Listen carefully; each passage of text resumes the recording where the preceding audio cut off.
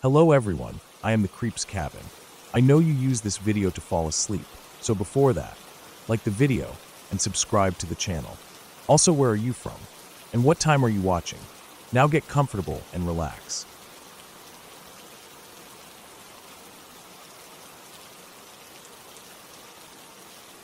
I was 17 when I finally got my license. It felt like freedom for the first time in my life. No more asking my mom or older brother to drop me off or pick me up from work. I worked at a small pizza place in town, just a few hours after school and on weekends, saving up for random stuff I wanted. Every day on my way home, I passed by this half-built house on a quiet back road. It sat far from the main road, with gravel leading up to it. The outside walls were up, windows framed but no glass, roof partly done, no driveway or landscaping, just weeds and dirt everywhere. It always looked dead silent, like no one had touched it in years. The first time I noticed it, I thought it would be a perfect place for a party. It was hidden, huge, and away from any neighbors. Back in high school, my friends and I were obsessed with finding abandoned houses to hang out in, take photos, or throw parties away from parents and cops. The thrill of sneaking into a place where we weren't supposed to be was like nothing else. One afternoon after work, I told my friend Cody about it. We were planning to see a late movie that day. I picked him up from his place around 7 in the evening. It was still bright out, but the sun was dipping low, that golden summer light before dusk. I remember feeling a bit anxious as I drove down the road towards the house to show him. Cody was hyping it up, saying how sick it would be to have a party there. I turned onto the gravel path leading to the house, my car rumbling as loose stones kicked up behind us. I switched my headlights on because the shadows were long and the sun was almost down. We drove up to the front of the place. The yard was filled with tall weeds and wild grass reaching up to the car windows. The house stood like a giant skeleton, gray and quiet, with wooden beams exposed through the unfinished windows. I slowed down to a crawl, and we just stared at it for a few seconds. The air felt still, like even the bugs and birds went quiet. I didn't turn off the engine. We sat there, headlights glowing on the chipped siding. The place felt eerie, but we weren't really scared, just amazed. I told him we'd come back another time to explore it properly, maybe with some of the other guys. After about 10 seconds, I pulled back onto the gravel, reversing a little to turn the car around. As soon as I rolled onto the main road again, we forgot about the house. We were just thinking about popcorn and the movie we were about to watch. But then, about a minute later, I noticed bright lights in my mirror. A truck had pulled out behind us. Its high beams were on, blinding through my back windshield. At first, we didn't think much of it. It was a quiet road, but sometimes trucks came by from the farms further out. But this one was riding so close it felt like it was attached to my bumper. My friend turned around in his seat to look. He said nothing, but his face looked tense. I kept my eyes forward, trying to ignore it, just wanting to get to the main road quickly. My hands were tight on the wheel, and I could feel my heartbeat in my throat. As we neared the intersection, the truck stayed right behind me. I flicked my blinker to turn right, thinking once we were on the busier road it would back off or pass us. But as I turned right at the light, the truck suddenly veered off to the left into the gas station on the corner. I thought that was the end of it, but within seconds, it shot out from the other side of the gas station, cutting directly in front of my car. I slammed the brakes so hard my friend's backpack slid off the seat onto the floor. The truck stopped at an angle, blocking both lanes. Its headlights blazed through the windshield, making it hard to see. For a second, neither of us said anything. My chest felt like it was caving in. Everything was silent except the hum of my engine and the loud idle of the truck in front of us. Then the driver's side door swung open. A man stepped out. He was huge, broad shoulders filling the doorway of the truck. He wore a dirty gray tank top and old jeans, and even from inside my car I could see his arms were thick and tanned. He walked towards my window with heavy steps. I felt like I couldn't breathe. I kept thinking he was going to pull out a gun or something, and we'd be dead right there. The road was normally busy at that time, but I glanced around and there was no one in sight. No cars, no people, just my headlights on his chest and the last bit of sunset fading behind him. He knocked on my window hard, almost like punching it. My friend mumbled under his breath, telling me not to roll it down, but I did anyway, just a few inches. I couldn't hear much over the sound of both engines. He leaned down and stared at me through the gap. His eyes were dark and his hair was messy, half bald on top. For a second he just looked at me, Then his gaze shifted to Cody. His face was expressionless, just blank and cold. I felt like a small animal stuck under a hawk's shadow. He said something, but I could barely hear. I leaned a bit closer to the window gap, my heart hammering so loud it felt like it would burst. I realized he was asking what we were doing back at that house. The words came out of my mouth before I even thought them. I told him we were just turning around, that I'd missed the street I needed to take to get to the main road. My voice sounded squeaky and thin. He didn't move or react. He just kept staring at me, his jaw clenched. It felt like forever. I could hear the metal ticking noises of my car, cooling down, even though the engine was on. I could feel sweat running down my back into the waistband of my jeans. Finally, after what felt like an hour, he stepped back a little. A smile stretched across his face, but it wasn't a kind smile. It was tight and small, like he was trying to hold in something. He nodded once, then turned and walked back to his truck without another word. He climbed up into the cab, and for a second he just sat there, looking straight ahead. Then he started the engine again, revved it hard, and peeled off down the opposite side of the road, tires screeching against the asphalt. We sat there frozen. I didn't move for a long time.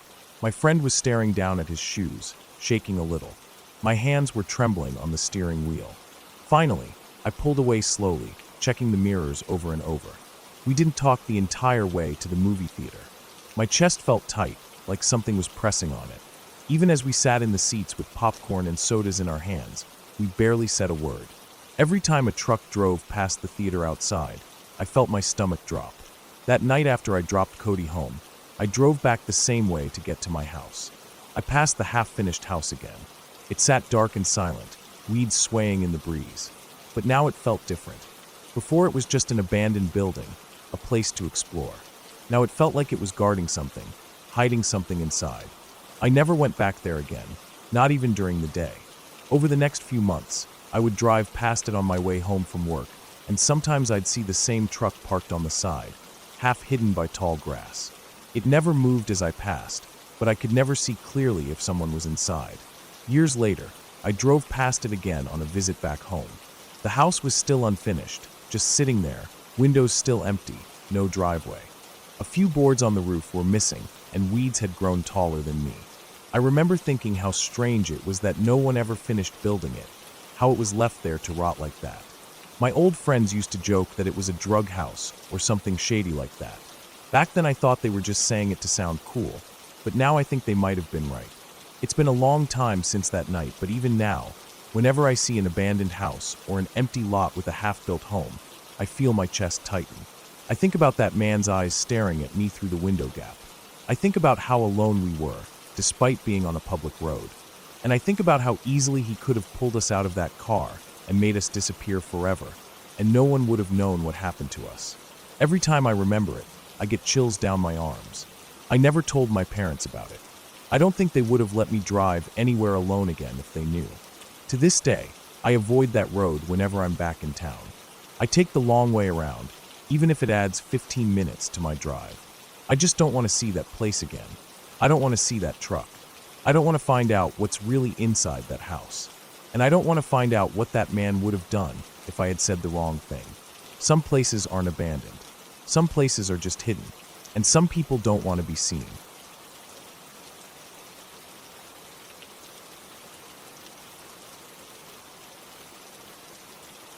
Back in 2004, I was just a 17-year-old girl from the country, stepping into the city for the first time.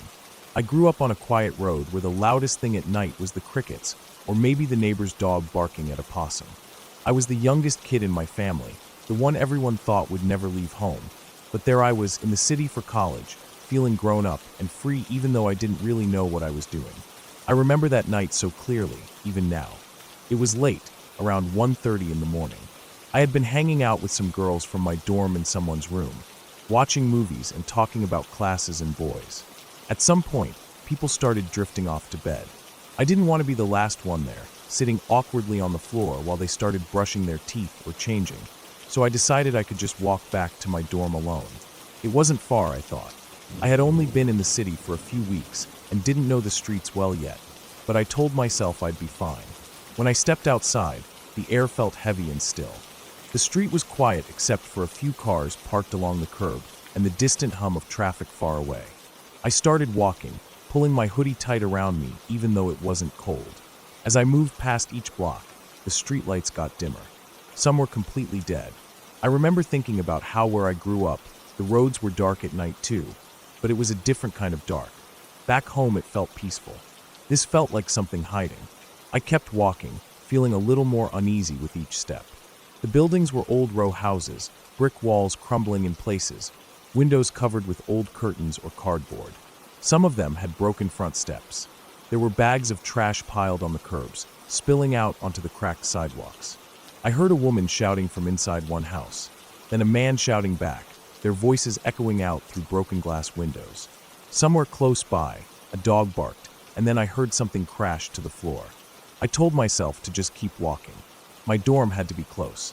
I tried to look confident, like I belonged there, like I knew exactly where I was going. But my heart was beating hard in my chest. My breath felt thin.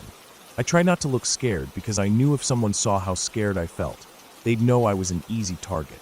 Then I heard it. A car behind me. At first I didn't think anything of it, just a car driving down the street, but it slowed down as it got close to me. I kept walking, hoping they would pass, but they didn't. They slowed down more until they were moving at the same speed as me, just behind my left shoulder. I could hear their tires rolling over broken glass on the road. I didn't want to look, but I did. I turned my head just slightly and saw it was an old dark-colored sedan. The windows were rolled down halfway. There were 5 men inside. Their faces were half in shadow, half lit by the dim streetlights. They didn't say anything. They just looked at me as they kept pace. I felt a wave of fear run through my whole body. My knees went weak. I tried to keep walking, but I felt like my legs weren't working properly anymore. My brain felt like it was buzzing. I didn't know what to do. Should I run? Should I scream? There was no one around to hear me if I screamed. The houses looked empty or locked up. The men in the car just kept driving next to me, slowly, rolling along as I walked. One of them leaned his head out the window a bit and just stared at me. I looked away quickly, trying not to let them see how terrified I was. Then the car sped up a little and pulled ahead of me. I thought maybe they were leaving, but they didn't leave. They turned left at the intersection up ahead, just a few houses down from where I was, and then stopped in the middle of the street, right in front of where I was walking. Their car blocked the whole street. I stopped walking. I didn't know what else to do. I just stood there, frozen. My hands were shaking. My chest felt tight, like there was a rope around it. My eyes started to water. I felt like I was going to throw up. I don't know how long I stood there, staring at their car, my mind completely blank except for one thought that kept repeating over and over. This is it, this is it, this is it. I didn't even think about running away because it felt pointless. Even if I ran back the way I came, they would just drive after me. Even if I screamed, no one would come out here at this hour. I felt so stupid.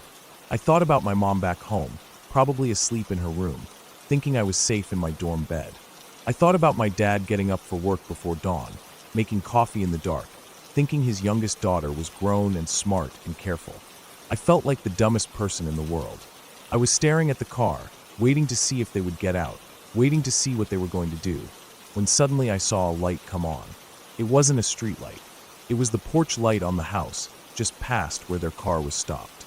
The porch door creaked open, and a man came out, wearing sweatpants and a faded t-shirt. He was carrying a white plastic trash bag in one hand. He walked out onto the porch and down the steps, heading towards the trash cans at the edge of his yard. As soon as he stepped outside, the car engine roared, and the car took off, speeding down the street and disappearing around the corner. I just stood there, still frozen, my whole body shaking so hard my teeth were chattering. The man walked to the trash cans and threw his bag away. He looked over at me for a moment and then went back inside.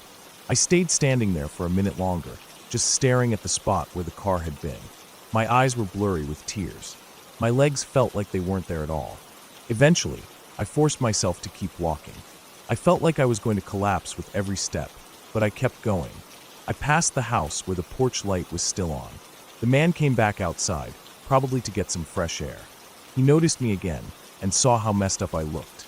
I was crying, my hoodie sleeves soaked from wiping my face over and over. He asked if I was okay, but I couldn't get any words out. I was just making noises, shaking so hard my knees kept knocking together. He gestured for me to come up on his porch. I walked up, still shaking, my breath coming out in these short, ragged gasps. He went inside and brought out a can of soda and handed it to me. I sat down on the porch steps and tried to drink, but my hands were trembling so bad I could barely hold the can to my mouth. Another guy came out from inside the house, wearing jeans and no shirt. He had tattoos all down his arms. They both sat with me for a while until I could breathe properly again. I was still shaking, but the worst of it had passed. I told them what happened, or tried to, but my words were jumbled up. I kept wiping my face on my sleeves, feeling embarrassed, feeling like a stupid little kid who didn't know anything about the world. After a while, they offered to walk me back to my dorm. I didn't want to say yes, but I knew there was no way I could walk alone after what just happened. We started walking. The guy with tattoos walked ahead a bit, keeping an eye on the street, while the other guy walked next to me, asking me what classes I was taking and where I was from. I answered in little whispers, still feeling like my voice didn't work properly. Every time a car passed us, I felt my whole body tense up, ready to run or scream or collapse on the ground. We reached my dorm eventually. It felt like the longest walk of my life. When we got there, they both said goodbye and told me I should come to one of their stand-up shows sometime. I just nodded and thanked them over and over. They told me their names, but I don't remember them. I went into my dorm and up to my room. I locked the door and crawled into bed fully dressed. I couldn't sleep. I lay there staring at the ceiling until the sun started coming up. In the morning, I felt like a completely different person. I felt small. I felt stupid. I felt lucky. I kept thinking about what would have happened if that man hadn't decided to take out his trash at 1 a.m. on a Saturday. I kept thinking about how close I came to something that could have ruined my life or ended it. I never saw those two guys again. I never went to their stand-up shows. I didn't even go back to that part of the city. I stuck to the campus and stayed in my dorm after dark. I told my mom about it months later, but I left out the worst parts. I just said some guys scared me one night and 2 other guys walked me home. She told me to be careful, that the city wasn't like home. I think about that night sometimes, usually when I'm lying in bed and can't sleep. I remember the way the street looked, the broken lights, the smell of rotting trash, the sound of glass crunching under the car tires. I remember how it felt to stand there frozen, knowing there was nothing I could do to save myself. I remember thinking I was so grown up and realizing in that moment how small I really was. I know it was my fault. I was young and dumb. I thought I was invincible, but I wasn't. I was just lucky. Lucky that a man decided to take out his trash in the middle of the night. Lucky that his porch light came on. Lucky that the universe gave me another chance to keep being young and dumb and alive. Ever since that night, I've never forgotten how fast things can go from normal to terrifying. How darkness can hide danger that's only waiting for the right moment. How fear can freeze your body even though every part of you is screaming to move. I learned that no matter how brave you think you are, the world doesn't care. And sometimes, the only thing standing between you and the end of your life is a man taking out his trash at the right time.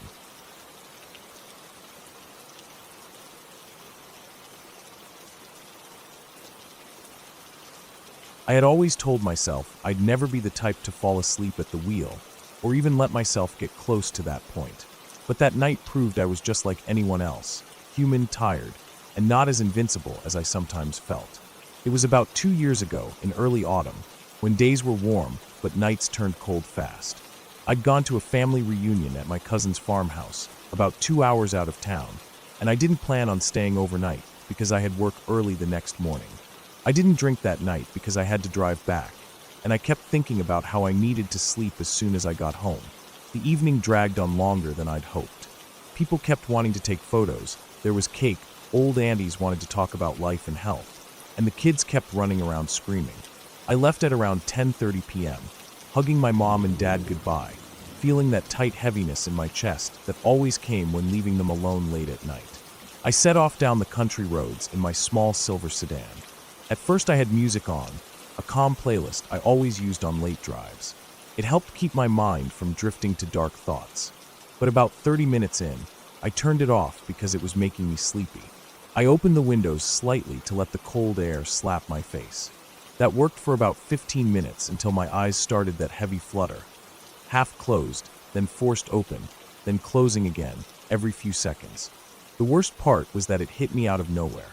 One moment I felt tired but alert enough to keep driving. The next it felt like someone had poured cement in my veins. My body felt too heavy to move properly, and my eyelids burned. I remember thinking, I need to pull over. I kept scanning the roadside for a gas station or rest stop, but this was a forest route, lined with dense bushes and tall dark trees packed, so close you couldn't see past their trunks.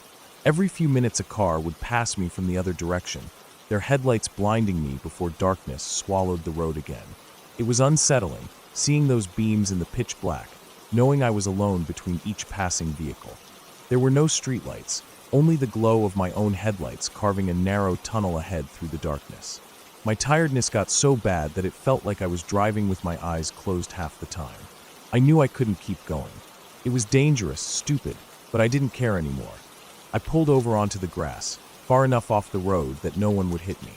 There was a break in the bushes, so I edged the car slightly behind them, thinking if a police car or random weirdo drove by, they wouldn't see me immediately. I turned off the engine, left the parking lights on just in case, and checked the clock. 11:22 p.m. I remember that number clearly because I told myself I would just sleep for 30 minutes, get up at midnight, splash some water on my face, and keep driving home. The seat was cold but comfortable enough, and once I let my eyes close fully, it felt like slipping into warm darkness. I was half dreaming, thinking about work, bills, my car needing an oil change. But then something woke me up. A soft scratching noise. I didn't react at first, just sat there with my eyes closed, wondering if it was part of my dream. The sound stopped, so I opened my eyes and checked the clock. 11:50 p.m. Only 28 minutes had passed. I was too tired to care, so I closed my eyes again. That sleep was deeper, heavier, the kind where your body feels pinned down by your own weight. But then I woke up again.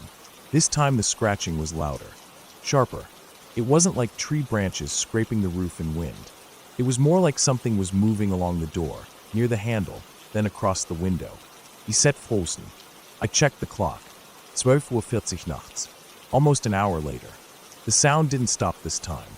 My mind kept telling me it was an animal. Maybe a raccoon or a stray dog sniffing around. But why would it come back an hour later? Why was it scratching instead of just sniffing or pawing lightly? I didn't move. My hands were shaking and my chest felt tight. Slowly I turned my head and looked into the rear-view mirror. For a moment, I saw nothing but darkness and the faint reflection of my pale face.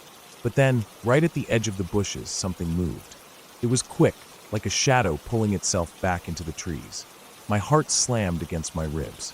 The first thought that came into my head was that story about the hook killer, the one who scratched the young couple's car and killed them.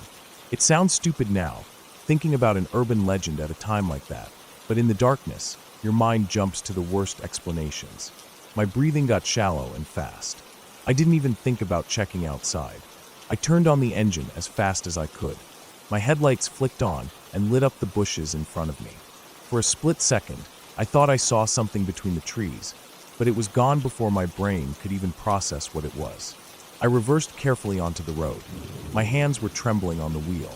I told myself I'd find a gas station up ahead and get some coffee, maybe wash my face, and keep going until sunrise. My chest was buzzing with fear, that electricity you feel when your life feels threatened. I drove slowly at first because I didn't want to crash in my panic. After about 30 seconds of driving, I came up to a bend. It wasn't a sharp turn, just a wide curve to the right, and as my headlights swept across the bend, I saw a car parked off to the left side of the road. The driver's side door was open. I slowed down as I passed. The car was dark inside, no lights, no movement. I glanced quickly through the open door as I rolled by, expecting to see someone slumped over the wheel or leaning out of the door. But there was no one. My stomach dropped. I passed the car fully, and my mind screamed at me to check my rear-view mirror. I looked. At first, I saw nothing but the empty road curving behind me. Then out of nowhere, someone ran into view, sprinting down the middle of the road straight towards my car. My whole body turned cold. He was fast, his arms pumping hard, legs moving in wide, long strides. I could see he was wearing dark pants and a faded hoodie. His hood was down and his hair was short. His mouth was open wide like he was screaming, but at first I couldn't hear him over the sound of my tires on the asphalt. Then, through the closed windows, I heard his voice, muffled and warped by my fear. He was shouting something over and over, raising his arms as if to flag me down.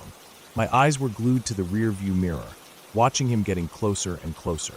His face was twisted with rage or panic. I couldn't tell which. I pressed the gas pedal hard, and my car lurched forward. I didn't care if I got pulled over for speeding. I just needed to get away. My breathing was ragged, my pulse slamming so hard I could feel it in my throat. The road ahead felt like it stretched on forever. My hands kept gripping the steering wheel so hard that my knuckles burned. After about 10 minutes of driving, I pulled into a small gas station with bright white lights flickering above the pumps.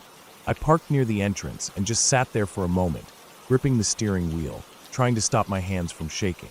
I kept checking my mirrors, half expecting to see him running down the street towards me. But there was nothing except the quiet hum of the streetlights and the distant chirping of night insects. Inside the gas station, it smelled like burnt coffee and old bread. I washed my face with cold water in the bathroom sink and looked at myself in the mirror. My face looked pale, eyes bloodshot, lips dry and cracked. I bought an energy drink and sipped it while sitting in my car, engine running, doors locked. I kept scanning the dark highway, waiting to see headlights or a figure walking under the lights. But no one came. Eventually, I gathered up the courage to finish my drive home, sticking to main roads with other cars and gas stations along the way. When I finally got home, it was almost 3 a.m. I sat on my couch with the TV on low volume, not really watching it, just listening to the sound of voices so I wouldn't feel alone. My body felt heavy and sore from the fear and the exhaustion. I never told my family about it because I knew they would just tell me not to sleep on deserted roads again. I still think about that night sometimes, especially when I drive that route for work or to visit family. I wonder what would have happened if I hadn't woken up from that scratching sound, or what would have happened if I had opened my window to check outside, or if I had stopped for that man sprinting down the road after me. Maybe he needed help. Maybe his car broke down and he was panicking, or maybe he had been the one scratching my car, waiting for me to get out so he could do God knows what. I'll never know. But every time I feel tired driving home at night, I remember that feeling, the cold terror in my chest, my heart pounding so hard it hurt, my hands shaking on the wheel. I never pull over on deserted roads anymore. No matter how tired I get, I keep driving until I find a gas station, a lit-up shop, or a busy parking lot. Because I learned that night that the real danger isn't ghosts or killers with hooks. The real danger is people, waiting in the dark, hidden just out of sight, moving between the trees while you sleep in your car thinking you're alone. I still see his face in my mind sometimes, that twisted, desperate expression under the harsh glow of my red taillights, and it always makes my chest tighten and my skin crawl. I know I was lucky that night. Lucky I woke up, lucky I didn't open my door, lucky I drove away. I never want to find out what would have happened if I hadn't.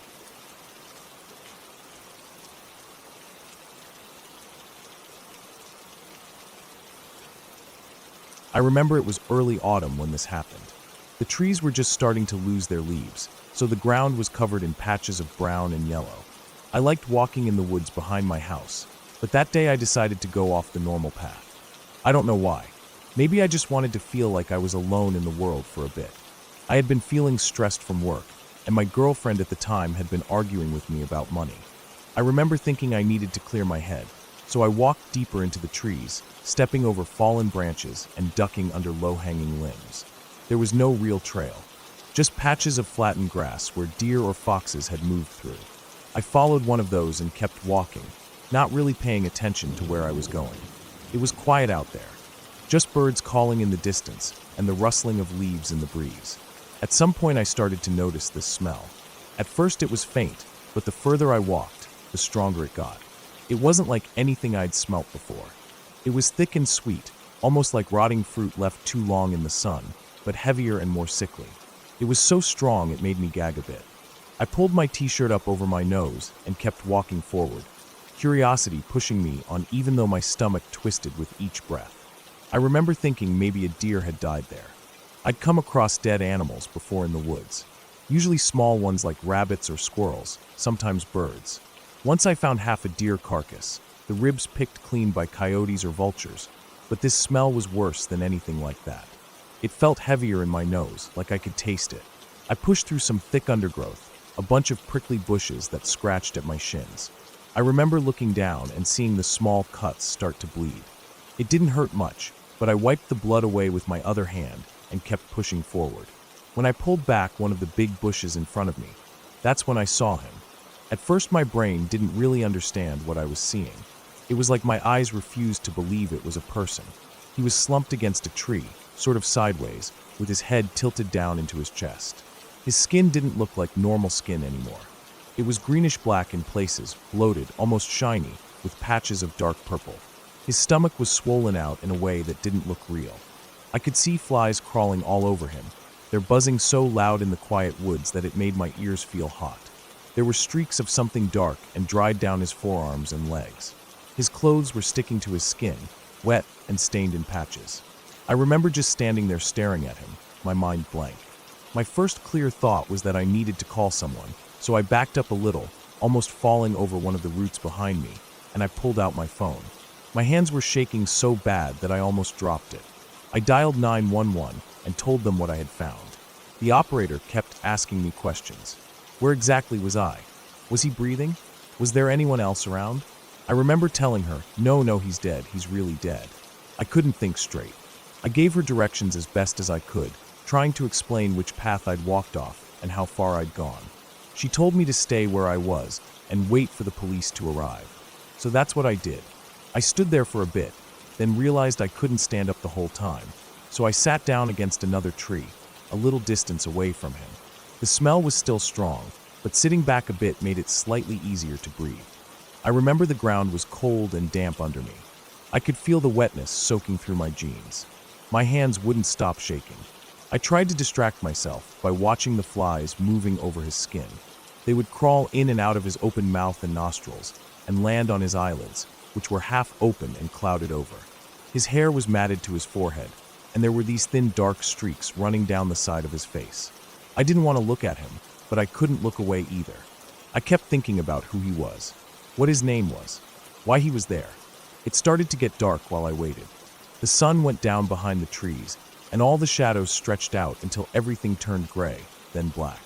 I sat there in the dark, listening to the forest around me. Every little sound made me jump. Twigs breaking, leaves rustling, an owl hooting somewhere far off. I felt like something was watching me. I kept thinking that he was going to move, that he was going to stand up and walk over to me. I knew it wasn't possible, but I couldn't shake the feeling. My chest felt tight, and I kept rubbing my hands over my knees to keep them warm. The police took almost 2 hours to find me. When I saw their flashlights bobbing through the trees, I felt like I could finally breathe again.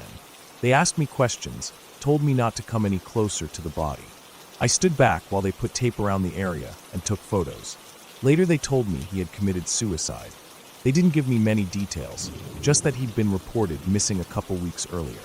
He had left a note at his apartment saying he didn't want to live anymore, and I guess he came out here to do it. They wouldn't say exactly how he did it, but from the way they acted, I could guess it hadn't been quick or peaceful. After that day, I couldn't stop thinking about him. Every time I closed my eyes, I saw his face, the flies on his skin, the way his hands were curled up against his stomach. I started having dreams about him, too. They were always the same. I would be back in the woods, looking for him. I would push through the bushes, and he would be sitting there, just like before, but this time he would look up at me. His face would move, but not like normal. It was slow and wrong, like his skin was too heavy for his bones. In the dreams, he would stare at me and open his mouth like he was going to say something, but no sound would come out. I'd wake up covered in sweat, heart racing so fast I thought it might burst out of my chest. Sometimes, in the dreams, he would stand up and follow me through the woods. I'd be running, branches whipping my arms and legs, and he would be behind me, always just out of sight, but I could hear him moving. I could hear his feet dragging through the leaves, the flies buzzing around him. I would wake up before he caught me, but the fear stayed with me the whole day. I started avoiding going outside at all. Even walking to my car felt dangerous, like he was hiding in the shadows waiting for me. The worst dreams were the ones where he would talk. His voice sounded dry and cracked, like leaves crunching underfoot. He never said anything nice. He would tell me that I shouldn't have found him, that I had disturbed his resting place, that he was finally at peace until I came along, and now he was angry. He would tell me to join him, to kill myself so I could understand how he felt. I knew it was just my mind playing tricks on me, but it didn't matter. It felt real. Every word felt like it was being carved into my brain. I started seeing a therapist after a while. I wasn't sleeping, wasn't eating properly. I lost my job because I couldn't focus on anything. My girlfriend left me too. She said she couldn't handle it anymore, that I was becoming a different person. I didn't blame her. I felt like a different person. The therapist said it was trauma, that my brain was trying to process what I'd seen. She gave me some medication to help me sleep. It worked for a bit, but the dreams always came back eventually. Not every night, but often enough that I started to dread going to bed. I stopped going into the woods. I couldn't even look at trees without feeling my chest tighten up. I'd avoid parks, avoid roads with lots of trees along them. Even now, years later, I still avoid those places. I moved to a different city for a fresh start. It helped a bit. I got a new job in an office, met some new friends, and started to feel normal again. But sometimes, out of nowhere, the dreams come back. I'll see him sitting there, waiting for me. I'll wake up shaking, covered in sweat, my mouth dry and tasting of fear. Every time it happens, I wonder if I'll ever be free of him. If I'll ever be able to close my eyes at night without seeing his bloated, rotting face staring back at me. I don't know. I guess some things just stay with you forever. But at least now I can function again. I can work, talk to people, go about my day without thinking about him all the time. I still get scared, though. Every time I go to sleep, I wonder if he's going to show up in my dreams that night. If I'll hear his dry, broken voice telling me to end my life. I haven't told anyone about that part. Not my friends, not my family, not even my therapist. I just tell them I have nightmares sometimes. I don't want them to think I'm crazy. Maybe I am. I don't know. All I know is that I found him that day, and for a few hours in the dark, I sat with his body in the woods, listening to the flies buzzing over him, waiting for someone to come and take him away. And ever since then, he's never really left me. No matter where I go or what I do, he's still there, somewhere in the back of my mind, waiting. Sometimes, though, when I wake up from the dreams, I sit on the edge of my bed in the dark, listening to the silence of my apartment, and I feel calm, like I'm not really alone. It's a strange feeling. I don't like it, but it's there. Maybe it's just my mind trying to make sense of what happened. Maybe it's just my fear, clinging onto me like a shadow. Either way, I get up, splash cold water on my face, and tell myself he's gone. He's dead. He can't hurt me. I say it over and over again until I start to believe it. Then I make myself a cup of coffee, open the blinds to let the morning light in, and start another day.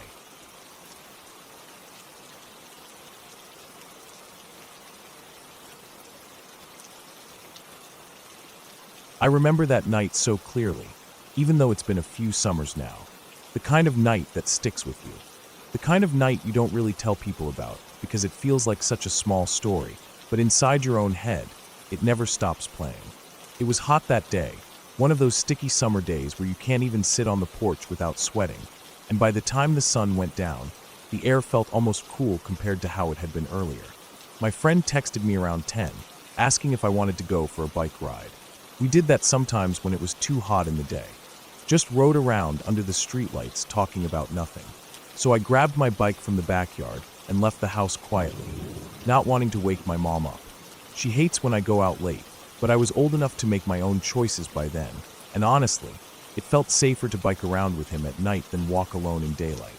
We met up by the gas station a few blocks from my house. It was closed for the night, just the buzzing lights over the pumps and the dark windows inside. We sat there for a few minutes drinking water, then took off down the street. I remember the breeze felt so nice as we rode. The roads were quiet, and the only cars were parked along the sides under the orange glow of the lamps. The city looked like a different place at midnight, peaceful in a lonely way. We biked through a few neighborhoods, cutting across parking lots, weaving around the back of old apartment buildings where the dumpsters always smelled like rotting takeout. There was one block where we stopped and just stood there for a minute, looking at the stars. You don't really see them when you're biking because of the streetlights, but there was a little park with no lamps, so we stood there on the grass, holding our bikes, talking about random things. Work, school, people we knew. I remember feeling tired but relaxed, like I could just keep going forever in that quiet, warm darkness. It was probably around 1 when we finally headed back towards home. He lived a few streets over from me, so when we got near our area, we slowed down and talked for another few minutes by a stop sign. I don't even remember what we said, but it was normal, nothing deep or meaningful. Just goodnight talk. Then he turned left down his street, and I kept going straight, alone now, with just 2 blocks left until I reached my place. There was construction on my side of the street. They dug up the asphalt a few weeks earlier and put down this rough layer of gravel and dirt, with cones blocking off the area, so bikes couldn't ride there. I had to hop onto the sidewalk, which I normally hated doing because it felt like I was invading the walker's space. But at 1 in the morning, there wasn't really anyone out, or so I thought. As I pedaled along the narrow sidewalk, I saw him up ahead. Just a man walking alone. Maybe 40 or older, scruffy hair, wearing jeans and a dark t-shirt. At first I didn't think anything of it. He looked like any other person walking home from the bar or corner store. Nothing really stood out about him. He didn't look homeless, just kind of rough around the edges. My only thought was that the sidewalk was too tight to pass him without warning. I didn't want to scare him by whizzing by out of nowhere. I've startled people before and felt bad about it, so as I got about 6 feet behind him, I said, "Hey, behind you," in what I thought was a friendly voice. He turned around so fast, and I'll never forget his face. His eyes were wide, angry, almost bulging. His jaw clenched so tight that his cheek twitched, and in that split second I knew he wasn't just annoyed or startled. There was something behind his eyes that made my chest tighten. Something not right. I slowed down as I passed him, turning down my street quickly. I tried to ride casually, not wanting to look like I was scared because people like that can sense fear. I was about to reach my house. It's right off the corner, 3rd house in little white fence, rose bush near the porch. I planned to just get home, lock the door, and forget about it. But then I heard it. At first it was just a mumble, but then it turned into yelling. He was screaming behind me, his words slurred but sharp at the same time. "Fucking cunt," he shouted. "I'll fucking kill you." The rage in his voice sliced through the night like a blade. I didn't turn around. I didn't slow down. I kept pedaling as fast as I could, feeling my breath catch in my throat. My heart was pounding so hard that my vision felt fuzzy at the edges. I knew I couldn't turn into my driveway. If he saw where I lived, he'd know, and I didn't want that. I didn't want him to follow me onto the porch or see which window was mine. So instead of stopping, I kept going, riding past my house, my legs burning as I pedaled faster than I ever had before. I decided I'd do another loop around the block. It wasn't that big, just 4 streets making a square. I thought if I came back around, he'd be gone. That's what I hoped anyway. As I turned each corner, my mind was racing with thoughts. Where did he come from? Why was he so angry? Did he think I was trying to attack him? Or was he just waiting for a reason to explode at someone? Every shadow between the houses looked like him. Every parked car felt like it was hiding his body behind it, ready to jump out. I felt so exposed, riding under the streetlights with no one else around. When I finally turned the last corner to come back down my street, I slowed my bike, breathing hard, trying to listen for his voice. At first I didn't see him. The street looked empty. I remember feeling this wave of relief wash over me, thinking maybe he had just kept walking. But then I looked towards my house, and my stomach dropped so hard I almost fell off the bike. He was standing there on my front stoop, right in front of the door. The porch light was off, but I could see his silhouette under the glow of the street lamp across the road.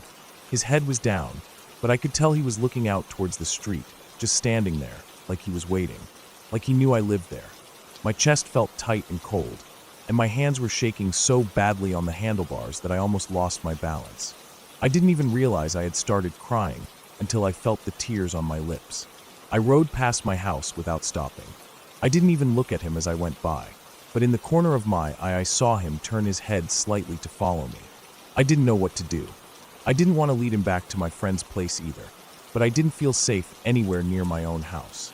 I rode back towards the gas station, parked my bike in the shadows, and sat down behind the big ice freezer.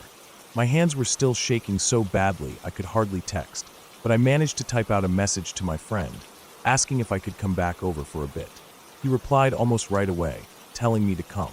I waited there for a few minutes, watching the street to make sure I wasn't being followed, then got back on my bike and rode as fast as I could to his place.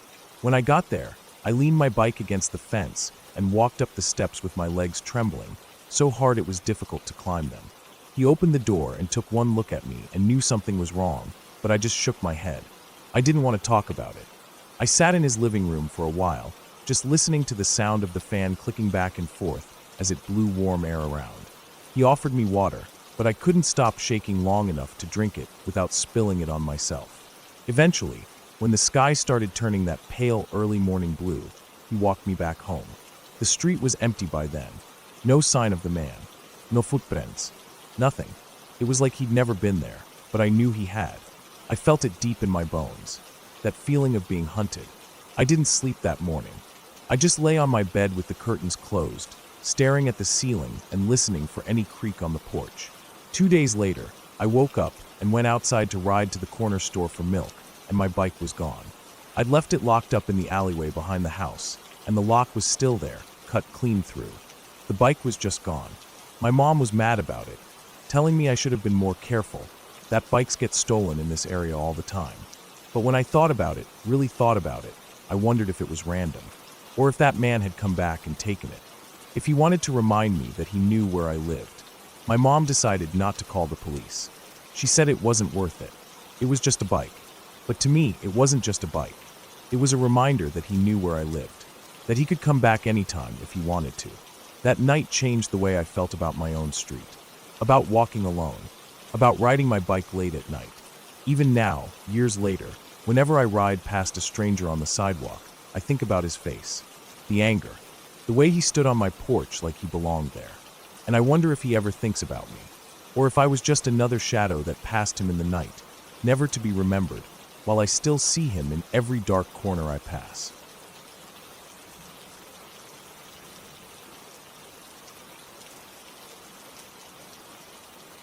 When I was little, probably around 6 or 7, I used to love sleeping in the living room on Friday and Saturday nights. My parents were pretty awesome about it. They knew I liked to stay up late and watch TV, and my sister was a light sleeper, so if I was in our shared bedroom, I'd keep her up. Out there in the living room, I could lie on the couch with my blanket and my pillow and just watch Nick at night until my eyes couldn't stay open anymore. I liked the feeling of the whole house being asleep while I was awake, as if the world was mine for those quiet hours. I felt safe because my parents were right down the hall, and the dog was always asleep on the carpet by my feet. That night, I don't even remember what show I fell asleep watching. I just remember waking up at some point when the TV was still on, but the volume was low. The screen was just playing one of those black and white sitcoms with a laugh track that felt too bright for my eyes. The blanket was twisted around my body, and my neck hurt from the way I'd fallen asleep with my head propped against the armrest. I remember thinking I would just roll over and go back to sleep, but then I felt this strange, prickly feeling crawl up my arms and the back of my neck, like tiny invisible insects running across my skin. I tried to ignore it for a second, thinking it was static from the blanket, but then my body just jolted upright before I even thought about it. My eyes snapped to the front window, which had its thin white curtain drawn back just slightly. Outside, the moon was bright enough to light up the yard. The grass had that pale silver look, almost glowing. Beyond the yard was the start of the woods. We lived in rural Georgia, and our property had so many trees it felt endless to me as a kid. They loomed over the yard, black and solid, their branches stretching out against the moonlit sky. I was still half asleep, rubbing my eyes, but something caught my attention in one of the trees closest to the house, maybe about 15 feet from the window. At first I thought it was just a thick branch with some broken off pieces sticking up at odd angles. But then I realized it was a shape that didn't match the tree at all. My heart just stopped. It was the shape of a person.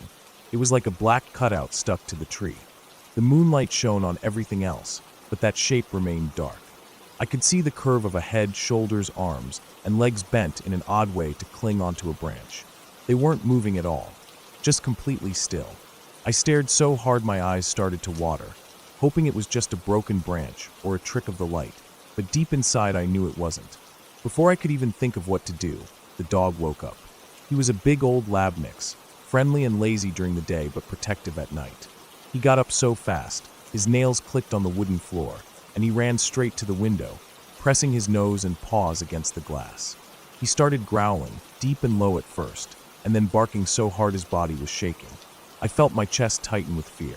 My whole body felt cold and hot at the same time. My arms were covered in goosebumps. I jumped off the couch, my blanket falling behind me, and ran down the hallway into my parents' room. My legs were trembling, so bad I nearly tripped twice. I remember feeling like I couldn't breathe, like the hallway stretched forever before I got to their door. I pushed their door open and rushed to their bed. I tried to speak, but my voice came out broken and gasping. My dad was already half awake, sitting up, looking at me with his eyes still foggy. I remember his hair sticking up in weird directions and his chest moving up and down fast because I had scared him awake. I kept trying to say there was someone outside, pointing down the hallway towards the living room. My chest was tight, and I felt tears building up, but I was too shocked to cry yet. Dad didn't waste any time. He swung his legs off the bed and grabbed the wooden bat he kept beside his dresser. I remember he always joked that it was his insurance bat for the house. He walked out of the room quickly, calling the dog in a low, stern voice. The dog ran out first, nails clicking, barking nonstop. Mama pulled me onto the bed beside her and wrapped her arms around me. Her skin felt warm, but my body was shaking so badly I could barely feel anything. We sat there listening. I could hear the front door open, the dog barking even louder, and then the heavy steps of Dad walking across the porch and into the yard.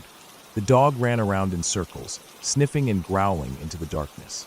The cold breeze from the outside came into the hallway and into their bedroom, making the curtains sway just a bit. Mama rubbed my back in slow circles. My hands felt numb, and I was still staring at the open door, half expecting something to walk in. After what felt like forever, Dad came back inside. He was breathing heavily, not from running, but from how tense he was. He set the bat down by the door and told us he didn't see anyone out there. He said maybe I was dreaming.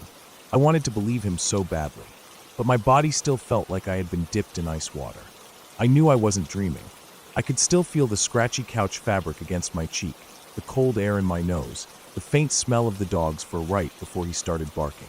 Dad stayed up after that, walking around the house with a cup of coffee in his hand, making sure everything was locked. I went to my room and crawled into my own bed next to my sister, who was fast asleep with her stuffed bear tucked under her arm. I slid under my blankets and tried to calm down, breathing slow so I wouldn't wake her. My heart still felt like it was hammering against my ribs. Every time I closed my eyes, I saw that shape in the tree again.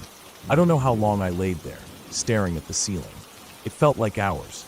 I could hear Dad's footsteps in the kitchen and living room, the soft sounds of him checking the locks over and over again.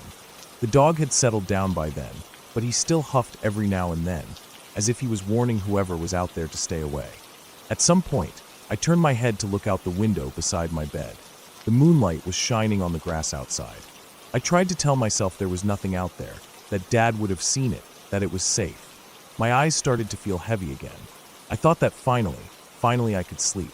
That's when I saw movement outside my window. My breath got stuck in my throat.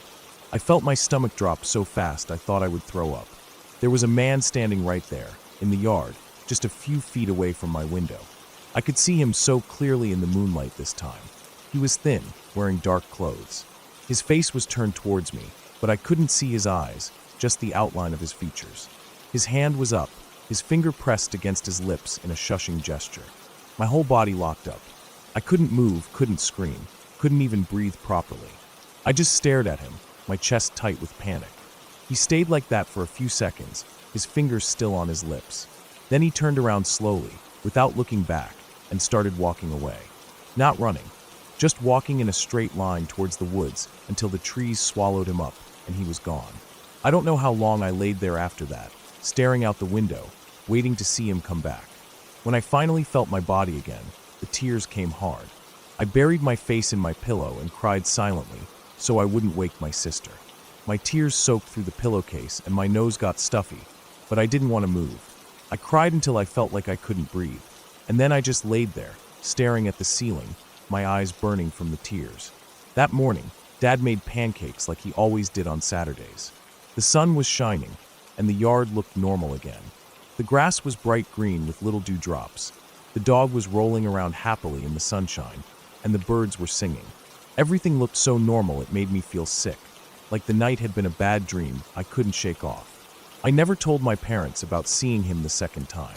I felt like if I said it out loud, it would make it real, and I just wanted it to disappear. But after that, I stopped sleeping in the living room. I stopped watching TV late at night. I even stopped looking out my bedroom window after dark. For years, every time I walked past that window at night, I felt that prickly feeling crawl up my arms again. I kept imagining him standing there, staring in, his finger pressed to his lips. Nothing ever happened again after that. No break-ins, no missing people in the area, nothing on the news. But that made it worse somehow. It meant he was just out there, somewhere in those woods, and no one knew except me. And to this day, I still think about the way he walked away so calmly, like he didn't have to rush, like he knew I wouldn't tell, like he knew he could come back whenever he wanted.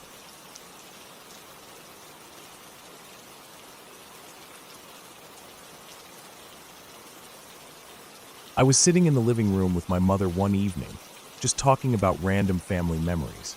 It was late, and the room felt quiet. The TV was off, and we could hear the ticking of the old clock on the wall.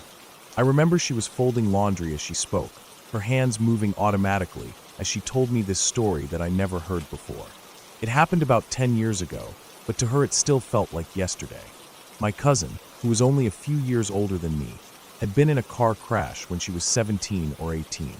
She was driving back home after visiting a friend late one evening, and she lost control of her small hatchback on a wet bend. The car had skidded sideways into a tree, and even though she was wearing her seatbelt, the side impact had crushed her pelvis and damaged her internal organs badly. I remember visiting her in the hospital with my parents when it happened. She was pale and sleepy, hooked up to machines, and I remember the tubes in her nose and the beeping sounds around her bed. She could still talk back then, though she was tired all the time, and her voice was so faint you had to lean close to hear her. I was too young to really understand what was happening, but I remember the smell of hospital disinfectant and her fingers feeling cold when I held her hand to say goodbye. She died 2 weeks later from internal bleeding that the doctors couldn't fully stop. She was close to everyone in the family, but especially to my dad's sister, our aunt. My aunt had 3 little kids back then, none older than 4, and my cousin used to babysit them almost every weekend. Sometimes she would take them to the park near the house or sit with them in the living room watching cartoons, helping them eat dinner when my aunt was busy. I remember my cousin would come home with drawings they made for her or stickers they gave her to put on her phone case. She used to say those kids were like her little siblings because she spent so much time with them. At the time of her death, my aunt's house was under construction. They were having an extension built at the back to add a larger kitchen and a utility room.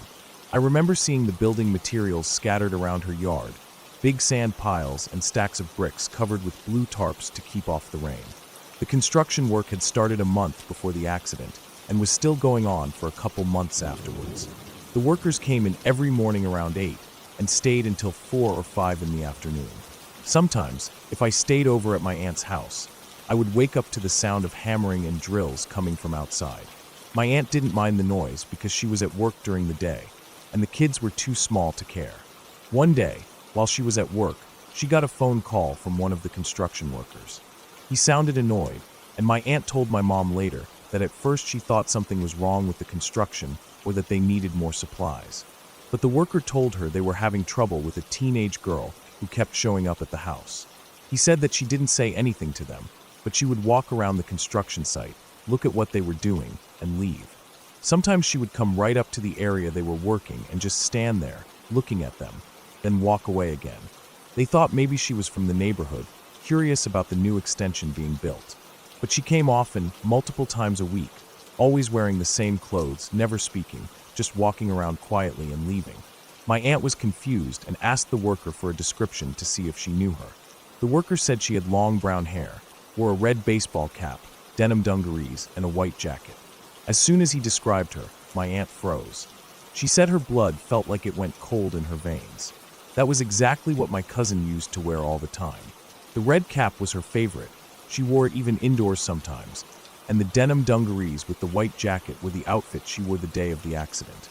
My aunt didn't say anything to the worker at first. She just thanked him for letting her know and hung up the call. When she got home that day, she went to the construction area and asked the workers again about the girl. She showed them a photo of my cousin, the last picture they had of her wearing those exact clothes. The workers looked at the photo and went silent. They nodded and said that was definitely her. That was the girl who kept coming to the site, standing quietly and leaving after a while. I remember when my mom told me this story, she said that our family was never one to believe in ghosts or anything paranormal. We grew up practical. My dad was the type to roll his eyes at ghost shows on TV, and my mom was never scared of graveyards or old buildings. Even my aunt never talked about spirits or hauntings before. But this story made everyone quiet. No one knew how to explain it. They thought maybe it was a girl who just looked like my cousin, but the exact clothes, the same hair, the same way she stood, it felt too precise to ignore. There was no logical explanation, but my family never discussed it much beyond that. They didn't want to turn it into something supernatural. My aunt never saw the girl herself, only the workers did, and after a few weeks, she stopped appearing altogether. Years later, when I think about that story, I try to understand it in a logical way. Maybe there really was a girl nearby who dressed like that, and the workers just mistook her for my cousin. Maybe their minds filled in the details when they saw the photo, or maybe they were just being polite to my aunt when she showed them the picture. But deep down, there is always a small, uncomfortable feeling in my stomach when I remember it. I picture my cousin walking through the half-built rooms, her red cap low over her eyes, her denim dungarees dusty from the construction ground. I imagine her standing there, watching the walls go up, the bricks stacking into place, the extension taking shape. Maybe it was just an illusion or a mistake of memory, or maybe it was something else entirely. After the house was completed, my aunt never saw or heard anything strange there again. The kids grew up, the house felt warm and normal, and no one ever brought up that story unless they were talking about my cousin. My mother says she thinks about it sometimes, wondering if my cousin just wanted to see the house finished, if she felt attached to it because she spent so much time there, helping with the kids, eating dinner with them, sitting on the living room floor with cartoons playing in the background. Maybe it was just her way of saying goodbye quietly, without words, without disturbing anyone. It's been years now, and my aunt still lives in that house. Whenever I visit, I sit in the kitchen extension, the room that didn't exist when my cousin was alive, and I think about her standing there while it was half finished. I imagine the concrete floor, the wooden beams overhead, and her standing in her white jacket and red cap, just watching everything being built. It's a strange feeling, sitting in that same place years later, thinking about how time moves on, how people leave us behind, but their memories stay in all these small spaces. I don't know if the workers really saw my cousin, or if they just thought they did, but whenever I think about her, I remember that story. It makes me feel sad, but also calm in a way I can't explain. Because even if there was nothing supernatural about it, even if it was just a girl who looked like her, it still felt like she was there, one last time, walking through the place she spent so much of her life in, before finally leaving for good.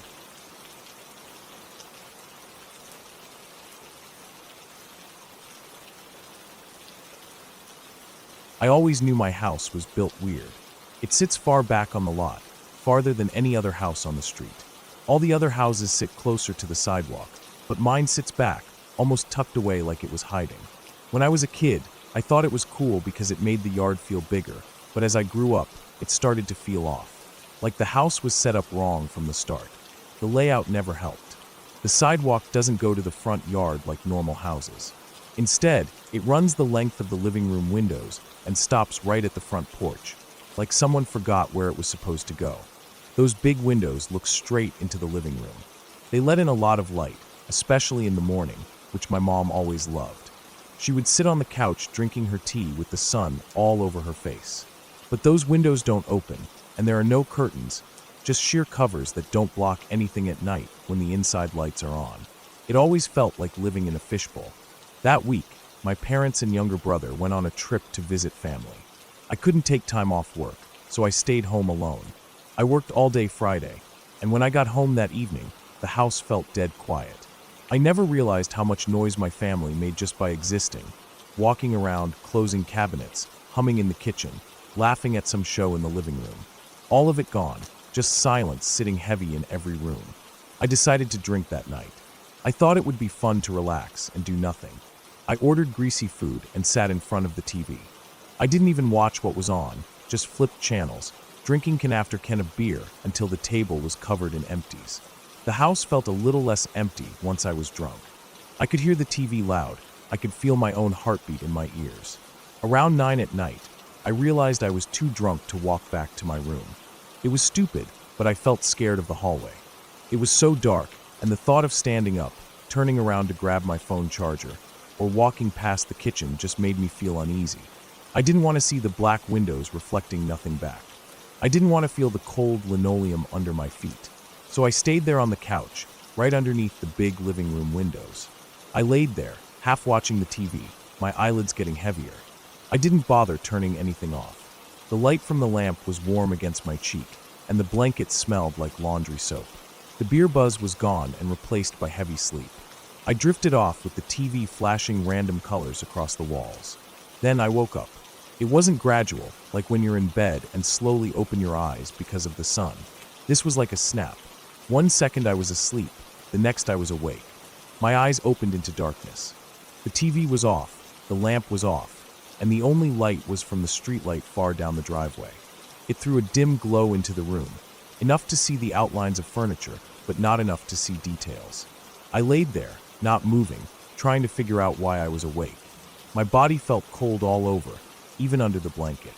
My teeth weren't chattering, but I felt chills so deep they made my back hurt. My head felt foggy from the alcohol, but I knew something was wrong. My ears were ringing with silence. I tried to swallow, but my throat felt dry. I didn't move, I just laid there, staring at the ceiling. Then the banging started. It was sudden. It came from right above me. The first bang shook the window so hard I heard the glass rattle against the frame. Then another bang. Then another. Like someone was pounding their fists against it again and again. I didn't move. I couldn't move. My eyes were open, and I was looking straight up at the window, but I couldn't see anything beyond it. Just the reflection of the room, the couch, and the edge of my blanket lit by the dim streetlight. But I knew someone was there. Someone was standing right there, pounding on the glass above my head. My chest felt tight. I couldn't feel my arms. I tried to move my fingers, and they felt numb. My ears were filled with the sound of my own breathing. I wanted to run, to jump off the couch and crawl away, but my body felt pinned down by fear. All I could do was flick my eyes sideways to look at the cable box clock. The red numbers burned into my vision. 3:08 nachts. The banging kept going. Fists slamming into the glass in fast, angry bursts. Sometimes there would be just one hard bang that shook the frame. Other times there were 3 or 4 hits in a row, like whoever was out there was losing patience. I could hear their hands slapping against the window, and I wondered if it hurt them, if their skin was bleeding from hitting it so hard. The idea made my stomach clench. Then it stopped. Silence dropped over the room again. I didn't move. My ears were ringing louder now, filled with blood rushing through my head. My mouth felt dry and sour from the beer. I felt like I was going to puke, but I couldn't even roll over. Then the banging started again, but this time it came from 2 directions. Someone was back at the window, pounding harder than before, but now there was banging on the front door too. Heavy thuds shaking the wooden door against its hinges. I could hear both sets of bangs, coming at random, overlapping. The window right above my head, and the door just 10 feet away. My body felt like it was going to burst apart from fear. My eyes watered from staring so long. I tried to keep my breathing quiet, but it came out in ragged, shaky gasps. Every time the banging came down on the window above me, I felt my stomach clench like someone punched me. It felt like it went on forever. Minutes stretched into hours in my head. I thought about trying to grab my phone, but it was on the coffee table in front of me, and I would have to sit up to reach it. That meant moving. That meant whoever was out there would see me move. My mind was spinning with what I should do. Should I run to my bedroom? Should I crawl on the floor and hope they couldn't see me? Should I stay here and pretend I wasn't real, that I wasn't here, that I was still asleep? But I didn't move. I stayed there, feeling the pounding through the couch, feeling the window shake above me, feeling the door vibrate against its hinges. Sometimes the pounding on the door got so loud, I thought the wood would split open. Other times it felt like the hits were softer, almost like knocking, like they were waiting for me to answer. That was worse. Finally, after what felt like hours but must have been 40 minutes, it stopped. Just like that. 1 second there was chaos, fists slamming into glass and wood, the rattling echoing through the silent house, and the next nothing. I didn't move. I laid there for what felt like another hour, staring at the ceiling until my eyes burned. I kept thinking I would hear footsteps outside, that they would come back, that they were waiting right outside the window, looking down at me, watching to see if I moved. At some point, the sun started to come up. I didn't sleep. I just laid there listening to the silence of the house. When the light started to brighten the room, I felt like I could breathe again. My fingers tingled with pins and needles from being clenched so tight all night. I sat up slowly, listening for any sound, but there was nothing. My neck hurt from laying stiff for so long. My head throbbed with a hangover and with fear. I stood up on shaky legs and went to the window. I pressed my face close to the glass, trying to see if there were any footprints in the dirt or smudges on the glass, but the outside was empty. Just the early morning light touching the yard. No cars, no people, no movement at all. I walked to the front door and looked out through the peephole. The porch was empty. The sidewalk was empty. Everything looked normal, but it didn't feel normal. My chest still felt tight, and my stomach was sour and clenched. I grabbed my phone off the table. I didn't even check my notifications. I just held it in my hand like it was a weapon. Later that morning, I walked outside to check around the house. The dirt under the windows had no footprints. The porch had no muddy marks or scuffs. I even checked the side yard and the driveway. Nothing. It was like no one had ever been there. That day, I couldn't stop shaking. I felt like every sound was them coming back. Every creak of the house settling, every car driving by, every branch tapping against the siding. My hands wouldn't stop trembling. I didn't want to be alone in the house anymore. I called my friend, hoping he'd come over to stay, but when he said no, I felt something sink in my chest. I knew I'd be sleeping alone again. I kept thinking about it for days after. Who were they? What did they want? Why didn't they break in? Did they know I was there the whole time, frozen in fear under the window? Were they watching me before they started pounding, just standing there in the dark, waiting? That was the thought that made it hard to breathe. After my family came home, I didn't tell them right away. I felt embarrassed somehow, like it was my fault for sleeping on the couch under those big windows with no curtains. But eventually I told them. My dad checked the security cameras we had near the garage, but they didn't catch anything.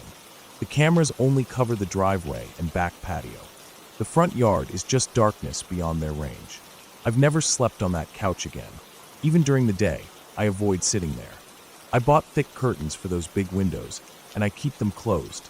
At night, I double-check every lock in the house, sometimes 3 or 4 times. I know it probably wasn't some random prank. No one stands outside pounding on a window and a door for 40 minutes at 3 in the morning just for fun. They wanted in. They wanted something. And I think about it every night when I turn off the lights, about how close they were to me that night. Just a thin sheet of glass between me and them. I think about how if I had moved or screamed or tried to run, they might have broken through. The fear never goes away completely. It sits inside me now, cold and heavy, reminding me that no lock or window really keeps anyone out. It just buys you a little time.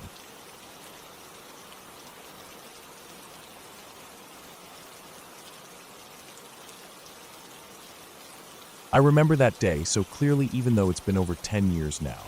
I was about 10 back then. It was one of those evenings that felt like a holiday, even though it wasn't. All my cousins and siblings were over at our house. There were about 10 of us all together. The adults had decided to go out for dinner. They left us with some frozen pizzas, snacks, and instructions not to fight or destroy the house. I remember watching them all leave, one by one, getting into their cars and driving off down the street until the house felt quiet in that strange way it does when parents are gone. We didn't care though. We were happy they left. The living room became ours. We dragged blankets and pillows from the bedrooms and made a huge nest on the floor in front of the TV. Someone put on a movie. I don't even remember what we were watching, just that it was something we'd all seen a million times before. I was sitting near the back of the pile, curled up with a blanket tucked under my chin. I kept staring at the lights flickering from the TV screen across everyone's faces, seeing the glow dance across the quiet room. I remember feeling safe. There's something about being surrounded by other kids, knowing your cousins and siblings are right there with you, that makes the world feel small and comfortable. Even the shadows in the corners of the room felt friendly that night. I don't know how long we'd been watching when it happened. I can still hear the exact sound it made in my head if I think about it long enough. There was this deep boom, not like thunder, but deeper, stronger. The entire house shook under us. I felt the floor shiver up through my legs and chest. It was like the ground itself jumped. At the exact same time, there was a flash of light that burst through the windows from the backyard. It wasn't like lightning. It was bright, but it felt closer and hotter, like the light had weight to it. Everything turned white for a second.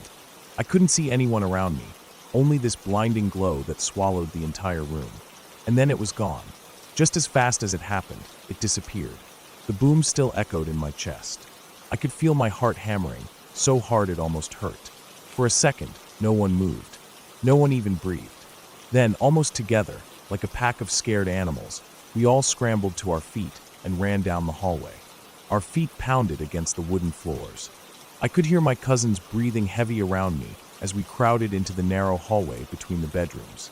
My older cousin, who was about 15 then, pressed his back against the wall and stared at the rest of us with wide eyes.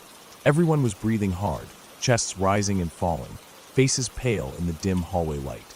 It was like we all turned into statues for a few minutes, just standing there trying to hear anything from outside. My ears felt like they were ringing, but I could still hear little noises, like the ticking of the kitchen clock down the hall and the buzzing of the old ceiling light above us.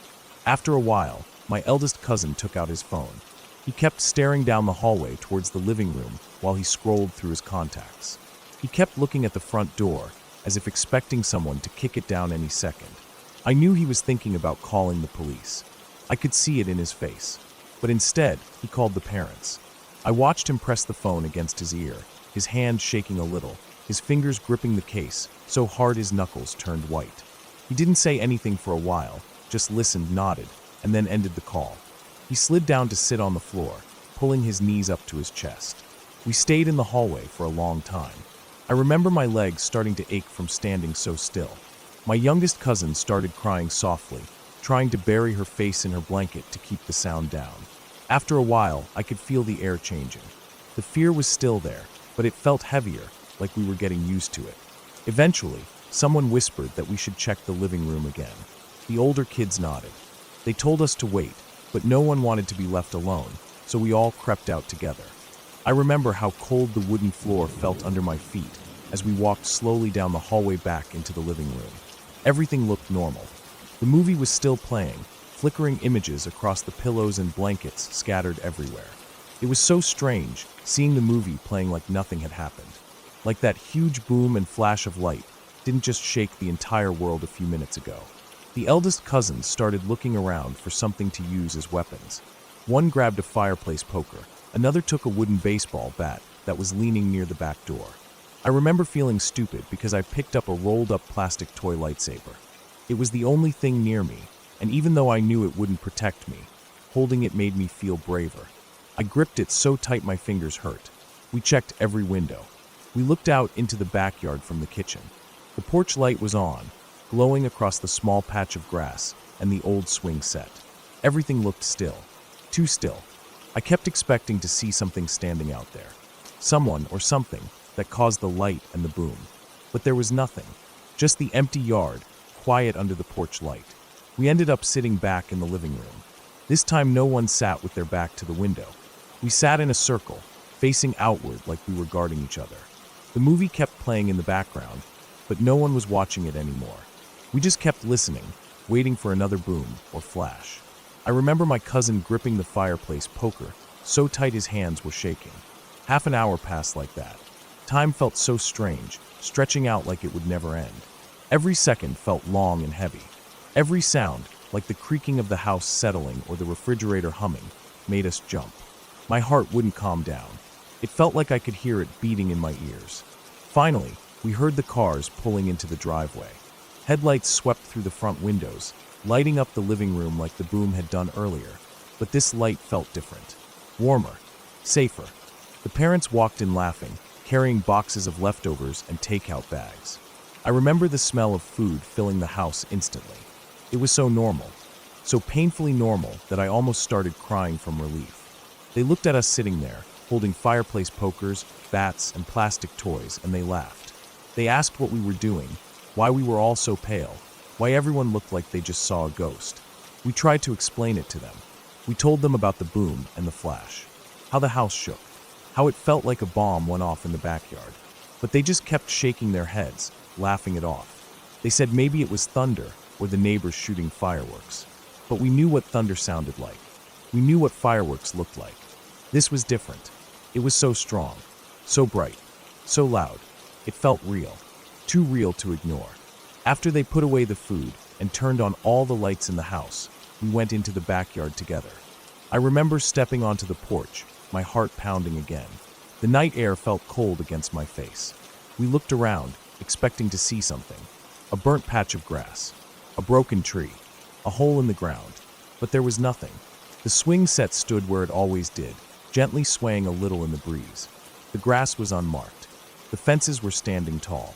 Everything looked exactly the same as it always had. The parents and grandparents didn't see anything wrong. They shook their heads and told us we had too much imagination for our own good. Maybe we did, but all of us felt it. All of us saw it. All of us heard it. It wasn't something in our heads. It was real. For the rest of the night, we sat closer together. None of us wanted to sleep alone or even go to the bathroom alone. We kept watching out the windows, listening for that deep boom again. But nothing else happened. Eventually, one by one, we fell asleep on the living room floor, the TV still playing in the background, flickering shadows across our sleeping faces. It's been over 10 years now, but every time we get together, someone brings it up. We sit around at family gatherings, eating dinner or playing cards, and someone says, "Hey, remember that night with the boom and the light?" And we all nod, because we all remember. We try to come up with explanations every time. Maybe it was a transformer blowing up. Maybe it was something underground. Maybe it was something in the sky. But we never really figure it out. Even now, thinking back to that night, I can still feel it. The way the floor shook under me. The way the light swallowed everything. The way my heart slammed against my ribs so hard it felt like it would crack them. It's the scariest thing that's ever happened to me, because I still don't know what it was. And I guess that's what makes it so scary. Not knowing. Sometimes when I'm alone in my room at night, and the house is quiet, I think about it. I wonder what would have happened if we went outside right away instead of hiding in the hallway. I wonder what we would have seen. I wonder if it was something normal, something that had a simple explanation, or if it was something that wasn't meant for us to see. Something that came and went so fast, leaving only a boom and a flash behind, and the feeling that for a few seconds, the world wasn't quite right. And maybe it's better that we didn't see it. Maybe it's better that all we have is that memory, and the way it still makes my chest tighten when I think about it. Because whatever it was, it's gone now. All that's left is that night, burned into my memory forever.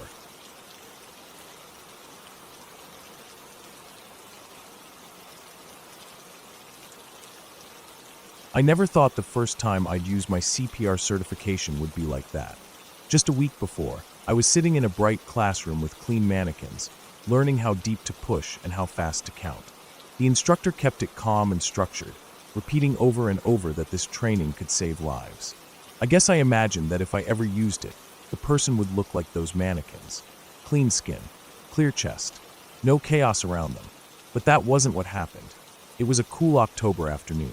My friends and I were at a thrift store, trying to find last-minute costumes for Halloween. I remember that the dressing rooms smelled like old carpet and metal hangers. I was in there trying on a big coat, thinking it might look funny as part of a detective costume. I could hear my friends laughing outside. Then it just went quiet. Silent, like the store suddenly emptied. I pulled the curtain back and saw everyone standing near the front doors. Their faces were pale and stiff. A woman was talking fast, hands shaking. I couldn't hear her words clearly at first, but I heard passed out, outside, and not moving. My chest tightened. I stepped out of the dressing room and said in a shaky voice that I was certified and I could check, but they needed to call 911 right away. My voice sounded small and thin, like I was trying to act brave, but didn't fully believe it myself. As I walked toward the doors, I remember feeling my legs get lighter, almost numb. Outside, the parking lot stretched out under a pale sky. The air felt thin and cold on my skin. I looked around, but didn't see anyone lying on the ground. For a moment I thought maybe she had gotten up, maybe this wasn't real. Then someone behind me shouted that she was in her car, parked far out by itself. I started jogging across the lot. Each step felt hollow, like I was running on foam. Her car was an old dark sedan. It was parked crooked in the space, angled to one side. I slowed down as I got close. I could see her through the window. She was slumped against it, her head pressed to the glass. Her face was blue. Not pale, not gray, but a deep blue purple. Her lips were dark. Her eyes were half open, staring at nothing. She looked cold, empty, and already gone. My throat closed up. I just stood there for a second, staring through the glass, feeling like the air had been sucked out of my chest. I could hear my heart thudding, so hard it almost hurt. Her cheeks had the faint red rings under the eyes that I'd heard drug users sometimes get, but hers were tinted with blue because there wasn't any oxygen moving through her blood anymore. Someone ran up beside me. We pulled the door open. The smell hit me first. It smelled like sweat and old fast food wrappers, mixed with something sour and chemical. I saw the needles on the floor, some still capped, some bent. There were empty orange pill bottles scattered around her feet, along with crushed up fast food cups and straws. I noticed the toys in the back seat too. A little stuffed dinosaur, a toy car, and a car seat strapped in place. There were kids somewhere in her life. 2 names were tattooed on her forearm in big dark letters, written in a script style. The skin around them looked dry and faded. When we turned her head to check her pulse, tears were running down her face. I think that image is what stuck with me the most. Her skin was cold to touch, her lips slightly parted, but tears had rolled down her cheeks, leaving shiny tracks along the dry bluish skin. I don't know if she cried before she passed out, or if her body just let go of everything as it was shutting down.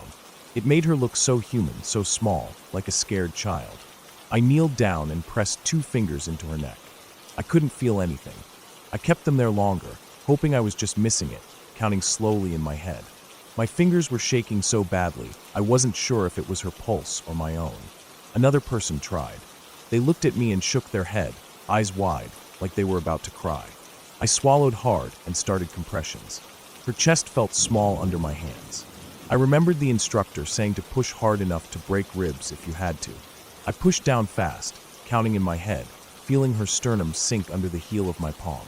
Her head rocked slightly each time I pressed down. Her mouth stayed half open. I could see spit and foam at the corner of her lips. I was aware of everything. The cars driving by in the distance. The cold breeze that made my arms shiver each time I paused for breaths. The smell of oil and dust rising off the pavement. The way her hair spread across the concrete like a dark stain. My friends standing further back, their faces pale and horrified. One of them was crying quietly, wiping her eyes with the sleeve of her hoodie. After what felt like forever, I heard the wail of the ambulance. It cut through everything, sharp and urgent. The EMTs jumped out, voices quick and direct, their hands moving fast as they pulled out their gear. They took over compressions immediately. Another ambulance pulled up right behind them, and more EMTs got out. There were 6 of them surrounding her now, each one with a job. They cut open her shirt to place the pads on her chest. They put an oxygen mask over her mouth. One of them pulled out a syringe with a bright orange cap. Naloxone, I thought. The reversal drug for heroin overdoses. They pushed it into her arm fast. I stepped back. My hands were shaking, and I couldn't feel my fingertips anymore. My palms were covered in dirt and small cuts from where they scraped the concrete while adjusting her position. The EMTs were saying words I couldn't hear, moving in perfect unison. One of them checked her pupils with a tiny light. Another was squeezing a bag to force air into her lungs. A police officer walked up beside me, looking down at her, then back at me. His eyes were tired. He said something about how the naloxone works if it's given in time, but she was too far gone. They would keep trying until they reached the hospital, and then they'd call it there. I felt empty hearing that. Numb. I wanted to throw up, but I didn't. I just stood there staring at her body while they loaded her onto the stretcher. Her arms flopped limply at her sides as they lifted her up. Her tears had dried on her cheeks by then, leaving faint salt lines across her skin. They strapped her down and wheeled her into the back of the ambulance, continuing CPR the whole way. When they closed the doors, the sound of the latch echoed in the parking lot. It felt like the world paused for a moment. The ambulances pulled away, sirens blaring, and then there was nothing but the quiet hum of cars on the road in the distance. The police officer asked me a few questions about what I saw. I answered automatically. I kept looking at the spot on the ground where she had been lying. There was a small wet mark on the pavement where her hair had been. A single dark hair stuck to the ground, flattened in the moisture. Eventually, they let me go. My friends were waiting by the store entrance. Their faces were still pale. None of us spoke as we walked back inside. I went into the bathroom and scrubbed my hands until they turned red. I didn't want to touch anything. My fingertips hurt from pressing down so hard on her chest. Under my nails was gray dirt from the pavement, and I cleaned it out slowly with paper towels. We left the store without buying anything. The ride home was silent. I stared out the window, watching the power lines cut across the sky like black veins. When I got home, I took a long shower. I sat down on the floor of the tub and let the water run over my head. My chest felt heavy. My arms felt like rubber. I kept seeing her face every time I closed my eyes. The blue skin, the tears, the empty gaze. I kept thinking about the toys in her back seat and the names tattooed on her arm. Who were they? Where were they now? That night I couldn't sleep. I lay on my back staring at the ceiling, feeling the shape of her chest under my palms, the way it sunk down with each compression. I thought about how small she felt, how her body seemed to fold in on itself, so fragile and light. I thought about how CPR in class felt safe and simple, but out there, with needles scattered on the floor and death hanging heavy in the air, it felt like trying to push life back into a body that had already given up. I don't know if she died in the car, staring out the window with tears rolling down her cheeks, thinking about whoever those names were, or if she knew it was coming and just closed her eyes. I hope she wasn't alone in her head when it happened. I hope she thought of her kids, or someone she loved, or a moment that made her happy before everything went dark. I still think about her sometimes. When I see people in cars parked alone on the edge of parking lots. When I see kids' toys scattered on back seats. When I see people nodding off at bus stops, eyes half closed, their heads dipping down. I think about how thin the line is between being alive and being gone. How one moment you're sitting in your car, and the next, strangers are pulling you out onto the pavement, trying to pound life back into you under a pale October sky. That day changed something in me. I still remember the feeling of her ribs under my hands, the sound of her hair brushing against the pavement each time her head rocked with the compressions. I remember looking down at her face and realizing that even if you do everything right, sometimes it isn't enough. Sometimes people die anyway, and you're left kneeling there, feeling helpless and small under the wide open sky, with nothing but the echo of sirens fading in the distance and the heavy silence that follows.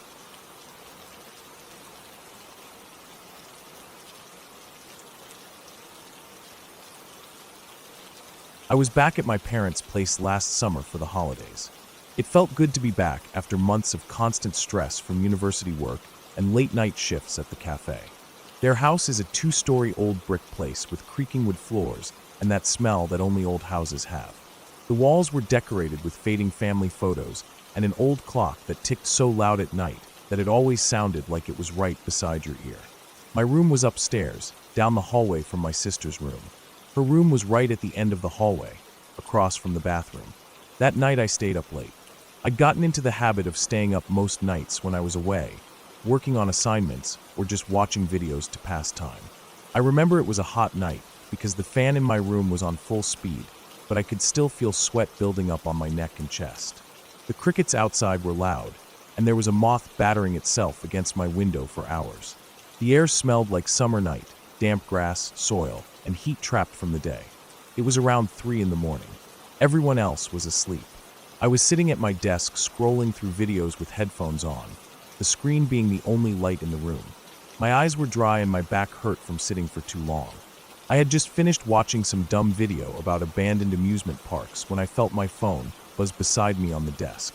I remember thinking that it was weird anyone would call me at this hour, but even more weird when I saw it was my sister's name flashing on the screen. Her room was literally down the hallway. If she needed anything, she could have just come to my door and knocked. I took off my headphones, wiped my face, and reached for the phone. But right as my finger slid to pick up, the call ended. It just stopped. I sat there for a few seconds staring at her name on the call log. I thought maybe she dialed me by mistake, or maybe she needed something. So I pushed my chair back, stood up slowly feeling my knees crack, and walked out into the dark hallway. The hallway was narrow and warm, with a faint smell of old wood and the shampoo my mom used to clean the carpets. I remember feeling a bit dizzy from standing up too fast and holding the wall as I moved towards her room. I could see her door was closed, the yellow glow of her nightlight seeping out underneath. As I got closer, I heard nothing at first, just the deep silence of the house, mixed with the ticking of the clock downstairs. Then suddenly she screamed. The sound tore through the quiet so sharp and sudden that I felt my chest tighten and my legs almost buckled under me. She screamed again, louder this time, like someone was hurting her. I ran to the door and twisted the knob so fast my wrist hurt. The door swung open and I rushed inside. Her room was lit with that dim yellow nightlight she always kept on because she hated sleeping in complete darkness. The curtains were pulled closed but thin enough that I could see the shadows of tree branches swaying slightly in the breeze outside. She was sitting up in her bed, eyes wide, tears on her cheeks, clutching her blanket so hard that her knuckles were white. Her hair was sticking to her forehead with sweat. She was looking around the room with her chest heaving like she couldn't catch her breath. I looked around. The room was empty. Her laptop was closed on her study table, the chair tucked in. Her pile of clothes was on the small wooden chair near the wardrobe. Her slippers were right next to her bed. There was nobody there. Nothing moved except for the slow rotation of her small plastic fan. After a few seconds, she stopped screaming and just sat there breathing hard. Her face was pale and she was shaking. She wouldn't lie down again. I sat beside her for a long time, rubbing her back while she calmed down. Finally, she told me that she woke up because she felt like someone was watching her. When she opened her eyes, she saw a dark shape right in front of her face. It was so close, she said she could feel it, like someone leaning down over her while she slept. That's when she screamed. I remember just sitting there listening to her breathing unevenly, looking around the room again and again trying to see if there was anything at all out of place. But everything looked normal. Her books were stacked on the side table. Her water bottle was half full. The small mirror on her dressing table showed my reflection standing behind her. There was nothing else. Nothing hiding behind the door or near the closet. After she calmed down more, she asked why I came into her room so fast. I told her it was because she called me. She looked confused. Then she told me her phone wasn't in her room. She said she'd left it downstairs in her purse after dinner because it was almost dead and she didn't need it that night. I didn't believe her at first, so I asked her to check around her bed and in the small drawer where she keeps her charger. But her phone wasn't there. She was telling the truth. I went downstairs to the living room in the dark, using the dim light from the kitchen nightlight to see. Her purse was on the table next to the sofa where she left it earlier, and her phone was inside, screen off, still dead. I remember picking it up and feeling this cold, sinking feeling in my chest. It felt like my stomach dropped all the way down to my feet. When I went back upstairs, she was lying down, but her eyes were still open. She asked if her phone had called me. I told her yes, and showed her the log on my phone. The call was there. Incoming call from her number at 3:04 a.m. But when she turned her phone on later that morning after it charged, there was no call log on her phone at all. Not even a missed call. It was like it never happened. But my phone showed it. The time, her name, everything. She didn't call me, and she didn't even have her phone near her that night. I didn't sleep for the rest of that night. I stayed up sitting in my bed, looking at my phone screen glowing with that single call log entry, the only proof that anything happened. I kept thinking about what she saw, about the shadow that was centimeters from her face. I tried to make sense of it. Maybe someone was playing a prank. Maybe I was half asleep and dreamed the call. Maybe her phone glitched. But I knew I wasn't asleep. I was wide awake watching videos, and her call came in. I saw her name. I picked it up, and it ended right away. It felt real because it was real. The next morning, everything felt normal again. The sun was shining through the curtains. My parents were in the kitchen making breakfast. My dad was reading the newspaper like always, the pages crackling as he turned them. My mom was boiling water for tea, the smell of cardamom filling the kitchen. My sister came down looking tired and pale, but she didn't mention it again. I didn't either. I just sat there eating toast, staring at the call log on my phone again and again, trying to find some explanation. But even now, a year later, I still have no idea how it happened. Her phone was dead and downstairs, but it called me at 3 in the morning. She woke up screaming about a dark shadow that was right in front of her face, close enough to feel. I still think about that night sometimes when I'm lying in bed unable to sleep, staring into the darkness of my own room and wondering what I'd do if I woke up and saw something there, leaning over me, close enough to touch. Wondering if whatever she saw that night was what called me, using her number to bring me there for a reason I don't want to understand. I never managed to explain it. And honestly, I don't think I ever will.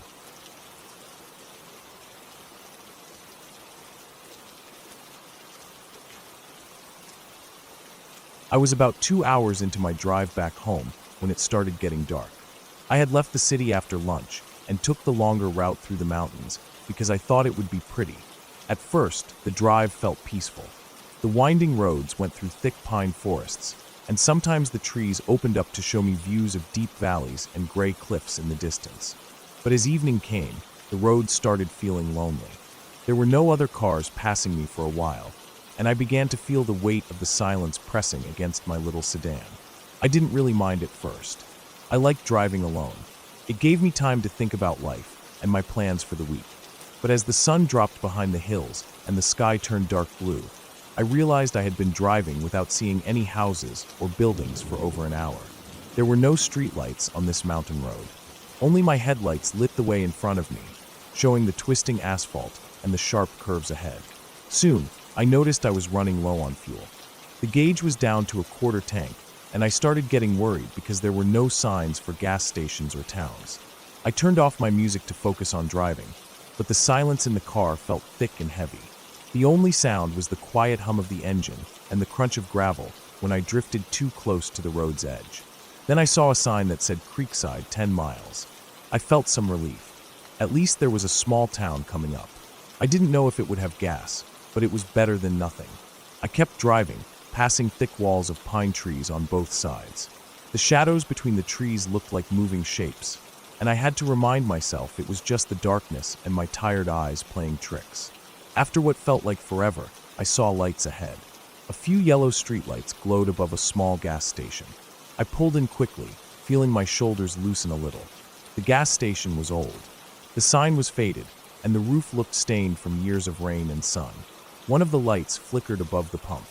I parked beside it and got out. The air outside was cold. I pulled my hoodie tighter around me. There was no one at the station.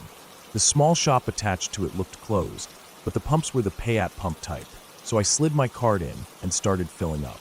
The only sound was the fuel flowing into my tank and the wind moving through the pine trees nearby. I looked around. Across the road was a dark forest. The trees started just 10 feet from the asphalt, and the branches were so thick that the headlights from passing cars probably wouldn't even reach through them. But there were no passing cars. I realized then that I hadn't seen a car come down this road since before sunset. As I finished fueling, I checked my phone. No signal. I tried refreshing it, hoping for at least one bar to load Google Maps, but it stayed dead. I told myself it was fine.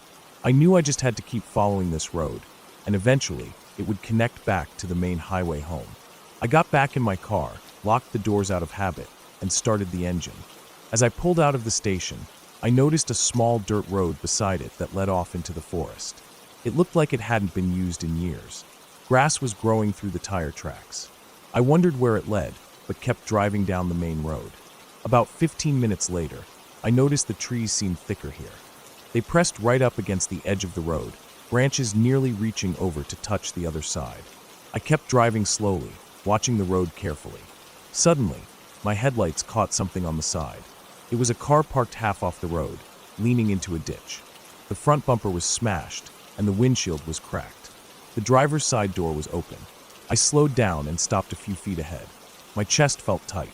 There were no other cars or houses nearby, and the air felt too still. I put my hazards on and looked in my rearview mirror at the wreck. The car looked abandoned, but the driver's door hanging open made me feel uneasy. I sat there for a minute, thinking if I should reverse and check if someone was hurt, but something felt off. My skin was crawling with that feeling you get when someone is watching you. I looked into the forest on both sides. Everything was pitch black past my headlights, but I couldn't shake the feeling that something was there, just out of sight. Finally, I decided to check, because what if someone needed help? I grabbed my phone and turned on the flashlight. I stepped out and walked back towards the wreck. As I got closer, I saw the inside of the car. The seats were empty. There was a water bottle in the cup holder and an old fast food bag on the passenger seat, but no sign of anyone. The ground around the car was disturbed, like someone had walked around it a lot. I shone my light into the forest beside the car, but the trees were so thick I could only see a few feet in. The cold air made my breath fog up. I turned and quickly walked back to my car, feeling a rising panic in my chest. I got in, locked the doors, and drove off faster this time.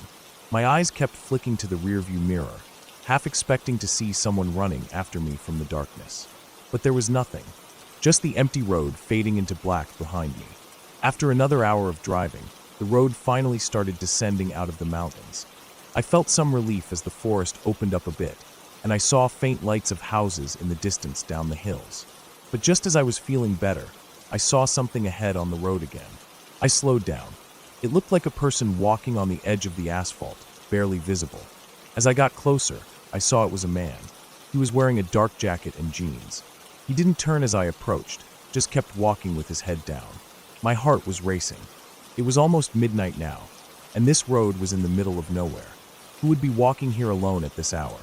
I slowed down and drove past him slowly. I tried to see his face, but the hood of his jacket was up, and he didn't look at me. I kept driving, not wanting to stop. But in my mirror, I saw him turn to face the road after I passed. My stomach felt tight, and I pressed the gas a little harder. 5 minutes later, I looked in my mirror again, and my headlights caught movement behind me. I saw another figure walking on the road. For a second, I thought it was the same man, but it didn't make sense. I had been driving at least 40 miles per hour since I passed him. I shook my head and told myself I was just tired and seeing things. Soon, the road flattened out, and I saw a sign for the main highway. I turned onto it, feeling the tension in my shoulders finally release. There were more cars here, and streetlights lit up the lanes ahead. I drove for another half hour until I saw a rest stop with a 24-hour diner. I pulled in, parked, and just sat in my car for a while. My legs felt weak, and my hands were shaking slightly on the steering wheel. I didn't know why I felt so scared. Nothing had actually happened. But the loneliness of that road, the wrecked car with the door hanging open, the man walking in the dark, all of it piled up inside me until my chest felt heavy. I went into the diner and ordered coffee. The bright lights and quiet chatter of the few other customers calmed me down. I sat there for almost an hour, drinking slowly, feeling the warmth come back into my fingers. Outside, the highway was quiet, but the fluorescent lights lit up the parking lot and made everything feel safer. I kept thinking about that car wreck, wondering where the driver went. I wondered if I should have called the police, but with no signal up there, I had no way to. Eventually, I felt awake enough to keep driving. I paid my bill and left. The rest of the drive home was uneventful. I reached my apartment just as the sky was turning pale with dawn. As I unlocked my door, I stood for a second, listening to the early morning sounds of my neighborhood. Distant cars, birds starting to wake up, the wind rustling the leaves in the trees outside my building. Inside, I took a long shower, trying to wash off the feeling of fear that still clung to my skin. Later that day, I checked the local news and saw no mention of any accident on that road. No missing person reports, nothing about a wrecked car. I even thought about driving back there one day to see if it was really there, or if I had just imagined it in my tiredness. But I never did. I still think about that night sometimes. The dark trees pressing against the road. The man walking alone with his hood up, never looking at me. The wrecked car with its door open and no one inside. It makes me think about how big the world is, how many roads and forests and empty places there are where anything could happen, and no one would ever know. It reminds me to always fill up my tank before heading into the mountains, to always check my route and make sure I'm not alone for too long, because there is nothing supernatural about fear. It is the simple knowledge that out there, somewhere in the dark, is something you do not understand, something human, and you might never know what they are doing or why they are there, but they are, and that is enough to keep me from taking that road ever again.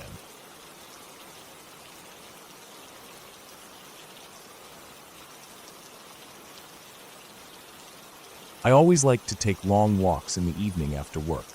I worked at a furniture warehouse just outside of town, unloading trucks and organizing stock until around 5 p.m. The job wasn't hard, but it was boring, and walking helped clear my head. There was a long gravel road that went behind the industrial area, leading past an old water treatment plant, and eventually curved towards a quiet patch of farmland that no one seemed to visit. That walk felt peaceful. It smelled like grass and dry dust, and the breeze always felt cooler there. One evening, I clocked out later than usual because a truck had arrived late. By the time I got out, the sun was almost gone. The sky was a dull mix of purple and orange, with streaks of thin clouds glowing like smudged chalk. I thought about skipping the walk and just driving home, but I felt tense from the day and wanted to stretch my legs. I parked my car near the chain-link fence behind the warehouse and started walking along the gravel road. The crunching sound under my boots was the only thing I heard for a while. There weren't any other cars or people there, just the wide, empty gravel road curving through the flat land. On my left was the fence, and on my right were thick bushes and a field of dry weeds that went on for a long time until it met the tree line far back. As I walked, the sky kept getting darker. The orange faded into gray, and soon everything looked blue in the dim light. I kept going, enjoying the air. When I reached the old water treatment plant, I stopped to look at it. It was a large, squat building with a flat roof and small square windows, most of them covered in grime or broken out completely. A tall, rusted pipe stuck out from the roof like a snapped bone. The chain-link fence around it was torn down in some places. Grass and weeds grew through the cracks in the concrete yard. I started walking past it when I heard a thump sound coming from inside the building. It was dull, like something heavy hitting concrete. I froze for a second and looked at the windows. They were dark. The thump came again, and I felt my chest tighten. It wasn't loud, but in that silence it felt sharp. I stared for a long time, listening. Nothing else happened. I told myself it was probably an animal that had gotten in there. Maybe a stray dog. I kept walking. As I went further down the gravel road, the bushes got thicker. The road started to curve slightly to the right, leading towards a section where there were old farming sheds and an abandoned grain silo. I had been there before in daylight. The sheds were empty and the silo was rusted.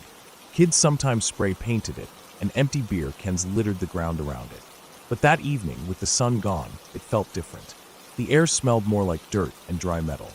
I kept going until I reached a point where the road narrowed between the bushes and a wooden fence that bordered the farmland. I could hear insects chirping softly.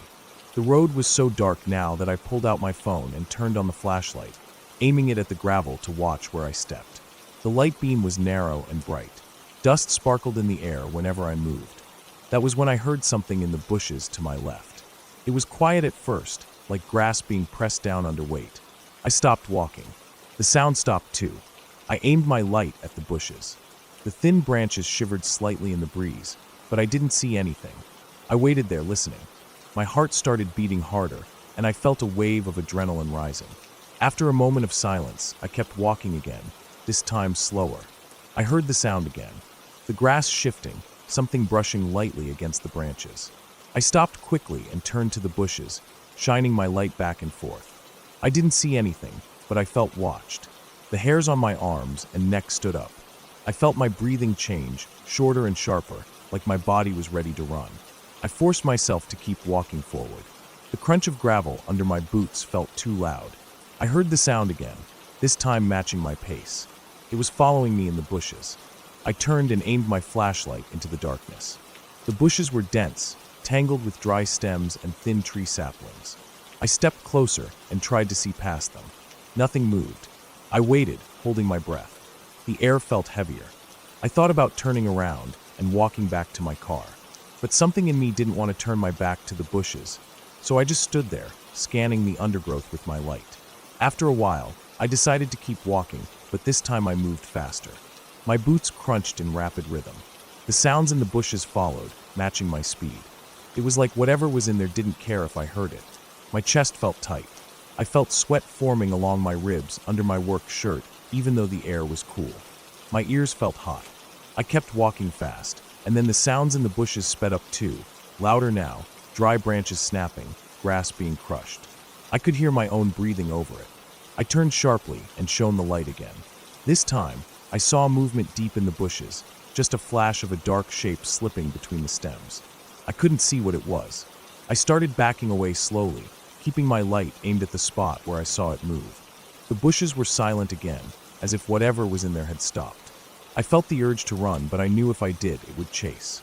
I turned my body slightly sideways and took small steps backward down the gravel road, my light still shining into the bushes. Then, suddenly, I heard a heavy thump sound behind me on the road. I spun around, aiming my flashlight. There was nothing there. The gravel was empty. But that sound wasn't an animal. It was too heavy, like a boot stepping down hard on the gravel. I quickly turned back to the bushes, but the bushes were quiet now. I didn't want to be there anymore. I started walking backwards faster, looking side to side every few seconds.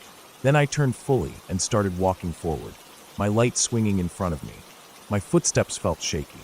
I kept thinking about that heavy thump behind me and that shape in the bushes. I felt like I was being watched from every direction, like invisible eyes were following my every step. The gravel road felt longer than usual. My calves were burning from walking so fast. I heard something in the bushes again, but this time it was far behind me. I kept going until I saw the outline of the warehouse fence in the distance. Seeing that made me feel a bit safer. I started jogging, my phone light bouncing with each step. When I reached my car, I unlocked it so quickly my keys almost slipped from my fingers. I opened the door and jumped in, slamming it shut and locking all the doors immediately. I sat there, my chest rising and falling, sweat dripping down my temples. I turned off the flashlight and sat in the darkness of my car, trying to calm my breathing. I turned the key and the engine started with a low rumble. I switched on the headlights and looked at the gravel road ahead. The bright beams lit up the dust and the bushes on either side, but nothing moved.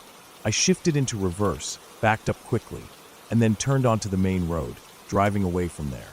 On the drive home, I kept thinking about what I heard and saw.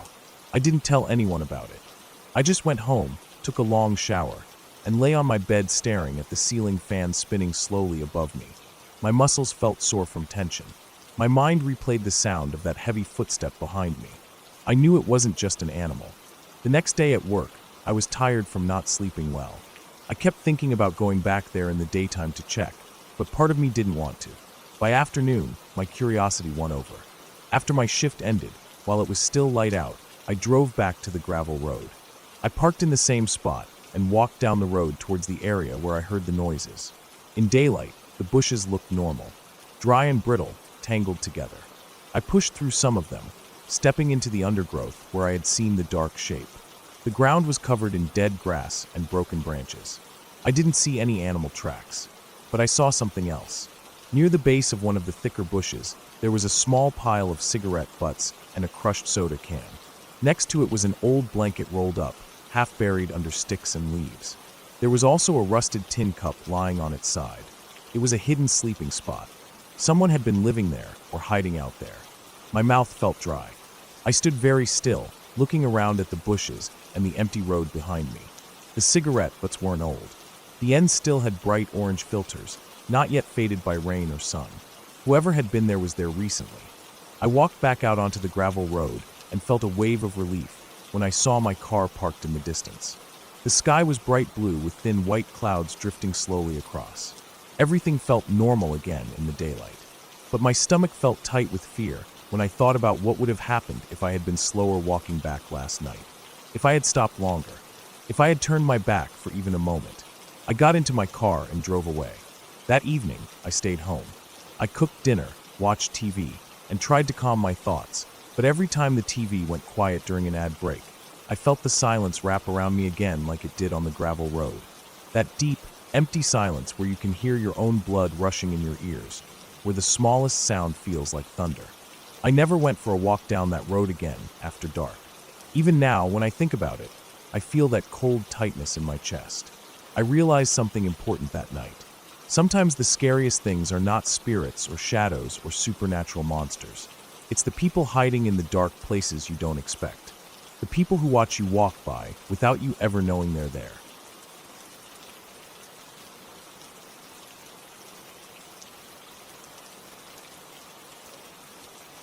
I woke up earlier than usual that Saturday morning. The sun wasn't even up yet, just a dull pale blue coming through the blinds. My room felt cold, like the air hadn't moved all night. I rolled out of bed and stood still for a moment, just listening.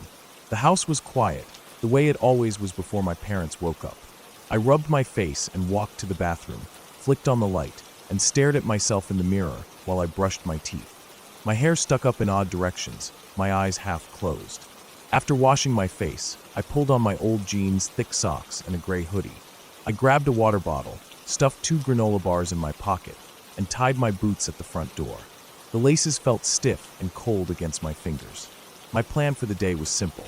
I wanted to hike the old utility trail behind the industrial estate, the one that led out into the woods. I'd been there many times before, but only ever walked a short distance in. I'd always felt a bit uneasy walking that trail alone, but that day, I felt strong enough to finally go further. It was barely 6 a.m. when I stepped outside. The sky was turning a softer blue, and birds were waking up. I walked down our driveway, gravel crunching under my boots, and turned onto the quiet road. No cars yet, just the smell of morning dew and the wet grass on neighbors' lawns. I passed the corner shop, its shutters still down, and kept walking towards the industrial area. As I walked, I tried to clear my mind, focusing only on the cold air filling my lungs and the weight of my steps. Soon I reached the old fence that marked the edge of the estate. There was a bent section near the bottom where kids and workers had crawled through over the years. I ducked under, feeling the rusted metal scrape my back lightly. My boots landed on damp dirt and flattened weeds. The air smelled faintly of burnt oil and wet earth. I walked past abandoned storage units with broken windows, the graffiti on their walls peeling away with age. I could see the utility trail ahead, lined with dead grass and power poles that stretched out into the trees. I stepped onto the trail. My boots made soft thuds against the dirt. The trail was wide enough for two people to walk side by side, but I was alone. Tall weeds brushed against my jeans, leaving cold droplets on the fabric. The trees grew denser as I walked further in, pine mixed with birch and tangled undergrowth. The path was uneven with old tire grooves, puddles, and fallen branches. I kept walking. I didn't check my phone, just walked, counting my steps in my head to keep calm. The further I went, the quieter it got. No cars, no voices, just the occasional bird flitting through the branches and the dull buzz of power lines overhead. After about an hour, I stopped to drink some water. My breath felt warm in the cold air. I leaned against a tree, closed my eyes for a moment, and listened to the sound of the woods around me. Then I kept walking. The trail dipped down into a small gully where water had collected, turning the dirt into slick mud. I stepped carefully, feeling my boots slip a little before finding grip again. On the other side of the gully, the path rose steeply. I climbed up, using exposed roots for support. My hands got covered in damp soil. When I reached the top, I stood still for a moment to catch my breath. That's when I saw it. Ahead, maybe 50 feet down the trail, there was a shape lying just off the path, partly hidden by the tall weeds. At first I thought it was a deer or a big branch, but as I walked closer, I saw it was a backpack. A dark blue hiking backpack, lying on its side, covered in bits of dirt and pine needles. I looked around, expecting to see someone nearby, maybe off in the trees taking a leak or resting, but I saw no one. I stood there for a while listening, scanning the tree line. The woods were silent except for a crow calling somewhere far off.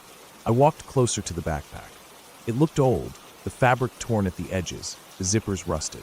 One of the straps was broken, frayed like it had been yanked or caught on something. The dirt under it was disturbed, like someone had dropped it there in a hurry. I felt an unease creeping up my spine. My instinct told me to turn back, but I forced myself to keep going. I stepped around the backpack and walked further down the trail. The ground here was softer, covered in thick pine needles. The trees grew taller, blocking out more of the sky. The light was dim, almost like dusk even though it was morning. My breathing sounded louder to me here, echoing in my head. About 20 minutes later, I saw another sign that made me stop. It was a tattered white shirt caught on a low branch. The fabric was ripped badly, with streaks of dark brown stains. The stains looked old, dried and crusted into the fibers. The branch it was hanging from was broken at the tip, snapped clean off and dangling by the bark. I felt a heavy dread in my chest as I stared at it. The air smelled different there, stale and thick, like something rotting far away. I kept walking. My feet felt heavy, like the earth was trying to keep me there. The trail narrowed until it was barely a path, just flattened weeds leading between trees. I followed it, brushing branches aside. There were old beer cans here, crushed into the dirt, rusted and faded. Cigarette but soaked from old rains. A pair of cheap sunglasses, one lens cracked. It looked like people came out here to drink and smoke in secret, but I saw no footprints in the dirt, no fresh signs of anyone. Eventually, the path ended at a small clearing. The ground here was uneven, with rocks jutting out and half-buried logs covered in moss. In the center of the clearing was a fire pit, blackened with old ash and ringed by stones. Beside it was a folding chair, rusted and sagging in the middle, and an overturned cooler with its lid broken off. It felt wrong standing there, like I had walked into a place I wasn't meant to see. I walked slowly around the clearing, taking everything in. There was an old tarp tied between two trees, sagging under fallen leaves. Underneath it was a pile of trash bags, torn open by animals. Empty cans, food wrappers, a moldy blanket. The smell here was stronger, rotten and damp. Flies buzzed around the bags. I felt sick, but I forced myself to keep looking. Something about it felt too deliberate, too organized to just be a forgotten campsite. Behind the tarp was a tree with rope marks around the trunk, the bark stripped in a thick band. Beside it was another old backpack, this one smaller and bright purple, covered in dirt. A shoe lay half buried in the pine needles a few feet away. It was a woman's running shoe, pink and white, the laces ripped out. I stood there, staring at it, feeling my stomach twist. The woods around me felt dead silent, no birds, no wind. Just my own breathing. I don't know how long I stood there, frozen. My chest felt tight. I finally forced myself to move. I backed away, careful not to trip on roots or rocks. I didn't want to turn my back on that clearing, but I couldn't look at it anymore. When I reached the trail again, I turned and started walking back the way I came, faster this time. My boots thudded against the dirt, every step echoing in my ears. I kept my eyes forward, trying not to think about the backpacks, the shirt, the shoe. But images kept flashing in my head, like my brain wouldn't let me forget what I saw. I felt like someone was watching me from the trees, but every time I glanced sideways, I saw nothing but tangled branches and dark trunks. After about an hour, I finally reached the utility poles again, then the edge of the industrial estate. Crawling under the fence, I scraped my back on the rusted metal again, but I didn't care. I just wanted to get out. I walked quickly past the abandoned storage units, past the peeling graffiti, past the smell of burnt oil. My breathing was shallow, my chest tight. When I reached the road, I stopped and turned around, staring at the fence and the tree line beyond. It looked so normal from here, just another forgotten trail in an old industrial area. I stood there for a while, feeling the morning sun finally warm my face. Cars were passing now, people heading to work, the world carrying on like nothing had happened. I walked home in silence. My boots felt heavy with dirt. When I got home, my parents were in the kitchen, making breakfast. The smell of eggs and toast filled the air. I kicked off my boots, washed my hands, and sat down at the table. My dad asked if I was okay, said I looked pale. I just nodded and ate my food in silence. Later that day, when they left for the grocery store, I sat in my room and stared at the wall for a long time. I thought about calling the police, telling them what I found, but I didn't know what to say. There wasn't a body, just things. Trash, torn clothes, shoes, backpacks, things people could brush off as nothing. Part of me felt like I imagined it all, like I was losing my mind. But deep down I knew what I saw was real. That clearing wasn't a normal campsite. It wasn't kids drinking or homeless people staying warm. It was something darker. I could feel it in my bones. I didn't go back there after that. I took other trails, shorter ones with dog walkers and families and cyclists. But every time I passed the edge of the industrial estate, I felt that heaviness in my chest again. Years have passed now, but I still think about that day. Sometimes I wake up before dawn, just like that morning, and my chest tightens with the memory of cold, damp air, of pine needles under my boots, of that clearing hidden deep in the woods where no one else went. I don't know who used that place, or what happened there. Maybe I don't want to know. But I know one thing for sure. The world isn't as safe as it looks. There are places just out of sight where the worst parts of humanity hide, waiting for someone to stumble upon them by accident. I was lucky that day. Lucky that all I found were their leftovers. Lucky that no one was there to find me.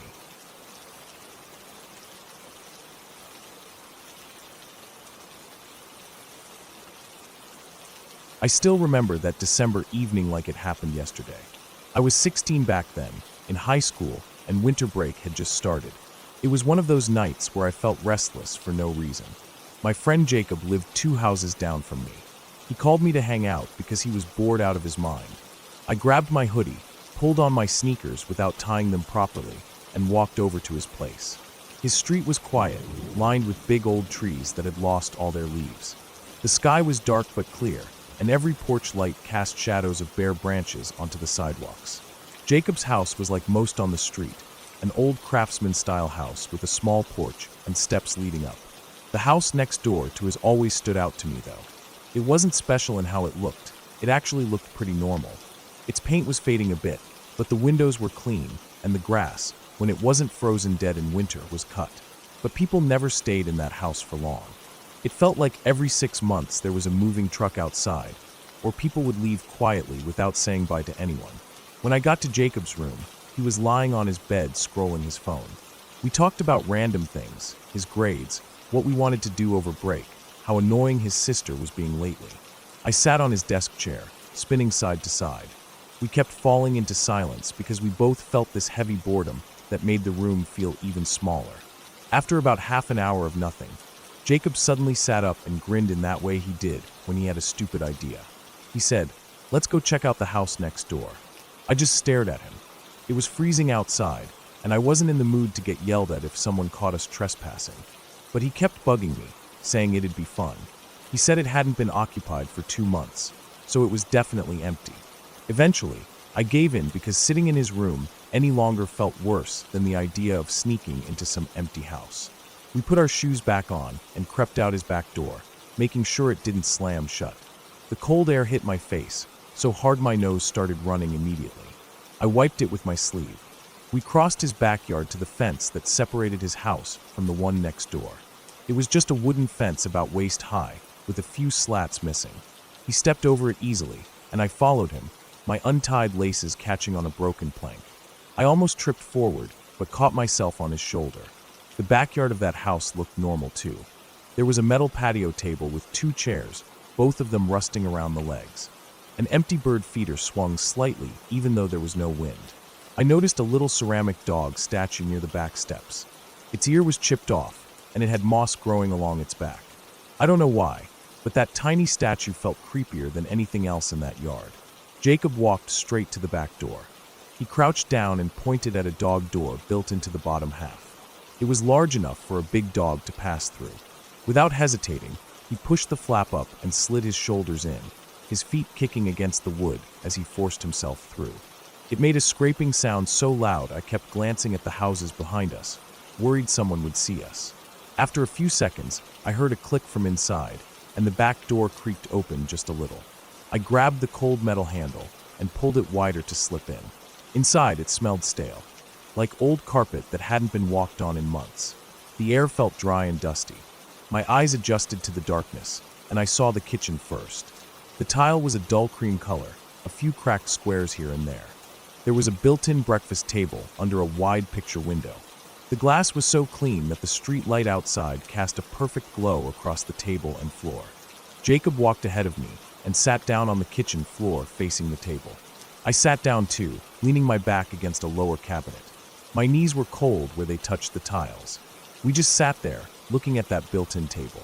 It was the type of table you could imagine someone's grandparents sitting at in the morning, reading newspapers and drinking coffee. It felt weird sitting on the floor across from it, like we were little kids again playing house. We started talking about random things again. I remember him telling me about this girl he liked who sat next to him in English class, how he thought she was ignoring him lately. I teased him about it, telling him maybe she thought he was too short. We both laughed a little, but the sound felt hollow in the empty house. My eyes kept going to the window. The street light outside flickered a bit, casting shadows of bare tree branches onto the floor. They moved so slowly, it almost looked like they were reaching into the room. At some point, I stopped listening to Jacob and just zoned out, staring at the shapes on the floor. Then it happened. It happened so fast that even thinking back now, I can't process the moment fully. Jacob screamed. It wasn't like a startled yelp. It was a deep, panicked scream that echoed through the quiet house. In that exact second, my vision went black. But it wasn't the same as closing my eyes or being in the dark. I felt this freezing cold shoot through my head, down my neck, spreading into my chest, arms, stomach, legs. It felt like I had been dropped into a frozen lake. My skin burned with cold, but I couldn't even move to shiver. I felt this heaviness pressing down on me from all sides, but it wasn't like being crushed.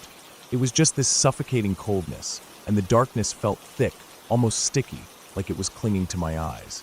I opened my mouth to scream, but I couldn't hear myself. I didn't hear Jacob screaming anymore either. Everything was just silent and cold and black.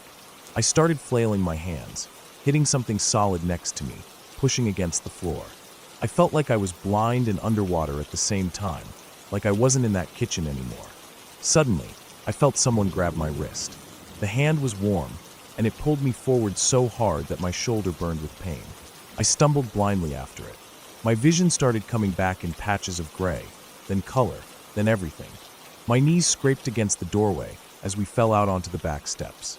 The next thing I knew, we were standing under the street light, panting. The cold December air hit my wet cheeks, and I realized I had been crying without knowing it. I looked up and saw Jacob staring at me with wide eyes. His face was pale, his lips trembling. I felt like throwing up. My stomach was turning so badly. I bent over, bracing my hands on my knees, trying to breathe normally again. My chest felt like someone had punched all the air out of me.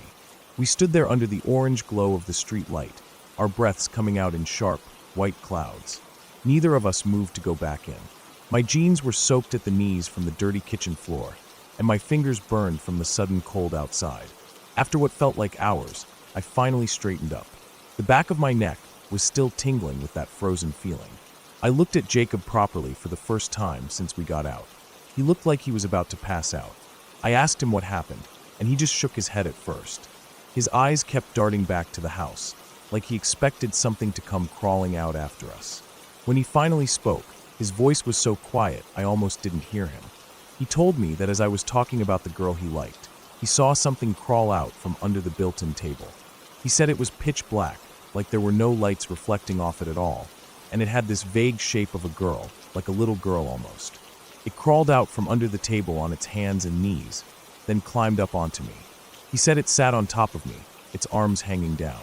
He said my eyes were wide open, staring straight ahead, but I was reaching around like I couldn't see anything. That's when he screamed and grabbed me, pulling me out of there. I didn't say anything back. I just stood there, staring at the frosty grass. My teeth started chattering, so hard I thought they might crack. We walked back to his house without another word. I stepped over the fence again, feeling splinters catch on my jeans.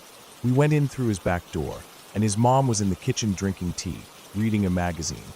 She didn't even look up as we slipped past her to his room. I sat on his bed for a while, still wearing my shoes. I could hear him pacing around his room, mumbling to himself. My hands were shaking so bad that I had to sit on them to keep them still. My chest felt tight, like something was still pressing down on it from the inside. Eventually, I told him I needed to go home. He didn't try to stop me. I walked back to my house, feeling like every shadow on the ground was reaching out to grab my ankles. My front door was unlocked, and my mom was asleep on the couch with the TV, playing some old Christmas movie quietly. I went straight to my room, closed the door, and crawled into bed with all my clothes still on. I pulled my blanket up over my head and lay there listening to the sound of the TV from the living room and the quiet ticking of my wall clock. The next day, everything felt normal again. The sun was out, and the frost on the grass was melting into little drops that sparkled in the light. I could hear kids playing somewhere down the street, screaming and laughing, but that heavy coldness was still inside my chest. Every time I thought about the way the darkness had felt on my skin, I felt my stomach twist up again. For days after that, I couldn't walk past that house. If I had to, I would cross to the other side of the street. Even looking at it made my skin crawl. Jacob and I never talked about what happened in detail after that. Sometimes he would bring it up, saying something like, "Remember that night in the empty house?" And I would just nod. We both knew we would never go back in there again. It's been years since then. I moved away after high school for college. Whenever I come back to visit my family, I drive down that street. The house is still there. It still looks the same. And from what my mom tells me, people still move out of it every few months. No one ever stays for long. Sometimes, I wonder if that blackness is still sitting under the table, waiting for someone else to sit.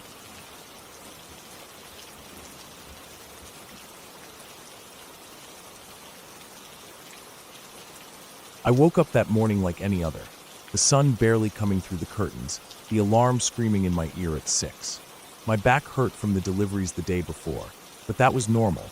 I stretched my shoulders a little before swinging my legs out of bed and just sitting there for a minute, staring at the floor, willing my body to get moving. Delivery days were always long, and hot tub deliveries were the worst. They were heavy, awkward, and every delivery was different. I liked that part, though. I liked figuring things out, seeing how to get something that weighed 900 pounds into someone's backyard or onto their deck or through their garage. Every job was a puzzle. I showered quick, grabbed my work pants from the chair by the bed, and pulled on my company hoodie. My wife was still asleep, curled up under the blankets with her face turned away. I stood there for a moment looking at her.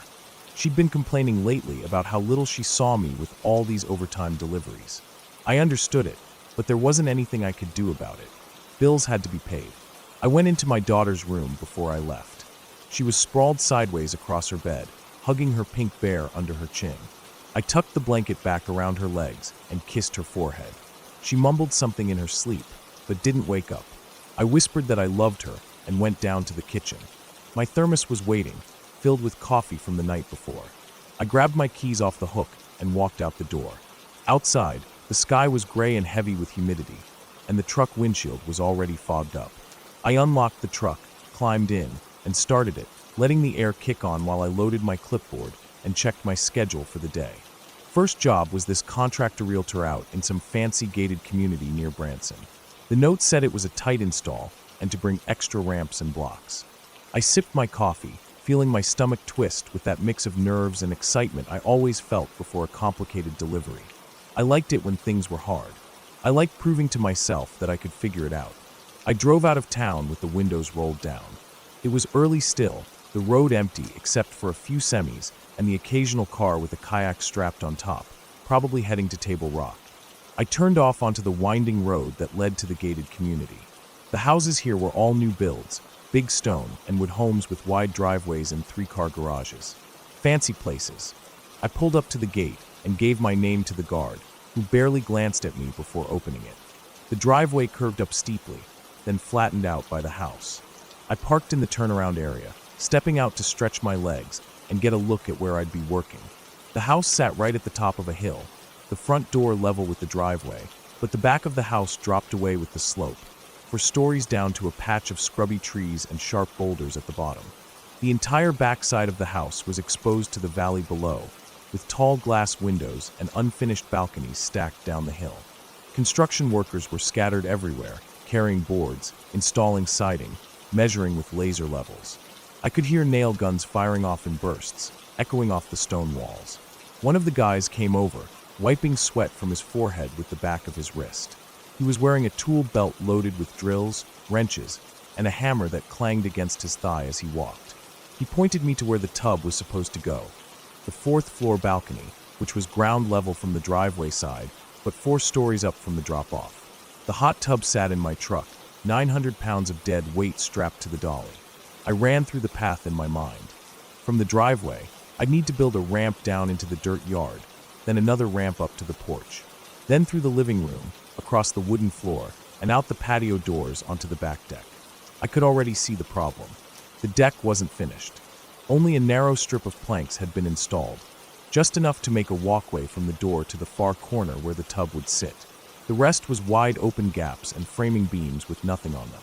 For stories below was just rocks and scrub. I swallowed hard and adjusted my gloves, feeling sweat already start to slide down my sides under my shirt. I'd done worse jobs before, I told myself. Narrow gates, impossible stairs, steep hills with no footing. This was just another puzzle. But my gut still twisted a little looking at that empty space between the boards. The construction workers helped me build the ramps. We laid plywood down over the dirt, making a path I could pull the dolly down without it sinking. The wheels of the dolly creaked under the weight as I rolled the tub off the truck bed and started down the ramp. My boots slipped a little in the dirt, but I kept my balance, leaning back against the weight of the tub to control its speed. We maneuvered it up the second ramp and onto the porch. I wiped sweat from my eyes with my sleeve and shook out my arms, which were already burning from holding the dolly back on the slope. Then came the tricky part. The living room floor was hardwood, brand new, with cardboard taped down to protect it. I moved slow, inch by inch, careful not to let the dolly wheels dig into the floor or catch on the seams in the cardboard. We got to the patio doors, and I paused, feeling my heart start to thud a little harder. Outside, the narrow decking stretched out over the empty 4-story drop. The boards were barely wider than the dolly wheels. There was no railing, just open air. I clenched my teeth and told myself to focus. 1 inch at a time. I rolled the tub out onto the deck, each footstep careful and deliberate. The construction workers flanked me on each side, hands on the tub to keep it steady. The wind gusted a little, whipping my hair around my ears, and I felt the tub sway slightly in my grip. My stomach dropped, a cold rush of fear washing down my arms and legs. We reached the far corner where the tub was supposed to go. The contractor wanted it left standing up on its edge. That made removing the dolly harder because it meant we couldn't just tilt it down and slide it off. I'd done it before, though. I explained to them we needed to put blocks under one side of the dolly to tilt the tub and pop the straps. Then remove the dolly, tilt the tub back, take out the blocks, and set it down. I crouched and slid the blocks under one side. My knees ached as I stood back up. I grabbed the strap securing the tub to the dolly, braced my feet, and tilted the tub towards me to free the dolly. The problem was the deck wasn't wide enough. When I tilted the tub, I had to step back to keep my balance, but stepping back put my heels 4 inches from the edge. There was nothing behind me, just air. I froze for a second, feeling my pulse hammer in my throat. I told everyone to hold still. I had to shift my feet back even further so the tub could tilt enough to free the dolly. My heels slipped past the edge of the decking boards.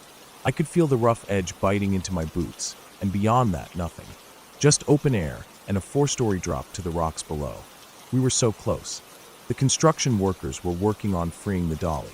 2 of them stood on either side of me, holding the tub steady, while another fiddled with the strap that would secure the tub to the house. He was wrapping it around a support beam, threading it through the metal buckle. I watched him out of the corner of my eye, praying he'd hurry up. I couldn't move until they had the dolly out. Suddenly, one of the workers at the base of the tub kicked it hard to dislodge the dolly. The tub shifted violently. I shouted that I was falling, my arms windmilling, trying to grab something, anything, but there was nothing there. My feet slipped, the edge of the deck scraping past my boots. I saw the world tilt, the ground 4 stories below suddenly visible out of the corner of my eye. I was falling. There was no stopping it. My weight was already gone from under me, my body leaning back into the open air. I could see the jagged rocks at the bottom, brown and gray speckled with moss. I thought about my wife and daughter at home. I thought about how I would never see them again. Then something slammed against the small of my back, jerking me forward so hard I gasped. My body folded, my chest slamming into the bottom of the tub. The dolly was ripped out from under it by the workers, and I clung to the hot tub, shaking. I didn't know what had happened. My heart was pounding so loud I could hear it in my ears, drowning out the nail guns and hammering and shouting around me. My knees gave out, and I sagged against the tub, my fingers digging into the plastic shell so hard they hurt. The worker who had been fiddling with the strap had secured it to the house just in time. When I fell back, the strap had been behind me, hanging off the deck.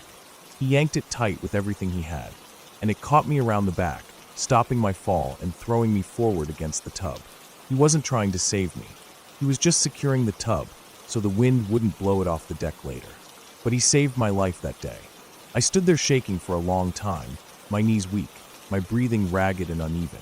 The construction workers were clapping me on the back, laughing with relief, but all I could think about was how close I'd come to dying. For stories down onto rocks and dirt.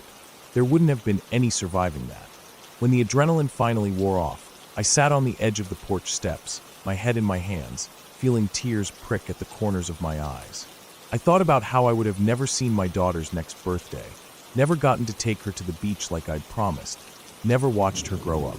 I thought about how my wife would have gotten that call, how she would have had to tell our little girl that Daddy wasn't coming home.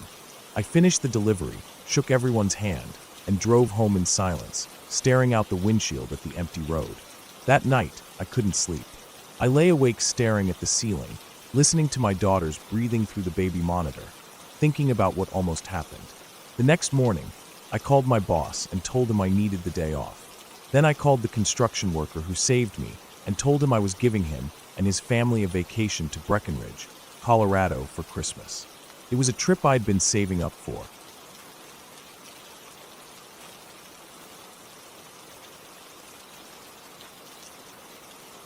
My grandmother used to tell me this story whenever we sat together in her small kitchen, her hands trembling slightly as she held her tea.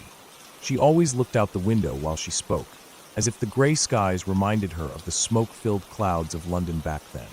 I never once saw her eyes lose focus when she told it. She believed it right till the day she died. It was the winter of 1943. London was still being hit hard, and she had already lost her home in one of the raids that flattened entire streets in minutes. She had been living in a small terraced house in Lewisham with my grandfather, but he was off fighting somewhere in France. She didn't know exactly where he was stationed. Letters came and went with gaps of weeks or months, often arriving with yellowed corners, carrying nothing but quick lines of "I'm fine, I hope you're fine too." When her street was bombed out, she grabbed my father, who was only 8 months old at the time, and left with nothing but her handbag, his wrapped-up baby bag, and her coat. That was all she had left. She told me the cold wind cut right through her thin dress as she walked the rubble-strewn streets that night, searching for somewhere to go. Her friend, Mrs. Dalton, lived about a mile away in a sturdier house that hadn't been damaged. My grandmother had known her since school days. They used to walk to class together with books tied up in cloth straps before bags were common. Mrs. Dalton welcomed her in without hesitation. She set up a room for her on the top floor. It was a small room under the slope of the roof, with a single bed and a cot that she placed beside it for my dad. The floor was bare wood, cold even through stockings, and the wallpaper was peeling away near the window, revealing gray plaster underneath. The window was small and rattled with every gust of wind, letting in thin whistling drafts that seemed to wander around the room like lost insects. That evening, after a small dinner of boiled potatoes and fried onions, the only rations left in the house, my grandmother felt grateful just to have warmth around her. The dining room downstairs had a coal fire that Mrs. Dalton kept stoked all evening. The smell of burning coal mixed with the faint scent of damp plaster and old wool blankets drying on a rack nearby. My grandmother sat close to the fireplace with my dad asleep on her shoulder. She looked at the orange flames dancing behind the soot-stained grate, thinking how easily fire could destroy or comfort. After washing up the dishes, she took my dad upstairs to put him to bed. She held him tight against her chest as she climbed each step, feeling the worn wooden banister under her hand. The stairs curved slightly as they rose, creaking in the middle with each footfall. The house was silent except for the ticking of a small clock in the sitting room and the faint popping sounds from the fire downstairs. Outside, the wind picked up, and she could hear loose pieces of slate rattling on the roof. As she climbed the last few steps, she suddenly felt an overwhelming sense of something standing in front of her. Not a ghost, not some shimmering figure like in the stories, but someone blocking her path. She always said it was like when you turn a corner and someone is there, and your chest tightens with shock before your brain catches up. Her whole body froze. She didn't see a face, not really, but there was an outline of a person. A person just standing on the landing above, near the door to the top room, in the dim glow of the small electric bulb. Her knees felt weak. For a moment she thought she was about to collapse backwards down the stairs, clutching my dad so tight that he stirred and let out a small sleepy sigh against her collarbone. She didn't speak. She didn't hear words either. She said it was just an instant knowing, like someone telling you something with their eyes alone, or a silent scream that cuts right into your bones. Every hair on her arms stood up. Her heart began to pound in her chest, loud and hard, louder than the ticking clock, louder than the moaning wind outside. She turned around slowly, her legs shaking, and walked back down those creaking steps one by one, feeling the rough edge of the banister under her fingers as if it anchored her to the world. Back downstairs, she went into the sitting room where Mrs. Dalton was knitting by the fire. The coal flames glowed a dull orange behind the black grate. My dad was now fully awake, squirming and fussing a little in her arms. She laid him down on the worn brown sofa in the sitting room, using her own coat folded up as a pillow, and sat down beside him. She didn't explain. She didn't try to tell Mrs. Dalton about what she felt on those stairs. She just said they would sleep down here tonight. Mrs. Dalton, annoyed at first, muttered under her breath about stubbornness and people acting as if they owned her house. But in the end, she let my grandmother be. That night was bitter cold. My grandmother didn't sleep much. She wrapped my dad in his blankets and tucked him close beside her on the couch, his small breath warming her chin as she lay half awake, listening to the distant drone of German bombers crossing the city sky. The sirens had wailed earlier in the evening, but now they were silent. It was the silent hours that frightened her the most, when you didn't know if it was over or just waiting. She lay there in the dark, staring at the ceiling. The smell of coal dust filled her nose. Every few minutes she felt her eyelids flutter shut, only to snap open again at the faintest thud or crackle outside. The house creaked and settled in the wind.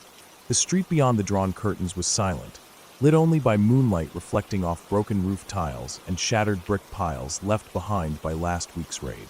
Then at some point deep in the night, when even the wind had died down, there was a sound that shook the entire street.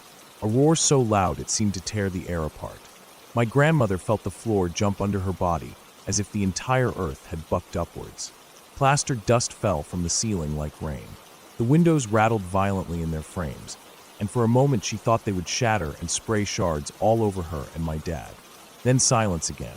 A deeper silence than before, the silence of a world holding its breath. She sat up, holding my dad tight, her heart pounding in her ears. She could smell dust, wood, and something sharp and acrid like metal. She listened. There was nothing but the ticking clock, still beating out its seconds as if nothing had happened. She stood up, feeling her knees shaking so badly she almost collapsed. Carefully, she walked out into the dark hallway. Moonlight shone through the small window above the front door, casting pale shapes along the floorboards. She looked up the stairs. Dust hung in the air like smoke. Each step was covered with small white specks drifting downwards.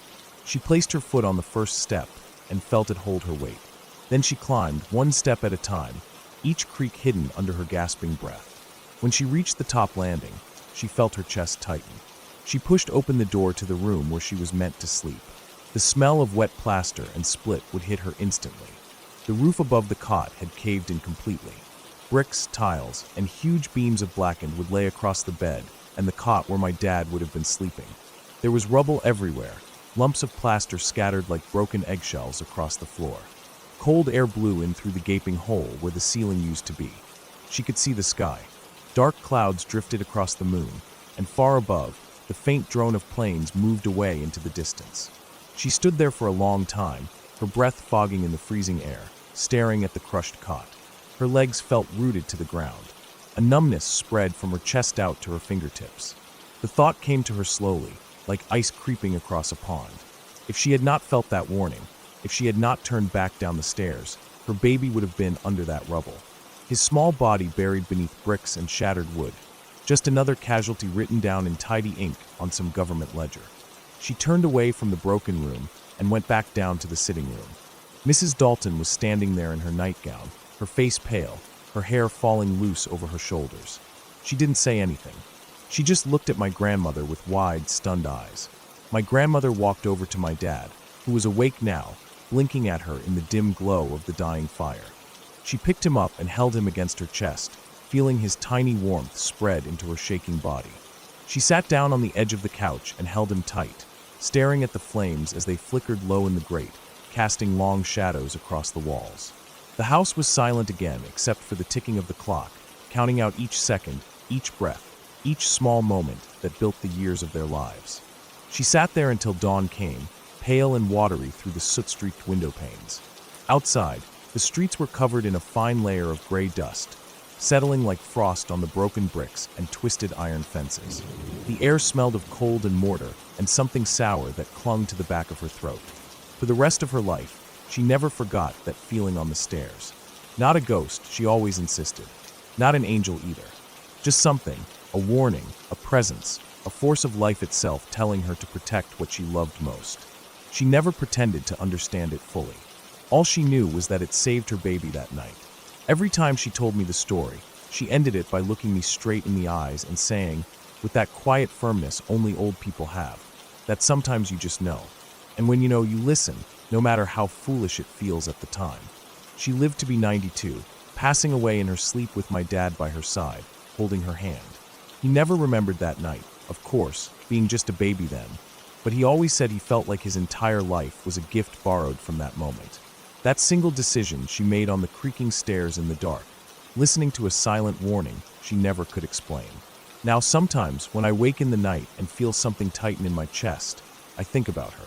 I think about those bombs falling over London, about her bare feet on dusty wooden stairs, about the cold night air on her face as she held her baby.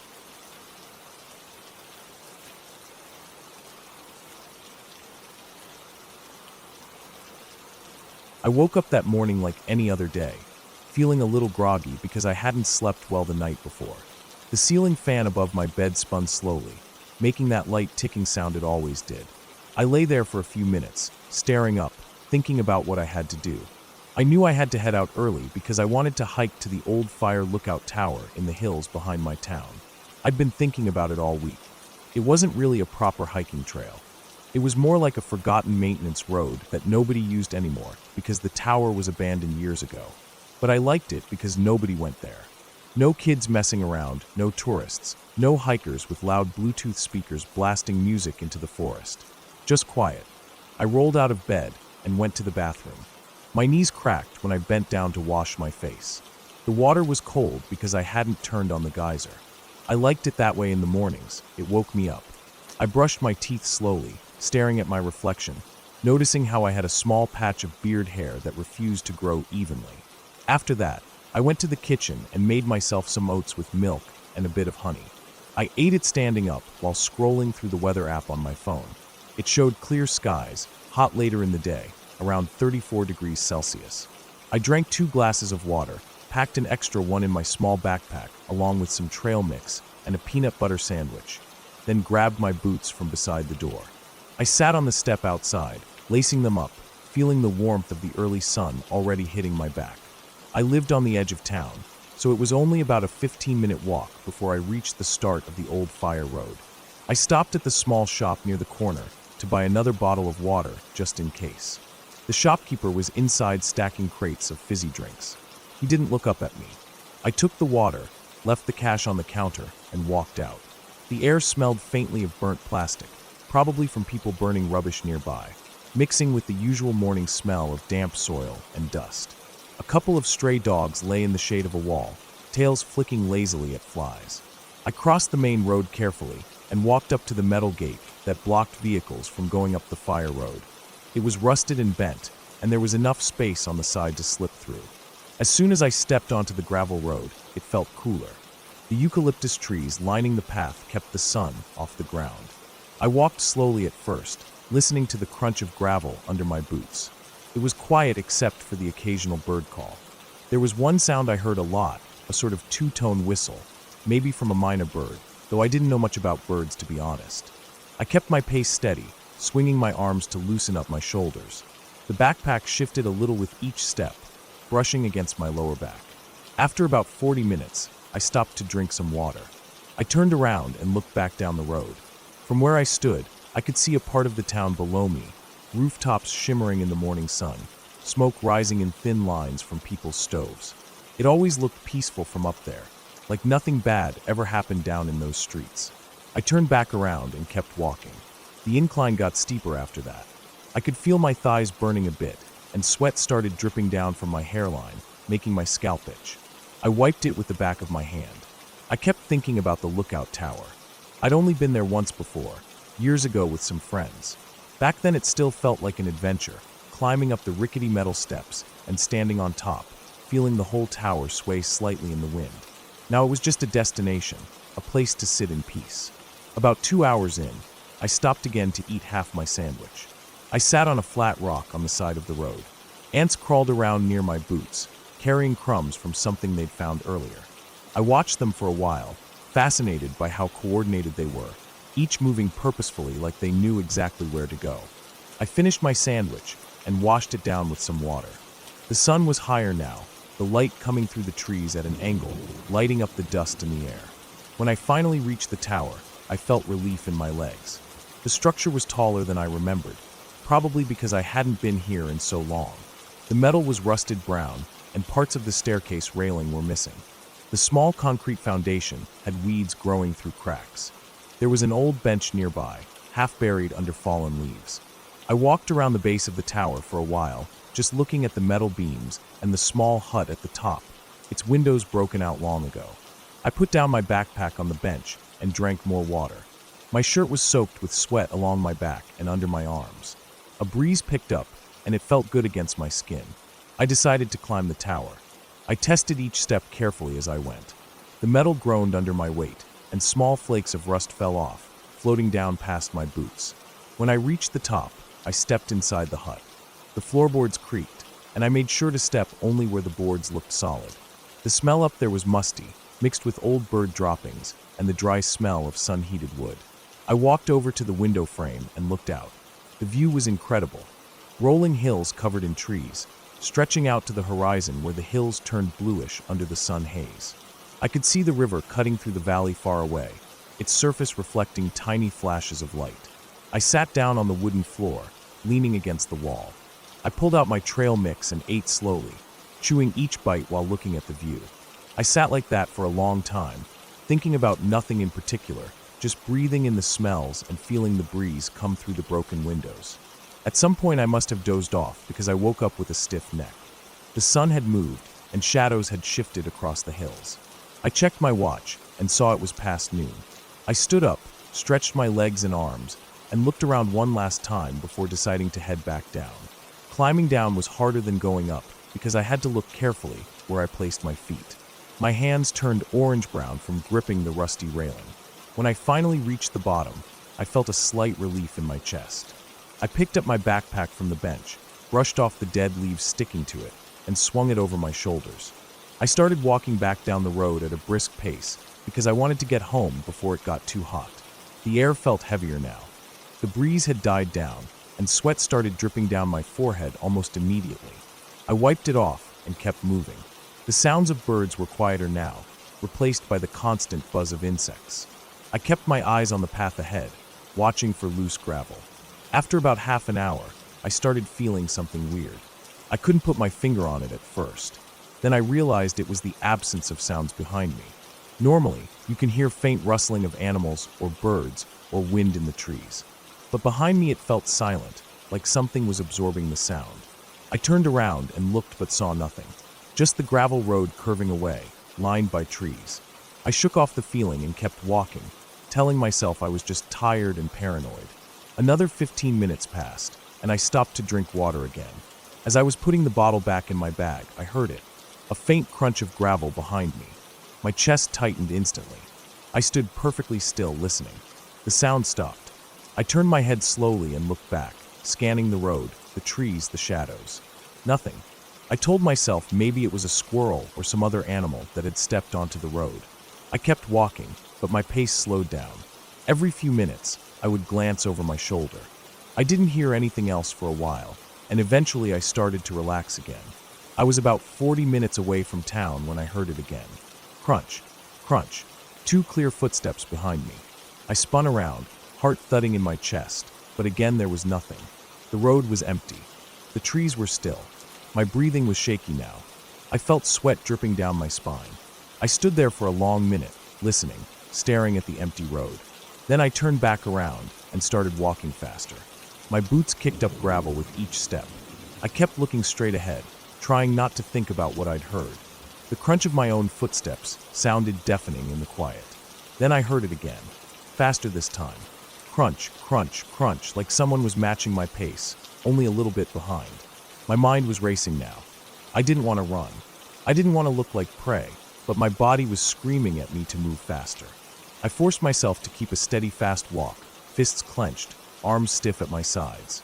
My shoulders felt tight, like they were trying to fold inward. I could hear my own breathing, ragged and uneven. The road ahead curved sharply to the left. I decided that as soon as I turned the corner, I would run. I didn't care anymore. As I reached the bend, I glanced behind me one last time. Nothing. Just the empty road, the trees, and the harsh sunlight slicing through gaps in the branches. I turned the corner and broke into a run, my boots thudding on the gravel, backpack bouncing painfully against my back. I ran until my chest burned, lungs felt like collapsing, and my throat was dry as sandpaper. Finally, I slowed down, panting, wiping sweat from my eyes with shaking hands. I turned around. Nobody was there. Nothing was following me. The road was silent except for the sound of blood pounding in my ears. I kept walking, slower this time because my legs felt like jelly. When I finally reached the metal gate at the bottom of the fire road, I almost collapsed against it. I stood there for a while, breathing hard, looking back up the road one last time. The trees were still, the shadows long and sharp in the afternoon sun. I slipped through the side gap and walked back toward town. By the time I reached the shop, I was almost completely calm again. I bought another bottle of water and drank half.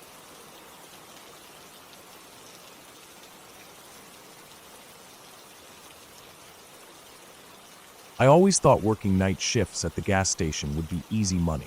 It wasn't like people were lined up at 3 in the morning to buy chips and cigarettes. Most nights were so quiet that the only sounds I heard were the humming of the freezers and the occasional gust of wind rattling the windows. I liked it that way.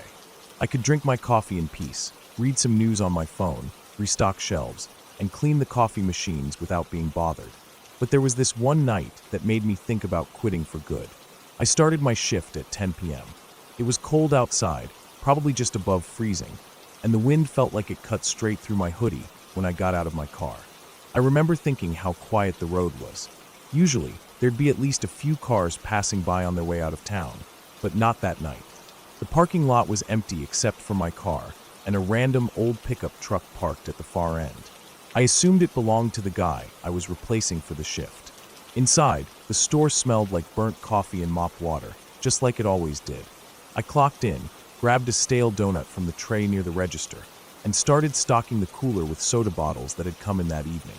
The guy I was replacing, Mike, left quickly, like he always did. He never said goodbye, never asked how I was doing. He'd just grunt and walk out with his backpack slung over one shoulder. I actually liked that about him. Less forced conversation, less pretending. The first few hours passed with nothing happening. I cleaned the bathroom, wiped down the counters, took out some trash. Around midnight, a young couple came in to buy some snacks and an energy drink. They paid with cash, left without saying anything besides a mumbled thanks, and drove off. The store was silent again. I sat down on the little stool behind the register and watched the security monitors for a while. We had 5 cameras, one facing the front counter, one at each of the 2 aisles, one in the back near the storage room, and one outside facing the pumps and parking lot. The black and white screens flickered every so often, making the empty aisles look creepier than they really were. I kept glancing at the outside camera. The pickup truck was still there, unmoved. I thought it was weird because Mike never drove a truck. He had a beat-up sedan. I tried to remember if the truck had been there when I arrived, but I couldn't be sure. Either way, it just sat there, old and rusty, the bed full of junk covered by a tarp weighed down with bricks. I figured it must belong to someone who left it there and walked home or something. Around 2 in the morning, I made myself another cup of coffee. The pot was nearly empty, and the coffee was burnt from sitting on the heater for too long, but I didn't care. I needed something warm to keep me awake. As I was stirring in powdered creamer, I thought I saw movement on the outside camera. Just a little flicker of something between the pumps. I set my cup down and leaned closer to the monitor. The camera quality was terrible, so all I saw was some grainy black and gray shapes. But it looked like someone was moving near the pumps, maybe behind the trash can.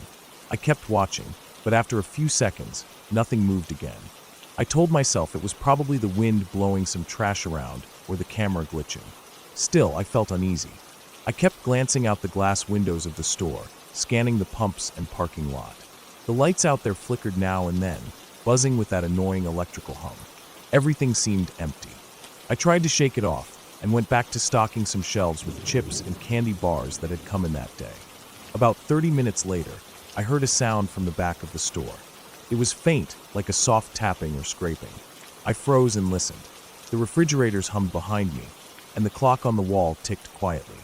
But then I heard it again. A faint scrape, like something dragging across the concrete floor. I walked towards the back, passing the coffee station and snack aisles. The sound stopped. I stood there, looking down the last aisle that led to the storage room door. Nothing. The store was empty, just like it always was at this time. I told myself it was probably a mouse or the building settling. I knew there were mice in the walls. I heard them at night sometimes, scratching behind the shelves. Still, I couldn't shake the feeling that someone was in there with me. I went back to the register and checked the cameras again. That's when I noticed it. The outside camera, the one facing the pumps, was now pointing slightly down. Instead of seeing the pumps and the truck, I could only see the concrete below the camera, lit up by the flickering lights above. My chest tightened. I knew that camera had been pointed at the pumps all night. Someone must have moved it. My hands started to sweat a little. I scanned the other cameras quickly. The aisles were empty. The storage room was empty. But on the outside camera that faced the parking lot, the old pickup truck was still there, dark and silent. I tried to calm myself down. Maybe the wind shook the camera loose. Maybe it was already like that, and I didn't notice before.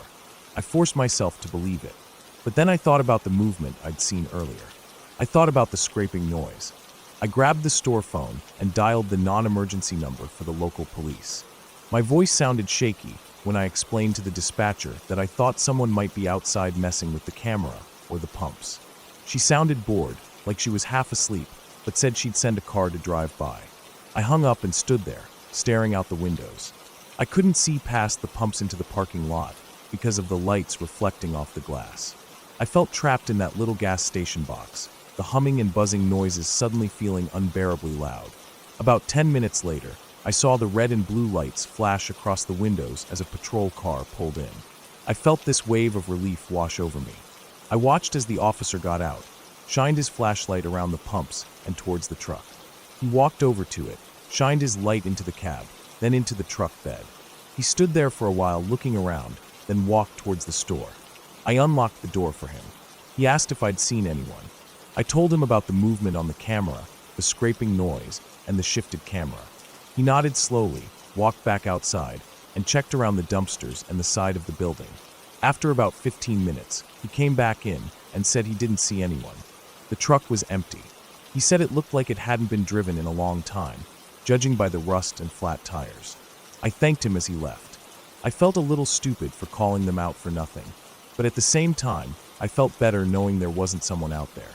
I spent the next hour behind the counter, sipping my terrible coffee, scrolling through my phone, and glancing at the cameras every few minutes. The sun started to rise around 5, a pale orange glow filling the eastern sky beyond the parking lot. I felt the tension in my chest start to fade as light filled the world again. My shift ended at 6. As I was clocking out, the morning guy, an older man named Greg, walked in. He was always cheerful, always talking too much, but that morning, I didn't mind. Hearing another human voice felt comforting after the long night. I told him about what happened. He laughed and said I probably saw a stray cat. I walked outside to my car, the cold morning air waking me up. The sky was getting brighter, streaks of pink and gold spreading above the flat horizon. I glanced over at the old pickup truck as I passed it. For some reason, I felt like looking in the window. I don't know why. Maybe I just wanted to prove to myself that it was empty like the cop said. I walked over and stood on my toes to look inside. The windows were so dirty I could barely see anything, but with the rising sun shining through the opposite window, I could make out the seats and dashboard. The cab was empty. No bags, no trash, nothing. Just 2 old ripped seats and a cracked dashboard covered in dust. I turned to walk back to my car, feeling silly. But then I noticed something under the truck. Near the back tire, something dark was sticking out onto the concrete. I bent down a little to look closer. It was a shoe, a brown leather boot, scuffed and dirty. I frowned and took a few steps closer. That's when I saw it. A leg, wearing faded jeans, stretched out under the truck bed. My stomach twisted as I walked around to get a better view. There was a man lying on the ground under the truck. His face was turned away from me, hidden by the edge of the tire. His arms were stretched out above his head, like he'd crawled under there and never came back out. His body was so still. I couldn't see him breathing. My hands were shaking as I pulled out my phone and called 911. I told them there was a man under a truck at the gas station, and I didn't think he was moving. They told me to wait there and not to touch anything. I stood there staring at his boots until the cops and ambulance arrived. They pulled him out from under the truck. He looked older, probably in his 60s, with long gray hair and a beard. His face was pale, his eyes closed. They said later that he'd been dead for at least a day, probably from exposure or some medical issue. He had no ID, just an empty wallet in his pocket. They never told me who he was or why he was under that truck. I couldn't stop thinking about him. All those hours I spent inside, watching the cameras, worrying about shadows and noises, and the whole time he was right there, only a few feet away, dead and alone under an old truck. I quit a week later. I told them I couldn't handle the night shifts anymore. That was partly true, but the real reason was because every time I closed my eyes, I saw his boots sticking out from under the truck. I thought about how he must have felt in his last moments, lying down there on the cold concrete, the world going on without him. How nobody even knew he was there. Now, every time I drive past that gas station, I can't help but look at that spot where the truck was parked. It's empty now, just cracked concrete with an oil stain. But in my mind, I still see him lying there, alone in the dark.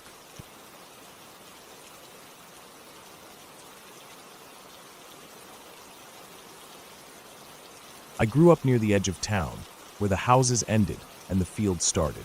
Behind our house, there was a narrow dirt road that ran along a line of broken-down old sheds and half-collapsed barns. Past that, it turned into empty pasture land that stretched for miles. There was a tree line about a mile back where the fields stopped and the woods began. My dad always told me not to go past the old fence that marked the edge of the pasture. But when I turned 15, I started pushing that line a bit. Most afternoons after school, I'd drop my bag inside, grab a slice of bread or whatever was left on the counter, and head out the back door before Mom could ask me to help with anything. I liked the quiet more than anything, just the sound of the wind pushing through tall grass and the crunch of my boots on dry ground. There was one place I liked best, about 20 minutes walk past the last barn. There was an old cattle chute out there, left to rot in a dip between two hills. It had rusted metal gates and warped wooden rails that leaned in at weird angles. Sometimes I'd sit on the rails, watch the sun go down behind the tree line, and imagine what it would be like to live out there alone, no voices except my own.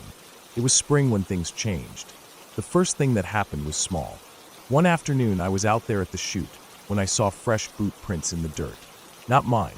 They came from the tree line and ended near the chute, then turned back the same way. I figured it was just someone from town cutting across the field, maybe a hunter or a ranch hand checking the fence. A week later, I found something else. I'd walked out farther than normal, almost to where the fence gave way to woods. I was picking my way along a line of old fence posts when I saw a pile of ashes next to one post. It looked like someone had burned something right there on the bare dirt. There were half-burned scraps of cardboard and what looked like the corner of a plastic tarp melted into black lumps. Around it were scraps of food wrappers and a few cigarette butts. I crouched there for a bit, poking at the ashes with a stick. It made me uneasy, but I told myself again it was probably just a hunter or maybe some kids hiding from their folks to drink cheap beer. But then I noticed something else. There were nails scattered around the ashes, bent nails, small rusty ones. Who burns trash and leaves nails behind? I didn't like thinking about it too much, so I went home early that day. For a while, nothing happened. I still went out there, but I stuck closer to the chute. I started leaving before the sun touched the trees. My mom liked that part. She'd always hated me staying out there past dark anyway. Then one Saturday I woke up before dawn. I couldn't sleep for some reason, so I got dressed and headed out to watch the sun come up behind the tree line. It was cold enough that I could see my breath. When I got out to the chute, I saw something that made my stomach twist. Tied to one of the old rails with baling wire was a dead rabbit. Its fur was patchy, like it had been skinned in places, and its head was missing. There were flies on it, even though the air was cold. I stood there for a long time just staring at it, my heart thudding in my neck. I wanted to believe a coyote did it, maybe left it there somehow, but the wire around its back legs was too neat for that. I didn't stay out there.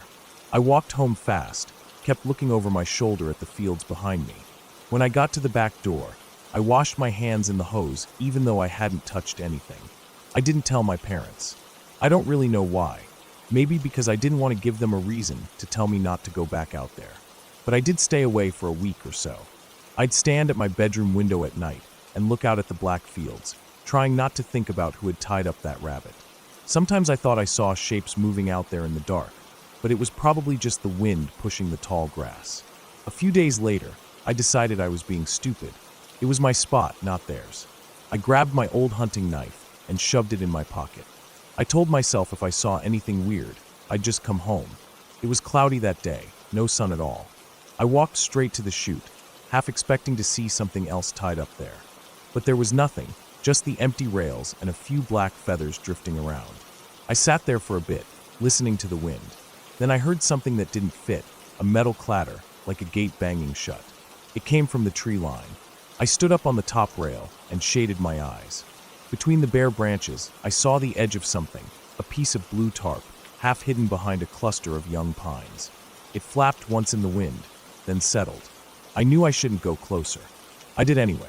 It felt like walking into another world when I stepped through the fence and into the trees. The ground was soft, layers of old leaves and wet pine needles. I moved slow, trying not to snap branches under my boots. The closer I got, the more I saw. The tarp was stretched over a low frame made of saplings lashed together with twine. Under it was a sleeping bag, filthy and half-zipped open. There were beer cans crushed flat around it, some empty food cans, a little pile of burned logs. I could smell something sour under the cold pine smell, sweat, maybe something rotting. My heart was pounding so hard it made my ears ring. I didn't hear anything else at first, but then I picked up the sound of breathing. Slow, wet breathing. It was coming from behind the tarp. I froze, crouched low behind a tree. The breathing stopped. For a second there was no sound at all except my heartbeat. Then I heard a sniff, like someone clearing their nose. Then the slow shift of weight, a boot scuffing damp leaves. I didn't wait to see who it was. I turned and slipped back the way I'd come, stepping as quiet as I could. When I cleared the tree line and hit the fence, I climbed over so fast I scraped my knee open on a splintered post. I didn't look back. I ran all the way to the chute, then all the way home, lungs burning. I went straight to the bathroom and washed my hands again, even though I hadn't touched anything. I sat on the edge of the tub for a long time, knee throbbing, trying to get my breathing back to normal. I didn't go out there again for almost a month. When I did, it was because I wanted to see if they were still there. I don't know why, maybe to prove it was just some drifter passing through. I told myself if the tarp was gone, that would be it. I went on a Sunday afternoon when the sky was wide and clear. The grass was dry and rattled under my boots. I went straight to the tree line and stopped at the fence. I couldn't see the tarp anymore, so I climbed over and worked my way in. When I got close, I saw right away that the tarp was gone. The frame was still there, but the sleeping bag was shredded open, its stuffing scattered around like white feathers. There were more cans now, and something else, a stack of small bones arranged in a circle on an old piece of cardboard. I leaned closer and saw they were bird bones. The skulls were laid in the middle of the circle, facing out. I backed away, careful not to step on any of it. I felt like my throat was closing up. I turned to leave, but then I saw it, a length of baling wire hanging from a tree branch. At the end of it was a scrap of something dark and wet. I didn't look too close. I just turned and walked fast, but not so fast I'd make noise. I didn't run until I cleared the tree line. That night I lay in bed staring at the ceiling. I didn't want to tell my parents. I couldn't explain it without them thinking I was the one who did it. I thought about calling the sheriff's office, but what would I say? Some weirdo camping in the woods? It's not illegal to sleep under a tarp. The bones and wire weren't enough to matter to anyone but me. A few nights later, I woke up to the sound of the back gate rattling. We didn't have a dog, just a rusted old latch on a sagging gate that only moved if you pushed it. I lay there holding my breath, listening. The wind was still. I could hear the low squeal of the gate moving back and forth, then a soft thump like a boot heel on dirt. I stayed awake until the first light came through the curtains. I didn't sleep the next night, or the one after that. A week later, my dad found the back gate wide open when he went out to check the well pump. He yelled at me for leaving it unlatched. I told him I hadn't been out there. He just looked at me like he didn't believe it. The next day, I put an old broom handle through the latch, so it couldn't swing open. I lay awake again that night, listening. Nothing. Another week went by. No sounds, no gate moving. I thought maybe it was over. Whoever it was had moved on. Then one night, I woke up with the taste of metal in my mouth. I sat up in bed and realized the bedroom window was cracked open an inch. I never left it open. We didn't even have screens on those old windows. I got up and closed it, locked the latch, then stood there with my ear pressed to the glass. I didn't hear anything. I stayed like that for a long time, breathing through my mouth, feeling the sweat on my neck turn cold. I didn't sleep the rest of that night. The next day I told my dad I wanted to move my bed to the other side of the room. He didn't ask why. The last time I saw anything was a month after that. It was late May, warm enough that the fields were full of fireflies at night. I was standing in the kitchen drinking water when I saw movement through the back window. At first I thought it was just one of our neighbor's dogs, but then I saw the shape stand up straight from behind the old tool shed. It was a man, thin and long-limbed, wearing a coat too big for him. He looked like a piece of shadow peeling away from the shed. He didn't come closer. He just stood there. I could feel him looking at the house. I turned off the kitchen light and stood in the dark, watching him. He turned after a while and walked along the fence line, back toward the fields. I watched until he was gone. I didn't see him again after that. My dad put up a new section of fence that summer, taller and straighter, with a padlock on the back gate. I didn't go back to the chute or the tree line again. I spent the rest of that summer inside, or riding my bike into town instead. Sometimes I think about what would have happened if I'd stayed out there that day.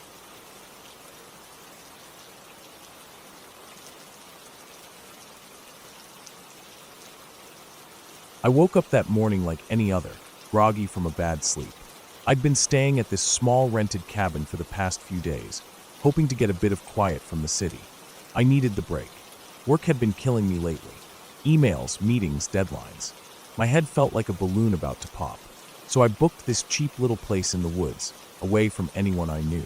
It was an old cabin, not the fancy Airbnb type. Just a narrow wooden structure with a tin roof, a porch with 2 broken chairs, and a wood stove that smelled like burned sap when lit. There was no signal unless I walked up the ridge behind it. That morning, I woke up at around 6, when it was still a bit dark. I didn't bother making breakfast right away. I just sat up in bed for a while, staring at the dusty window across the room. The light was barely coming through the trees outside. Everything felt damp, like the world was sweating. My blanket was bunched up under my knees, and my back ached from the thin mattress. I sat there scratching my head and thinking about how I should maybe go home early and catch up on work. But I didn't want to. I didn't want to hear cars or neighbors or the hum of my fridge again. I wanted to stretch these last days of peace. Eventually, I got up and pulled on my jeans from the floor. They felt stiff. I hadn't showered since I got there, and the humidity made everything feel gross. I put on my shoes without socks, grabbed my empty thermos, and stepped out onto the porch. The boards creaked under me. A squirrel darted up a pine tree just off to the left. The air smelled like wet bark and the cold ashes from last night's fire pit. The sun was coming up in thin orange strips through the treetops. I took a deep breath and felt a bit more awake. I decided to make some coffee and go for a long walk down the trail I'd seen the day before. There was a thin path leading down behind the cabin into denser woods. I hadn't gone far down it yet, but the owner had said in the listing that there were old logging roads deeper in. I liked the idea of walking where nobody else was, where it felt like I could disappear. I boiled water on the little propane burner, poured it over the instant coffee, and drank it as I stood on the porch. It tasted like dirt. I didn't care. I just wanted caffeine. By 7, I was walking down the trail, holding my thermos in my hand. The path was soft with old pine needles and damp soil. My shoes were already wet within 10 minutes from brushing against ferns and grass. The forest felt huge around me, all brown trunks and green darkness. Sometimes I could hear birds calling out, little quick notes that echoed off somewhere I couldn't see. The trail sloped down for a while, then leveled out into a small clearing with some overgrown blackberry bushes. I noticed a deer trail branching off to the right, but stayed on the clearer path. I didn't want to get ticks all over my legs. After about 30 minutes, I came to a spot where the trees thinned out and I could see further ahead. The path turned into what must have been an old road once. It was wide enough for a truck, though trees had grown up in the middle of it. There were broken branches and fallen logs everywhere. To my left, there was a long, steep drop down into a ravine. I could hear water trickling down there, hidden under brush and stones. To my right was a mossy hillside with ferns so big they came up to my chest. The air felt colder here, with shadows still lingering even as the sun rose higher. I kept walking down the road. Every now and then I saw old beer cans rusted half into the dirt, or shattered green glass from bottles thrown decades ago. Once I saw a pair of torn blue underwear, tangled in blackberry vines, sun-bleached almost white. I thought about how many people came down here to drink or camp and just left their crap everywhere. There were shotgun shells too, bright red against the brown soil. Mostly spent, but 1 or 2 still looked unused, swollen from rain. After a while, the road curved again and went uphill. I was sweating now, my hair sticking to my forehead. My shirt clung to my back. I stopped to sip the last of my coffee and set the thermos down on a stump for a second. I stretched my arms up, feeling my shoulders crack. That's when I heard something down the road ahead of me. It was faint at first, like a stick breaking underfoot. I thought maybe it was a deer or an elk. I stood still and listened. Then I heard it again. Another branch snapped, but it didn't sound like an animal. It sounded like someone stepping on it. Slow, heavy. I felt my stomach tighten. The hairs on my arms rose up. I waited. For a while, it was quiet. Just the sound of wind moving through the high branches, a whispering sound that filled everything. I bent down and picked up my thermos, then started walking again, a bit slower this time. I kept looking ahead, trying to see around the bend up the road. After about 10 steps, I froze again. There it was, another branch cracking. Then silence. Then another. Closer this time. I don't know why, but I felt scared. My chest felt tight, and I could hear my own breathing too loud in my ears. I stood there looking down at the dirt road in front of me, not moving. I don't know how long I stood like that. Maybe a full minute. Maybe less.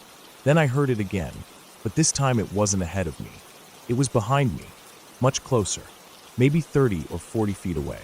It sounded like a foot scuffing against the dirt. I turned around quickly. My mouth felt dry, and my heart was pounding so hard I could feel it in my neck. I scanned the trail behind me. Trees, ferns, nothing else. I squinted, trying to see into the shadows. Then I saw movement. A figure stepped out from behind a tree about 50 feet back down the road. I couldn't see his face clearly because of the shadow from the trees above him, but he was wearing dark clothing, black pants, a brown coat, and a hood pulled up over his head. He was holding something in his hand, a long stick or maybe a tool. I couldn't tell. We just stood there looking at each other for a moment. I felt my knees shaking. I didn't know what to do. My first thought was to say something, but then I remembered there was nobody else out here. Nobody to hear me if something went wrong. The way he was just standing there, not waving, not nodding, nothing, it felt wrong. He didn't move. He just stood there, staring at me. Or I assumed he was staring. I couldn't see his eyes under the hood. I turned away and started walking up the road, faster this time. My feet crunched over gravel and dead leaves. I didn't run because I didn't want to trip or look like prey. I kept glancing over my shoulder every few seconds.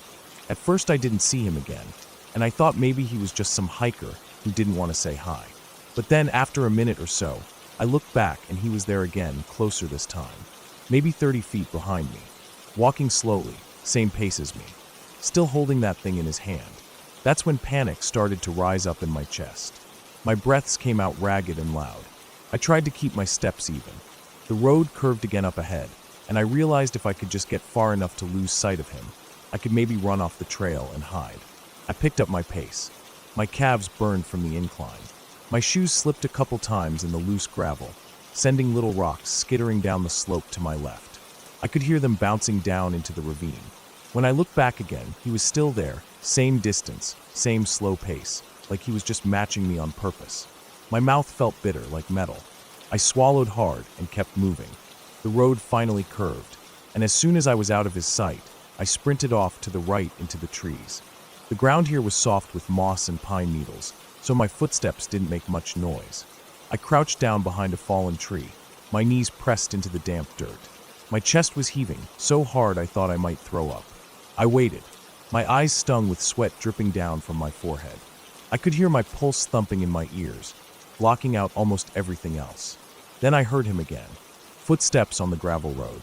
Crunch, crunch, slow, even steps. He was walking past where I had turned off. I couldn't see him through the thick brush, but I could hear him. Each step sounded like it landed right in the center of my chest. I held my breath. He kept walking for a while. Then he stopped. I waited. It was silent for so long. My thighs started cramping up from crouching. A mosquito landed on my cheek, but I didn't move to swat it. I could feel it biting, the tiny sting spreading out under my skin. Then I heard the footsteps again. This time they were coming towards me, but not on the road. On the moss. He was off the road now, walking into the forest, towards where I was hiding. My breath caught in my throat. I slowly turned my head, looking through the ferns. I saw him then, about 20 feet away, weaving between the trees. He wasn't looking directly at me. His hood was down now. He was older, with gray stubble on his cheeks and dark eyes. His coat was unzipped, showing a dirty white undershirt. In his right hand, he was holding a rusted hatchet.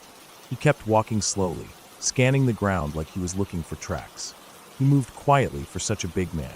I pressed my back tighter against the fallen tree, feeling the wet bark soaking through my shirt. My heart was beating so fast I felt dizzy. He walked past me, maybe 10 feet away, then stopped. He turned his head slowly, scanning the trees behind him. His eyes passed right over where I was hiding. I could see his chest rising and falling, slow and calm. He didn't look scared or rushed. He just stood there for a while, listening. Then, without warning, he turned and walked back towards the road. I waited, counting the seconds in my head. 10, 20, 30.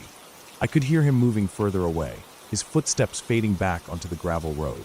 I stayed crouched there for what felt like forever. My legs were numb. My fingers were shaking so bad, I had to clench them into fists to stop them from rattling against the wood.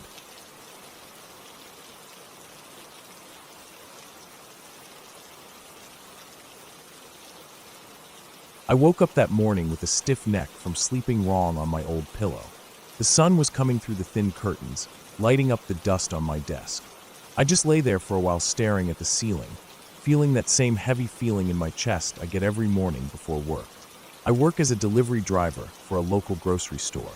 It's not too bad most days. You just drive, drop things off, smile, and leave. But it's tiring. You're always carrying crates of milk or potatoes up steps, and people don't tip anymore like they used to. That morning I made some tea and sat in my little kitchen, staring out at the brick wall of the next building. I always leave my window open a crack even if it's cold, because the kitchen smells like old onions otherwise.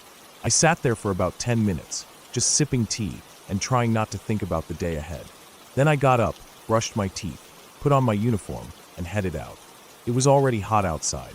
Summer mornings in the city are the worst. The streets stink of garbage that's been cooking under the sun, and you can smell dried piss everywhere. I walked down the concrete steps from my apartment, stepping over a crushed beer and someone left on the landing, and out onto the sidewalk. My van was parked right outside. It's an old white delivery van with our company's stickers peeling off the sides. I unlocked it, got in, and turned the key. The engine coughed like it always does before it starts up. I just sat there for a second with my forehead on the steering wheel, breathing in the smell of stale coffee cups and cardboard. Then I sat up, put it in drive, and headed off to the store to load up. By noon I was sweating through my uniform shirt. I had made 4 deliveries already, and I was driving back to the store for the 5th pickup. My phone buzzed in the cup holder with the next address. I glanced at it at a red light. It was an address on the edge of town, near that industrial area with the old warehouses and empty lots. I felt a little annoyed, because going out there meant I'd have to come all the way back to the store afterwards, wasting more time. When I got back to the store, the crates were ready. 2 large boxes of canned food, some milk cartons, and a 25 kilograms bag of rice. I loaded them into the back carefully, making sure they wouldn't fall over. Then I checked my phone again. The address was for a little grocery stand at the edge of an empty lot. I didn't even know they ordered from us, but I shrugged. Work is work. I drove out towards the industrial area. The streets there are quiet, with cracked asphalt and grass growing through the edges. On both sides there are chain-link fences with barbed wire on top, surrounding crumbling brick warehouses. I drove past an old factory with boarded windows and graffiti all over it, then turned down a narrow road lined with potholes. I saw the little grocery stand at the end. It was basically just a metal container painted green, with a sliding window for customers. The lot around it was empty except for weeds and an old rusted trailer with no wheels. I pulled up beside it and turned off the engine. The sun was high and it was blindingly bright. Heat was coming off the asphalt in waves. I got out and slid open the van's back door. I grabbed the first box of cans and carried it to the stand. The metal container was locked up, the window shutter down. I set the box down and walked around to see if anyone was inside. There was no bell to ring or anything. I knocked on the metal door, but it just echoed with a dull, empty sound. I tried calling the number on the order slip, but it just rang and rang. I sighed. I hate it when customers aren't ready. It means I stand there in the heat wasting time. I walked back to the van and sat in the driver's seat, cranking up the AC. I sat there staring at the empty lot. In the far corner, there was a patch of trees and bushes that had overgrown a fence. Just past that, I could see the top of an old billboard frame, rusted and bent. Everything was silent except for insects buzzing. After 10 minutes, I decided to wait outside by the container. I leaned against it in the shade, wiping sweat from my neck. That's when I noticed something in the trees. At first, it was just movement, like branches swaying. Then I saw that someone was standing there, half hidden behind a tree trunk. I couldn't see their face, just their silhouette against the sunlit brush. I stared for a moment, feeling that little spike of unease in my stomach. I raised my hand and waved. The person didn't move. They just kept standing there. I felt embarrassed, thinking maybe it was just a homeless guy taking a nap there, and I had disturbed him. I turned away, pretending not to care, and went back to the van. Another 5 minutes passed. No one showed up to open the grocery stand. I was about to leave when I glanced back at the trees. The person was gone. I scanned the lot, half expecting them to have come out towards the stand, but there was no one. I sighed and decided I'd unload everything anyway and leave it by the door, then call dispatch to tell them. I didn't want to carry everything back into the van, so I started unloading. I carried the milk cartons over, then the second box of cans. As I was bent over picking up the rice bag, I heard footsteps behind me on the gravel. I turned quickly. There was no one there. I looked around the side of the container, but the lot was empty. The heat was making me dizzy, and my shirt was soaked down my back. I picked up the bag of rice and hoisted it onto my shoulder. I took 2 steps towards the container door when I heard something again. This time it wasn't footsteps. It was a voice, or at least a sound like someone trying to speak. I froze. It came from behind the rusted trailer. I stood there, holding the rice bag, listening hard. My heart was beating in my throat. The sound came again, like someone saying a word over and over, but too quiet to understand. I put the rice bag down gently and stepped around the trailer. The ground there was covered in broken glass and weeds.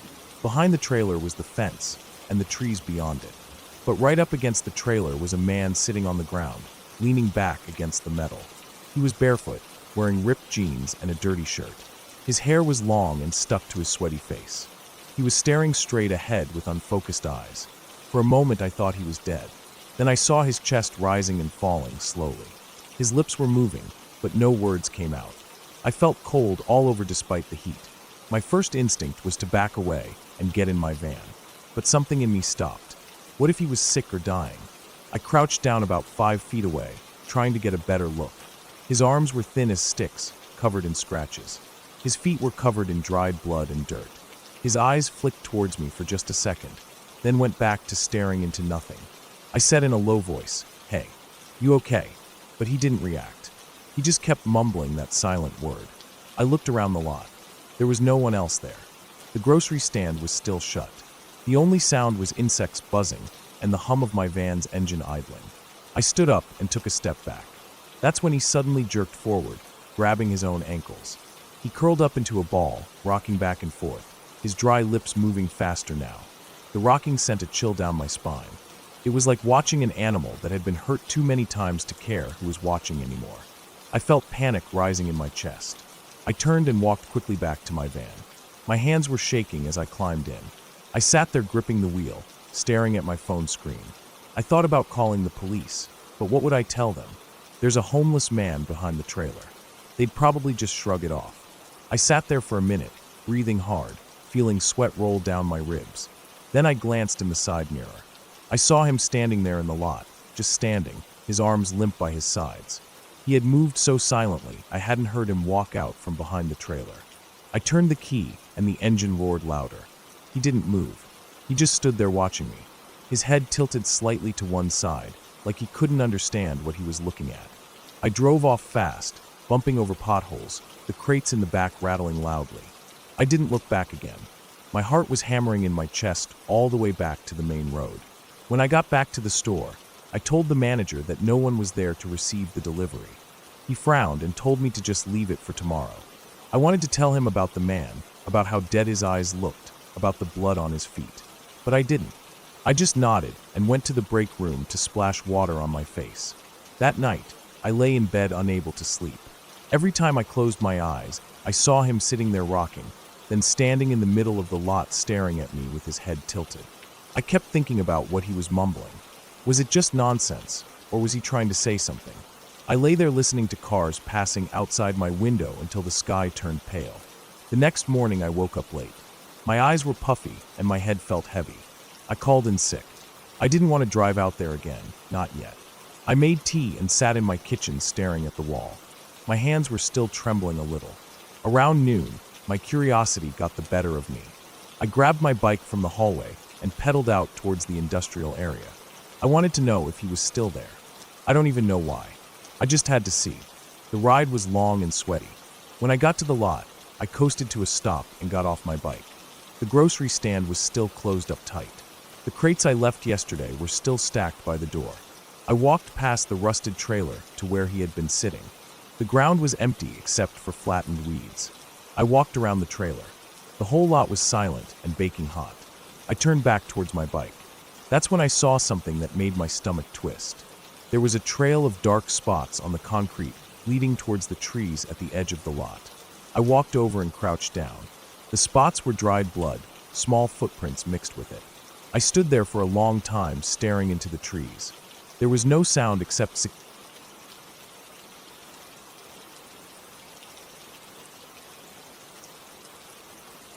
I woke up that morning feeling tired. I hadn't slept well the night before. My back hurt from the old mattress. and I was already annoyed before I even stepped out of bed. I looked at my phone and saw it was only 5:23 a.m. I lay there for a while, staring at the ceiling, trying to convince myself to get up. Eventually, I sat on the edge of the bed and rubbed my eyes until my vision cleared. I felt that deep, tight pain in my chest that comes with waking up too early, like my body was refusing to accept the start of the day. I lived alone in a small house on the edge of town. My backyard led straight into a patch of woods. It wasn't a big forest or anything, just a stretch of trees that separated the neighborhood from the farms further out. It was quiet there, and most days I liked that. I liked the way the trees looked in the early morning when the sun was still behind them, and everything had that gray-blue shadow over it. I got up, stretched my arms over my head until my shoulders cracked, and walked into the kitchen.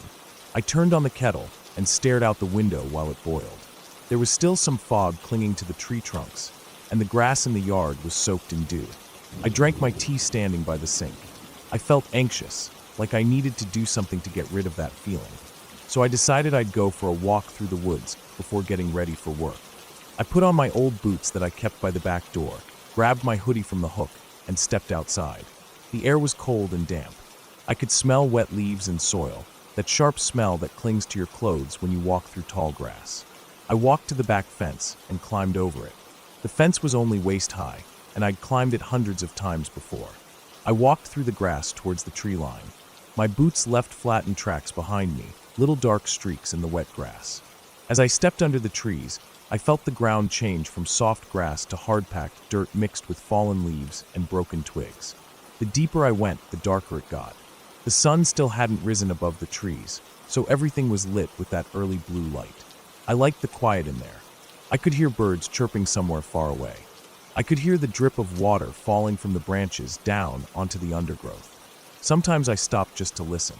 It made me feel calmer, like all the noise in my head got quiet when I was out there. I kept walking for a while, not really thinking about where I was going. I knew these woods well enough to not get lost. The ground sloped down a bit, then rose up again towards a small hill with older trees on top. Their roots stuck out through the dirt, thick and twisted like ropes. As I walked up the slope, I noticed something ahead of me on the path. At first I thought it was just a fallen branch, but as I got closer I saw it was a small dead animal. A raccoon or maybe a possum. Its body was twisted at a strange angle, its fur matted and wet. I stepped around it carefully, trying not to look too long at its face. Its eyes were half open, and its mouth hung slack. I felt a tight feeling in my stomach, but kept walking.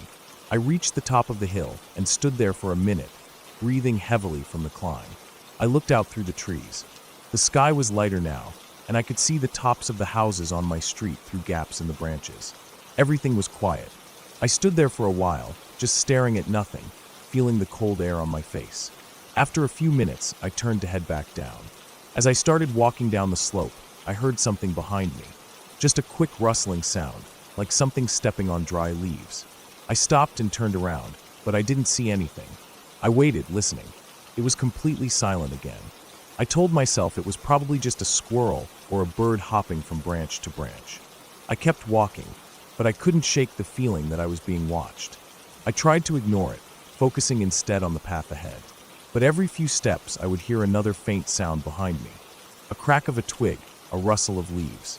Each time I stopped and turned around quickly, scanning the trees, but there was nothing. The feeling was starting to crawl up my neck now, that tight, cold grip of fear spreading through my chest. I walked faster, trying not to look back. My breath was coming out in little white clouds now as the air stayed cold around me. The woods felt darker, even though the sun was rising. I kept my eyes down on the path, watching the dirt and leaves move under my feet. Then I heard it again, closer this time. A definite crunch of dry leaves, like a footstep. I turned around quickly, scanning the trees. I still didn't see anything. My heart was beating so hard in my chest it almost hurt. I stood there for a while, staring into the trees, trying to control my breathing. I didn't want to run. I felt like if I started running, whatever was there would chase me. So I forced myself to keep walking at a normal pace.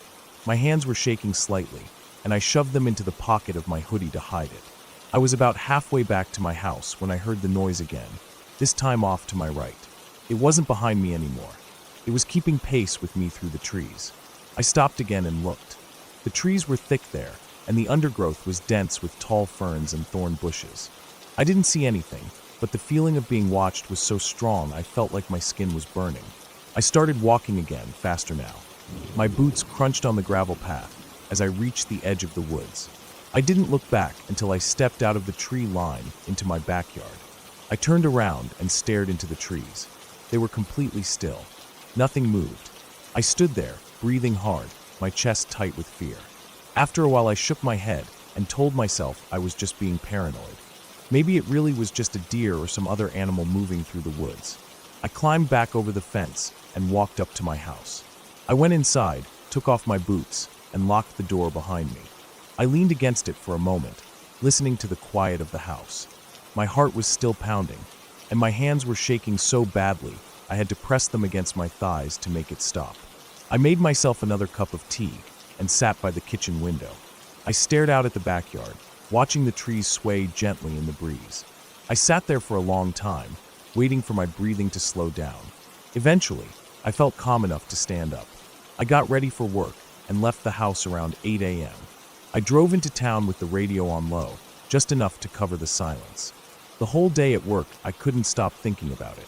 Every time I closed my eyes, I saw those trees and felt that cold grip of fear again. That evening, when I got home, I went to the backyard again. The sun was setting behind the trees, turning the sky orange and pink. I stood there for a while, staring into the woods. Everything was quiet. I walked along the fence, checking for any signs that someone had been there. I didn't see anything unusual. No broken branches, no footprints in the dirt. I went back inside and made myself dinner. I ate in front of the TV, trying not to think about it. When I went to bed that night, I lay awake for a long time, listening to every little sound in the house. Every creak of the floorboards, every gust of wind against the windows made my chest tighten with fear. I kept thinking about that feeling in the woods, like something was watching me.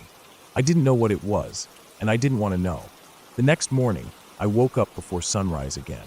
My body felt heavy and tired, but I got up anyway. I walked into the kitchen and looked out at the trees. The sky was still dark behind them. I stood there for a long time, drinking my tea, staring into the woods.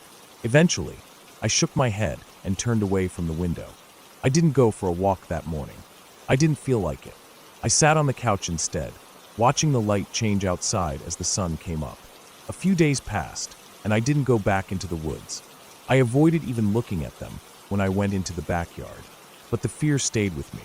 Every time I closed my eyes, I saw those trees, felt that cold grip in my chest again.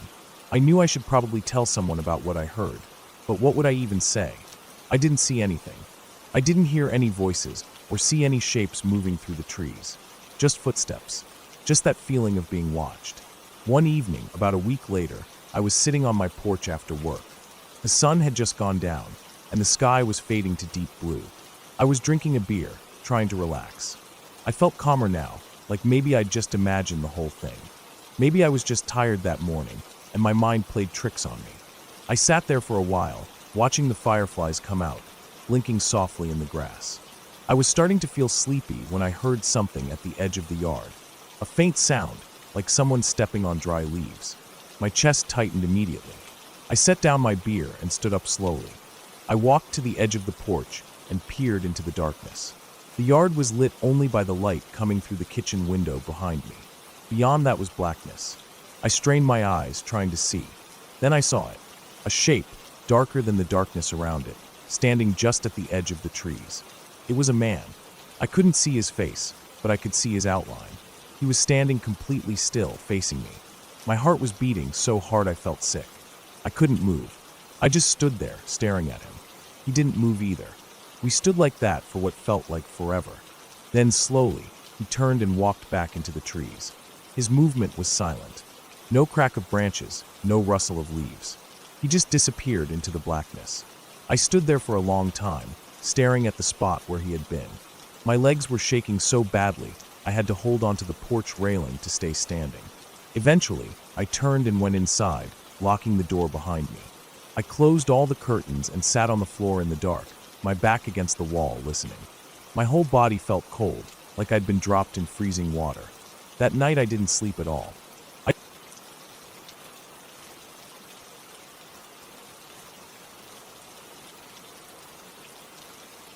I woke up early that morning, around 5:30, before the sun had even come up. My room was still dark, but there was that faint blue light outside, the kind that tells you dawn is coming soon. I got up, feeling that stiffness in my lower back from the old mattress, and shuffled over to the kitchen to make some coffee. The floor felt cold under my feet, and I thought about the cracked tile that I had meant to replace, but kept putting off. The house felt quiet, almost too quiet, like even the fridge wasn't humming like it normally did. I stood there for a moment, waiting for the coffee to brew, staring out the little kitchen window that looked out onto the field behind my house. I live about 15 minutes out of town, just on the edge of where the houses stop and the fields start. My property isn't huge, just under an acre, but there are no fences, and it blends into the farmland behind it. Beyond the fields there's a line of trees, a thick stand of pines and cottonwoods that mark the beginning of a larger patch of woods that goes on for miles. There's a narrow dirt road that runs along the edge of my property and cuts through the fields before disappearing into the trees. I've walked it a few times when I was feeling restless, especially in the evenings when the sun sets behind the trees and the sky turns orange and pink. But I've never gone too far into those woods. Not because I was scared, really, but because there's nothing back there. Just trees, bugs, old branches on the ground, the smell of moss and pine needles. I sat at my small kitchen table with my coffee, feeling the steam on my face and letting my thoughts drift. I had the day off work. No errands, no responsibilities. I thought about maybe mowing the patchy grass in the yard, maybe cleaning out the shed, or fixing the light that flickered in the hallway. But after I finished my coffee and ate some toast, I decided I'd go for a walk down that dirt road again. The air felt cool but heavy with moisture, and I could see fog hanging low over the fields. It felt calm, peaceful, like I was the only person awake in the whole world. I pulled on my old hiking boots, the ones with a tear along the side that let in water if I stepped into a puddle, and grabbed a light jacket. I didn't bother locking the door. Out here, no one ever came by, and if someone did, they'd have no reason to come inside. I stepped onto the porch, feeling the worn wood under my feet creak slightly. The smell of wet dirt hit me right away, mixed with cut grass and morning dew. I took a deep breath, letting it fill my lungs, feeling awake in a way that only early mornings ever make me feel. I walked down my gravel driveway, hearing the crunch under my boots, then stepped onto the dirt road. The fog was thicker out there, curling around my legs as I walked. I could hear birds starting to chirp in the trees far off, but otherwise it was silent. Just me, my footsteps, and the damp quiet of early morning. As I walked, I looked around at the wet grass, little spider webs hanging between the stalks, catching the fog like tiny nets. There were deer tracks in the mud, some fresh, leading from the field into the woods. I followed the road slowly, feeling no rush, just wanting to be outside, breathing fresh air, moving my legs. The road started to narrow as it reached the tree line. The fog was thicker there, pooled under the branches like smoke. I stopped for a moment, staring into the trees. It felt darker there, even though the sun was starting to rise. The shadows were deep, almost black, and the trunks stood in rows like silent watchers. I hesitated. Part of me wanted to turn back, go home, make a second cup of coffee, maybe read a book. But another part of me felt pulled forward, like I needed to keep walking, just to see what was there. So I stepped off the road and into the trees. Right away the ground changed under my boots. Instead of packed dirt, it was layers of fallen pine needles, soft and spongy. It smelled stronger in there too, damp wood and old leaves and something earthy that clung to the back of my throat. I kept walking, ducking under low branches, stepping over fallen logs. The fog thinned a bit under the canopy, but still drifted in small patches, like ghosts clinging to the tree trunks. I could hear little sounds, twigs snapping under my boots, birds rustling high above me, something small scampering through the underbrush. I don't know how long I walked, maybe half an hour. I wasn't checking my phone. I wasn't thinking about the time. I was just walking, feeling my body wake up with each step, feeling that satisfying ache build in my thighs and calves. I came to a small clearing, just a flat patch of dirt where the trees opened up and let in a bit more light. The fog was lifting, and I could see the sun starting to pierce through in thin golden beams. It was beautiful in a quiet, ordinary way. I stood there for a while, breathing hard, letting my heart slow down from the steady climb up a small rise in the ground. That's when I noticed something strange. There was a smell. At first I thought it was just the usual rotting leaves and damp wood, but as I stood there it hit me stronger. It smelled sour, almost metallic, like rust mixed with rotting meat. I wrinkled my nose, scanning the clearing, trying to see where it was coming from. I walked slowly around the edge, looking down at the ground. Then I saw it. At first it just looked like a dark pile under some bushes near the far edge of the clearing. But as I got closer, I saw it was a deer, or what used to be a deer. Its body was twisted at an unnatural angle, legs bent under it like broken sticks. Its eyes were gone, just empty sockets staring at nothing. The smell coming off it made me gag, sharp and thick and sour-sweet. There were flies all over it, crawling in and out of the sockets, buzzing around its matted fur. Its belly had been torn open, and I could see dark shapes inside, parts of organs, strips of flesh clinging to broken ribs. I felt bile rise in my throat, and I turned away, swallowing hard, tasting acid. I backed up a few steps, feeling my foot slip on wet pine needles. My heart was pounding now, fast and heavy. There was something about the way the deer was lying there that felt wrong. Like it hadn't just died. Like something had ripped it apart and left it there. I glanced around the clearing again, suddenly feeling very exposed. The quiet felt different now. Heavy, pressing in on me. I could hear my own breathing, sharp and loud. I told myself it was probably a coyote, or maybe a bobcat. There were bobcats out here, even though people rarely saw them. But the way the deer was torn open felt violent, in a way I couldn't explain. I felt a shiver crawl up my spine and settle between my shoulders. I turned and started walking back the way I had come, faster now, almost jogging. Every snapping twig behind me made me flinch. My eyes darted from shadow to shadow, scanning for movement. I kept imagining something following me, just out of sight, watching me with cold, hungry eyes. I don't know how long it took me to get back to the dirt road. My lungs were burning, and my legs felt heavy. I forced myself to slow down once I reached the road, looking back into the trees. I saw nothing but shadows and branches swaying gently in the morning breeze. But that feeling stayed with me. The feeling that something was out there, something silent and patient. I walked home quickly, my boots leaving muddy prints on the gravel of my driveway. When I got inside, I locked the door behind me, something I never usually bothered to do. My heart was still pounding as I poured myself a glass of water, my hand shaking slightly. I sat at the kitchen table, staring out the window at the line of trees in the distance. The sun was fully up now, burning off the last bits of fog, lighting up the field with soft gold. I spent the rest of the morning cleaning the house, trying to distract myself, but my mind kept drifting back to that clearing, to the smell, the sight of that torn open body, the emptiness of those eye sockets. Later in the afternoon, I called a friend who hunts sometimes and asked if he had ever seen deer killed like that. He told me coyotes usually go for the soft parts first, and bobcats or cougars will drag prey away to eat in private. He said maybe it was just injured and crawled there to die, and scavengers found it after. He sounded casual about it, but something about it didn't sit right with me. That night I couldn't sleep. Every sound outside made me sit up in bed, listening hard. The wind rattled the side of the house, the branches scraped against the siding, and I lay there in the dark staring at the ceiling, feeling my heart beat in my throat. At some point I must have drifted off because I woke up to the bright morning sun streaming through the window. I made coffee again, feeling heavy and tired. I sat at the table, staring out at the field. Everything looked normal, peaceful. Birds were flitting around the grass. The trees stood silent and still in the distance.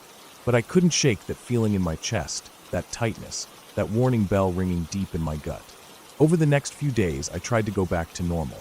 I worked, cleaned the house, cooked dinner, mowed the yard. But I stopped going for walks down that dirt road. Every time I thought about it, my chest tightened and my palms got sweaty. Sometimes, in the early morning or late evening, I would catch movement near the tree line out of the corner of my eye. Just a shadow slipping between trunks, too far to make out clearly. Every time it happened, that same cold shiver crawled up my back. One evening about a week later, I was sitting on my porch just after sunset, drinking a beer and watching the sky turn dark. The air was warm, filled with the smell of grass and earth. Crickets were starting to chirp. I saw something move near the trees, just a quick flicker of black between the trunks. My heart jumped into my throat, and I froze, squinting into the dim light. At first I thought it was just a deer, but then I saw it stand up. It wasn't on four legs. It stood up tall, too tall to be any animal I knew lived out here. It stood there for a moment, half hidden by the branches, and I felt its gaze on me, heavy and cold. Then it turned and slipped.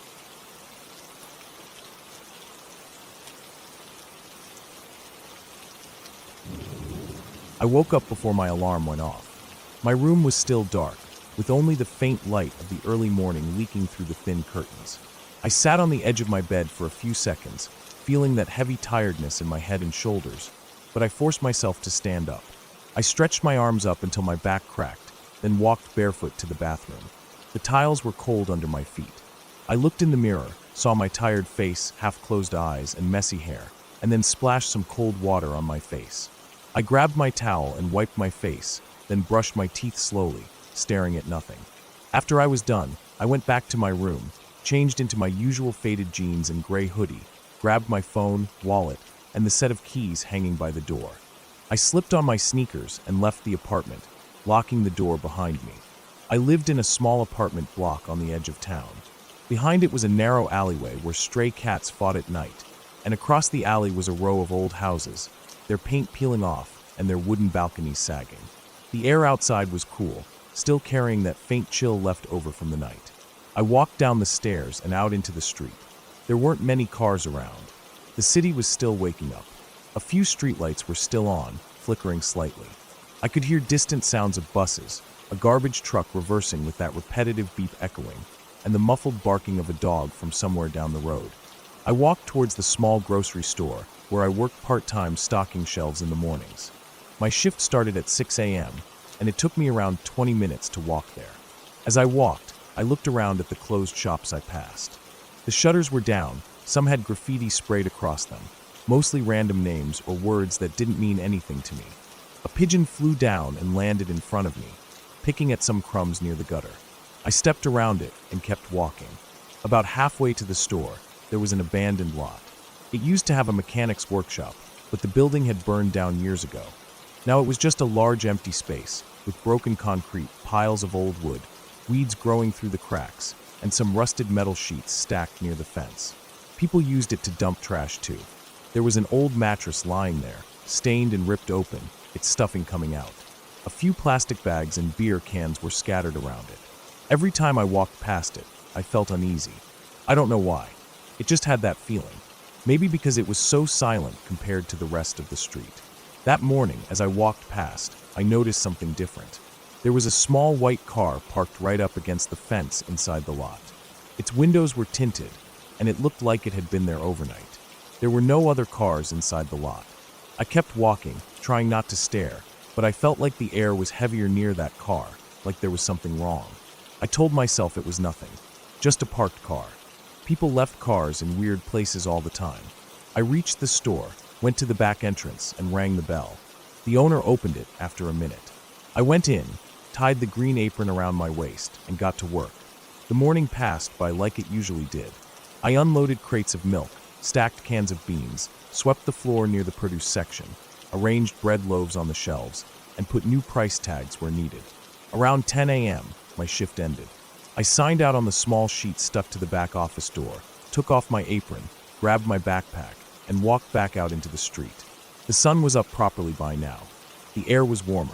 There were more cars and people around, mothers pushing strollers, men smoking outside the small tea stalls, teenagers in their school uniforms buying chips from roadside vendors. I started walking back home, following the same route I came by. As I approached the abandoned lot again, I saw the white car was still there. The sun reflected harshly off its roof. The windows were so dark I couldn't see inside, even with the bright daylight. I don't know what came over me, but I slowed down as I passed. I turned my head slightly to look at it. That's when I noticed the rear window on the driver's side was rolled down just a little bit, just enough to let air in. I saw something inside. At first it looked like a bundle of clothes or a blanket piled up on the back seat.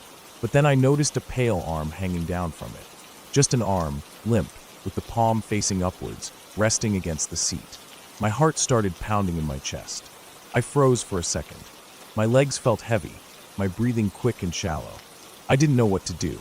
I stood there for a moment, staring at the car, hoping I was seeing it wrong. But I wasn't. It was definitely an arm. I looked around. The street was busy enough, but no one was paying attention to me or the car. People just walked past, going about their day. I felt like I was outside of time, like everything else was normal except this. I thought about walking away, pretending I hadn't seen it. I thought about going home and forgetting. But what if someone needed help? What if there was a dead body in there? My stomach twisted at that thought. I forced myself to move. I walked closer to the fence, my shoes crunching on broken glass near the edge. I stood a few feet away from the car, trying to see better. The window was tinted so dark I could barely make out shapes, but the arm was definitely real. It wasn't moving. It wasn't covered in blood or anything. It just looked pale, like the color of someone who was sleeping, except too still. I felt dizzy. My knees felt weak. I stepped back, looking around again. I didn't want to go inside the lot alone. I took my phone out, my fingers shaking slightly, and dialed the local police number. My voice felt dry and tight when I spoke to the operator. I told them what I saw. They asked for my name, my number, and the exact location. I gave them everything, my voice trembling as I spoke. They told me to wait there until an officer arrived. So I stood there, staring at the car, feeling my throat tighten every few seconds. Cars drove past behind me. A crow landed on the fence, cawed loudly, and flew away again. After about 10 minutes, I saw a police car turn the corner and pull up by the side of the road. 2 officers got out, 1 man and 1 woman. They walked over to me, asked if I was the one who called. I nodded, pointed towards the car. They looked at each other briefly, then told me to stay back. They walked into the lot carefully, their shoes crunching on the debris, approaching the white car from both sides. I watched as the male officer peered into the window. I saw his shoulders stiffen. He tried the door handle. It was locked. He knocked on the window loudly with his knuckles, calling out, but there was no movement inside. He stepped back and spoke into his radio clipped to his shoulder. The female officer stood near the trunk, her hand resting on her belt near her gun, looking around cautiously. Within a few minutes, another police car and an ambulance arrived. 2 paramedics jumped out with a stretcher and a kit. The police asked me to stay back near the fence as they forced the car door open with some tool. I heard the click and saw the male officer quickly open it. One of the paramedics reached in immediately.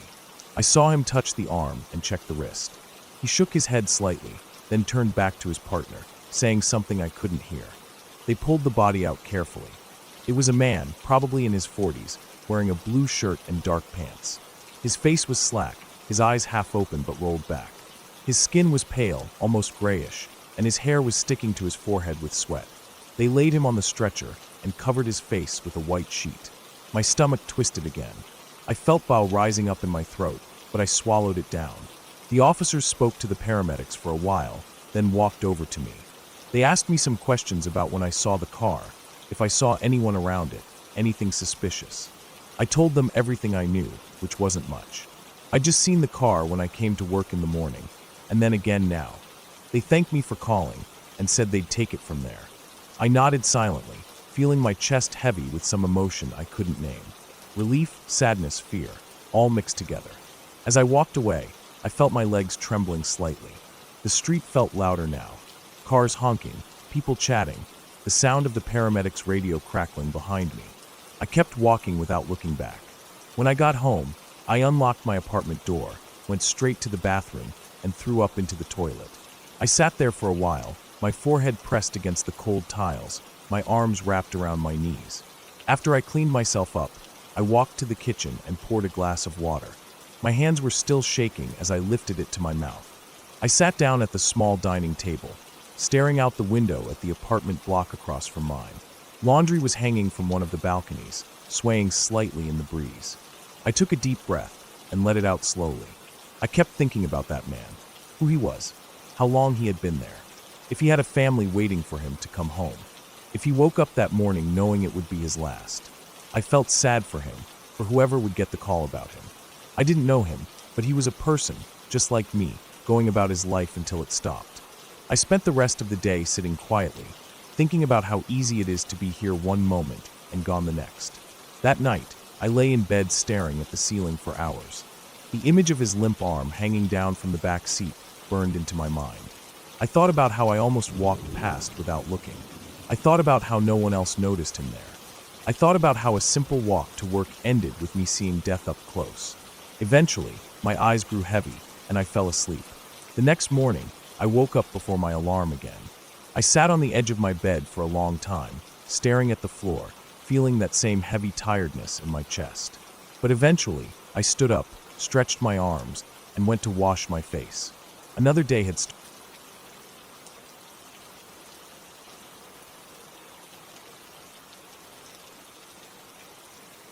I never really thought about how vulnerable a person is when they're out running in the dark. I've always gone for late night runs. It's something that calms me down after long days at work, and I like how empty the streets are after 10 p.m. No people, no cars, no one looking at me. Just darkness, orange street lights, and the sound of my shoes hitting the pavement. That night was the same. I changed into my usual running clothes. Old black sweatpants with holes near the ankle, a white cotton t-shirt with sweat stains that never fully wash out, and my gray running shoes. I stepped out into the night and stretched my arms above my head, rolling my shoulders to loosen the tension from sitting at my desk all day. The air was humid and warm. Summer nights here always feel like that, heavy with leftover heat from the day. I started at my driveway, walking fast to warm up my legs. The street was quiet, just like always. The only noise was the distant hum of crickets and the occasional car engine echoing somewhere far away. I kept my head down, watching my feet land on the concrete, feeling the rhythm build up inside my chest. Once I reached the end of the street, I turned right onto the main road that runs past the old community center. I picked up my pace and started jogging. Street lights stretched in a perfect line ahead of me, their glow making everything look orange and dull. My breaths came out steady and sharp, in and out through my nose, counting each step in my head to keep myself going. I've always had this problem where if I don't count my steps, I get distracted and my breathing gets messed up. 1, 2, 3, 4, 1, 2, 3, 4. Over and over. I ran past the community center. The building was completely dark, as it always is at night. Its walls were covered in graffiti, the paint flaking and peeling down onto the cracked walkway. I never liked running past it. It always felt like someone was inside watching. I sped up a little just to get past it quicker. After that came the long stretch of road that cut through a small wooded area. It wasn't a forest, just thick rows of trees on either side. During the day, you could see all the way down to where the trees ended and the street lights started again. But at night, it was just a black tunnel, lit only by 2 flickering lights in the middle. I always ran this part without thinking. I'd been running this route for years and nothing had ever happened, so I never worried. I reached the edge of the wooded section and slowed down to a brisk walk. My heart rate was up, sweat dripping down the back of my neck and soaking into the collar of my shirt. I wiped my forehead with the back of my wrist and felt the salt sting a bit. I was about to speed up again when I noticed something strange. On the ground, right before the trees, was a bicycle lying on its side. A small, cheap-looking one, with the paint chipped off and the handlebars slightly bent. I almost tripped over it because it was lying halfway on the sidewalk. I stepped around it, glancing down as I passed. Its front wheel was still spinning slowly. That meant whoever had been riding it couldn't have left long ago. I felt a cold tightness in my chest for some reason, like my ribs were squeezing in. I kept walking, telling myself that someone probably just dumped it there and walked away. I entered the wooded stretch. The air instantly felt cooler. I could smell damp dirt and old leaves. The trees formed tall black walls on either side, blocking out any moonlight. My shoes slapped against the concrete, echoing louder in the enclosed darkness. My eyes kept darting around, even though I couldn't see much beyond the path ahead. The 2 street lights here flickered like they always did, buzzing softly above my head. I tried to focus on my breathing again. 1, 2, 3, 4, 1, 2, 3, 4. But my mind wouldn't settle. It kept thinking about that bicycle. Why was it there? Who left it? There was nowhere to go in these woods at night. No trail entrances or houses nearby, just trees and undergrowth. I kept running, shaking the thought away. I was halfway through the wooded stretch when I saw something up ahead. At first it just looked like a lump in the shadows. As I got closer, I realized it was a person sitting on the sidewalk with their back against one of the light poles. My footsteps slowed down without me meaning to. I could see they were wearing jeans and a dark hoodie with the hood pulled up, head bowed down so their face was hidden. Their arms rested limply at their sides, palms facing up on the ground. They weren't moving. I stopped running about 10 feet away, standing still in the middle of the path. My heart was pounding hard against my chest, sweat dripping down the side of my face and pooling on my upper lip. I waited for them to move, to look up, to do anything, but they just sat there. I felt this rising panic inside me, like my lungs were filling with cold water. Something about the way they were sitting looked wrong, like their body wasn't holding itself up properly. Their head drooped forward, as if their neck couldn't keep it up. I took a cautious step forward, and then another. I could hear the buzzing of the light above us, so loud in the silence. I was about 3 feet away when I saw it clearly. Their chest wasn't rising or falling. Their face was turned slightly down, but I could see enough to know their eyes were closed. Their skin looked pale under the flickering light. There was something dark smeared on the front of their hoodie. My eyes slowly traced it down to the ground, where I saw a pool of dark liquid spreading out around them. It glistened black under the streetlight. I felt my stomach twist violently. My mouth went dry and I swallowed, tasting bile at the back of my throat. I stepped back, bumping into the edge of the sidewalk, almost tripping over my own feet. My brain felt numb. I didn't know what to do. I looked around, but there was no one else there. Just me, the trees, the buzzing light, and this person who wasn't breathing. I couldn't even tell if it was a man or woman. Their body was slumped so heavily, their shoulders drooped, their arms lifeless on the ground. I felt an urge to run up and shake them awake, but my feet stayed frozen. I backed away slowly, keeping my eyes on the body as I moved. My legs felt like jelly. When I was about 10 feet away again, I turned around and ran as fast as I could back the way I came. My breaths came out in ragged gasps, tears blurring my vision. The trees flew past me in black streaks. My shoes pounded against the concrete, so loud it sounded like drums in my ears. I burst out of the wooded area and ran straight down the sidewalk towards the community center. I didn't stop running until I reached the intersection that led back into the residential streets. I stopped there, bent over with my hands on my knees, wheezing and shaking. My throat burned, my chest felt like it would explode. I wiped my eyes with the heel of my hand, trying to stop the tears. I felt sick. I kept seeing that person sitting there, their head hanging forward, that dark pool under them. I stood there for a while, just breathing, trying to think. My phone was strapped to my arm in a sweatband pocket. My fingers fumbled as I ripped it out and called emergency services. My hands were trembling so bad I almost dropped it. When they picked up, I told them what I saw. I gave them the exact location as best I could, describing the wooded section past the community center. My voice sounded shaky and too high. I couldn't control it. After hanging up, I just stood there, staring down the street towards home. I didn't want to move. My whole body felt hollow and heavy at the same time. I felt a strange guilt inside me, like I should have tried to check for a pulse or help them. But I couldn't. I was too scared. My mind kept flashing back to that dark pool spreading across the ground. I walked home slowly. My legs felt weak, and my knees threatened to buckle with every step. The houses on my street were all dark, everyone asleep. The crickets kept singing.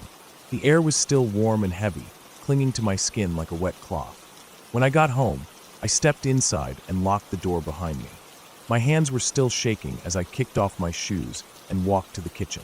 I poured myself a glass of water, but couldn't bring myself to drink it. My stomach churned. I sat down at the table and just stared at the wall in front of me. My sweaty shirt clung to my back, cooling down and making me shiver. The clock on the microwave ticked softly in the quiet. I could hear my own heartbeat in my ears. I sat there for what felt like hours, replaying everything in my head again and again. The bike, the person slumped against the pole, the dark pool, the silence of the woods. Eventually, the sun started to come up, turning the window above the sink from black to gray to pale orange. Birds began to chirp outside. I sat there watching the light change on the wall. I still felt cold inside, like my blood had turned to ice water. Later that morning, the police called me back to confirm details. They told me they had found the person I reported. It was a teenage boy. He had been stabbed multiple times in the chest. His bike was found a little down the path, thrown aside. They told me they'd contact me again if they needed more information. I hung up and put my phone down on the table. I sat there, staring out the kitchen window at the rising sun. Everything outside looked so calm and normal. People were starting their day, cars driving by, neighbors watering their front lawns. But inside, I felt like something had been scraped out of me. I kept thinking about how I almost tripped over that bike, how I almost didn't notice it at all, how whoever did that to him was probably still out there, maybe even hiding in the trees when I ran past, watching me. I didn't go for a run that night, or the next, or the next. Every time I thought about running, I saw his body slumped under that flickering street light, head bowed, arms limp, blood pooling at his waist. And every time, my stomach turned and my legs felt weak. Weeks passed. The police never called me back. I checked the news every day for updates, but there wasn't much. Just a small article about a local teen.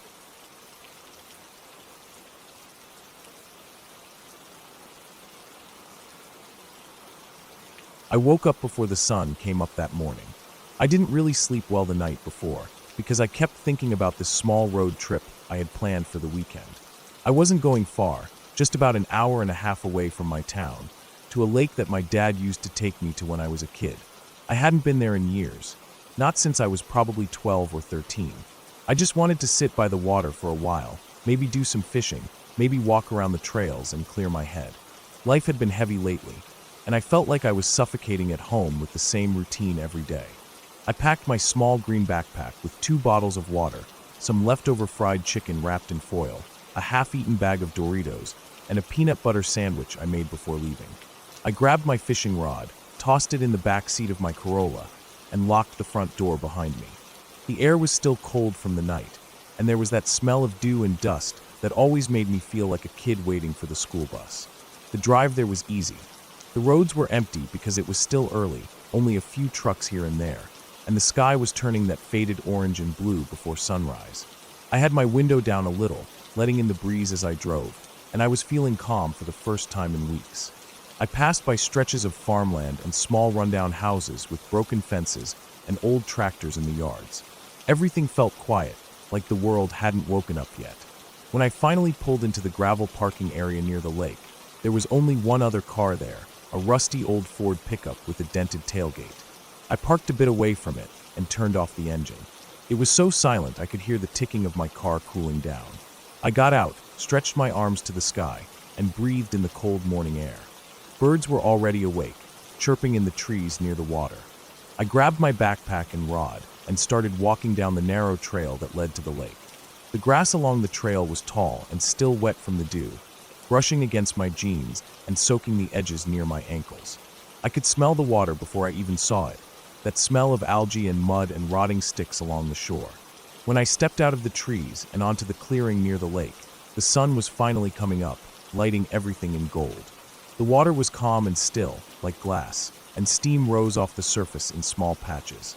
I walked over to the edge where there were some old rocks piled up and sat down, setting my rod next to me. I just sat there for a while, staring at the water and listening to the birds. There were some ducks far off near the reeds, swimming in pairs, their heads disappearing under the water and coming back up dripping. For a while I didn't even think about anything. My mind felt blank, and it was peaceful. After about an hour, I decided to fish for a bit. I baited the hook with some leftover bread from my sandwich, cast the line out, and watched the ripples spread out across the surface. I didn't catch anything, but I didn't care. The sun was higher now, warming up my shoulders and making the water sparkle. I ate my sandwich slowly, taking small bites, and drank half of my first water bottle. I was planning to hike up one of the small trails that went around the lake once the sun was higher, maybe take some photos.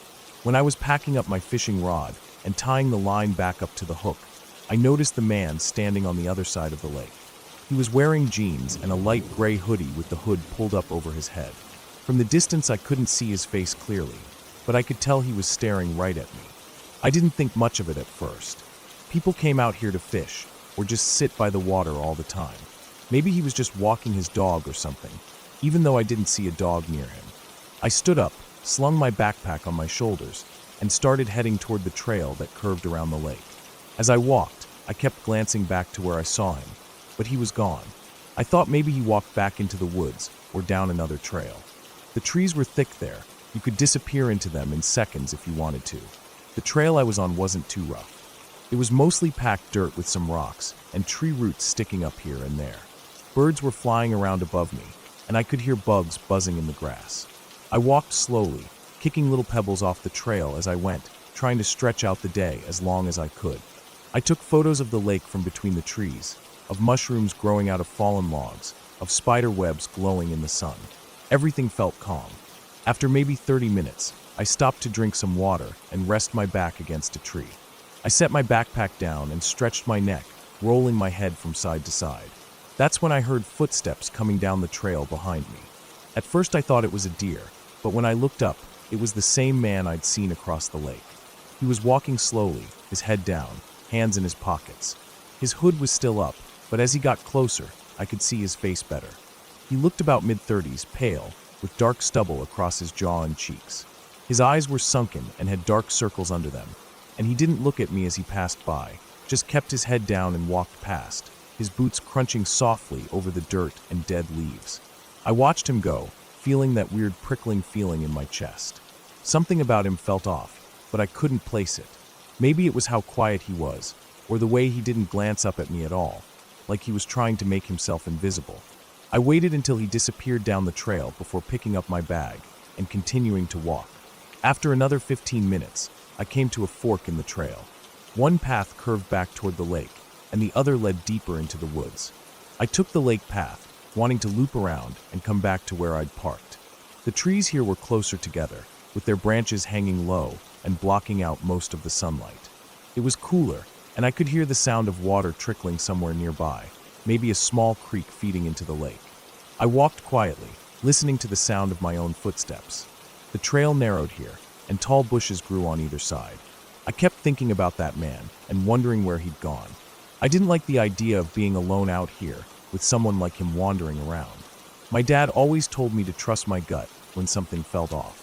I kept walking faster, feeling my heart beat harder in my chest. About 10 minutes down the trail, I stopped dead in my tracks. The man was standing ahead of me, right in the middle of the trail. His back was to me this time, but I could see his shoulders rise and fall as he breathed. He wasn't moving, just standing there, like he was waiting for something. I felt my mouth go dry. I looked around, but the bushes were too thick to step off the trail without making a lot of noise. I didn't want to turn around and go back either, because that would mean I'd have to take the longer trail through the woods, and I didn't know where that one led. I took a step forward, hoping he'd hear me coming and move aside. He didn't. I cleared my throat softly, but he didn't react. My chest felt tight, and I could feel sweat start to drip down my sides under my shirt. I took another step, my boots crunching over dead leaves. Finally, he turned around to face me. His eyes were wide and bloodshot, and his mouth hung slightly open like he was breathing hard. I noticed for the first time that his jeans were stained with dirt around the knees and thighs, and there was something dark under his fingernails. He didn't say anything, just stared at me, his chest rising and falling fast. I felt something inside me snap. I turned around and started walking quickly back the way I came, trying not to break into a run and make it obvious I was scared. But I could hear his footsteps behind me, crunching over the leaves, getting faster. I felt panic explode in my chest, and I broke into a run, grabbing tree branches and pushing them aside as I sprinted down the trail. I could hear him running behind me, his breathing ragged and loud. I didn't look back. I just ran, my boots slipping on the dirt, branches slapping against my arms and face. My backpack bounced hard against my back, and my rod kept hitting my leg.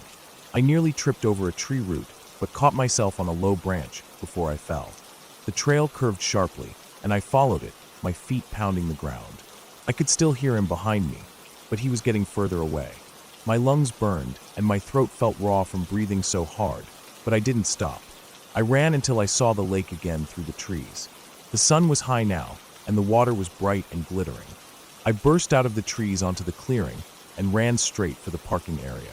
My car was sitting there, dusty and silent under the sun. I fumbled for my keys in my pocket with shaking hands, nearly dropping them in the gravel. I glanced back over my shoulder and saw the man standing at the edge of the trees, his hood down now. His hair was dark and greasy, hanging around his face. He was breathing hard, his chest rising and falling like he'd just run a marathon. He didn't move, just stood there staring at me with those wide, bloodshot eyes. I unlocked the car, jumped in, and slammed the door shut, locking it immediately. I sat there for a few seconds, gasping for breath, my hands shaking so hard I could barely fit the key into the ignition. When the engine finally roared to life, I put it in reverse and backed out so fast the tires skidded on the gravel. I turned the car around and drove down the dirt road that led back to the highway, glancing in the rearview mirror the whole time. He was still standing there at the tree line, watching me go. I didn't look away until I turned the corner, and he disappeared from view. My chest felt tight the whole way home. I kept checking the mirrors to make sure he wasn't somehow following me, even though I knew that was impossible. When I finally pulled into my driveway and turned off the car, I sat there for a while, staring at my shaking hands resting on the steering wheel. The house looked the same as always, quiet and empty. Birds chirped in the trees above me, and cars passed by on the street like nothing had happened. My whole body felt numb. I went inside and locked the door behind me, double-checking that the windows were closed. I sat on the couch for a long time.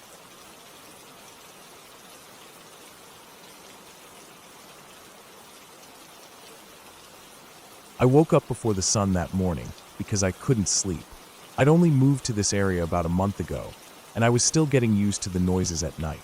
My house sat at the very edge of town, with only a gravel road leading out to the woods that spread for miles beyond. I bought this small place because it was cheap and it came with a good bit of land. The real estate agent said people didn't like living this far out from the main roads, but to me it seemed peaceful. I liked the idea of walking out my door and being surrounded by trees instead of cars and buildings. That morning, I stepped outside with a cup of coffee. The air was cold and damp. I watched fog rise off the grass and swirl down the driveway. I could smell the dirt and the wet leaves, and I stood there listening to the quiet hum of insects waking up and birds chirping deep in the trees. My dog, Milo, was inside still sleeping. He was old and preferred the warmth of the couch. I finished my coffee and decided I'd go for a walk into the woods before work. I hadn't explored my land fully yet, and I wanted to see if there were any good spots to clear for a small campsite.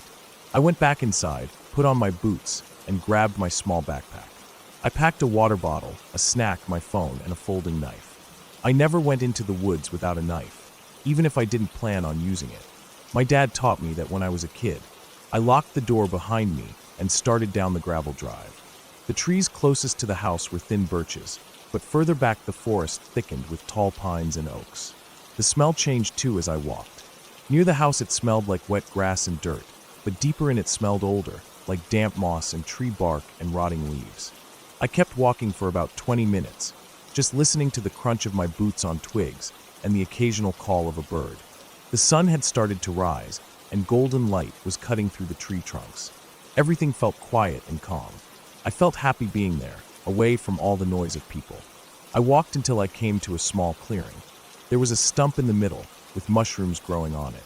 Around the stump, grass grew in thick tufts, and I saw animal tracks in the mud. Deer probably, and some raccoon prints near a rotted log. I stood there for a while, drinking some water and eating a granola bar. After about 10 minutes, I kept walking past the clearing, deeper into the woods. I wasn't paying attention to where I was going, and after a while, I realized the trees around me had changed. The ground was soggier, with tall grass and reeds. I had wandered into a marshy area without realizing it. My boots sunk slightly into the wet ground with every step.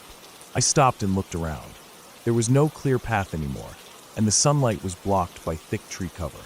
I took out my phone to check my GPS, but there was no signal.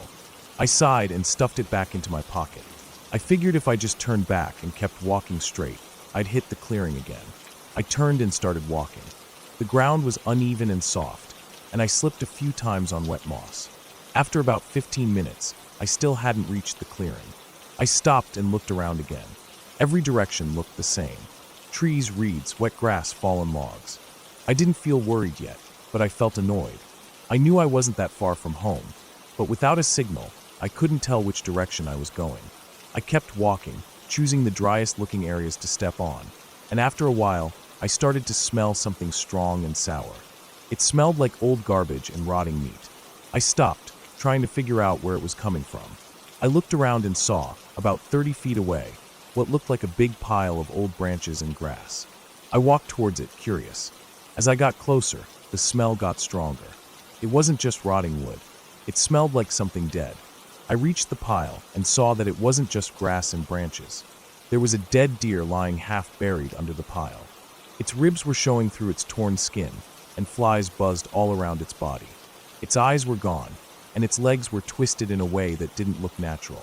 The pile of sticks and grass seemed to have been pushed on top of it, almost like someone tried to cover it up. I stood there for a while, staring at it. I've seen dead animals before, but there was something about this that felt off. like it wasn't just a deer that died and rotted there naturally. It looked almost hidden, like someone wanted it covered. I backed away, feeling a chill go up my neck. I decided I needed to get back to my house. I turned around and started walking faster, trying to step over logs and wet patches quickly. My breathing was a little heavy now, and I kept looking over my shoulder for no real reason. The forest felt different. It was quiet, too quiet, like even the birds had gone silent. After walking for another 10 minutes, I still didn't see any sign of the clearing. The trees around me were bigger now, older pines with thick trunks covered in moss. I stopped to catch my breath and took out my water bottle. As I drank, I heard a rustling noise behind me. I froze, listening. It sounded like something walking through the reeds and wet grass. The steps were slow and heavy. I turned around and looked, but I didn't see anything. The sound stopped. I stood there for what felt like forever, waiting for it to start again, but it didn't. I put the water bottle back in my backpack and started walking again, this time keeping my eyes on the trees around me. I didn't like how quiet everything felt. Even though I couldn't see anything, I felt like I was being watched. Every time I stopped to listen, the forest was dead silent. Only when I started walking again did I hear faint sounds behind me, like slow footsteps, stopping whenever I stopped. My heart was pounding now, and my palms felt sweaty. I pulled my folding knife out of my pocket and held it in my right hand as I walked. I kept telling myself it was probably a deer, or maybe a wild dog, but the steps felt too careful, too deliberate. After another 5 minutes, I saw something through the trees that made my chest feel lighter. It was a faint trail, probably an old ATV path. I walked quickly towards it, stepping through bushes and over fallen branches. When I reached the trail, I felt relieved. Even though it was overgrown, I knew if I followed it, it would eventually lead somewhere, a road, a farm, or back to my property. I turned left and started walking along the trail. The footsteps behind me stopped completely now, or at least I couldn't hear them anymore. The trail was muddy and narrow, with tall grass on both sides. As I walked, I started to smell that same sour, rotting smell again. It was faint at first, then stronger the further I went. I tried to breathe through my mouth, but it clung to my nose and throat. Up ahead, I saw another pile of branches. My stomach tightened. I walked slowly past it, and just like before, under the branches was a dead animal. This time it was a raccoon, its small body twisted and torn open, ribs exposed, flies swarming. I felt sick. I didn't know who or what was doing this, but it felt wrong, like something dangerous was out here with me. I tightened my grip on the knife and kept walking, trying to ignore the smell and the buzzing of flies. The trail curved to the right, and as I turned the corner, I almost ran into a large tree branch hanging across the path. I ducked under it and kept walking. My boots were caked with mud now, and my ankles ached from trying to keep balance on the uneven ground. After what felt like forever, I started to hear a faint noise up ahead. It sounded like running water. I walked faster until I reached a small creek. The trail ended there, and on the other side was just thick forest. I stood there staring at it, feeling tears sting my eyes. I felt so tired. I didn't know where I was anymore, and I felt trapped. The sun was higher now, but it still couldn't break through the thick tree cover. I sat down on a rock near the creek and tried to calm myself. I drank the rest of my water and wiped sweat off my forehead. I decided to rest for a bit before moving on. As I sat there, I heard the footsteps again. Slow, careful, coming from the trail behind me. My heart raced, and I tightened my grip on the knife. I stood up slowly and turned around. I still couldn't see anything, but the footsteps stopped again. I felt cold all over, like ice water was pouring down my back. I didn't want to wait to find out what it was. I crossed the creek, stepping on rocks to avoid getting my boots soaked. The other side was thicker with bushes and small trees, and I had to push my way through. Branches scraped my arms and snagged on my clothes. I kept moving, trying to put as much distance as I could between me and the footsteps. After a while, I stopped hearing them. I didn't stop walking though. I just kept going, pushing through bushes, stepping over fallen logs, ducking under low branches. My legs were scratched and sore, and I felt lightheaded from thirst and hunger, but I didn't care. Finally, after what felt like hours, I saw something up ahead that almost made me cry with relief. It was the edge of the forest. I could see sunlight shining bright on grass, and beyond that was a gravel road. I stumbled out of the trees into the light, blinking hard. My legs felt weak and shaky. I looked around and realized it was the old logging road about half a mile from my house. I turned and looked back at the trees. They stood there silently, dark and still. I felt like they were watching me, but I didn't care anymore. I turned and started walking down the road towards my house.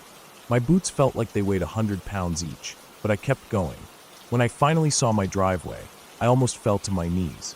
I walked up to the house, unlocked the door, and went inside. Milo was still sleeping on the couch. He lifted his head and wagged his tail slowly when he saw me. I sat down on the floor next to him, my back against the couch, and just breathed. My whole body was shaking. Later that evening, after I showered and ate something, I sat on my porch watching the sun go down. The forest.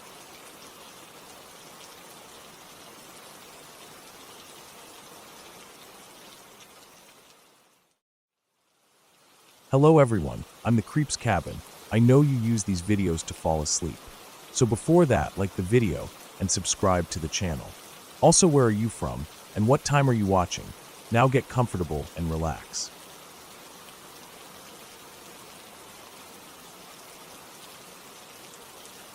When I first heard about what happened, I didn't really believe it. I wasn't there myself. It was my wife who told me the story. She had been living in Samoa for a while, staying with a family she knew there. I remember her telling me about how life was different there. Slower, hotter, more peaceful in some ways, but still tough for people who didn't have much money. She used to tell me about sitting outside in the evenings, hearing the pigs snuffling around, watching kids play barefoot on the packed dirt road that went past their house. They lived near the coast, where the air was always salty and heavy, and coconut palms lined the road like tired old men leaning over, waiting for something to happen. She'd only been there for a few months when this girl in the village started getting sick. At first, no one thought much of it. People get sick everywhere, it's part of life. The girl was about 16, my wife said. Small, thin, with hair so black it looked almost blue in the sun. She was always polite when my wife saw her, always smiling, even though she spoke very little English. My wife never learned more than basic greetings in Samoan, so their interactions were just short waves and smiles across the dirt road. But one day, she didn't see the girl at all. The next day, she asked the neighbor where the girl was. The neighbor just shook her head and said the girl was very sick now. My wife told me that at first, the family thought it was an infection. The girl had a swollen area high up on her thigh. The family took her to the local hospital, but the doctors couldn't find anything wrong. They pressed on it, they took her blood, they did everything they could with the limited resources there. But nothing showed up. They said it wasn't an infection. They said there was no tumor. They sent her home with some painkillers and told her to rest. Over the next few weeks, the girl got worse. She stopped walking. My wife said it was strange to see because she would sit outside in a chair, her thin legs tucked under a blanket, just staring at the chickens pecking around in the dirt. Her eyes didn't look like a normal sick person's eyes, my wife said. She didn't look tired or in pain. She looked blank, like she was watching something none of them could see. People started saying that she was going to die. There was nothing anyone could do. The hospital couldn't help her, and the family was too poor to send her overseas for treatment. She stopped eating properly, and her skin lost its glow. My wife told me that in Samoa, even people who work in the sun all day have a kind of glow to their skin because of the humidity and the natural oils. But this girl started looking dry and gray. She looked like old driftwood washed up on the beach and left to bleach in the sun. One morning, the family called in a local medicine woman. My wife said she wasn't surprised. When hospitals fail people there, they go back to what they know. The medicine woman arrived in the afternoon. She was short and wide, with strong brown feet, and hair tied back in a long braid streaked with white. My wife didn't know her name. Everyone just called her the old lady with respect. The family invited my wife to watch. She didn't want to be rude, so she went. She was curious, too. She told me she thought it would be interesting to see what kind of herbal poultices or chants the old woman would use. She expected something theatrical, something to give the family comfort even if it didn't work. She told me she never really believed in spiritual stuff. She grew up going to church sometimes, but her parents weren't strict about it, and she never thought about spirits or demons being real. She thought it was just cultural tradition and nothing more. She followed the family inside the small house. The girl was lying on a woven mat on the floor. The air inside was thick and smelled of wood smoke and sweat. Flies buzzed around lazily, landing on the girl's blanket. The old woman bent down and tied something around her own waist, a belt with a few pouches hanging from it. My wife said she thought it was going to be some herbs or oils, but when the woman opened them, she couldn't see what was inside. She was too far back in the group of people gathered in the house. The old woman spoke softly to the girl in Samoan. The girl closed her eyes. Then the old woman stood up and planted her bare foot right on top of the swollen part of the girl's thigh. My wife said she winced, expecting the girl to scream in pain. She thought it would be a theatrical scream, a performance to show the spirit being driven out, like she'd seen in films about exorcisms in other countries. But the girl didn't scream. Instead, she opened her mouth and started speaking. My wife said that at first, it was just a mumble, like a sleep talker. Then it grew louder. She said it sounded like a man's voice. Not deep like a movie monster, but rough, with a flat harshness that didn't match the girl's thin body. The words came out in Samoan, so my wife didn't understand, but she looked around at the family. Some of them were crying. Others had their heads down, hands covering their eyes. My wife asked the neighbor later what the girl had been saying. The neighbor told her it was the voice of a man who had been buried outside the house years ago. In Samoa, people bury their family members on their own land. Graves are everywhere. In the front yard, by the driveway, beside the washing lines. They don't have big cemeteries like we do. This man had been buried outside the house when he died, and apparently, he had been angry about something before he passed. My wife didn't know the full story. She just knew that the old woman began to speak louder, demanding the spirit leave the girl's body. The girl's mouth moved, but it was the man's voice that spoke back. It sounded angry. The old woman didn't stop pressing her foot down. My wife said the girl's leg looked like it was bending in ways it shouldn't, but she didn't make a sound. Just the man's voice coming out of her mouth. The old woman kept talking, louder and louder, and then she said something that made everyone go silent. Later, the neighbor told my wife that the old woman had threatened to dig up the grave and pour boiling water over the man's bones if he didn't leave the girl. My wife didn't know what to think at that point. She said her mouth went dry and she could feel sweat dripping down her back. The air felt heavy, like the moment just before a tropical storm breaks. She said she wanted to leave, but her legs wouldn't move. The girl's mouth opened wider. The voice changed, turning into something like a whine. It was still a man's voice, but it sounded defeated, tired, angry, and sad all at once. Then it stopped. Silence fell over the house. The only sound was the flies buzzing and the distant barking of dogs outside. Then came the part that my wife said she still thinks about when she wakes up in the night. As soon as the girl closed her mouth, all the dogs outside went crazy.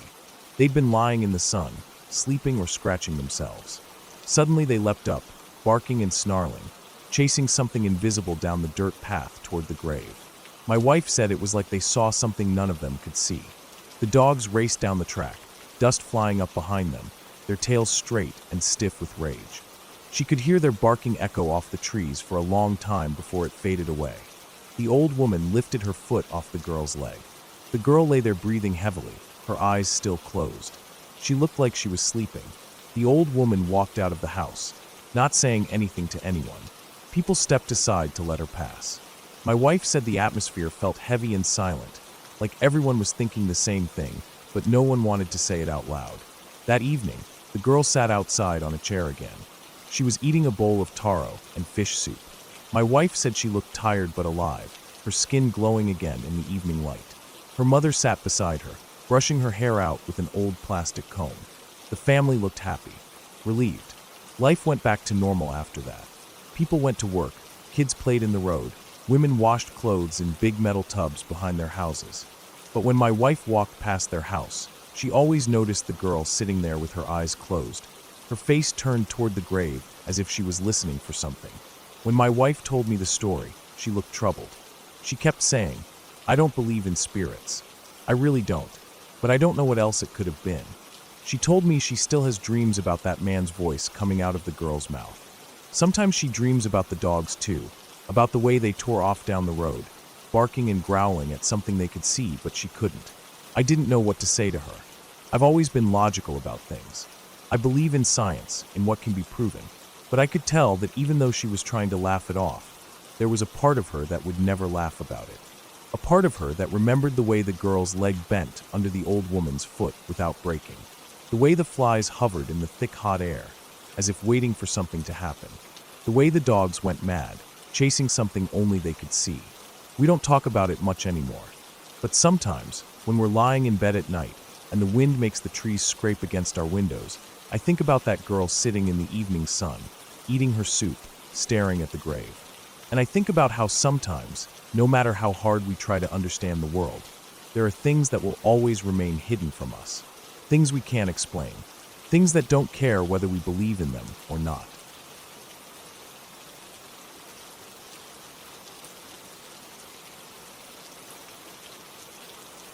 It was a Saturday morning, and the air felt thick before the rain even started. I remember waking up to the smell of eggs and toast, hearing the steady ticking of the kitchen clock as I lay there half awake, staring at the pale ceiling. My brother was already up. I could hear his feet thumping down the hall as he ran to the bathroom. I didn't want to get out of bed. I was comfortable and warm under my blanket. But my dad yelled down the hall that we were going into town for groceries before the real storm came in. I swung my legs off the bed, the floor cold on my feet, and stood up to pull on my jeans and hoodie. Outside, the sky was an odd gray, heavy with the promise of rain, and the smell of wet dirt was already sneaking in through the cracks of my window. We left the house just before noon. My dad drove his old blue truck, the one with rust starting to form along the bottom edges of the doors. I sat in the passenger seat, and my brother climbed into the back, slamming the door so hard it made the window rattle. Dad grumbled under his breath about being careful with his truck, but he didn't really sound angry. We backed out of the gravel driveway and turned onto the narrow back road that led to the main highway. This road was always empty except for the rare neighbor driving their tractor or the occasional jogger with their dog. It wound through rows of trees and over shallow dips where rainwater collected. I watched the tops of the trees sway in the wind as we drove, the sky turning darker by the minute. About 5 minutes down the road, the first drops of rain started to hit the windshield. They were thick and heavy, the kind that sounded like small stones when they landed. Dad turned the wipers on low, and the rubber blades squeaked across the glass. The smell of rain grew stronger as it came down harder, mixing with the damp, earthy smell that always filled the truck when the weather turned. Within minutes, it went from light rain to a full-on storm. The sky darkened until it felt like late evening, even though it was still around midday. Thunder rumbled far away at first, then cracked louder, shaking the windows. I felt it in my chest, like a quick punch from the inside. I looked over at my dad. His hands were tight on the steering wheel, knuckles pale. His eyes flicked from the road to the rearview mirror and back again. My brother was quiet for once, probably watching the trees bend and dance under the wind, their leaves flying off like torn scraps of paper. Hail started to mix with the rain. At first it was small, just tiny clear balls that bounced off the hood and rolled off the roof. But within seconds, it turned into sharp white chunks that made a loud ticking sound when they hit the metal. It felt like we were driving through gravel falling from the sky. I felt a chill run down my arms. I pulled my hoodie tighter and looked out the window, trying to see through the blur of water and hail. The road ahead twisted left and right between thick trees, and every once in a while lightning lit up everything bright white for a second. That's when I saw him. Far up ahead, maybe 200 yards or so, there was a figure walking along the side of the road. At first it was just a shape through the heavy rain, but as we got closer I realized it was a man. He was wearing a yellow rain slicker, the kind that fishermen or utility workers wear. The yellow was bright against the dark green of the trees and the gray sky, but it was muted under the thick rain pouring down. He walked slowly, one foot in front of the other, his arms hanging down at his sides. His head was bent down so low that I couldn't see his face at all. The hood of his rain slicker was pulled up and forward, covering everything. It made him look almost faceless, like there was nothing under there at all, just a dark shadow where a face should be. As we approached, my dad slowed down a little, probably out of instinct, because seeing anyone out in a storm like this was weird enough. But he didn't say anything, and neither did I. I just watched as the figure grew closer, the yellow of his jacket becoming clearer through the hail and rain. The man was walking on the right side of the road, heading in the opposite direction we were driving. The rain was coming down so hard that it blurred everything outside the truck, making it look like he was standing under a waterfall. The closer we got, the stranger I felt. My stomach tightened a little, and I shifted in my seat. There was something wrong about how he was moving, like he was walking through thick mud, or like every step was an effort. He didn't look up once, didn't react to the noise of our truck or the roar of the storm. About 30 yards before we reached him, he stopped walking. He just froze in place, his arms still hanging limply by his sides, head still tipped forward. Dad didn't slow down anymore. He just kept driving at around 30 miles per hour. I couldn't take my eyes off the man. As we got within 10 yards, something in my chest started to pound hard and fast, like my body was telling me to brace for something bad. I watched as the yellow figure suddenly moved. Without any warning, he stepped sideways, right into the road, just as we were about to pass him. My breath caught in my throat. My dad swore under his breath and jerked the steering wheel just enough to swerve away, but not enough to lose control. The tires made a slick sliding sound against the wet road, and I felt the truck shift under us. The man was so close I could have reached out the window and touched him if it was open. I turned my head and watched as we passed. He was just standing there in the middle of the road, soaked in rain, the hood of his slicker still covering his face completely. My brother let out a loud gasp from the back seat. I looked at my dad. His jaw was clenched tight, eyes wide for a second before he turned back to the road. We kept driving. The truck tires splashed through puddles as we moved forward, the sound of hail hitting the roof still loud and constant. I twisted in my seat to look back through the rear window. The man didn't move for a moment. Then, as we watched, he slowly stepped back to the side of the road and continued walking in the same slow, dragging way as before, as if nothing had happened. I turned back around and stared out the front windshield, my heart still hammering against my ribs. None of us said anything for a long time. The rain was so thick it felt like we were driving through a never-ending waterfall. My dad kept his eyes straight ahead, the wipers squeaking loudly back and forth. My brother sat silently, probably thinking the same thing I was. What the hell was that guy doing? Who was he? Why would he step out into the road like that, right when we were about to pass him? We made it to the highway after another 10 minutes of silent driving. The rain eased off a bit by the time we reached town. The hail stopped completely, leaving only wet roads and steaming pavement as the sun tried to push through the clouds. We parked at the grocery store, and I sat there for a moment, staring at my reflection in the side window. My dad turned off the engine and sat still for a second before he let out a long breath, like he'd been holding it the whole drive. My brother didn't say a word. He just opened the door and climbed out. Inside the store, the lights felt too bright. Everything felt too normal. People were walking around with their carts, talking about recipes or the weather, and here we were, still shaking from what we just saw. I kept thinking about that yellow rain slicker, about how he moved, about how his hood covered his face so perfectly that it felt like there was no person inside at all. Just something wearing a person's clothes. But I knew there was someone under there. Someone who decided to step out into the road, right as we passed.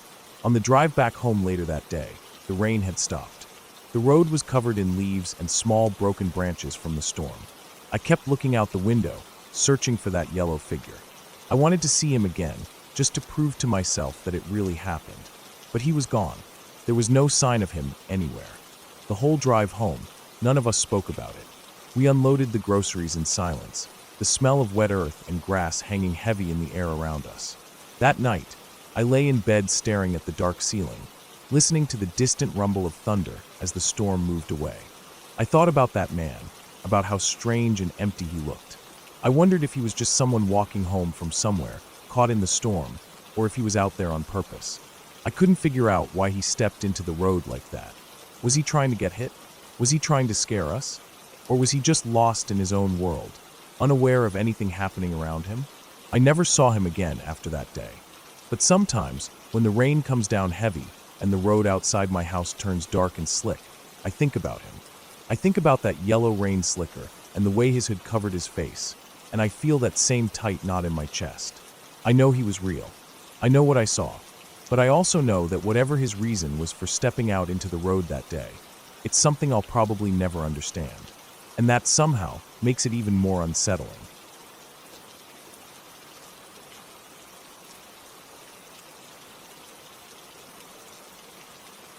When I was 14, I spent most of my free time hanging out with the same group of friends. We went to the same school, played the same games, and we always looked forward to Halloween. That year, one of my buddies decided to have a Halloween bonfire at his place. He lived in a rural area about 20 minutes outside of town.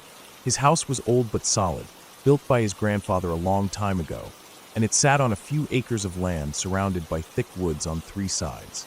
The backyard was big and open, with a few old rusted pieces of farm equipment pushed out near the tree line, and a broken fence that used to keep horses in when his grandpa was alive. I remember feeling excited about the bonfire because his dad said we could all stay late into the night. We arrived around 6 in the evening, just before it got dark. His mom had made a big pot of chili, and there was candy and soda stacked up on a folding table near the back porch. There were about 10 of us, mostly guys from our grade, and a couple of his cousins from another town. His dad had built up a huge pile of wood in the middle of the yard for the fire. It was probably taller than me.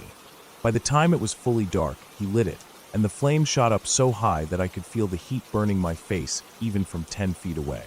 We all sat around on lawn chairs and logs, eating candy, telling dumb, scary stories, and trying to freak each other out. The fire cracked loudly every few minutes, sending up a rain of sparks into the cold night sky. The moon was out, but the smoke from the fire sometimes drifted upwards and covered it for a while, making everything feel darker and more isolated. I remember leaning back in my chair, looking at the stars, and thinking how far away we were from everyone else. If someone screamed out here, nobody would hear it unless they were right next to you. After a while, my stomach felt heavy from all the soda, so I decided to take a leak. There was an old bush near the broken part of the fence, maybe 15 yards away from where we were all sitting.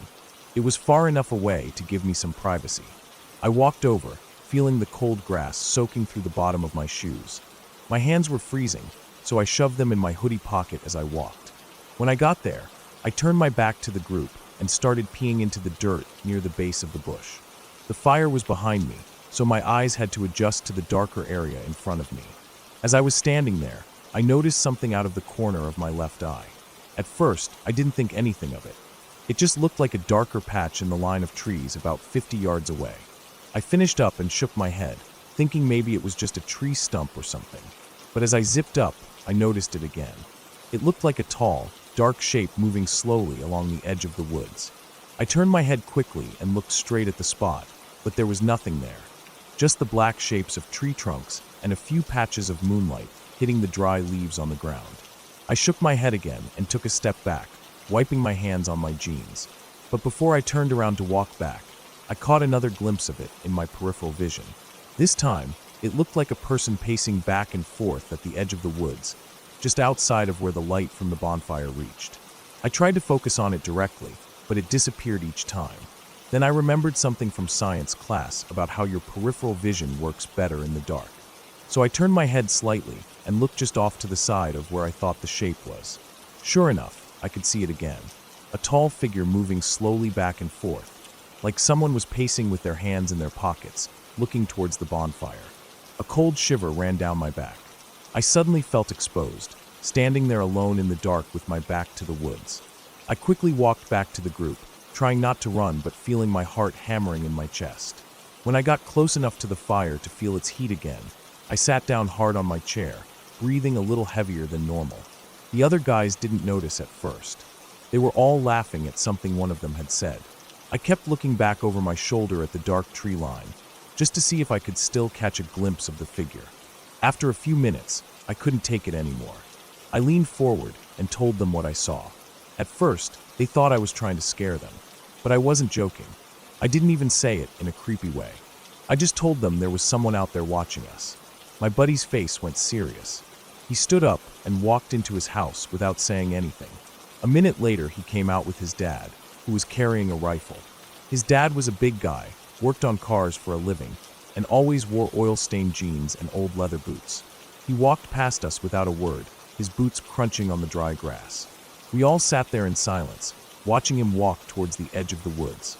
He stopped right where I had seen the figure and raised his rifle a little, looking out into the trees. He stood there for a few minutes, turning slowly from side to side. Then he walked a little way into the trees, just far enough that we couldn't see him anymore. I remember the quiet of that moment, just the popping of the fire behind us and nothing else. No bugs, no wind, nothing. After what felt like forever, he came walking back out.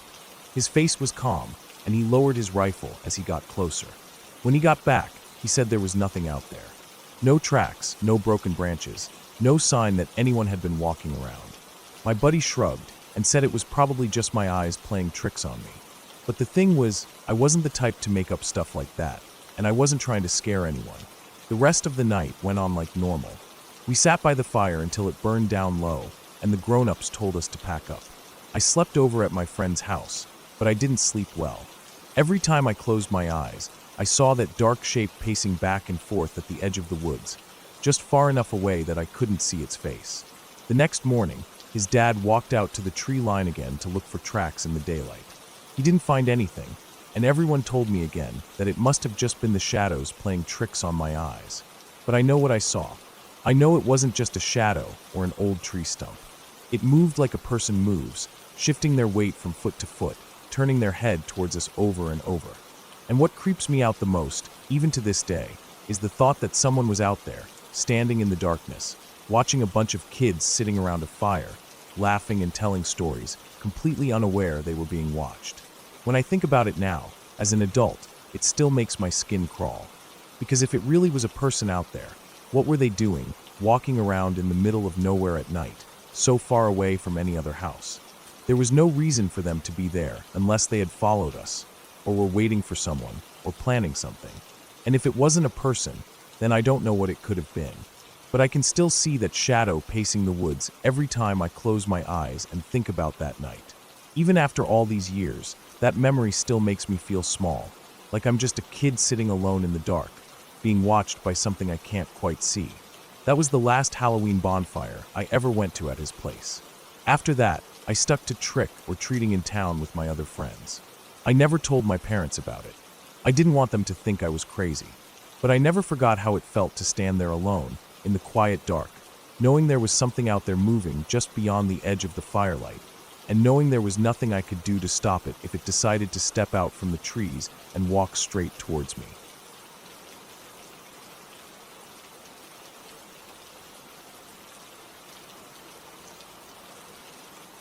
I woke up earlier than usual that day.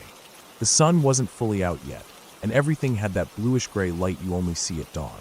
I wasn't even sure why I was awake so early. I lay there for a while, staring at the ceiling, listening to the quietness of the house. It felt too quiet.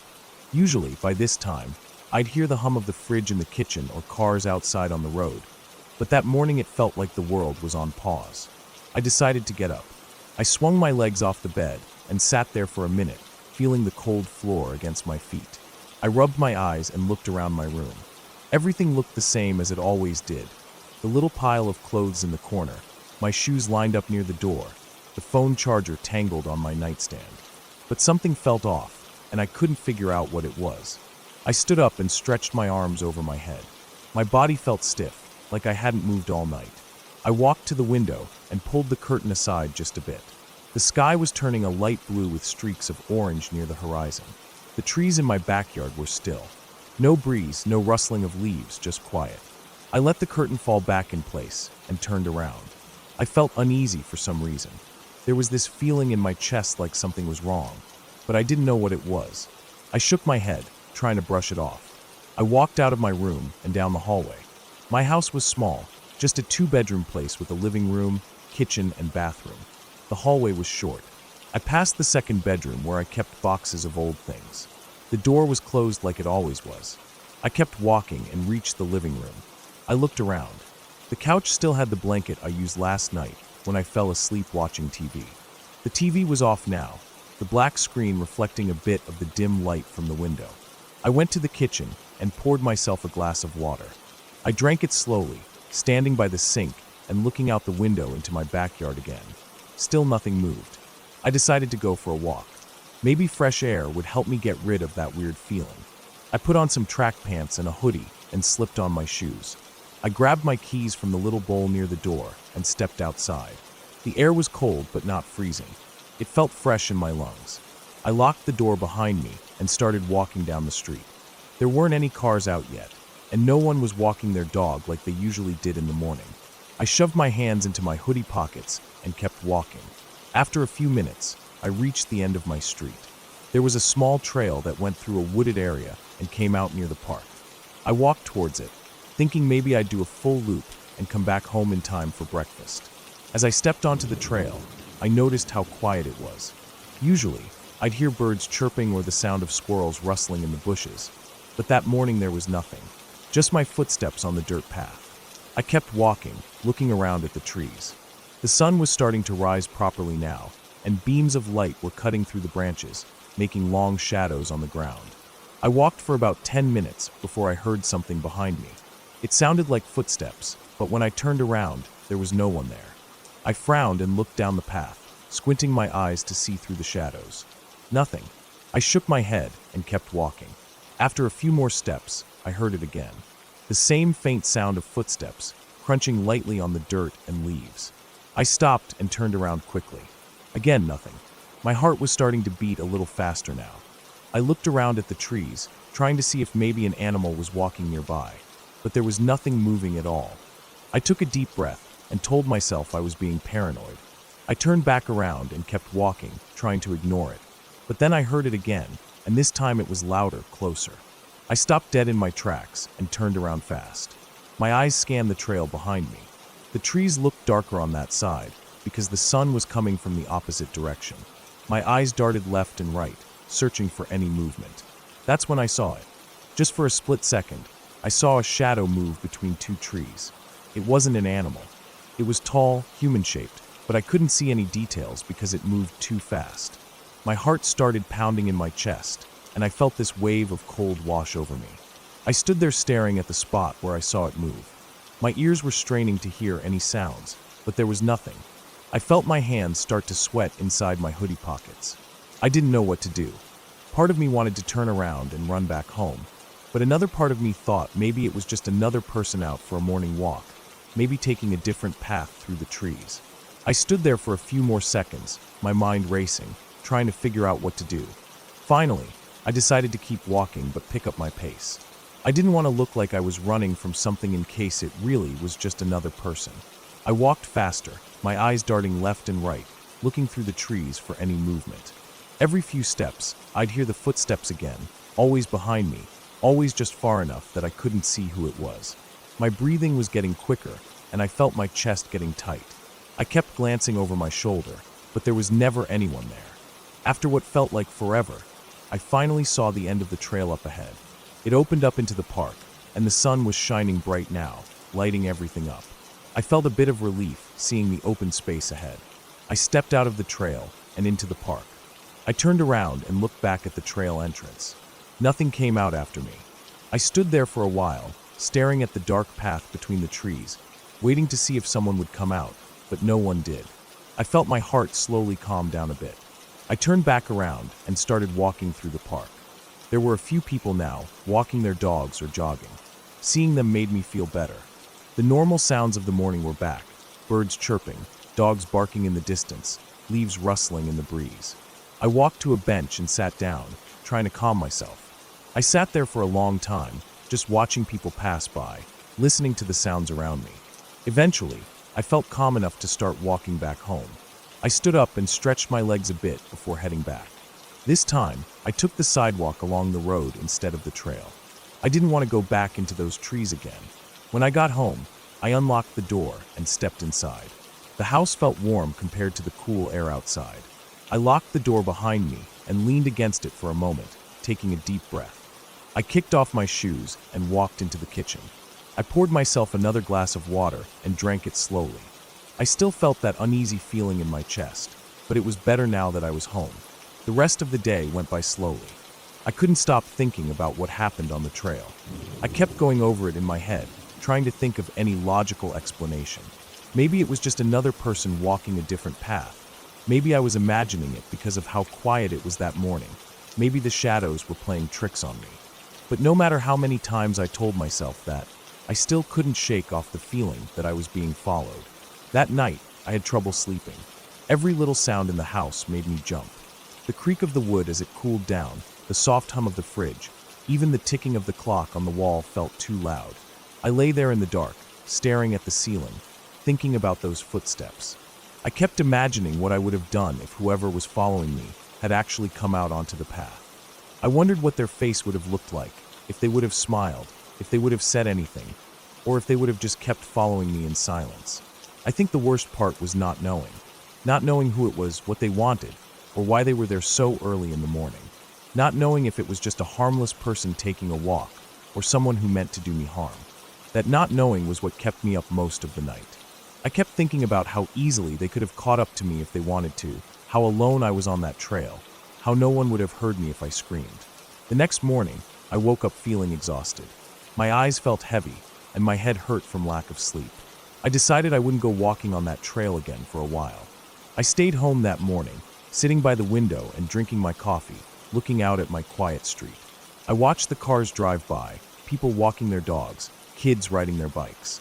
Everything looked normal, but inside I still felt that tightness in my chest, that feeling of unease that hadn't left since yesterday. Days went by, and slowly, that feeling started to fade. I started sleeping better, and the memory of that morning felt more like a bad dream than something that actually happened. But every now and then, when I'm walking alone or sitting by myself in the quiet, I hear footsteps behind me that aren't really there. I turn around, and there's nothing, but my heart still skips a beat every time. Even now, when I think back to that morning, I can still hear those footsteps behind me, quiet but steady, always just out of sight. And every time I hear them in my mind, I remember the shadow I saw moving between the trees, and I wonder who it was, what they wanted, and why they never showed their face. That day changed the way I see quiet mornings. Now, when I wake up early and the world is silent, instead of feeling calm, I feel tense.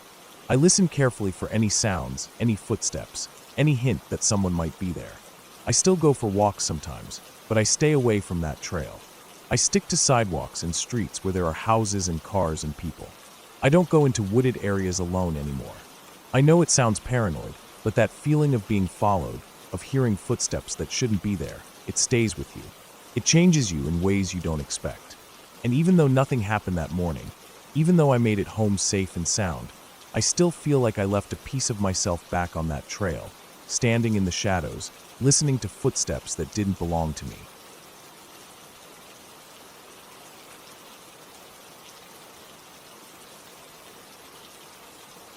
I had always liked driving alone at night.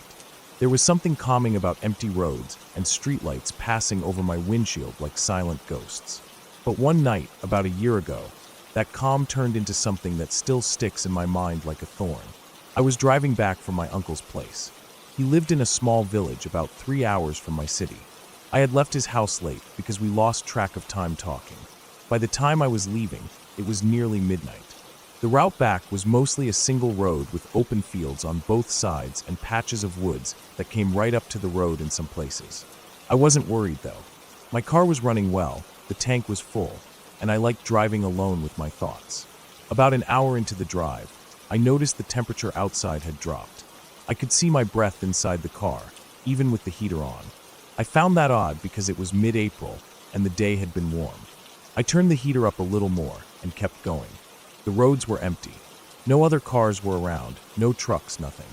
Just my headlights cutting through the darkness and the reflectors on the side of the road flashing every few seconds as I passed them. At one point, I saw something on the side of the road ahead. It looked like a pile of clothes at first, but as I got closer, I realized it was a person sitting on the gravel shoulder, facing away from the road. They didn't move as my headlights hit them. They were sitting almost perfectly still with their knees up to their chest. I slowed down a bit as I passed, looking in my rear-view mirror to see if they would turn or move, but they didn't. I kept driving, feeling a strange discomfort settle in my chest. About 15 minutes later, I saw another person on the side of the road. This time it was a man standing, facing the woods with his hands hanging by his sides. He was wearing a white shirt and dark pants. Again, he didn't move. Just stood there like he was waiting for something in the woods. I felt my skin crawl. It was too late at night for someone to be out there alone, and now twice I had seen people like that. I kept driving. The heater was on full blast, but my fingers still felt numb on the steering wheel. The next 30 minutes were uneventful. I tried to convince myself I was just tired, that these were people who lived nearby or travelers who had broken down. But in the back of my mind, something felt wrong. Then I saw headlights far ahead.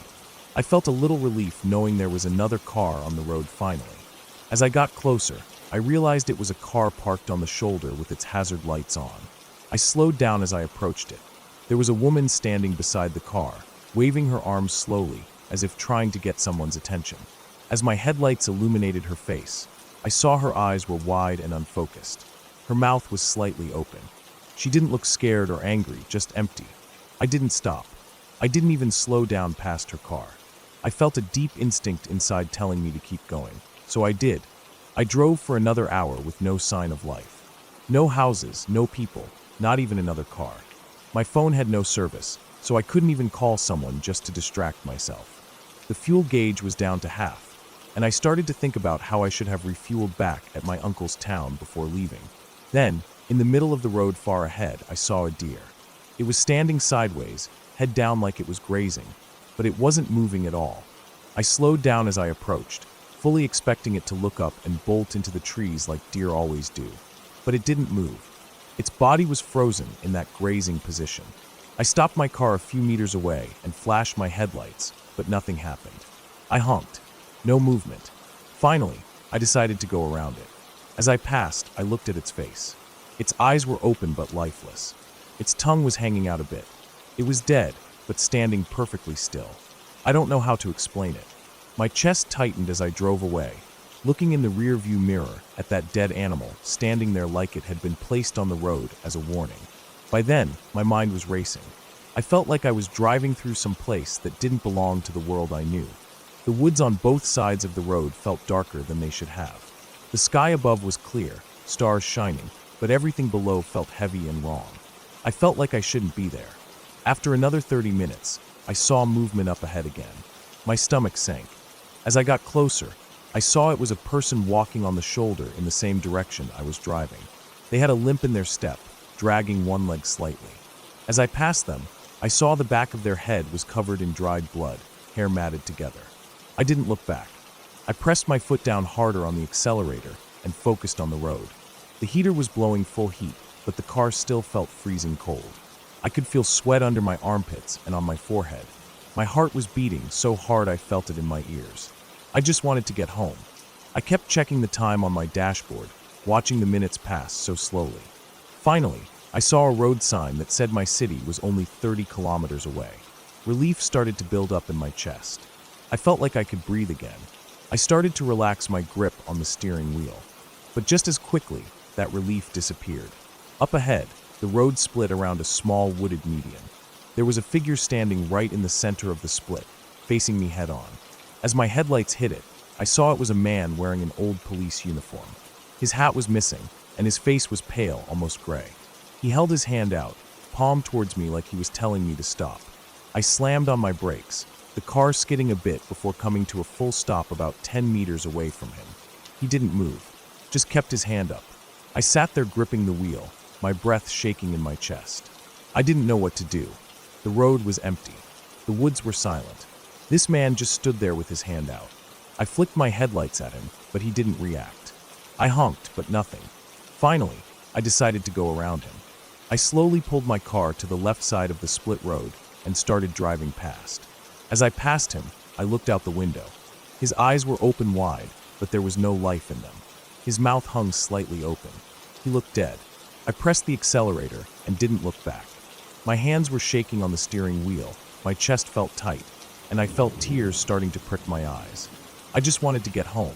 The rest of the drive felt endless. Every shadow on the side of the road looked like someone standing there. Every tree looked like a person frozen in place. I kept my eyes forward and didn't stop for anything. Finally, I reached the city limits. The first streetlights of town felt like the sun coming up after a long, dark night. I drove straight home without stopping anywhere. When I pulled into my driveway, I sat in my car for a long time. My hands were still shaking. My body felt cold and heavy. I finally forced myself to get out, locked the car, and went inside. My apartment felt warm and safe. I locked the door behind me, turned on all the lights, and just stood there for a while, staring at the walls and listening to the silence. My phone signal came back, showing a bunch of notifications from friends. I ignored them. I went to the bathroom and splashed water on my face. My eyes were bloodshot, and I looked pale. That night, I couldn't sleep properly. Every time I closed my eyes, I saw that deer standing on the road, that police officer's dead eyes, the woman with her empty stare. I kept hearing the silence of that long, dark road in my ears. The next morning, I thought about reporting what I saw. But what would I say? That there were dead people standing on the side of the road in the middle of the night. They would think I was drunk or hallucinating. I knew what I saw. I wasn't sleepy. I wasn't drunk. I wasn't high. I saw what I saw. After that night, I never took that road again. Even if it meant adding an extra hour to my drive, I always chose the highway now. Every time I think about that drive, a chill runs down my spine. I don't know what I drove through that night. I don't know why those people were standing there like that. I don't know why the deer was dead, but standing upright. I don't want to know. All I know is that the world is big, and there are places in it that aren't meant for us. Roads we shouldn't take, no matter how calm and empty they seem. Because some nights, you drive through a place that isn't yours. A place where the dead still stand, where silence is louder than screams, and where your headlights show you things that were never meant to be seen. I never want to see that road again. I never want to feel that cold that no heater can fight. I never want to see those lifeless eyes staring at me from the side of the road. That night reminded me that sometimes, when you're alone on a dark, empty road, you're not really alone. And whatever is out there, it doesn't want your help. It just wants you to see it, to remember it, and to know that it's waiting for you every time you drive into the dark.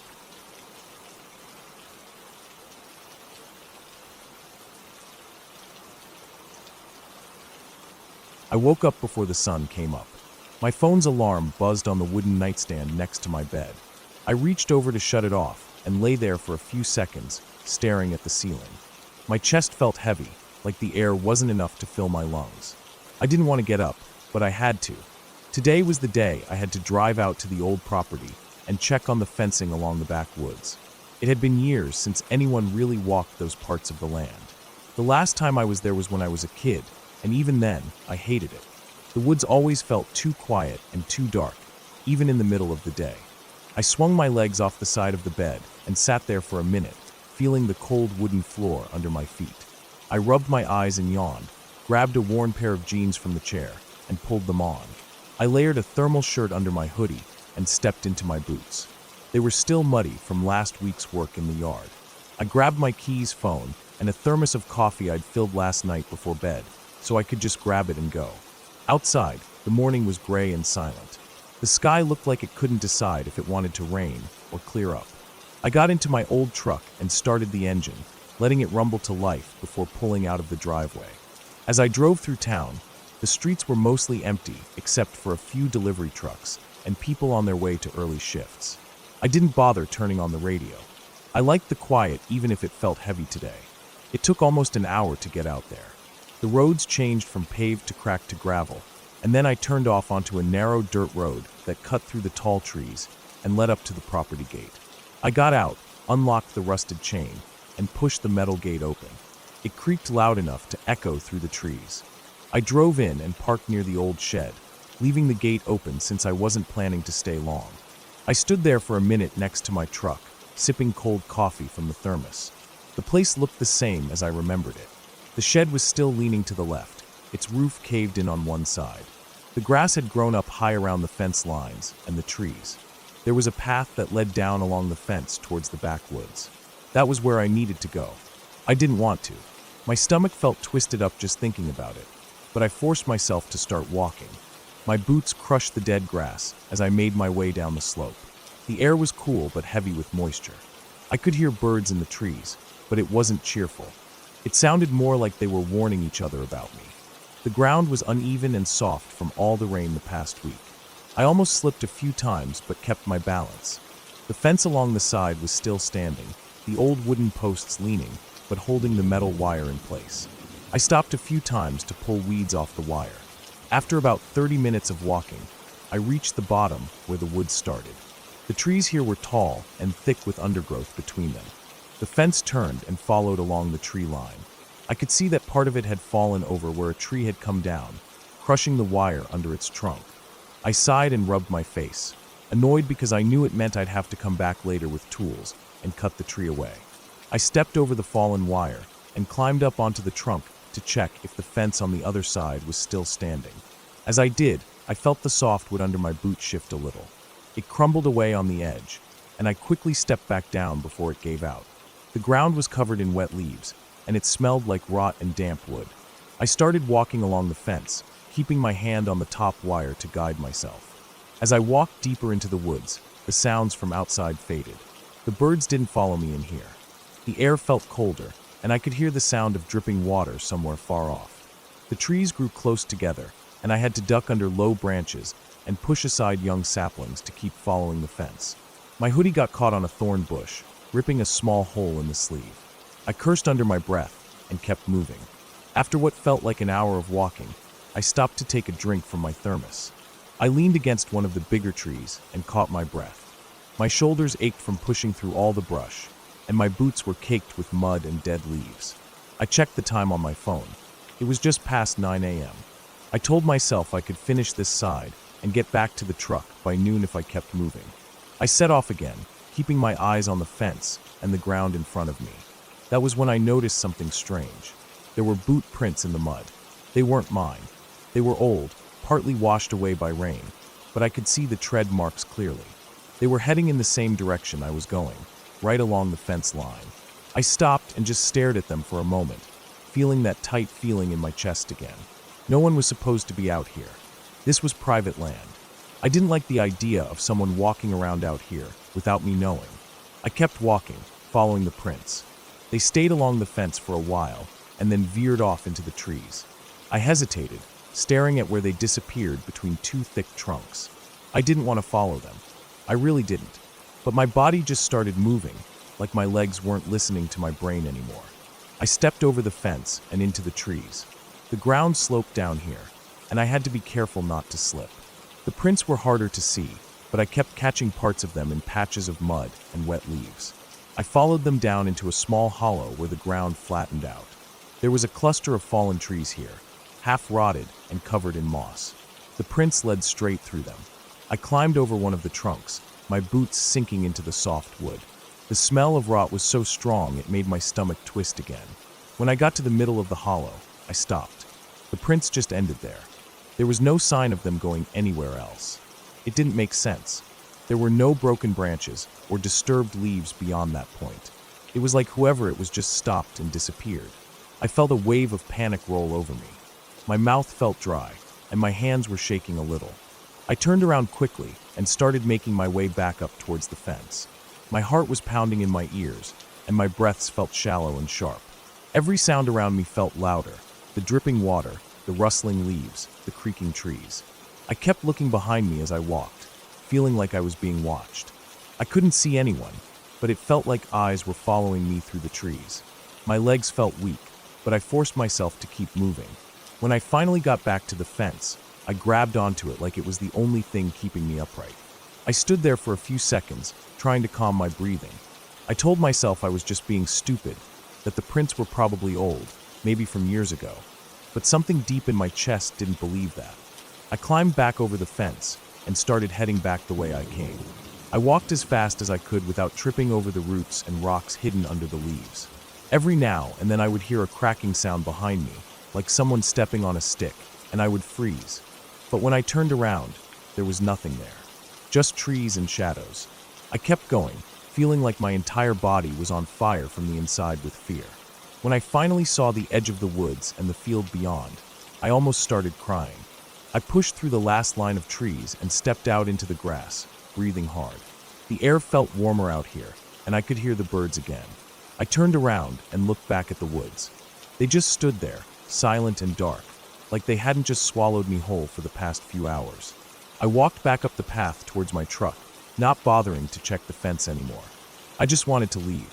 My boots felt heavy, and my legs felt like they were shaking with every step. When I got to the truck, I climbed in and shut the door, locking it immediately.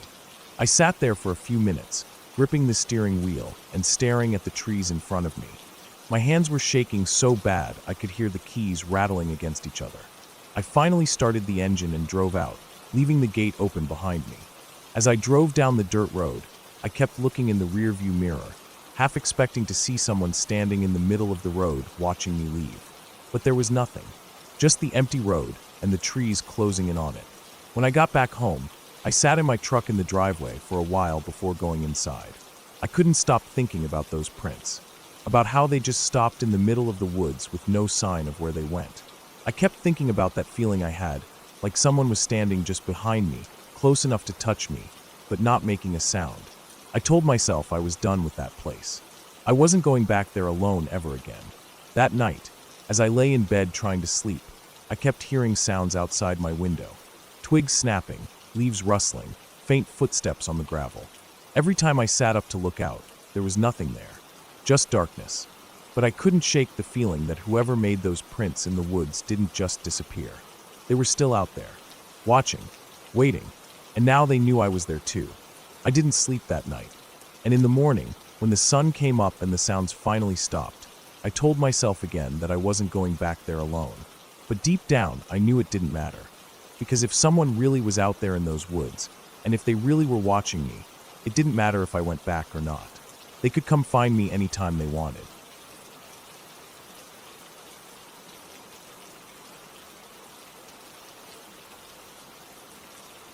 I was sitting in my small room, trying to focus on studying for my upcoming exam. It was a warm evening, and the fan was humming softly above me. I had been inside all day, staring at books and my laptop screen. My eyes were starting to ache, and I could feel my focus slipping away. I decided I needed a break, so I stood up, stretched my arms over my head, and let out a long sigh. Looking outside my window, I noticed the sun was setting, turning the sky orange and pink. I thought maybe going for a short walk would clear my mind before coming back to finish my notes. I grabbed my phone and slid it into my pocket, not bothering with my wallet since I wasn't going far. I stepped out, locking the gate behind me. The street was quiet. A few cars passed by here and there, and I could hear kids playing cricket somewhere down the lane. I started walking down the road, feeling the evening breeze on my face.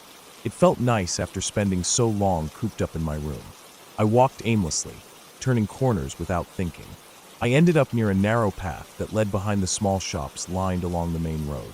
It wasn't a proper road, just a wide dirt path with patches of grass on the sides, and it eventually connected to the back of an empty construction site. I had walked here a few times before, usually during the day when I went out to get some air or when I wanted to be alone. It wasn't far from home, maybe a 10-minute walk at most. I decided to walk down that path, just to stretch my legs. As I entered the narrow stretch, I noticed how quiet it was. The sounds of the traffic faded away, and I could only hear my own footsteps crunching over the dry dirt. There were broken bricks scattered along the side, some plastic wrappers, an old tire lying half buried in the grass, and cigarette butts here and there. The path curved slightly to the left, and then opened up behind the shops, where the abandoned construction site began. The site had been left incomplete for years. There were metal rods sticking out of half-finished concrete columns, piles of gravel, and rusting sheets of corrugated metal leaning against the walls. Weeds had grown tall around the edges, and someone had dumped broken furniture near the back wall. I never really felt scared here before. It was just empty and quiet, and that usually felt peaceful to me. I walked further in, stepping over a plank of wood that was lying in the way. The sun was almost down now, leaving only a dull gray light that made everything look flat and colorless. I could hear insects starting to chirp from the grassy patches around the site. I pulled out my phone to check the time. It was past 7 p.m. I thought I should head back soon before it got completely dark. As I turned around to leave, I noticed something strange near one of the columns. At first, I couldn't tell what it was. It looked like a bundle of dark fabric, like a small black bag or a blanket someone had thrown away. I squinted, trying to see it clearly. The light was fading quickly, and I could barely make out the shape. I stood still, staring at it for a few seconds, feeling a weird tightness in my chest. For some reason, I felt uneasy just looking at it. I forced myself to look away and started walking back down the path. As I was walking, I suddenly heard a faint rustling sound behind me. I stopped instantly. My whole body froze. I didn't want to turn around, but I couldn't stop myself. I turned slowly to look back at the site. There was nothing there, just the same quiet emptiness, with the bundle of fabric still lying near the column. I felt stupid for getting scared, so I shook my head and continued walking. But as I reached the curve of the path, I heard the rustling sound again. This time it was louder, like something scraping against gravel. I stopped again and turned around quickly. That's when I noticed the bundle of fabric wasn't in the same spot anymore. It was closer to where I had been standing earlier. My heart started to race, and I felt sweat gathering on the back of my neck despite the evening breeze. I tried to convince myself that maybe it was just an animal or something blowing in the wind, but there was no wind. The air felt still and heavy around me. I turned back around and walked faster, trying not to break into a run. I could hear my own breathing getting louder in my ears. I kept telling myself not to panic, that I was imagining things. Then I heard it again, this time right behind me. A dragging sound, like something heavy being pulled across gravel and dirt. I didn't stop to look back. I started running down the path as fast as I could. My feet pounded against the ground, and small stones flew out from under my shoes. I felt like I couldn't breathe properly, my chest tightening with every step. When I reached the end of the path and stepped onto the main road, I stopped running and bent over, putting my hands on my knees, gasping for air. Cars were passing by, lights flickering across my face. People were walking on the other side of the road, unaware of anything happening. I stood there for a while, trying to calm my breathing, feeling my heart hammering in my chest. I forced myself to look back down the path. From where I stood, I could only see darkness beyond the first few meters. Nothing moved. Everything looked still and silent. I felt stupid again, thinking maybe I was just tired and my mind was playing tricks on me. But I couldn't shake the fear I felt deep inside my chest. I turned away and started walking home, forcing myself not to look back again. The streets were darker now, streetlights flickering on, casting yellow circles on the road. I walked quickly, feeling the urge to get home as soon as possible. When I reached my house, I unlocked the gate with shaking hands and went inside. I closed the door behind me and locked it, leaning my back against it as I tried to slow my breathing. I went straight to my room and sat down on my bed, staring at the floor. My mind was racing with thoughts. I didn't know what I saw or what I heard. I kept trying to replay it in my head to make sense of it, but every time I did, I felt that same cold fear run down my spine. I didn't tell anyone about what happened. I didn't see the point. It wasn't like I saw a person or an animal clearly. It was just a black shape, a bundle of fabric that somehow moved closer when I wasn't looking. I didn't know how to explain that without sounding crazy. That night, I couldn't sleep properly. Every time I closed my eyes, I saw that dark shape in my mind, sitting there silently waiting.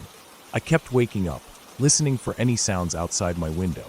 The fan's hum felt too quiet, and the shadows on my ceiling looked too dark. The next day, I avoided going out. I stayed inside, keeping my curtains closed. I tried to focus on studying again, but my mind kept drifting back to the site. I kept thinking about it all day. By evening, I felt restless, like my chest was filled with something heavy that wouldn't go away. I thought maybe if I went back there in daylight and saw that it was just garbage lying there, I would feel better. So, around noon the next day, I put on my shoes and walked down the road again. The sun was high, and the streets were warm with bright light. There were people everywhere, shopkeepers setting up displays, motorbikes weaving through traffic, kids running down the footpaths. Everything felt normal. When I reached the narrow path, I felt my stomach tighten, but I forced myself to walk in. The dirt path looked so different in daylight. I could see every small stone, every weed growing along the edge. As I walked towards the construction site, I scanned the area for the bundle of fabric. When I finally reached the spot near the column, my heart dropped. There was nothing there. The ground was bare, except for some old plastic wrappers and broken bricks. I looked around everywhere, walking across the entire site slowly. There was no black bundle, no blanket, no bag. Nothing. I stood there under the bright sun, feeling a cold chill run down my back despite the heat. I kept looking around, scanning the ground over and over. But there was nothing there. I felt like my legs were shaking under me. I walked out of the site and down the path, feeling the world spin slightly around me. I walked back home, feeling more confused and scared than before. After that day, I never went down that path again, not even during daylight. I started taking longer routes to reach the shops, avoiding even looking down the narrow stretch when I walked past it on the main road. Sometimes, when I was lying in bed at night, I would think about it again. I would remember the sound of something dragging across the gravel behind me, and my chest would tighten so hard I felt like I couldn't breathe. I don't know what I saw or what I heard that evening. Maybe it was just garbage, and the sound was from an animal I didn't see. Maybe I was too tired, and my mind imagined it all. But deep down, I know what I felt. I know that feeling of cold fear, the feeling that something was right behind me, following me, dragging itself closer each time I turned away. I never found out what it really was. I don't think I ever want to know. All I know is that since that day, whenever I walk alone in quiet places, I feel my heart beat faster, and I keep looking back, just to make sure nothing is following me again.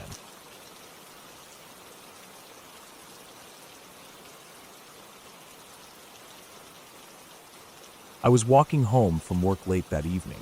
I normally tried to leave the office by 5 or 6, but today my boss gave me extra files to finish, and I didn't want them piling up for tomorrow. By the time I packed up my bag and walked out of the building, it was already dark. The air felt heavy and humid, sticking to my skin as I walked down the sidewalk toward the bus stop. The street was emptier than usual. There were a few cars passing by, their headlights bright against the black road, but otherwise it felt quiet. The bus stop had a flickering yellow light above the bench. It made me feel uneasy, the way it blinked off for a few seconds before lighting back up again. I checked my phone to see how long until the next bus. 17 minutes. I sighed and sat down on the cold metal bench. My back felt tense from sitting at my desk all day, and the humidity made everything feel uncomfortable. I kept glancing around out of habit. There was a small grocery store across the street, already closed for the night. Its windows were covered with metal grates. Next to it was a dark alley, which I never liked looking at. Tonight it felt darker than usual. I could see the faint outline of a dumpster near the entrance of the alley. The flickering bus stop light barely reached it, but I could still make out the shape. I tried not to stare at it, but my eyes kept drifting back. Something felt off. I couldn't say what exactly. I told myself it was just my imagination. I looked down at my phone again, scrolling through old messages, checking notifications that didn't matter. Anything to keep myself distracted. Every time the light above me flickered off, I felt my heart beat faster. When it came back on, I would scan around quickly, making sure no one was standing nearby. After about 5 minutes, I heard a loud thud come from the alley. It wasn't like a metal clang or something dropping. It was more like a solid, heavy sound, like a sack of potatoes hitting the ground. My body went cold. I tried to tell myself it was probably a stray cat knocking something over. There were always cats around that alley. Still, I couldn't ignore the way my chest tightened. I stayed seated, trying not to look directly into the alley. I could feel my breathing getting shallow, like I couldn't get enough air. Then I heard shuffling. Slow, dragging shuffles, like feet sliding along concrete. I couldn't see anything yet. The light didn't reach far enough into the alley, and everything beyond that was pitch black. I felt my hands get sweaty as I gripped my phone tighter. I turned down the brightness on my screen so it wouldn't light up my face. I didn't want anyone to see me clearly sitting there alone. The shuffling got closer to the edge of the alley. My eyes were locked onto the dark space, waiting to see something emerge. Finally, I saw a shadow move along the ground. The shape was too large to be a cat or dog. It was a person. I swallowed hard, feeling my throat tighten. I stayed completely still, hoping they would turn and walk away. But then the shadow stepped forward into the faint glow of the flickering bus stop light. It was a man. He looked rough, like he hadn't showered in days. His clothes were dirty and loose, hanging off his thin frame. His hair was messy, sticking out in clumps. I couldn't see his eyes clearly from where I sat, but I could tell he was looking in my direction. He didn't move for a moment, just stood there at the mouth of the alley. My chest felt like it was being squeezed. The flickering light went out again for a few seconds, and when it came back on, he had taken a step closer to the bus stop. I tried to keep my breathing calm. My heart was beating so fast I felt it in my ears. I wanted to get up and walk away, but I didn't know where to go. The road was empty. The shops were all closed. My bus would be here in 10 minutes. If I walked away, I'd be alone on the dark street, and he might follow me anyway. The light flickered off again, and I felt a wave of fear crash through my body. When it flickered back on, he was even closer. He was standing just a few feet away from the bench now. I could see his face clearly. His eyes were sunken, and his skin looked pale and dirty. His lips were dry and cracked. He had a long scar running down from the side of his eye to his jaw. He didn't say anything. He just stood there, staring at me. My body felt frozen. I didn't know what to do. I looked down at my phone, pretending to read something, hoping he would leave if I ignored him. I felt him shift slightly, like he was stepping even closer. I could hear his breathing now, ragged and uneven. The smell that came with it was strong, like sweat and dirt mixed together. I felt trapped. The bus still said 8 minutes away. It felt like hours. I told myself that as long as he didn't move closer, I would stay where I was. But then I saw his hand twitch. He reached into his pocket slowly, and my stomach dropped. I didn't know if he had a weapon or something else. I felt tears start to build up in my eyes, but I forced them back down. I needed to think clearly. He pulled out something small. It was hard to see in the dim light, but it looked like a small folded piece of paper or cloth. He held it tightly in his fist. He just stood there, staring at me, holding that thing in his hand. I felt like I couldn't breathe. I could hear my blood rushing in my ears. The light flickered off again, and I felt pure panic run through my body. When it flickered back on, he had taken another step closer. He was standing right in front of me now, only about a foot away from my knees. I stayed frozen. My hands were trembling as I held my phone in my lap. He bent down slightly, leaning his face closer to mine. I could see the dark circles under his eyes, the dried flakes on his lips. He stayed there for a moment, breathing heavily, before he slowly placed the folded thing he was holding down on the bench next to me. Then he stood back up and stepped away. My whole body was shaking. I didn't move, didn't pick up whatever he had left. He turned and started walking back toward the alley, dragging his feet as he went. The flickering light made his shadow stretch long across the sidewalk as he disappeared into the darkness of the alley again. I felt my chest loosen a little when he was out of sight, but my hands were still shaking uncontrollably. I looked at the folded thing next to me on the bench. I didn't want to touch it, but I needed to know what it was. Carefully, I reached out and picked it up with my fingertips. It was a small folded napkin. Inside was a used blood-stained tissue. My stomach turned, and I felt bile rise in my throat. I dropped it on the ground instantly. My head felt light, and I took a deep breath to keep myself from throwing up right there. The bus finally arrived 5 minutes later. When the headlights lit up the bench in the alley, I felt a wave of relief. I stood up quickly and got on the bus without looking back. As I sat down in a seat near the middle, I looked out the window at the alley, half expecting to see him standing there again. But it was empty. The bus ride home felt like it took forever. My hands were still trembling, and my chest felt tight the whole way. I kept replaying his face in my mind, the scar, his sunken eyes, the smell of him. I felt sick thinking about the blood-stained tissue he left behind. I didn't know what it meant or why he gave it to me. Maybe he was trying to scare me, or maybe it meant nothing to him. Either way, I felt shaken to my core. When I finally got home, I locked the door and checked all the windows to make sure they were shut tight. I took a long hot shower, trying to wash the feeling of his presence off my skin. But even as the steam filled the bathroom and the hot water ran down my back, I couldn't shake the fear sitting heavy in my chest. That night, I couldn't sleep. Every time I closed my eyes, I saw him standing in front of me, breathing heavily, holding that stained napkin. I kept imagining him standing outside my apartment, waiting in the shadows. I got up 3 times to check the front door, making sure it was locked. Each time I looked through the peephole, my heart beat so fast I thought I would pass out. Days passed, but the feeling didn't leave me. I started leaving work earlier, making sure I caught the bus before it got dark. I stopped going to that bus stop altogether, choosing to walk an extra 15 minutes to a different one on a busier street. I didn't want to sit under that flickering light again, staring at the dark mouth of that alley, wondering who would come out of it next time. Every time I walk home now, I keep my eyes moving, scanning the sidewalks, the alleys, the doorways. I keep my keys in my hand, ready to use if I need to. I carry a small bottle of pepper spray in my pocket. I know I can't let my guard down again. That night taught me something about how quickly safety can disappear. 1 minute I was just waiting for my bus like any other day, and the next I was frozen with fear, staring into the eyes of a stranger who left me with nothing but questions and a deep, lingering feeling of unease. I never saw him again. I don't know who he was, what he wanted, or why he left that napkin with me. But now, every time I see someone standing alone in the shadows, I wonder if they're looking for their next person to scare, or worse. I wonder if one day, someone like him won't just leave something behind, but will decide to take something instead. That thought keeps me awake at night. It makes me check the locks twice, 3 times before I can let myself sleep. It makes me scan every dark corner when I walk alone. Because now I know that some people don't need a reason to scare you. They just want to see what you'll do when you're too frozen to move, too scared to even scream. And that is what I think about every time I see a flickering light on a quiet street at night.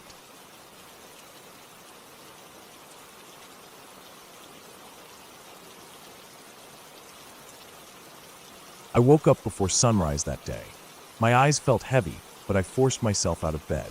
My body felt stiff, like I hadn't slept at all, but I pushed through it because I had planned to go for a long walk into the hills behind my neighborhood. I had always seen those hills from my kitchen window every morning while making tea. The view was calm and quiet. Trees scattered around the slopes, small bushes here and there, patches of yellow grass among green. It always looked so peaceful. For months I kept thinking I would go up there one day and just walk for hours, just to feel away from everyone for a while. Away from cars, away from people, away from the constant noise in my head that seemed to never stop these days.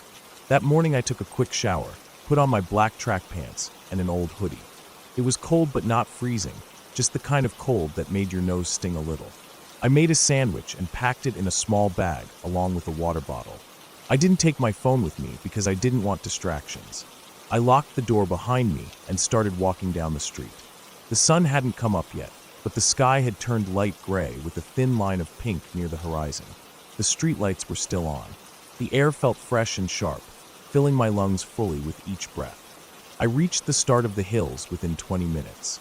The entrance was just a small dirt path between two stone fences. There was a faded wooden board on the side with nothing written on it anymore. I stepped through and started my climb up the slope. As I walked up, the grass brushed against my shoes, leaving small streaks of dew on them. I kept walking higher and higher, stopping only once to drink some water. The sun had risen by then, lighting everything in gold. The trees cast long shadows over the path, and I could hear birds calling from deep within the branches. I saw a few rabbits dart away when they noticed me coming closer. Their small feet thudded lightly on the dirt before they disappeared into bushes.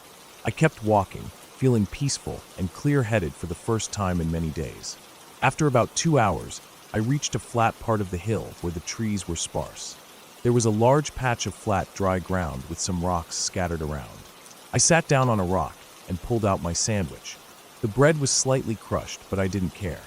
I ate slowly, feeling the breeze across my face.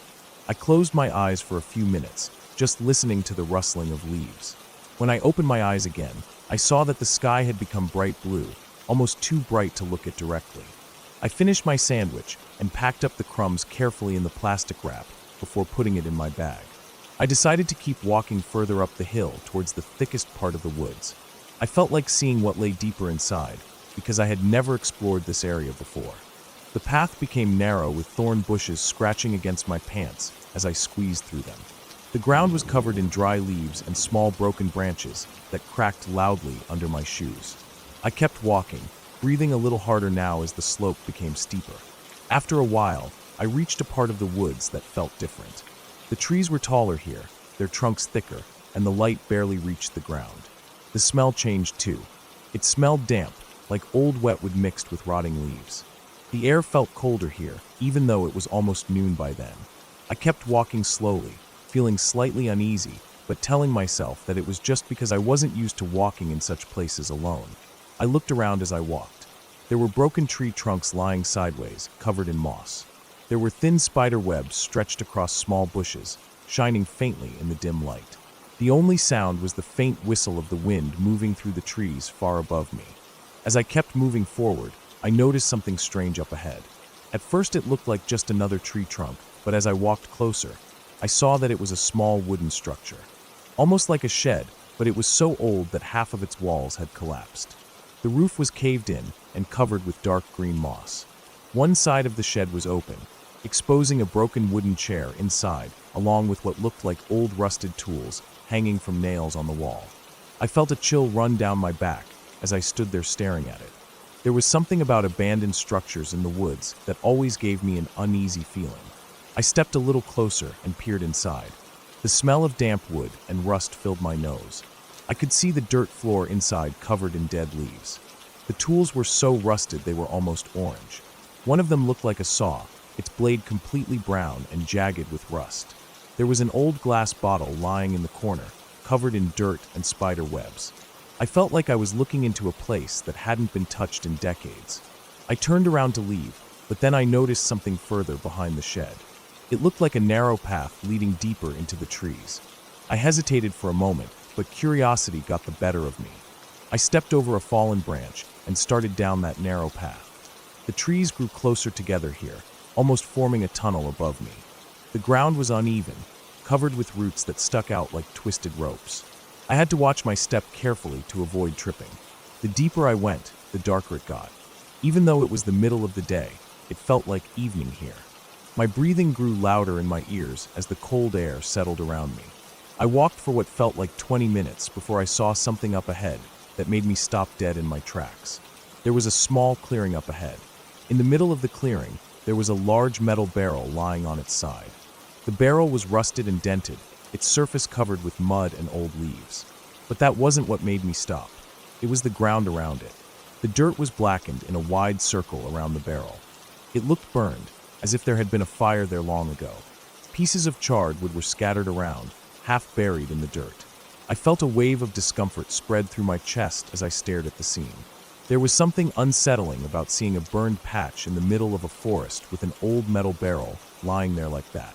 It felt wrong somehow. I stepped a little closer to look at it properly. As I approached, I saw that there were pieces of broken glass bottles around the barrel. Some of them were melted into odd shapes. I could also see faint black marks on the barrel, almost like fingerprints, but much larger and smeared all over. The closer I looked, the stronger the smell of old burned wood and rust became. I felt my throat tighten, as if my body was telling me not to stay here. I looked around the clearing and noticed that the trees around this burned patch were all slightly blackened at their bases too. It was as if someone had set a fire here and just left everything behind afterwards. I stood there for a long time, just staring at the scene, feeling my stomach tighten with unease. My ears felt like they were ringing slightly, probably from how silent it was in these woods. I felt a sudden need to leave, to just get out of there as quickly as possible. I turned around and started walking back the way I came. My steps felt heavier now, my legs feeling weak with every step. As I walked, I kept looking over my shoulder, feeling like something was behind me. Every time I turned, there was nothing, just trees, bushes, and shadows. The path felt longer going back. The cold air felt sharper on my skin now. My breath was quick and shallow. When I finally reached the old shed again, I almost felt relief to see it. I walked past it quickly, feeling exposed in the silent woods. The shadows felt like they were moving slightly as the breeze shifted the branches above. I forced myself to keep walking at a steady pace, even though my body wanted to run. The trees finally started to thin out as I moved out of the dense part of the woods. The light became brighter and warmer again as I approached the edge of the trees. When I stepped out into the open part of the hill, I felt like I could finally breathe properly. The sun was shining fully now, warm on my face, but my body still felt cold with fear. I kept walking down the hill without stopping. I didn't even pause to drink water. My feet moved quickly over the dirt path as I descended the slope, the dry grass brushing against my ankles. My heart felt like it hadn't slowed down at all since I saw that clearing. I finally reached the street at the bottom of the hill. The neighborhood looked the same as always, calm and normal. I walked home feeling numb. When I reached my house, I unlocked the door with shaking hands. I stepped inside and locked it behind me. I sat down on the floor against the door and let out a long, shaky breath. My legs felt weak and my chest felt tight. I stayed sitting there for a long time, staring at the floor, my mind still seeing the burned clearing and the rusted barrel. I never went back to those hills again.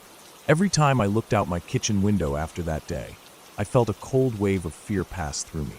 The hills looked the same as always from a distance, peaceful, green, silent. But I knew that deep inside those trees there were things left behind. Things that didn't belong there. Things that made the air feel heavy and wrong. I didn't know who set that fire or what they were burning or why they left that barrel behind. And I didn't want to know. I was just glad I left before anything else happened. From that day on, I started carrying my phone with me everywhere I went, even if I was just going for a walk around the block. I never wanted to feel that alone again. Sometimes at night when I couldn't sleep, I would think about that place. I would think about how silent it was, how it felt like even the birds didn't want to sing there. And in those moments, I felt a chill spread through my chest, and I pulled my blanket tighter around me, closing my eyes and trying to think about anything else until sleep finally came.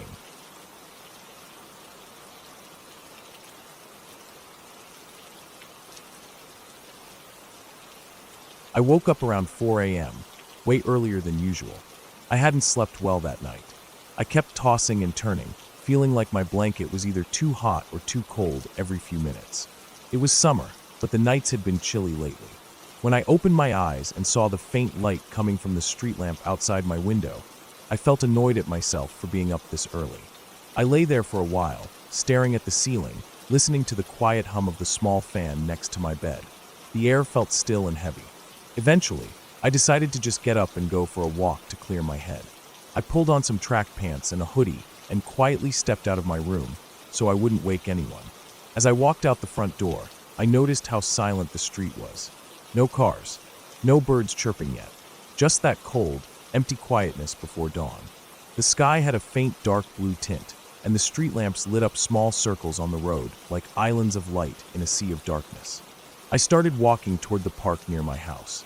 It was only about a 10-minute walk. As I moved, I felt a slight ache in my knees from sitting too long yesterday. I passed by houses with dark windows. A few porch lights were on, and there was a soft smell of morning dew mixed with the faint scent of garbage bags lined up for the trash truck later. My shoes made small crunching sounds on the sidewalk where dry leaves had gathered near the curbs. When I reached the park, I noticed the gates were closed, but I knew there was a small broken part in the fence at the side that people used to sneak in. I slipped through it, feeling the cool metal scrape against my side slightly. The park was dark, but I could still see the outline of trees, benches, and the walking path lit faintly by distant streetlights. I started walking along the path slowly, listening to the quiet around me. There was a smell of wet soil and fresh-cut grass still lingering in the air from when they mowed it yesterday. As I walked deeper into the park, I felt a cold breeze against my face and neck. I put my hands in my pockets to keep them warm. There was a faint rustling sound coming from the bushes on my left. At first, I thought it was a stray cat or a rabbit, but the sound stopped as soon as I looked that way. I kept walking, trying to ignore the uneasy feeling starting to build up in my chest. My ears felt hot, and I could hear my heartbeat thumping slowly, but heavily. I reached the small bridge that goes over the creek running through the park. The creek was almost dry this season, with only a thin trickle of water running over rocks. I stopped in the middle of the bridge and leaned against the railing, looking down at the dark water below. I could hear insects buzzing faintly, and somewhere far off a dog barked once and then stopped. The air smelled damp and earthy down by the water. After a few minutes, I started walking again, crossing the bridge and heading to the far side of the park where there were tall eucalyptus trees lined up along the path. Their long branches swayed slightly with the breeze, and some dry leaves fell slowly to the ground, making a soft crackling sound as they landed. I could see the outlines of the benches under the trees, all empty. The path curved to the left, going toward the children's playground. I didn't want to go there because seeing empty swings and slides in the dark always felt unsettling to me. I turned to the right instead, taking a smaller path that led toward the old maintenance shed. The shed had been locked up for years, ever since they built the new park office near the front gates. As I walked past the shed, I noticed that the side door was slightly open. That door was always closed, locked with a rusty padlock and chain. I stopped walking, staring at it for a few seconds. The open door was dark inside, and I couldn't see anything beyond it. The air smelled like old wood and metal mixed with wet earth. My nose felt cold as I stood there. I felt my chest tighten with an anxious feeling. My brain started racing with thoughts about what could be inside. Maybe someone broke in and was hiding there. Maybe it was just some kids messing around. But it was 4 a.m. Kids wouldn't be here at this hour. I slowly stepped closer to the shed, trying to listen for any sounds coming from inside. The only thing I could hear was the quiet rustle of leaves from the trees above and my own slow breathing. When I was about 2 steps away from the door, I suddenly heard a small scraping sound from inside. It wasn't loud, but it was sharp enough to make my shoulders tense up instantly. I froze, holding my breath, listening. The sound came again, a light scraping, like something dragging softly against the concrete floor. I felt my stomach clench tightly.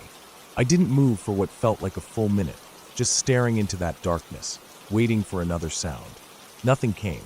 I backed away slowly, careful not to step on any dry branches or leaves that would make noise. As I turned around to walk back down the path, I felt a strong urge to run, but I forced myself to keep a normal pace. Running felt like it would only make things worse, like it would confirm that something was there chasing me. My breathing was shallow, and I felt sweat forming under my arms even though the air was cold. I reached the main path again and turned toward the bridge, walking quickly now. As I crossed the bridge, I looked back over my shoulder at the shed. The door looked darker now with the faint dawn light coming up behind it. My eyes kept darting between the trees and the bushes, trying to catch any movement. I could feel my heart beating fast in my chest, and my hands were shaking slightly inside my hoodie pockets. When I got back to the broken part of the fence, I slipped through quickly, scraping my side again without caring. I walked fast down the street, feeling like I could finally breathe a little. The sky was getting brighter now, and I could hear some early morning birds chirping. Cars were starting to appear on the main road in the distance. The smell of bread baking from the bakery down the street reached me faintly on the breeze. I walked back home feeling a strange mix of fear and relief. I kept thinking about that open door, about the scraping sound coming from inside, about how it stopped as soon as I started listening closely. My mind was racing with possibilities. Maybe someone homeless was living there. Maybe it was just a raccoon trapped inside.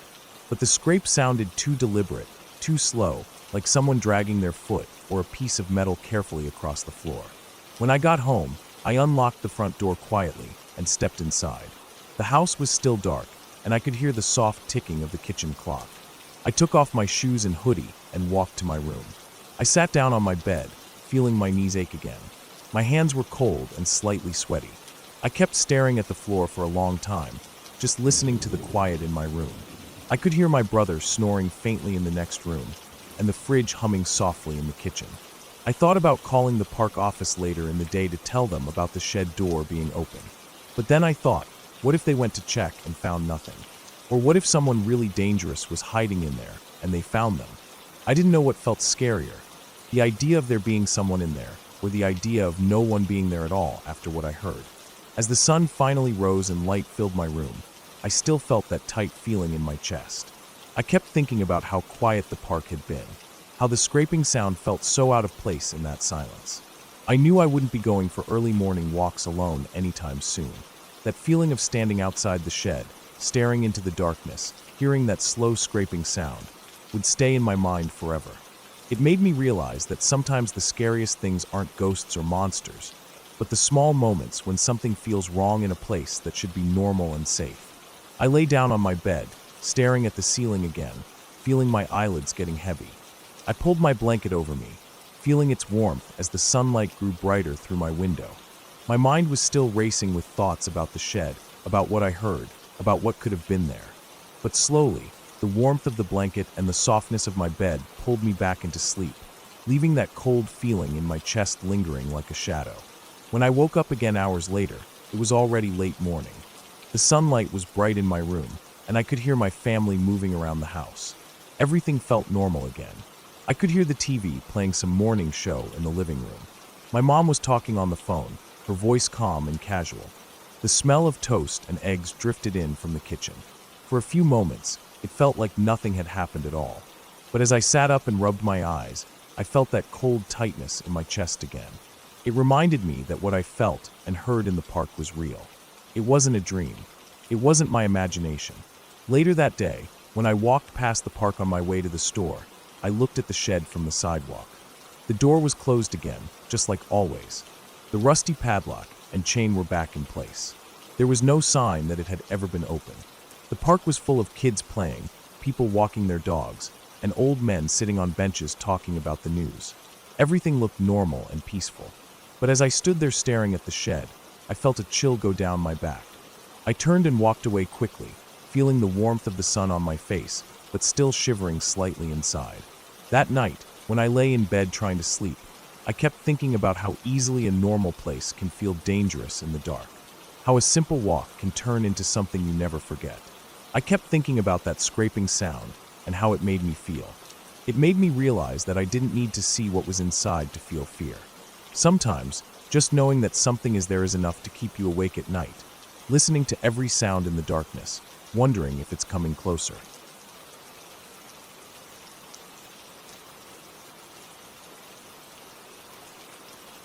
Last year, I lived alone in a small condo in the city.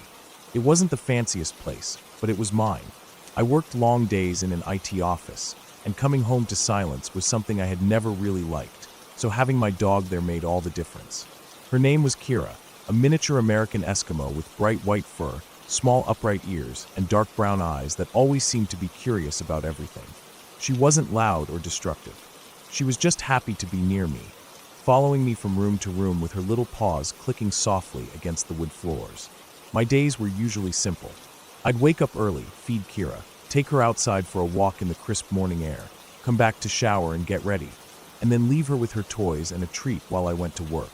After work, I'd pick up some groceries if needed, get home, take her for her evening walk, cook dinner, and relax with Netflix or YouTube until it was time to sleep. That was the cycle, day after day. Quiet, predictable, comfortable. She always stayed near me. If I was at my desk working on some leftover projects or fixing up my resume, she'd nap under the table. If I was watching TV, she'd curl up on the carpet by my feet, her small body rising and falling with every sleepy breath. At night, she slept on the corner of my bed, always pressed against my legs. But that changed one night. I remember it because it was raining outside, that cold winter rain that taps lightly on windows and makes the city sound softer somehow. I was sitting on the couch with a blanket wrapped around me, scrolling endlessly through Instagram, when Kira suddenly got up. She walked away from the couch without looking back. I thought she was going to get water, or maybe check out a sound from the neighbors. But then I heard a growl. A low, rumbling growl I had never heard from her before. I put my phone down and looked up.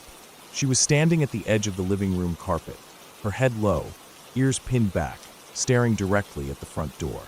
Her fur stood up slightly along her back. I called her name, but she didn't even blink. She just kept growling. I stood up, feeling this nervous energy spread through my chest, and I walked over to her. I tried to shush her, placing my hand lightly on her back, but she just kept growling. I stepped in front of her, blocking her view of the door, but she moved sideways, her little white paws tapping against the floor as she kept her eyes locked forward. My heart was beating fast. I couldn't hear anything from outside, but I walked over to the door slowly, my bare feet feeling cold against the wood floor. I turned on the porch light through the switch beside the door. Yellow light spilled out onto the small landing. Through the peephole, I saw nothing, just the metal railing and the stairs leading down to the other units. I unlocked the deadbolt and opened the door a crack, peering out. The cold air rushed in, mixing with the warmth of the condo. I stepped outside fully and looked around. It was silent except for the rain falling against the steps and the distant traffic hum down the street. I checked the railing, looked down the stairwell, leaned over to see if anyone was hiding along the side. Nothing. I listened for footsteps moving away, but there was nothing except the rain. I closed the door, locked it again, and turned to see Kira still standing there, growling quietly, eyes wide. I sat back down on the couch, trying to distract myself with my phone, but her growl stuck in my mind. Eventually, she came back over and curled up beside me. I kept glancing at the door until I went to bed. That was the first time it happened. It became a routine after that. Every week or so, she would suddenly stand up, walk into the living room, and start growling at the door. Sometimes it was during the day, when I was working from home. Sometimes it was at night, when the shadows of cars passing outside flickered across my blinds. It didn't matter if the TV was loud or if I had music playing. She would just stand there, quiet at first, then growl low and steady, never barking, never moving forward or backward, just frozen with her gaze fixed on that door.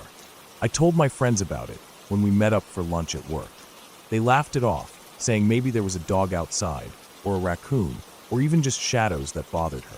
I laughed too, trying to brush off the way it made my chest tighten every time she did it. But deep down it bothered me, because I knew my dog. Kira never growled. Not at other dogs, not at strangers. She was friendly to everyone, always eager to play or cuddle. Seeing her growl like that, with her fur raised and her eyes wide, made something inside me feel cold. One weekend I invited friends over for dinner. I cleaned the place top to bottom, vacuumed twice to get all her shedding fur, and cooked chicken pasta with garlic bread. There were 6 of us, sitting in the living room on the couch, and the extra chairs I pulled from the dining table. Kira was in her element. She walked around to each person, tail wagging, licking hands, rolling on her back for belly rubs. Everyone loved her. Halfway through dinner, she was curled up at my friend's feet, snoring lightly. We were laughing about some old story from college when Kira suddenly lifted her head. Her ears perked up, and she stood up so quickly she almost slipped on the tiles. She stared at the front door.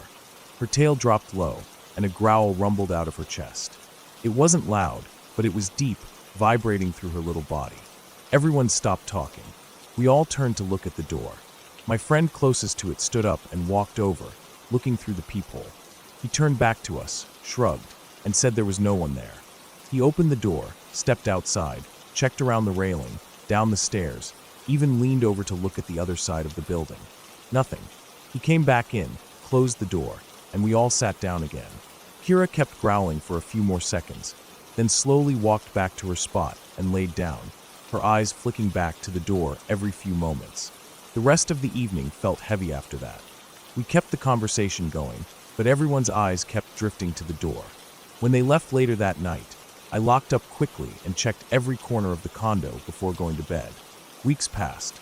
The growling continued. Every few days, sometimes at 3 a.m. when I was asleep, and would wake up to her growl echoing softly in the quiet darkness. I'd sit up in bed, my heart racing, listening to her, watching her stand at the doorway of my bedroom, staring down the hall toward the living room and the front door beyond it. I would get up, turn on all the lights, check everything again. Always nothing. December came. I decided to visit my parents for the holidays, taking Kira with me like always. She loved their big backyard, running through the grass and playing with the fallen leaves. She always slept curled up on the rug by their fireplace, warm and peaceful. That year, I noticed she seemed tired, slower. She didn't play as much and spent most of her time curled up in her bed. She still followed me around the house, but her tail wagged less. One evening, just a few days before Christmas, she didn't get up when I called her for dinner. I walked over and found her breathing shallowly, her eyes half open but unfocused. We took her to the emergency vet. She passed away that night. They said it was heart failure, something common for her breed and age. I buried her in my parents' backyard, under the old oak tree near the fence. I placed her favorite toy with her, a little stuffed fox she used to carry around everywhere. I sat there for a long time after we finished, feeling the cold winter air bite at my skin, listening to the wind moving through the branches above. I didn't cry until I got back inside. After the holidays, I went back to my condo. It felt empty. No paws following me around, no little barks of excitement when I came home from work. Just silence. But there was something else too. That feeling in my chest, the one that always came when Kira growled at the door, was gone. I realized it after a few days. The condo felt normal again. Just an empty home with no extra energy hanging in the air. I never did find out what she was growling at. Maybe it was another dog outside. Maybe it was an animal that came by the building every week. Or maybe it was a sound only she could hear, like the distant echo of something moving far away. All I knew was that she saw or felt something that I couldn't. Something that never went away. Something that kept coming back until the day she left. I still think about her every day. About how she made me feel safe in ways I didn't even understand at the time. About how her small growl, quiet and deep, would fill the condo with this heavy tension, and how it always faded the moment she came back to me and curled up at my feet again. These days, when I hear a noise outside my door at night, I pause and wait for a growl that will never come again.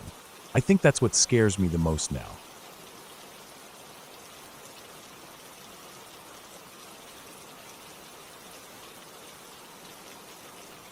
When I was about 4 years old, I lived in this old house with my mom. It was just the two of us. The house wasn't anything special from the outside. It was a small single-story place with faded white paint that peeled in long strips near the back door. There was an old oak tree that stood tall in the front yard, its branches reaching out like arms, and I remember during summer the leaves made a thick green ceiling over the driveway. The porch was cracked in some parts, and when I sat there with my little toy trucks, I'd always watch the ants march through the gaps. Inside, the house always felt dim, even when the sun was out. The windows were old and foggy between the panes, and the curtains my mom hung were thick enough to keep out most light. I remember how quiet it was there. My mom worked long hours, and when she was home, she usually rested in her room with the door shut. I would sit in the living room and watch cartoons or build towers with wooden blocks on the worn-out carpet. Sometimes I'd wander the house, just looking at things because I was bored. I'd look at the small mirror by the front door, stand on my tiptoes, and make faces at myself. I'd touch the little plastic flowers stuck in a vase in the kitchen window and look at their faded red and yellow petals. They were always dusty. There were a lot of weird things about that house. Even though I was a kid, I still remember them clearly. Like the way the ceiling fan in the living room would spin slowly by itself, even when the switch was off. Or how the back hallway always felt colder than the rest of the house, even in the middle of summer. Sometimes I'd hear a faint noise, like someone whispering, when I sat near the bathroom door. It never felt dangerous at that age, just weird. I'd tell my mom, and she'd just say it was the pipes or the old wood creaking. Then there were the dreams I had. I still remember them even now, all these years later. They weren't like normal dreams, the kind where you fly or run or play with friends. These felt too real. In the dream, I would get up from my little bed and walk out into the hallway. The carpet was scratchy under my feet, and the house was always completely silent. I'd turn and walk into my mom's room. She wasn't there. The bed would be empty, the blankets pulled back as if she had just gotten up. I would stand there in the doorway, looking at the bed, and that's when he would appear. In the dream, there was this man. He wasn't scary looking, but I still felt afraid of him. He was tall, taller than my mom, and he wore a plain gray shirt and dark pants. His hair was short and black, and he had a serious face. I remember the way he looked at me. No anger, no kindness, just a cold stare like I wasn't even a person. Like I was just something to look at. He would walk towards me and wrap his hand around my neck. He never squeezed hard enough to hurt me, but I could feel his fingers press into my skin, lifting me up off the floor. My little feet would kick in the air, and I could feel the pressure building in my chest as I struggled to breathe properly. He would hold me there and say, "You will have this dream 4 more times." I didn't scream in the dream. I couldn't. My throat felt tight, and no noise would come out. I would just hang there, staring at his blank eyes. In the corner of my mom's room, there was always another man. I never saw his face properly. He stayed crouched down, facing the wall, holding a small tape recorder. I can't even remember what brand it was or what color, just that it looked old and dirty, like it had been buried in mud and wiped off. In the first dream, he smashed 1/4 of it, breaking off a corner. I didn't understand why he did that. He never looked at me or spoke. He just sat there, breaking off pieces. Then the dream would end, and I'd wake up in my bed, my small pillow damp with sweat. I would sit there, breathing hard, listening to the quiet house. Sometimes I'd get up and run to my mom's room just to check if she was there. She always was, asleep on her side, facing the wall, her dark hair covering her face. I had that dream 2 more times. Each time was the same. I would walk into her room, he would lift me by my neck, and he would say, 3 more times. Then 2 more times in the next dream. Each time, the man in the corner would break off another piece of that recorder, his movements slow and deliberate, like he was following instructions. I never had the 4th dream. Before it could come, we moved out of that house. My mom got a new job in a different town, and we packed up everything into her small white car. I remember sitting in the back seat, looking out the window as we drove away. The house looked exactly the same as it always did, but I felt this sense of relief I couldn't explain at that age. Like I was finally leaving something heavy behind. After we moved, I never had that dream again. I never saw the man with the blank eyes or the man crouched in the corner with the recorder. I thought about it sometimes, lying in my new room at night, wondering what would have happened if we hadn't moved before the 4th dream. I didn't tell anyone about it back then. I didn't think anyone would believe me. I was just a little kid with dreams, and adults always said dreams weren't real. But I remember them so clearly, even now. The dreams felt real. The pressure on my neck felt real. The feeling of my feet kicking in the air, the way the man's fingers pressed into my skin, all of it felt real. Even the silence of the house in my dreams was the same silence I heard every day when my mom was working and I was alone. Years later, when I was older, I asked my mom about that house. We were sitting at the kitchen table in our new place, drinking tea. I asked her if she ever felt anything weird there, like if the house ever felt strange to her. She paused for a long time before answering. She said she always felt watched there. She never saw anything, but sometimes she felt like someone was standing in the hallway when she walked to the bathroom at night. She said the house always felt heavy, like the air was thick and hard to breathe. She thought it was just stress from working so much, but she said she never felt that way in any other house we lived in. I told her about my dreams then. I told her every detail I could remember. She listened without interrupting, her hands wrapped around her cup of tea, her fingers tight and white at the knuckles. When I finished, she didn't say anything for a while. She just sat there, staring down at the table. Then she said she was glad we moved out when we did. That was it. We didn't talk about it again after that.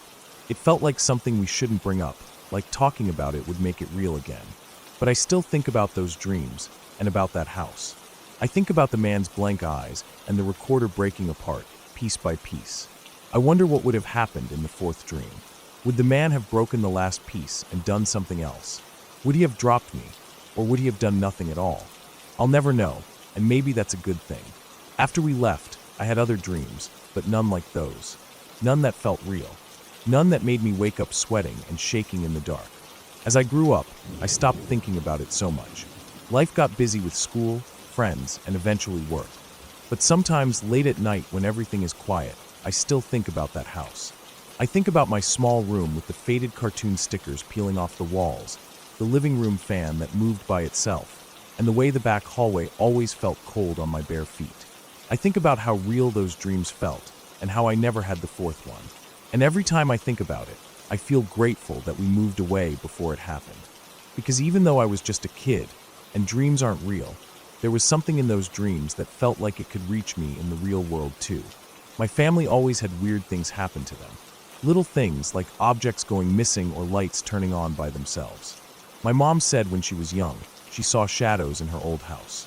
My grandma believed in spirits and used to tell us stories about them. I don't know if I believe in spirits or ghosts. All I know is that some things feel real, even when everyone says they're not. That house was just an old house with peeling paint and dusty curtains. But for me, it was a place where dreams felt real and where something waited for me every night. I'll never forget it, and I don't think I ever want to go back there, even just to see what it looks like now. Some places are better left in the past, and some dreams are better left unfinished.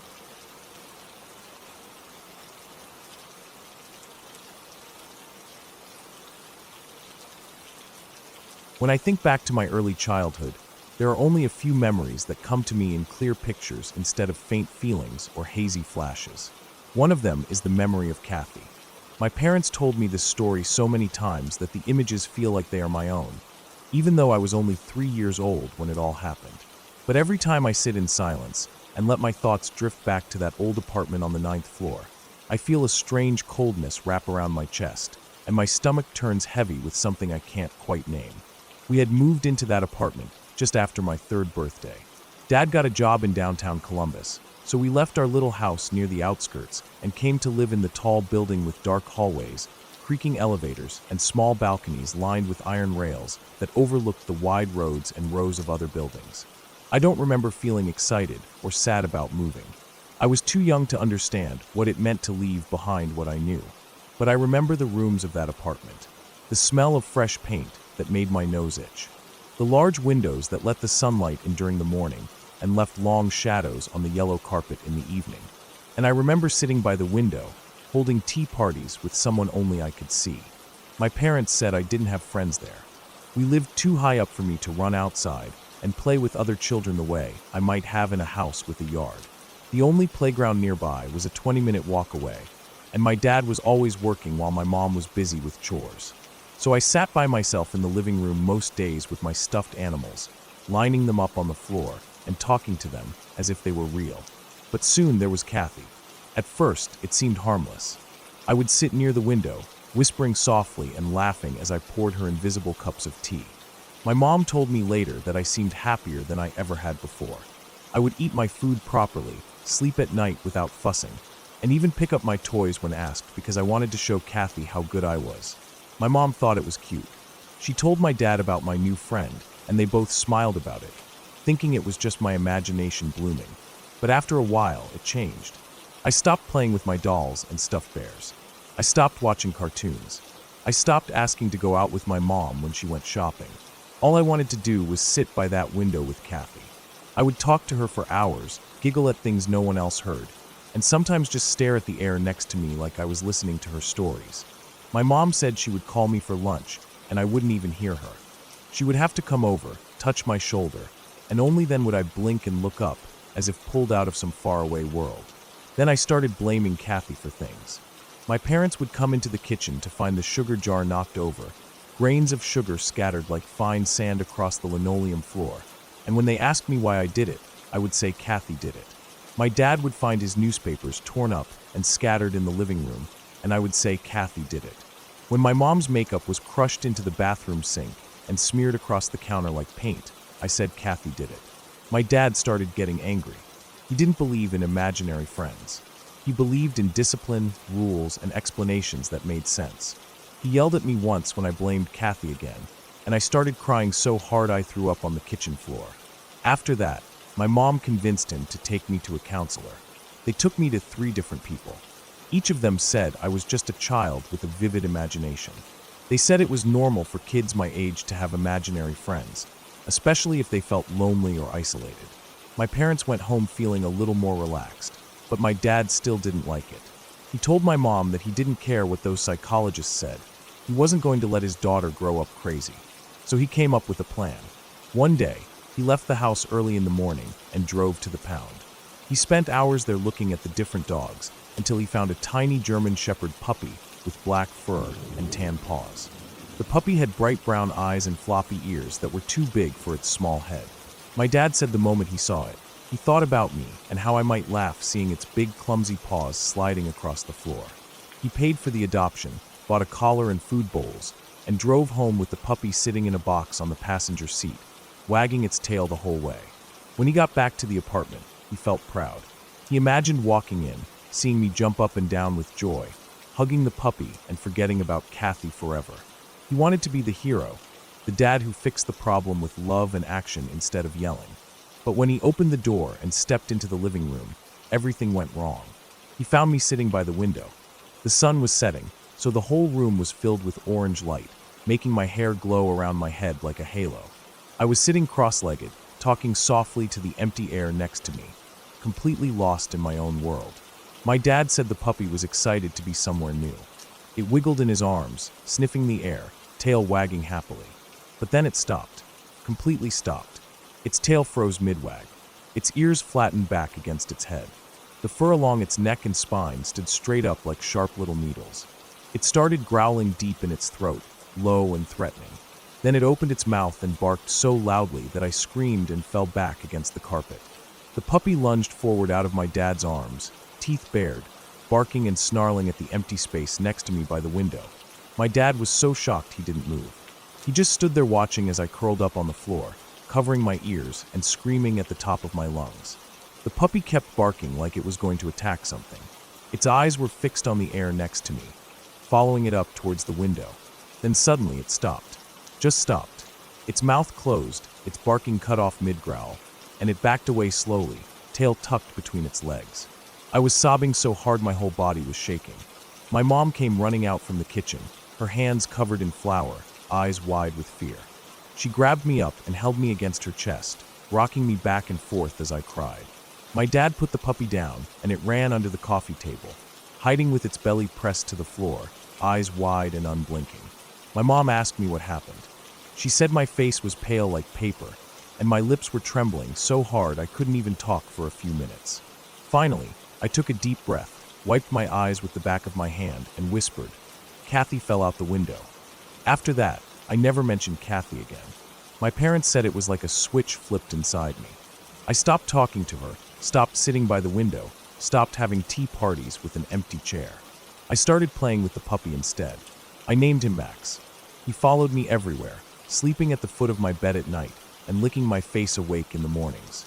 My mom said it was like I was a different child, happier and more alive than before. But she couldn't stop thinking about what happened. Every time she walked past that window, she felt her stomach tighten with dread.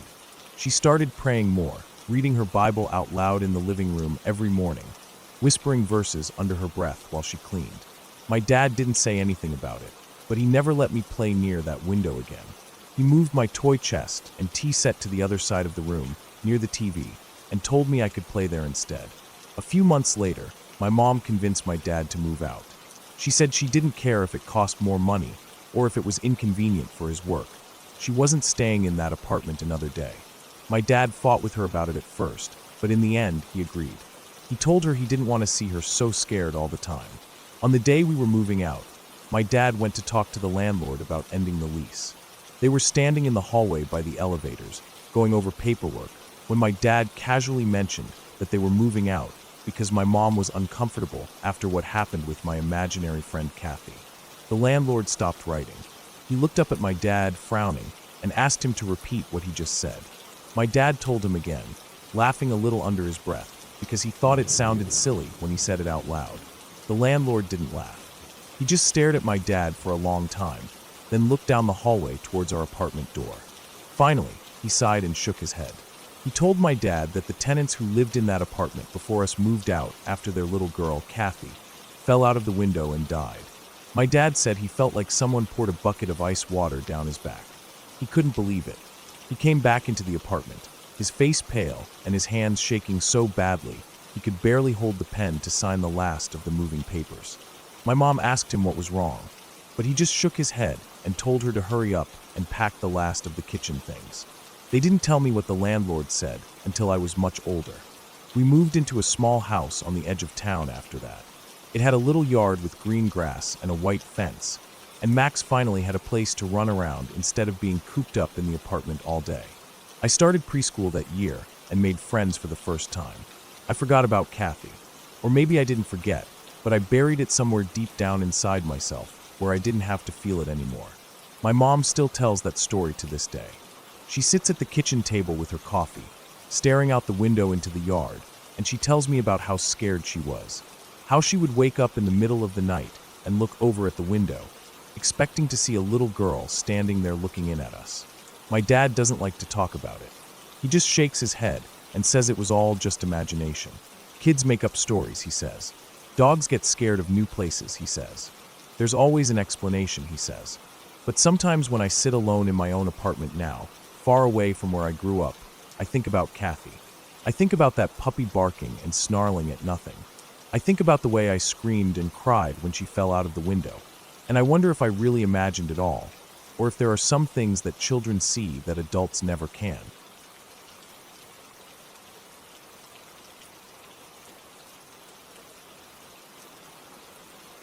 About a year ago, in the middle of winter, I was lying in bed. It was a little after midnight. I remember because I had just finished reading World War Z. I had never read a zombie book before, and honestly, it messed with my head.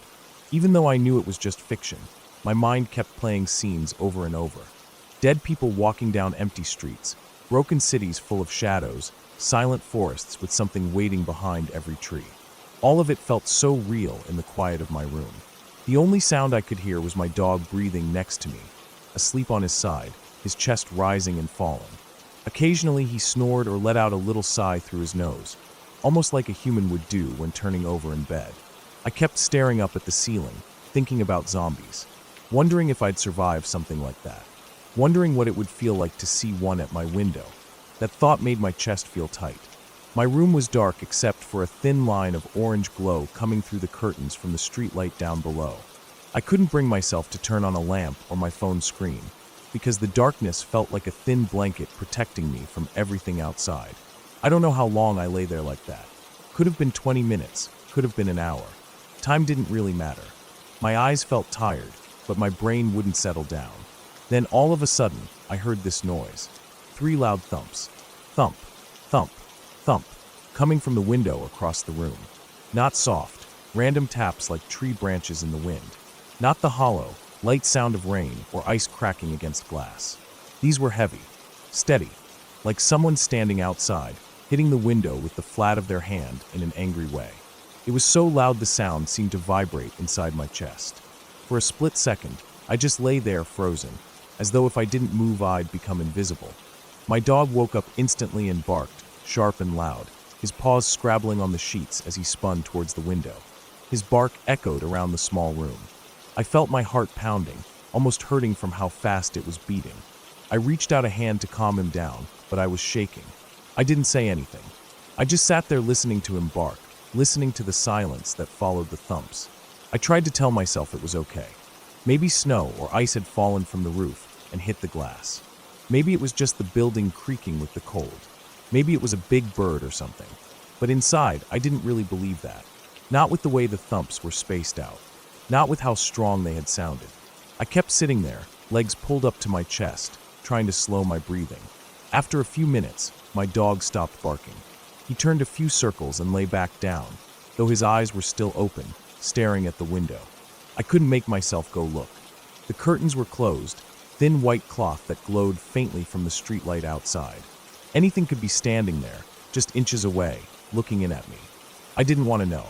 Eventually, my dog closed his eyes and fell back asleep. I sat there for a long time.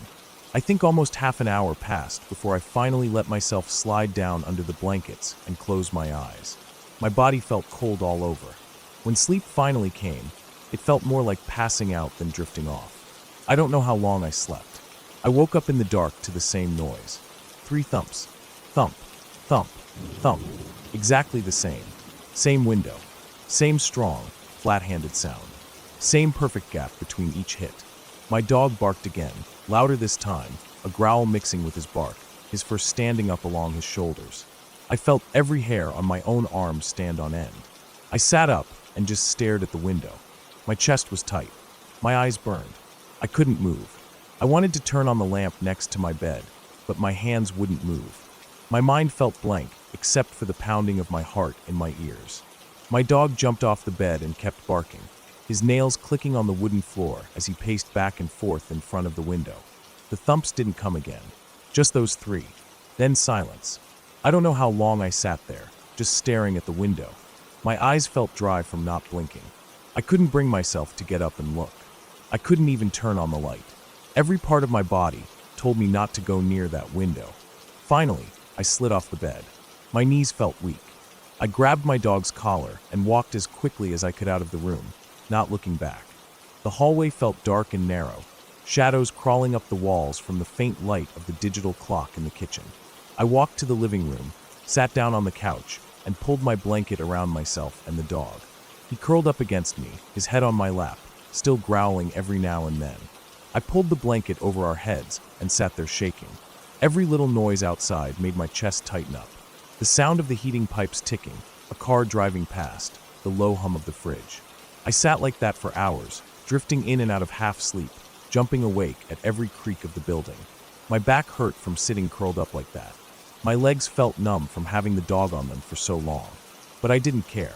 Every time I thought about getting up and going back to my room, I felt sick to my stomach.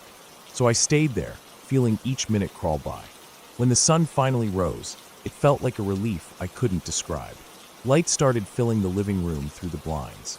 My dog lifted his head and licked my chin once, as if to check I was still there. I slowly pulled the blanket down and looked around the room. Everything looked normal in the daylight. The furniture, the kitchen counter, the small table with my keys and wallet on it. The shadows were gone. I felt so exhausted that my bones hurt. My dog jumped off the couch and walked towards my bedroom door, looking back at me with his ears perked up and a little whine coming from his throat. It was like he was waiting for me to come with him. I took a deep breath and stood up. My legs felt stiff and shaky as I walked down the hallway. I stopped at my bedroom door and listened. There was no sound from inside. I pushed the door open slowly. My room was just how I had left it.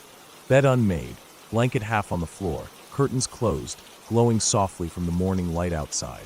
I walked over to the window. My dog stayed by the door, his nails clicking as he shifted his weight from paw to paw. I pulled the curtain aside and looked out. There was nothing unusual to see. The building across the street, cars parked below, snow piled up along the sidewalk. Nothing on the glass. No marks. No cracks. No smudges. Just clean glass reflecting my tired, pale face back at me. I stood there for a long time, trying to find something that could explain what I had heard. Then I reminded myself that my apartment was on the top floor, 6 stories up. The only window with a fire escape was the one next to my bed. The window that the sound had come from had no balcony, no ladder, nothing. Just open air 6 stories down. I tried to tell myself maybe a bird had flown into it, but I knew deep down it wasn't that. Birds don't hit glass at night. Birds don't thump 3 times, perfectly spaced apart, loud enough to sound like a grown man hitting the window with his palm. I walked away from the window and tried to shake off the feeling. I kept telling myself it was fine. Maybe ice falling. Maybe vibrations from the heating system. I forced myself to believe that story, just so I could finish getting ready for work. I put on my clothes with my hands still trembling. My dog followed me everywhere that morning, never more than an inch from my leg. When I was finally ready, I grabbed my bag, locked the apartment, and left. The cold morning air felt good on my face, waking me up a little bit. I walked to the bus stop, trying to focus on normal things. My meetings for the day, what I'd eat for lunch, whether I needed to pick up groceries on the way home. Anything to keep my mind away from the night before. At work, everything felt normal again. People were talking about their weekends, about the cold weather, about the football game coming up. I smiled and nodded along, feeling half asleep, but comforted by the noise of people and keyboards and printers. But then, around lunchtime, as I was sitting eating a sandwich in the break room, something came into my mind. A small thought, but heavy, like a stone dropping into water. I sat there, staring at my sandwich, feeling my skin go cold all over again. I tried to push the thought away, but it wouldn't leave. It stayed there, nagging at me for the rest of the day, no matter how hard I tried to focus on my work. When I finished for the day, I rushed home. My heart was pounding before I even reached my building. I took the stairs 2 at a time, unlocked my door, and went straight to the window. The sun was starting to set, painting the sky in orange and purple. I pulled the curtain aside and looked at the window frame. I knew what I would see. I just needed to confirm it. On the outside of the glass was a screen, a strong, metal mesh screen fixed to the frame. It was bolted in place. The screen covered the whole window. There was no way to touch the glass from outside without tearing off the screen first. I pressed my hand against the glass and then tapped it lightly with my knuckles. The sound was muffled because of the screen. The thumps I had heard last night were loud and clear. They hadn't been muffled. They had been sharp, strong, direct hits on the glass itself. For a long time I just stood there, staring at the window, feeling my chest tighten with each slow breath. There was no ghost, no zombie, no monster with rotting flesh outside. The noise hadn't come from outside the building. It hadn't come from outside my window. It hadn't been a bird or falling ice or anything that could make me feel better. Whatever it was, it had to have been inside my room, standing between the glass and the curtain. Close enough to leave no smudge, no mark, no clue. Close enough that if I had pulled the curtain aside last night, I would have come face to face with it. I stood there until the sun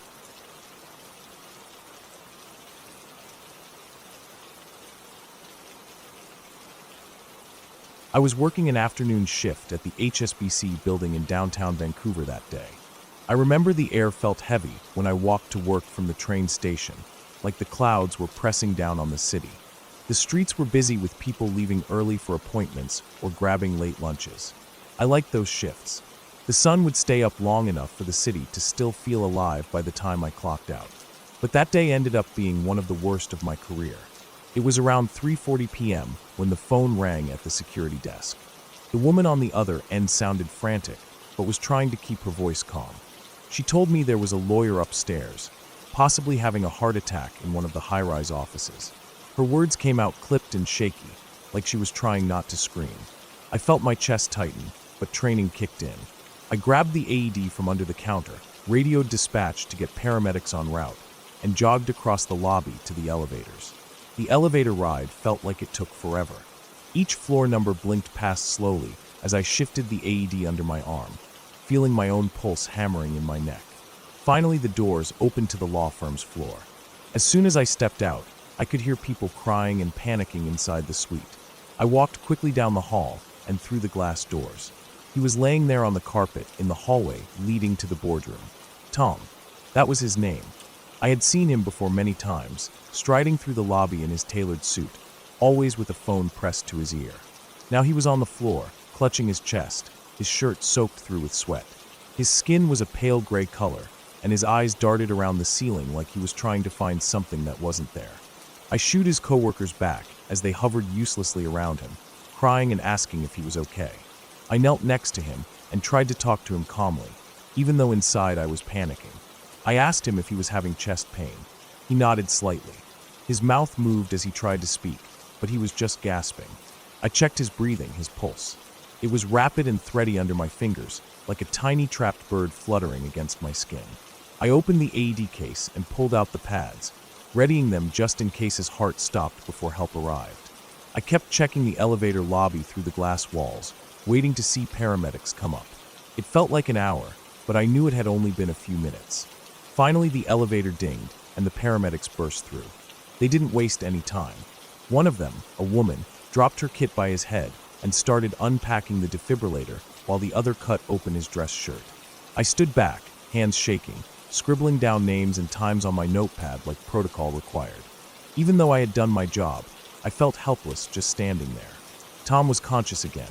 His breathing was ragged, his words slurring together as he tried to talk to the paramedics. He was crying, tears streaking down the sides of his face into his hair.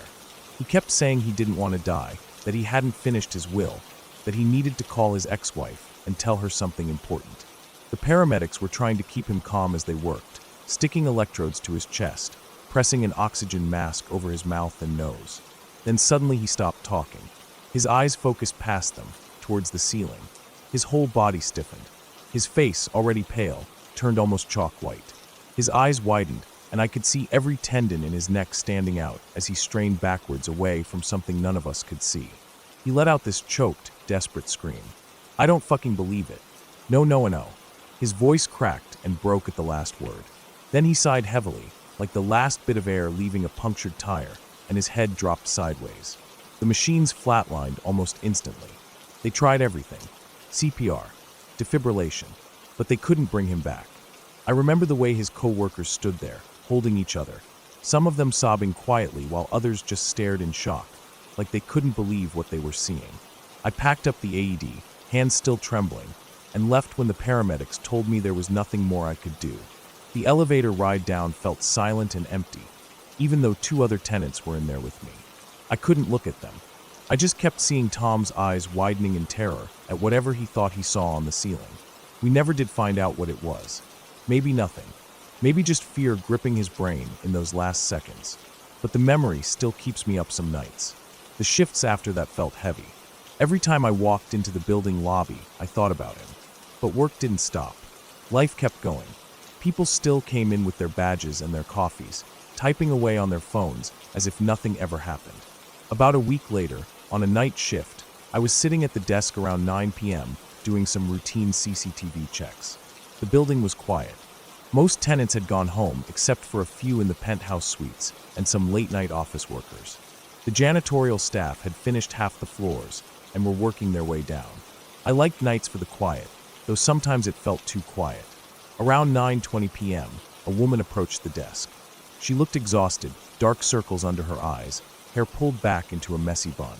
Her hands were shaking slightly as she fidgeted with the strap of her purse.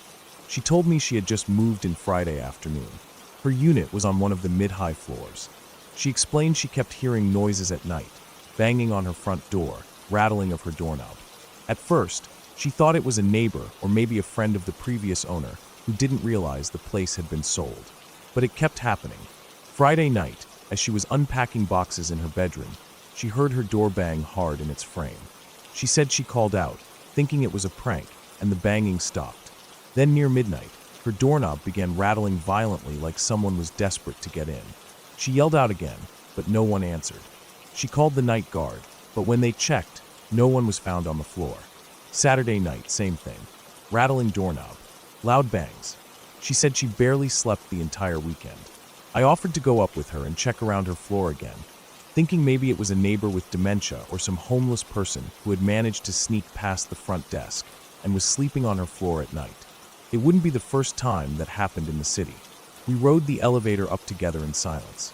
I could feel her anxiety radiating off her like heat. When we stepped out into her hallway, everything was quiet.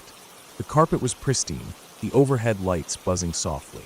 I walked up and down the corridor, checking every emergency exit door, every stairwell door. Nothing. Everything was locked and secure. She unlocked her suite and invited me to do a quick check inside. I stepped in looking around.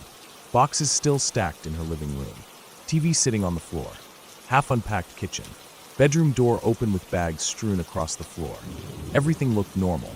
I reassured her that no one was inside, told her to call me if it happened again, and headed for the door. But as I opened it to leave, I almost walked straight into an old woman standing right outside. She was so close I could smell her perfume, an old-fashioned lavender scent. Her hair was gray, cropped short and neat, and she wore a dark blue cardigan with gray slacks. I jumped back, heart hammering in my chest. For a second, I was just startled like anyone would be. But then something about her expression made my stomach twist. She was staring right at me, but her eyes seemed to look past me too. I cleared my throat, trying to sound calm. "Can I help you?" I asked, my voice sounding too loud in the silent hallway. She didn't blink. Her face was completely still as she said, "No, I'm just waiting for the elevator." Her voice was flat, cold, empty. Right then, the elevator dinged behind me, and she stepped past me without another word. I turned to follow her, but the doors closed quickly in my face. I stood there for a second, trying to slow my breathing down. I walked back into the suite and asked the new resident to come downstairs with me to review CCTV footage.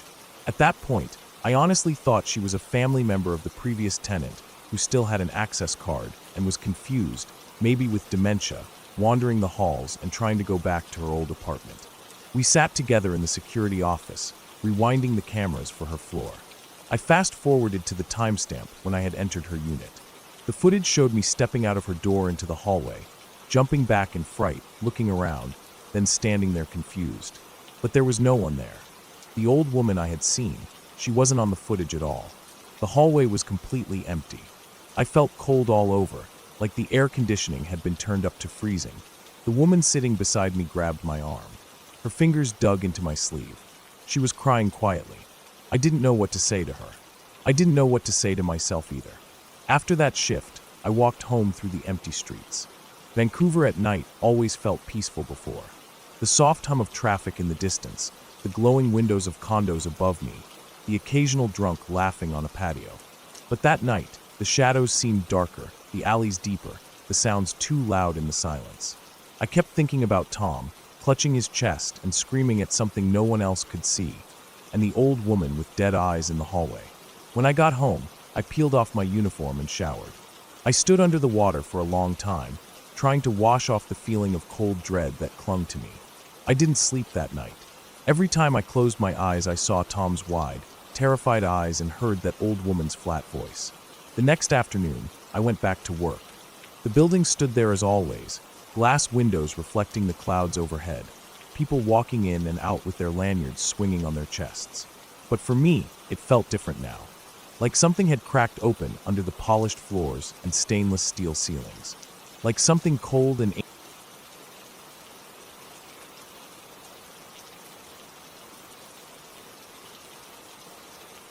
I grew up in a house that people said was haunted. I never really liked that word. Haunted made it sound like something out of a horror movie, something with ghosts and floating things and whispers in the dark. But what we felt there, what I felt every single day of my life in that house, was just something was wrong. That's the only way to say it. Something was wrong with that place. The house was huge. 3 floors, built in the 60s, sitting in the middle of the woods like it had been dropped there by accident. The driveway was long, with potholes and cracks, and trees lined both sides, so you couldn't see the road from the house. The windows were big, but they always looked dark from the outside. Even in summer, when the sun stayed up until nearly 9 at night, the house always looked dark from outside, almost like it swallowed the light before it reached the windows. It was around 5,000 square feet. That's what my grandpa always said when people asked. "It's about 5,000 square feet," he'd say proudly, as if that explained everything. But the truth is, it was 5,000 square feet of quiet hallways and empty rooms. It was 5,000 square feet of creaking floors, shadows, cold air, and that feeling you get when someone is staring at you from behind. We lived there with my grandparents. My parents had split up when I was young, so my mom moved back in with them. Me, my sister, and my mom shared the top floor. My grandparents slept on the second floor. The ground floor was almost like a basement, half underground because the house sat on a slope, but it opened up to the backyard with big glass doors. That night I remember so clearly. It was nearly 10 at night. We were all downstairs on the ground floor watching TV. The TV room was big, with 2 old couches that smelled like my grandma's perfume, and a thick carpet that scratched my bare feet. The kitchen was right above us. You could hear everything in the kitchen when you were in the TV room. If someone dropped a spoon on the counter upstairs, it echoed down to us. We were watching some movie. I don't even remember what it was. My sister was sitting on the floor with a blanket wrapped around her shoulders. I was leaning against the couch, feeling the warmth of my grandma's leg next to me. My grandpa sat in his old recliner chair, the brown leather one that squeaked every time he moved. Then we heard it, heavy footsteps walking through the kitchen upstairs.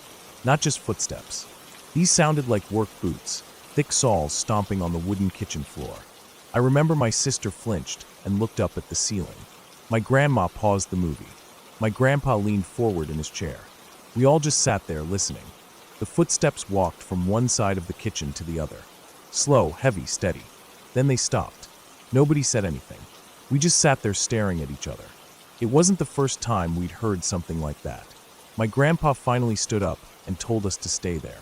He walked up the stairs slowly. We listened to his steps as they went up, quiet compared to the stomping sounds we had heard. We waited. It felt like forever before he came back down. When he came back, he just looked at us and shook his head. "All the doors are locked," he said. "All the lights are off. There's no one in the house." We all sat there in silence, staring at each other. I felt this tightness in my chest, like I couldn't breathe properly. I kept thinking about how those footsteps sounded. Heavy, real, like an actual man was up there walking around. But there was no man, just us. Eventually, my grandma pressed play, and we finished the movie. But none of us really paid attention to it. That was only one night. That house was filled with moments like that. When I was little, maybe 5 or 6, I used to see these black shapes upstairs. My mom always said I had a big imagination, but I know what I saw. The upstairs had a balcony that overlooked the library. We called it the library, but it was just a big room with 2 shelves of old books and a dusty blue couch no one sat on. The balcony connected to my grandparents' bedroom. Their bedroom connected to a bathroom, which connected to the sewing room, which connected back to the staircase landing. It was like a circle, all the rooms looping back to each other. That upstairs floor always felt heavy. The air felt thick, like it was pressing down on your shoulders. The carpet was dark green and always smelled musty, no matter how many times my grandma vacuumed it. When me and my sister went to the bathroom, we went together. We never said why, but we both knew, just in case something happened. One day, I was standing in my grandparents' bathroom while my sister was peeing. I was bored, staring at the mirror, looking at the little dots on my face. Then I saw it, movement in the corner of my eye. I turned and looked through the doorway into my grandparents' bedroom. There it was, a huge black figure, standing near their bed. It didn't have any shape really, just darkness, taller than a man. It started moving, walking across the room towards us. I felt my heart slam against my ribs so hard it hurt. I screamed and grabbed my sister. We ran. We ran through the sewing room, our feet slapping against the cold floor. As we were running, we heard it. Heavy footsteps behind us. Not on the carpet, on the balcony wood floor, like it was chasing us. We ran down the stairs so fast I tripped and slid down the last 3 steps. We didn't stop running until we reached the kitchen. We stood there panting, looking at each other, both of us shaking. The sound had stopped the second we reached the kitchen floor. We didn't go back upstairs for hours that day. I never liked being alone in that house, even during the day. Sometimes my mom would go out to town with my grandparents, and I'd be left home alone. I'd sit on the couch in the TV room, trying to watch cartoons, but every little sound made me jump. The creaking pipes, the tick of the old grandfather clock, the rustling of trees outside. It all sounded like footsteps to me. I used to turn the TV up so loud it hurt my ears, just so I couldn't hear the other noises. At night, when I lay in bed, I used to hear footsteps in the hallway. Slow ones, like someone in slippers shuffling past my door. The first few times, I thought it was my grandma going to the bathroom. But then I realized they never stopped at the bathroom door. They just kept going, back and forth, back and forth.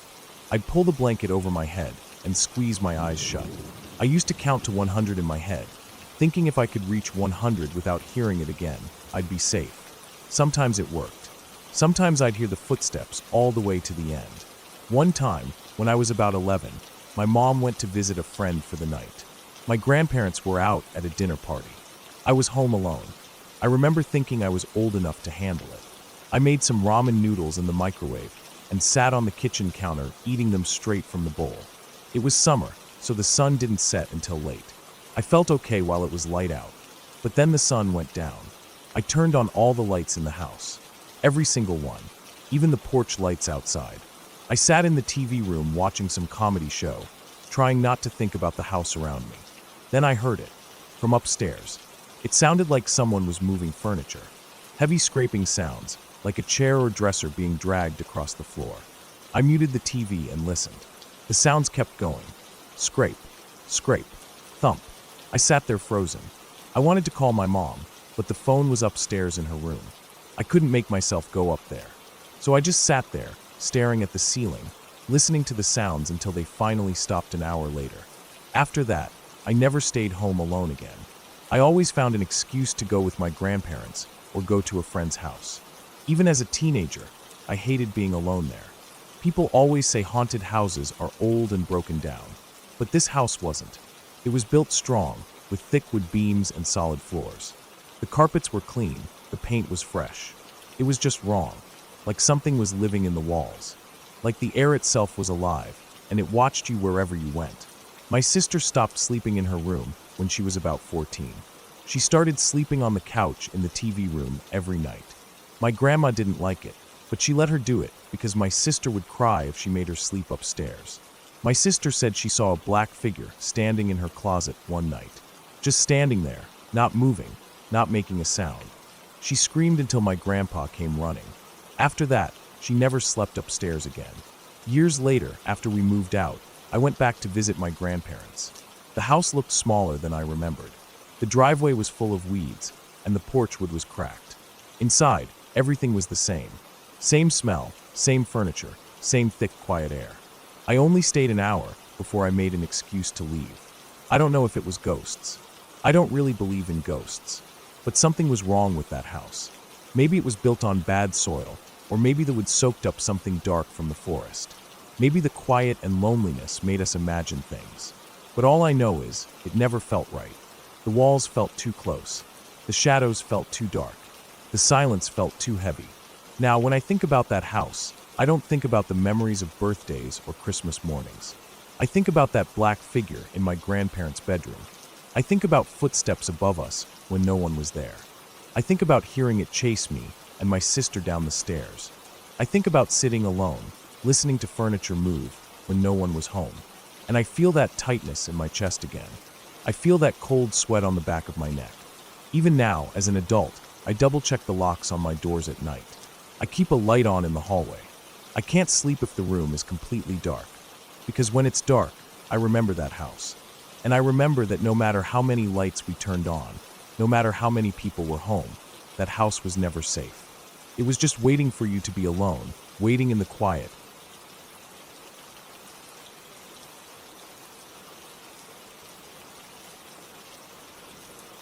I had been walking for what felt like hours.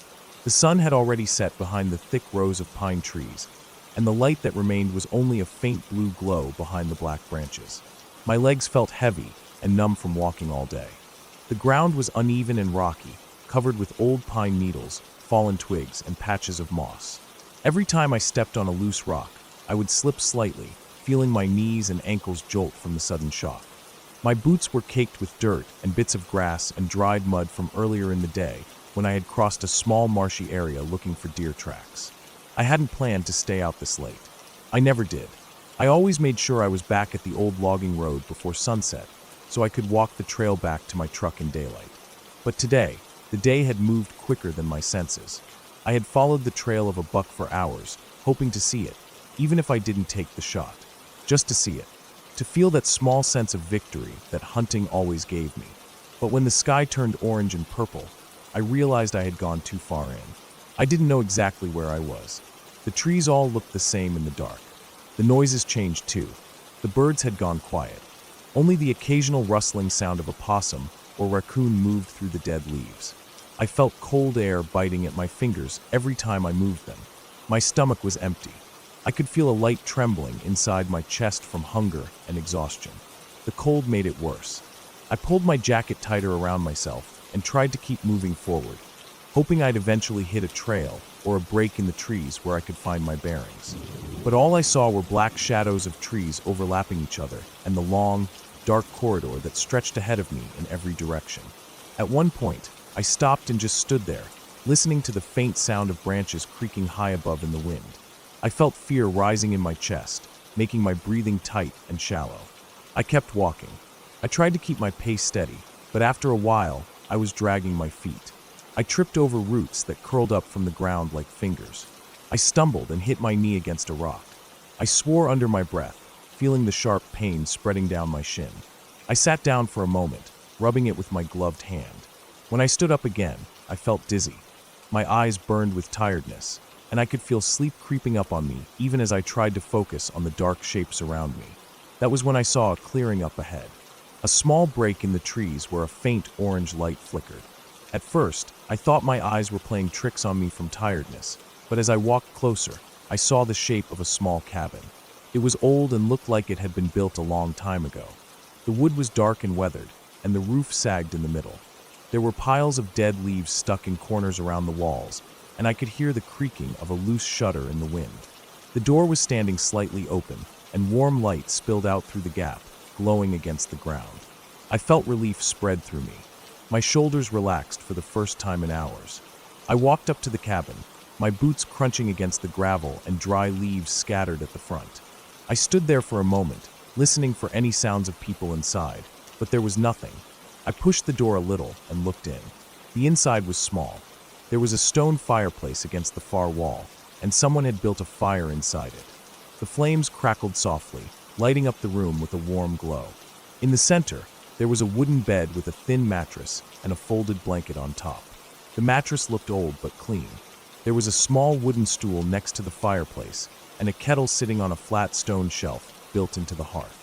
I didn't see any bags or hunting gear lying around, no boots or coats or tools that would show someone lived there. But the fire burned strong and steady, not like it had been left alone for long. I hesitated, looking around again. My feet were so sore I felt like I could cry.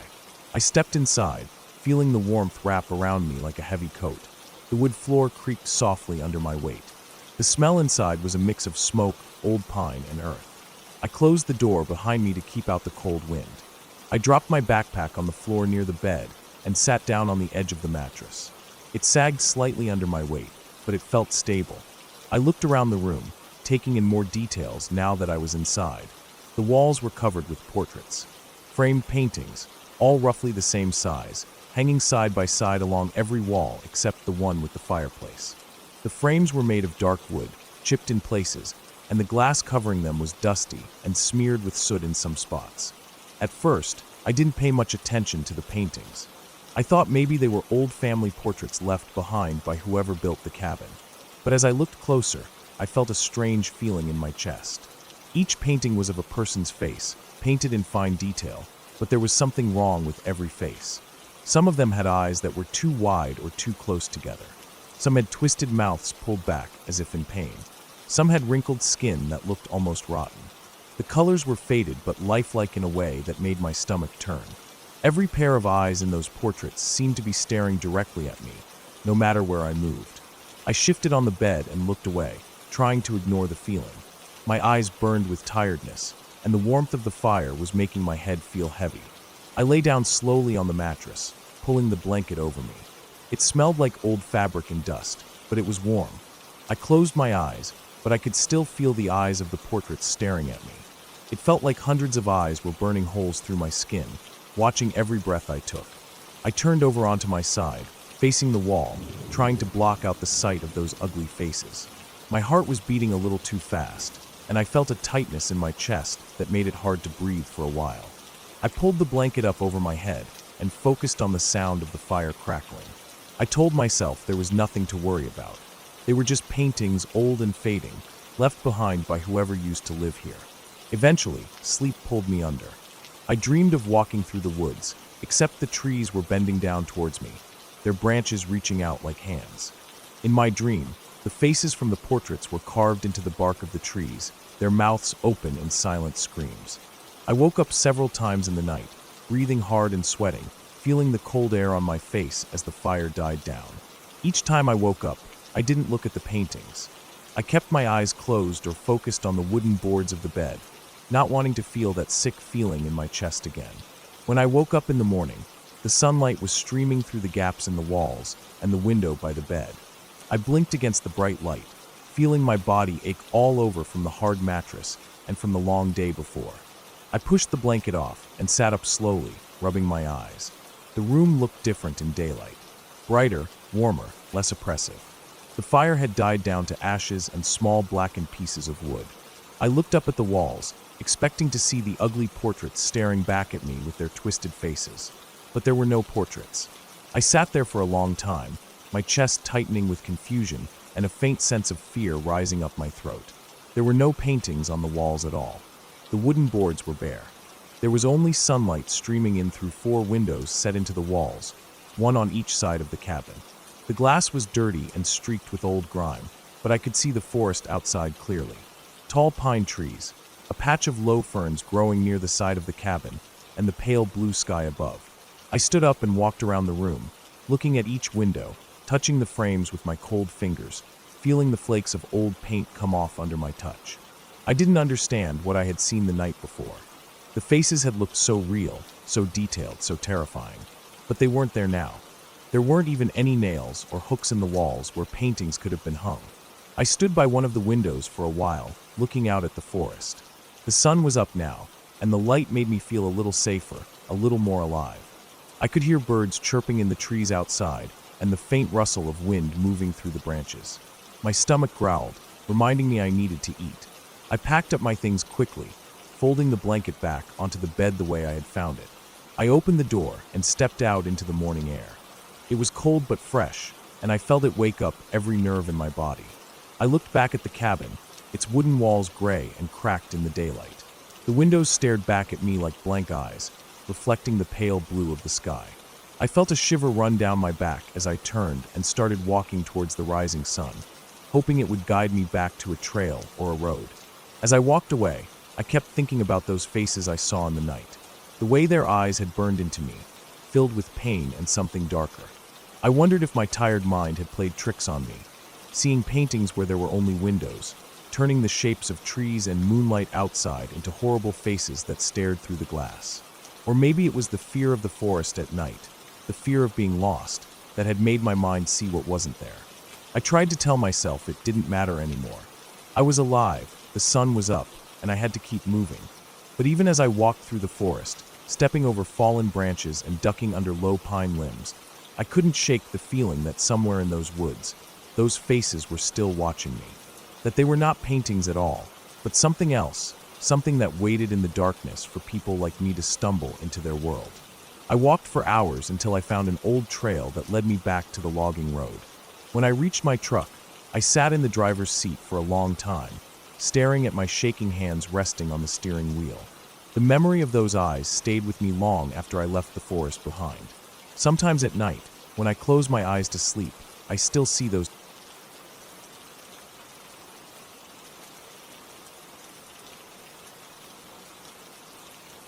She sat alone on her worn-out gray couch, her feet tucked under a thin blanket that smelled faintly of fabric softener. The TV flickered in the dim living room, playing some cooking show she wasn't even really watching.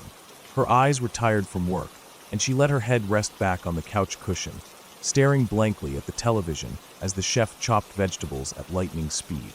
The soft ticking of the clock on the wall mixed with the muffled hum of cars passing outside. She could hear the occasional barking of a dog far down the street and the rustle of trees moving in the night wind. The smell of buttered popcorn from earlier still lingered in the room, mixed with a faint hint of lemon air freshener she sprayed before sitting down. Her phone sat beside her on the couch, screen dark. She reached out to check it, scrolling absent-mindedly through social media. Nothing interesting, just people posting their dinners, holiday plans, selfies. She felt a wave of boredom wash over her and tossed the phone aside. The glow of the TV danced across her walls, lighting up the family photos lined neatly above her TV stand. Her mom and dad smiling at her graduation, her older brother with his newborn baby, herself at the beach last summer, wearing a blue swimsuit, her hair wild from the salty wind. The smell of the heater came on, a warm, dusty smell that filled the living room. She pulled the blanket tighter around herself, closing her eyes for a moment, feeling the warmth wrap around her tired body. Just as her eyes were about to close completely, the shrill sound of her phone ringing sliced through the room, sharp and sudden. Her eyes snapped open, heart giving a little jump at the unexpected noise. She glanced at the phone screen. Unknown caller. She wasn't expecting any calls, but curiosity made her pick up. She pressed the phone to her ear and swallowed. Hello. For a moment, all she could hear was static crackling on the line, and then a voice came through, rough and low, as if the man was speaking through rusted metal. I am the Viper, and I am at the top of your neighborhood. She blinked. The voice was raspy and slow, almost like the speaker was struggling to pronounce the words. It took her a second to process it. A smirk crossed her lips as she shook her head, rolling her eyes. "Idiot," she whispered to herself and hung up, tossing the phone back onto the couch cushion. Probably some prank caller. Kids or someone bored out of their mind, trying to scare random people.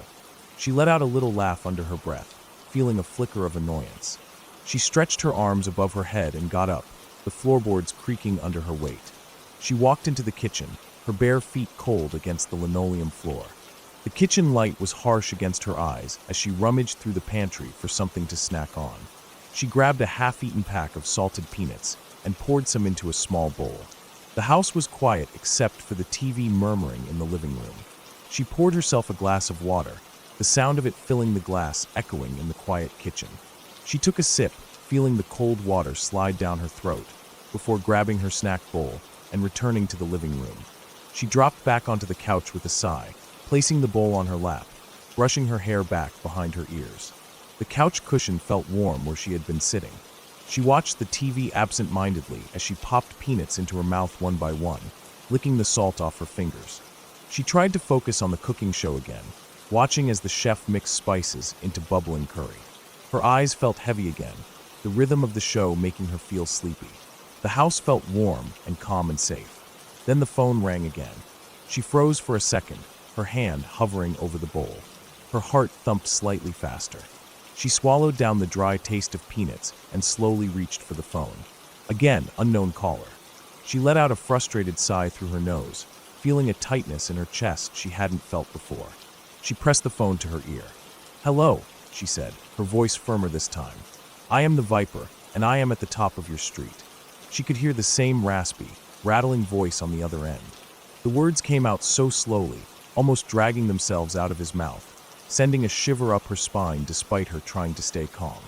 She clenched her jaw, feeling anger rising. "Look, this isn't funny. Cut it out, jackass." She snapped and hung up the phone hard, almost throwing it back on the couch. Her breathing was uneven as she glared at the blank TV screen. Her chest felt tight, her stomach churned slightly. She sat still for a moment, listening to the sounds of the house. The ticking clock, the fridge humming quietly, the distant cars outside, the rustle of leaves against the window. She got up and went to the window, pulling aside the thin white curtain. The street outside looked dark and empty. The orange glow from the streetlights made long shadows stretch across the pavement. She scanned the road, her eyes darting to every small movement. A stray cat sprinting across a driveway, tree branches swaying in the breeze, a paper cup rolling along the gutter. She let the curtain drop back into place and turned away from the window, rubbing her arms to ease the goosebumps crawling over her skin. She walked back to the couch and sat down, trying to focus on the TV. The chef was now frying something in a large pan, steam rising into the air. She watched without blinking, forcing herself to stay calm. 5 minutes passed, the longest 5 minutes she had felt in a while. Then the phone rang again. The shrill sound pierced her ears, making her flinch. She growled low in her throat, snatching the phone up with shaking hands. Her thumb pressed hard on the answer button, her breathing shallow and fast. "Look, if you call me again, I'll call the dash. I am the Viper, and I am outside the neighbor's house." The voice cut her off, words oozing down the line like thick oil. Then silence. The caller hung up on her. She sat there, frozen, the phone pressed to her ear as if waiting for more words to come through. Her throat felt dry. She lowered the phone slowly, her hand trembling slightly. She turned her head towards the window again, her chest rising and falling quickly. She stood up and walked to the window, pulling the curtain aside with shaking fingers. Her eyes scanned the street, trying to see the neighbor's house properly, but her angle wasn't good enough. She squinted into the shadows, her breath fogging up the glass slightly. Then, near the hedgerow that separated her yard from her neighbor's, she saw a figure moving. Her blood turned cold. There was someone there. A person, moving slowly, shambling along like their feet were dragging heavy weights. She pressed her face closer to the window, her eyes darting up and down the figure's body. She could see a long handle under the person's arm, sticking out at an angle. Her mind screamed knife, axe, crowbar. Something that could hurt her. Something sharp and heavy and deadly. She stumbled back from the window, heart thumping so hard in her chest it hurt. Her breath came out in shaky gasps as she looked around the living room wildly. Her eyes fell on the phone, and with trembling hands she dialed emergency services. Her fingers slipped on the touchscreen as she typed in the numbers, her vision blurring with tears. When the operator answered, she could barely get the words out, her voice trembling so badly she had to repeat herself 3 times before they understood. She told them about the calls, the man outside, the weapon. They told her to stay on the line and to lock all her doors immediately. She threw the phone onto the coffee table and ran to the front door, twisting the lock until it clicked shut. She leaned her forehead against the cold wood for a moment, her breath ragged, her fingers still gripping the lock. Her eyes were wide and unfocused. The house felt like it was closing in on her, the shadows in the corners growing darker. Then came the knock. It was soft at first, then louder, echoing through the quiet house like gunshots. Her body jerked with each knock, her knees shaking so badly she almost fell over. The knocking continued, slow and deliberate. She could hear his breathing on the other side of the door, deep and ragged, like a wild animal sniffing at its prey. "I am the Viper, and I am outside your door."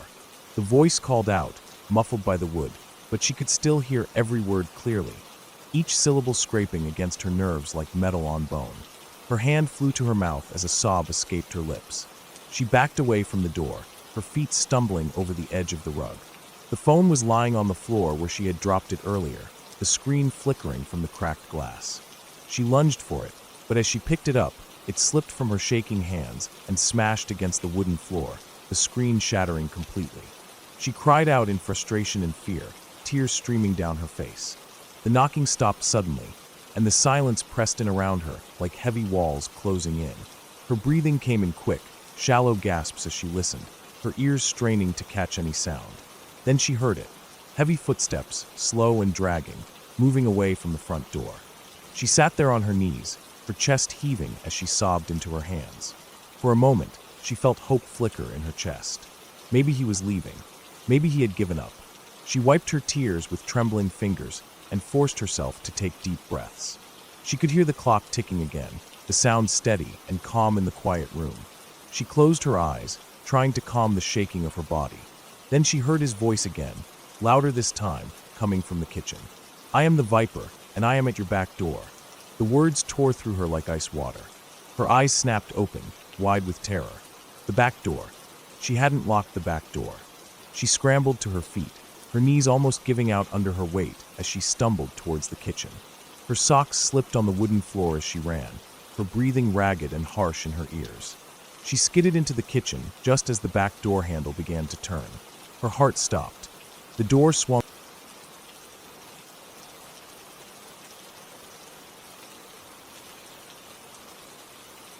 I still think about that day, even though so many years have passed. It wasn't something that happened to me directly, but it shook me more than I expected. My godmother told me the story one evening when we were sitting in her old kitchen, drinking chai after dinner. The fan was slowly turning above us, and the night air smelled like dust and grass. I could hear the crickets chirping outside her window. She told me about her friend Jim and his son Timmy, and since then I can't stop thinking about it sometimes, especially when I'm alone at night, or when I see a quiet kid staring at something with that empty look in their eyes. Jim was a simple man. He wasn't the type to make up stories or exaggerate things to sound interesting. He worked in a car repair shop just outside the city and lived with his wife and son in a small but neat 2-story house. His father had passed away a year before his son was born. Jim missed him a lot. People who knew Jim's father always said he was a strict but honest man.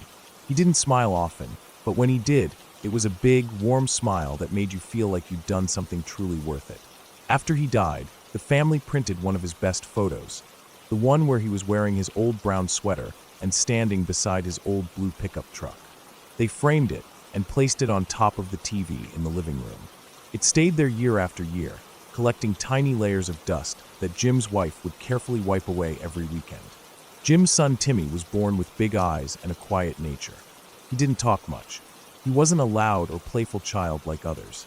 Instead, he would sit and watch things carefully, like he was studying the world around him. He liked his toy cars, liked sitting on the carpet and pushing them back and forth, making low engine noises under his breath. Sometimes when Jim came back from work, he would find Timmy sitting in front of the TV stand, staring up at the picture of his grandfather for long minutes, not moving at all. At first, Jim thought nothing of it. He knew kids got curious about faces, especially when it was an old person they had never met before. But Timmy never asked who the man in the picture was. He never pointed to it, never called him Grandpa, or asked why his photo was there. He just sat there, staring up at it with those big eyes, blinking slowly. It was a Saturday afternoon when everything happened. Jim woke up early that day because he wanted to cut the grass before the sun got too hot. He remembered looking out the window as he drank his tea, seeing the backyard grass already half dry and yellow from the last heat wave. His wife was out visiting her sister, so he was alone with Timmy. After he finished his tea, he went downstairs and found Timmy sitting on the floor near the sliding glass door that led to the patio. He was pushing his red toy car back and forth, making quiet little engine sounds. "Stay out of the pool," Jim said to him as he pulled on his work boots near the back door. It was something he always said. Timmy nodded once, without looking up, and continued playing with his car. Jim opened the door and walked out into the backyard. The sun was still low, but the air was already starting to warm up.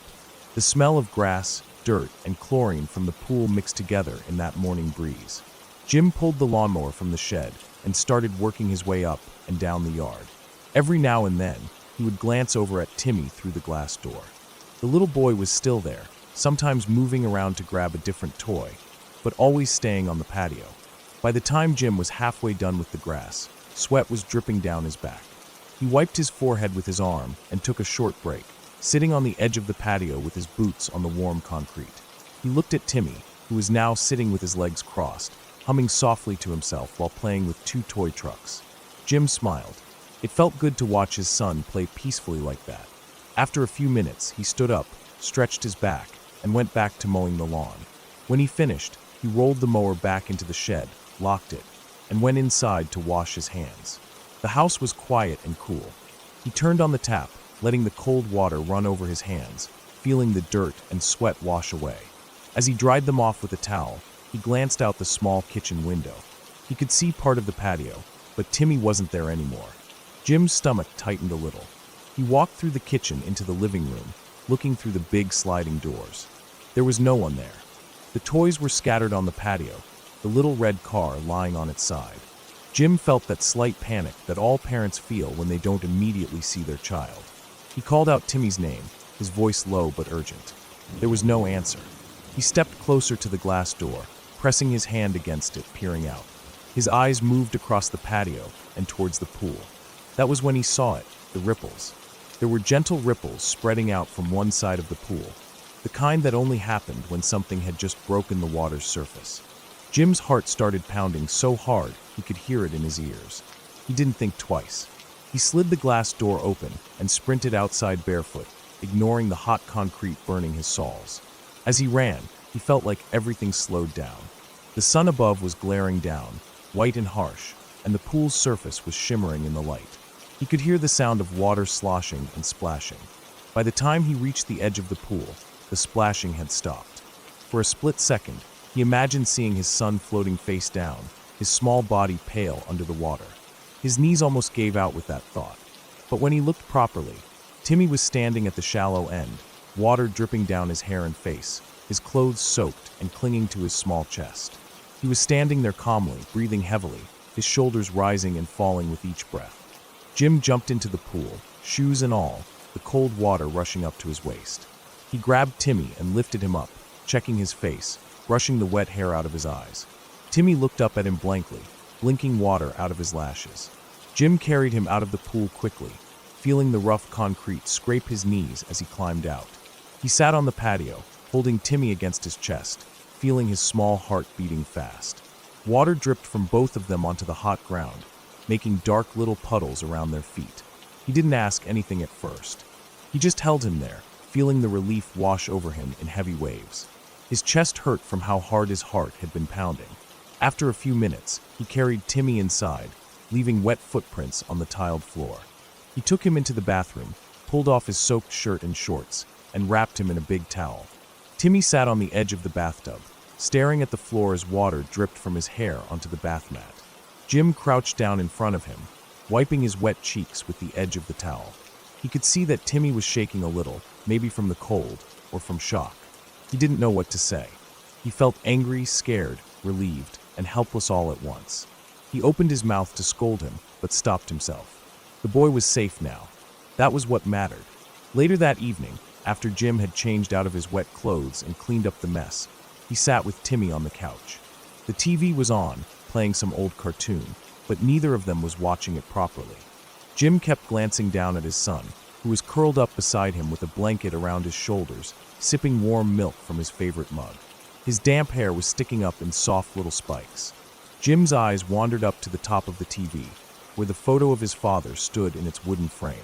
The old man was smiling softly in the picture, his arms folded across his chest. That was when Timmy spoke. His voice was so quiet that Jim almost didn't hear it over the sound of the cartoon. He wasn't even looking up. He was just staring at the blanket in his lap. "I fell in the water today," he said softly, almost like he was talking to himself. Jim didn't reply. He waited. After a few seconds, Timmy continued, still not looking up. "But then the man on top of the TV saved me." Jim felt a cold chill move down his spine. He turned his head slowly to look at the photo again. The same photo he had looked at thousands of times before. The same brown sweater. The same old blue pickup truck behind him. The same eyes looking out softly with a quiet kind of strength. Jim didn't say anything. He just sat there, listening to the sounds of the cartoon in the background and the crickets starting up their songs outside as the sun went down. He didn't believe in ghosts. He wasn't a religious man. He didn't think about spirits or angels or anything like that. But he knew his father had been a strong man. The type of man who would never let his family suffer if he could help it. The type of man who would jump into a pool without thinking twice if it meant saving his grandson. That night, after putting Timmy to bed, Jim stood alone in the living room, looking at the photo again. The house was quiet, except for the soft ticking of the old clock above the kitchen doorway. The air smelled faintly of chlorine and damp towels. He walked over and picked up the photo frame. He felt the weight of it in his hands, the cool glass under his fingertips. For a long time, he just stood there, staring into his father's eyes. He thought about all the times his father had protected him when he was young. The times he'd scolded him for running into the street. The times he'd grabbed his hand when crossing busy roads. The times he'd come to his school meetings, standing in the back of the classroom with his big rough hands folded across his chest, just watching to make sure everything was okay. He wondered if somehow, even after death, that instinct to protect had stayed alive in some form. Not as a ghost, not as a shadow or a voice in the night, but just as that leftover strength of a man who had spent his whole life protecting his family. Jim put the photo back on top of the TV carefully. He wiped a small fingerprint off the glass with the edge of his shirt. Then he turned off the light and went upstairs to his room. He lay awake for a long time, listening to the quiet hum of the ceiling fan.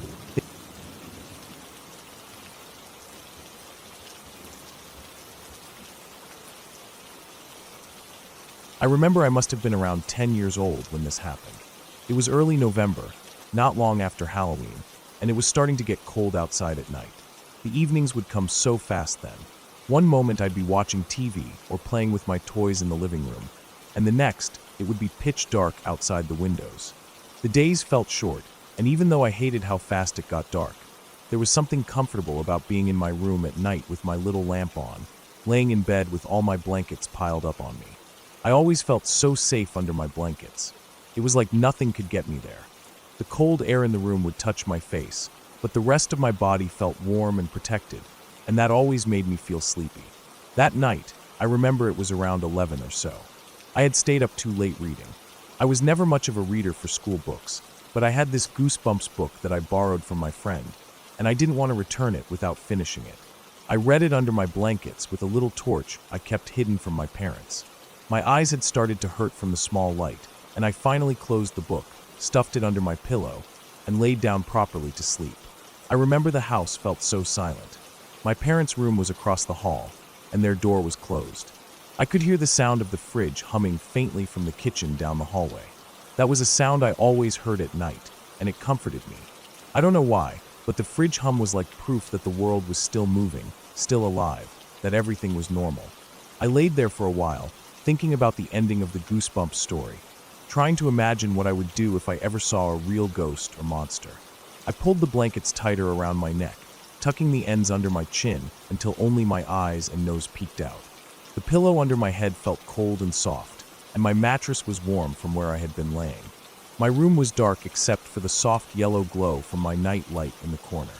That tiny bulb barely lit anything up, but it was enough to keep the darkness from feeling heavy. As I lay there, I remember I felt so comfortable and sleepy, ready to drift off, when I heard this scratchy noise. At first, I thought maybe I was just imagining it. I had been reading a scary book, after all, so I told myself my brain was making up sounds because I was still thinking about monsters and creepy things. I squeezed my eyes shut and turned slightly onto my side, facing the wall. I tried to ignore it. I thought maybe it was just the house settling.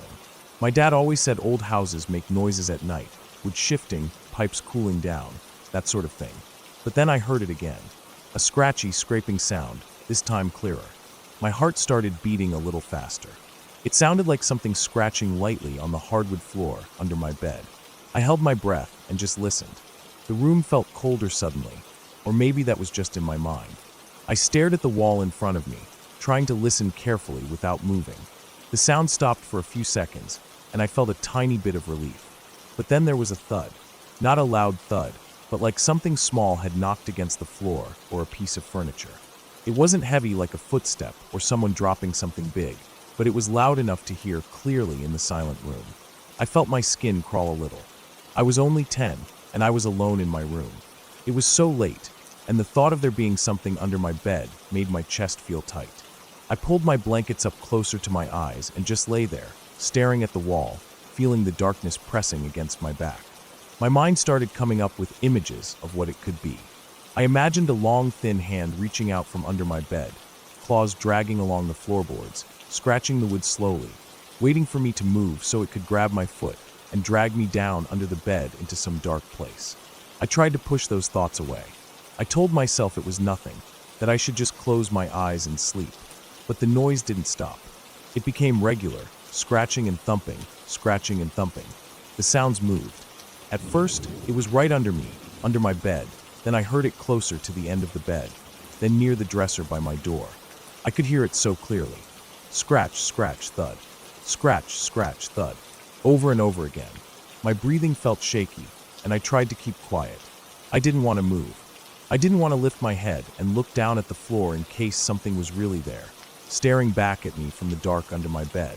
I thought about yelling for my parents. My dad would come in, turn the lights on, and everything would be fine. But at the same time, I didn't want to call out and have whatever was down there know I was awake. I felt trapped in my own fear.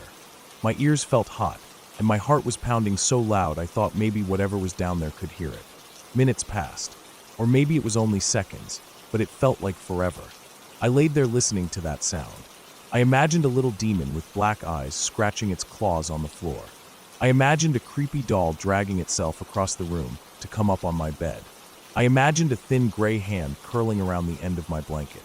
All those images from horror movies and books just kept coming into my head, and I felt so scared I thought I would start crying. But I didn't cry. I just laid there, stiff as a board under my blankets, feeling the heat of my own breath trapped under the covers. After what felt like 10 minutes of listening, I finally decided I couldn't just lay there anymore. My curiosity was starting to fight my fear. I needed to know what was making the sound. I told myself it was better to see it than to keep imagining something worse. My stomach felt tight, and my chest felt heavy as I started to sit up. I moved so slowly, like I thought sudden movements would make whatever it was jump out at me. My mattress creaked a little under my weight, and I froze, listening. The scratching sound stopped for a moment, and I thought maybe it had heard me. I slowly pushed my blankets off my head and shoulders, feeling the cold air rush over my sweaty skin. I gripped the blankets in my fists and sat up straight, taking a deep breath. I stared into the darkness of my room. The dim yellow glow of my night light didn't reach very far. My eyes darted around, looking for any shape or movement. I looked down at the side of my bed, expecting to see long claws reaching out or a shadowy figure crouched on the floor. But then I saw something small scurry quickly across the floor towards my door. It moved so fast that at first, I couldn't even understand what it was. I grabbed my torch from under my pillow with shaking hands and flicked it on, pointing the beam at the floor near the door. The bright white light lit up that corner of my room, and I saw something that made me stop breathing for a second. There was a lollipop pressed against the bottom of my door. It was my Halloween lollipop, one of those big round ones with the colorful swirls. I had left it on my dresser after coming home from trick-or-treating, thinking I would eat it later, but I forgot about it. Now it was lying on the floor, halfway unwrapped, with small little bite marks all over the sticky candy.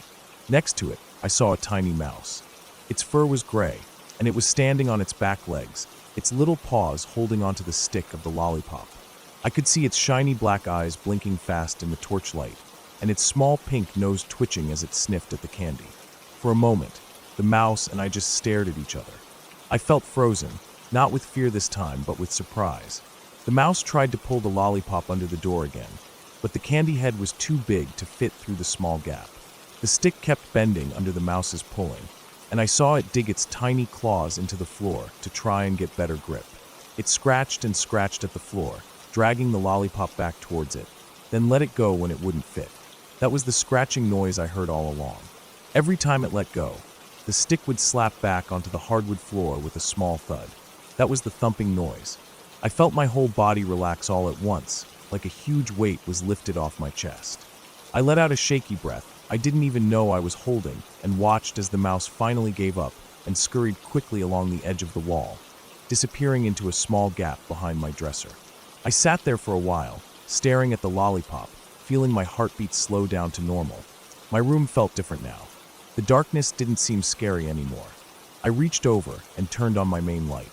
The bright ceiling bulb lit up my posters, my bookshelf, my clothes scattered on the floor, making everything feel normal again. Safe again. I climbed out of bed and walked over to the lollipop. I picked it up by the stick and saw all the tiny teeth marks covering it. The candy was sticky and dirty from the floor. I felt grossed out knowing the mouse had been chewing on it, so I carried it to my trash bin and threw it away. I walked back to my bed, sat down, and looked around my room again. Everything looked so normal and harmless now. My old wooden dresser with its chipped paint, my poster of the Hulk peeling off on one side, my stack of comics on the table, my backpack leaning against my chair. All of it felt like it had gone back to normal life. I climbed back under my blankets and turned off my main light, leaving only the small night light glowing in the corner. My bed felt warm again as I settled in, pulling the blankets up to my chin. I closed my eyes and let out a long, slow breath. I still felt a little jumpy, thinking about how scared I had been just a few minutes before. All those images of monsters under my bed felt so stupid now. It was just a little mouse trying to steal my Halloween candy. The scratching, the thudding, the creeping fear in my chest, all because of a tiny hungry mouse. I laid there thinking about how funny it would be to tell my friends about this at school.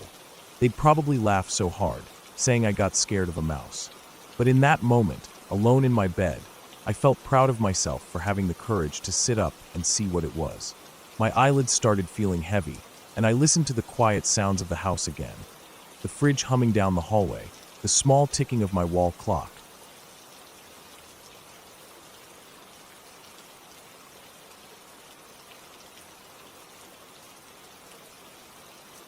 When I was about 10 years old, I remember that evening so clearly it feels like I'm still standing in that small hallway in my pajamas, feeling the cold wood floor under my feet. My father had gone duck hunting that day with his friends. They'd left early, way before the sun came up, and I remembered waking up to the sound of his boots crunching on the gravel driveway as he left. My mother spent most of that day cleaning and cooking. She always cleaned a lot when Dad was away. She moved around the house with her hair tied back, wearing that same old gray t-shirt that was too big for her, with a few faded cooking stains across the stomach. I spent the day watching TV, lying on my stomach in the lounge room, and occasionally going outside to kick around a ball by myself on the grass. The afternoon felt quiet. It always did when he was gone. Even though Dad wasn't a loud man, his presence was heavy in the house. When he was gone, it felt like someone had lifted a heavy blanket off us, and the air was lighter. My mother moved differently when he wasn't there. She was calmer. She would hum while she washed dishes and talk to herself quietly about the shopping list or the cleaning she needed to do tomorrow. That day, she made a big pot of chicken stew that sat bubbling on the stove for hours, filling the house with that warm smell of broth, garlic, and pepper. Around 6 o'clock, we ate dinner together at the small table near the window. I remember watching the sun setting beyond the big oak tree in the backyard while she told me to finish my vegetables.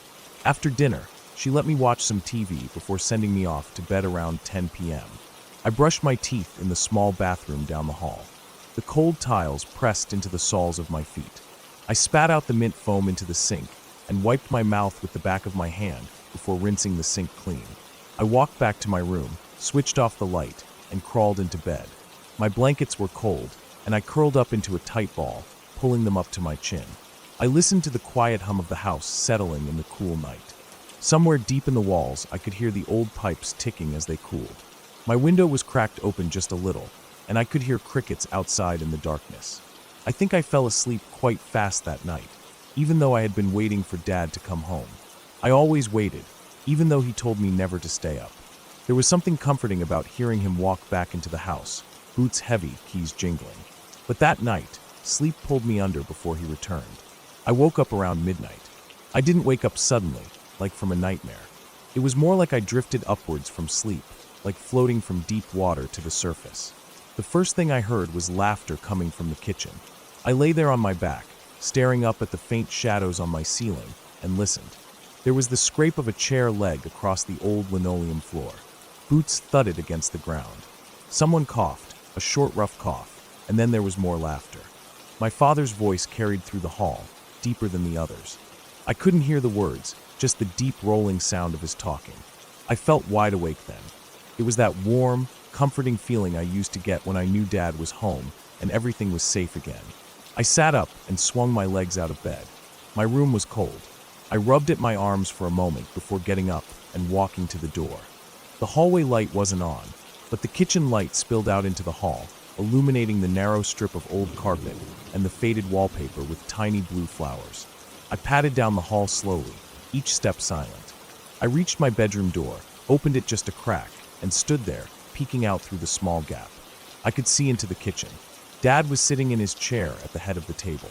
He was still wearing his heavy hunting jacket, unzipped, and his hair was flattened from his hat. His friends were sitting around the table too. They all had drinks in their hands. The table was cluttered with mugs, a couple of open bottles, empty glasses, a half-empty packet of biscuits, and a plate with the remains of dinner that someone must have reheated when they got back. My mother was there too, standing near the stove with her arms crossed, smiling slightly as she listened. At first, it felt normal. They were talking about the hunting trip, telling stories, laughing about things that had happened out there. One of Dad's friends was describing how his boot had sunk deep into the mud, and he nearly fell face first into the water while trying to pull it out. Everyone laughed loudly at that, and I smiled too just watching. But then something strange started happening. It was a small feeling at first, almost like a tickle at the back of my mind. I realized that I knew exactly what Dad's friend was going to say next. Before he even finished his sentence about the mud, I knew he was going to say something about how his other boot nearly got stuck too, and then he joked that the ducks were laughing at him. And that's exactly what he said, word for word. I stood there, feeling goosebumps rising on my arms as I pressed my forehead against the doorframe. I shook my head slightly, thinking maybe I had heard this story before, but I knew I hadn't. Then Dad started talking. He leaned back in his chair, took a sip from his glass, and I just knew, that he was about to tell the story about how his gun jammed in the morning, and he spent 15 minutes trying to fix it while a whole group of ducks flew overhead. He told it exactly how I knew he would. Every single word matched what was in my head. My heart started beating faster. I felt like I couldn't move from that spot. I stared at them from behind the door as the conversation continued. Each time someone opened their mouth to speak, the words popped into my mind a second or two before they actually said them. I whispered them under my breath, testing it, and every single time I was right. It was like I had dreamed the entire conversation before waking up. My mouth felt dry. My chest felt tight. I tried to tell myself that maybe I had fallen asleep again and was dreaming it all, but I could feel the cold floor under my feet. I could smell the stale stew and cigarette smoke drifting down the hall. I could hear the faint ticking of the clock in the living room. Everything felt so real. I started feeling scared then, not of them, but of myself. I felt like I had been given a glimpse of something I wasn't supposed to see. Like someone had peeled back the curtain on the world, just for a moment, and I was seeing how it actually worked behind the scenes. The conversation kept going. Dad's other friend started talking about how his truck had gotten stuck in the mud near the hunting spot, and I knew he was going to say that he had to get out, and push it while another guy steered. He said it exactly. I whispered it before he did, my voice trembling. My whole body felt cold and light, like I was floating. They kept laughing and talking, not realizing that a 10-year-old boy was standing in the hallway predicting every single word. I pressed my back against the wall and slid down to sit on the floor. I tucked my knees up to my chest and hugged them tightly. My mind was spinning. I felt sick, like I was going to throw up. I didn't want to hear them anymore. I covered my ears with my hands and squeezed my eyes shut, but I could still hear their voices, muffled but still clear in my mind, still knowing what each person was going to say next. I don't know how long I sat there like that, but eventually I felt so exhausted that I crawled back into my room on hands and knees, climbed into bed, and pulled the blanket over my head. My heart was still racing. I kept my eyes closed tight and tried to focus on my breathing, feeling my chest rise and fall under the blanket. I tried to pretend I was somewhere else, anywhere else, where my head felt normal again. I didn't sleep well that night. I woke up again just before dawn. My room felt gray and silent. I lay there staring at the ceiling, feeling the scratchy fabric of my old pillowcase against my cheek. My body felt heavy and tired, like I hadn't slept at all. When I finally got up, I walked slowly down the hall. The kitchen was empty. The table was littered with empty glasses, crumpled napkins, and a few cigarette butts in a plate. The chairs were pushed back, and I could see the muddy prints from their boots dried on the floor. The house felt dead quiet, the way it always did in the early morning when everyone was sleeping off their tiredness. I walked over to the sink and poured myself a glass of water. I drank it slowly, staring out the window at the pale sky.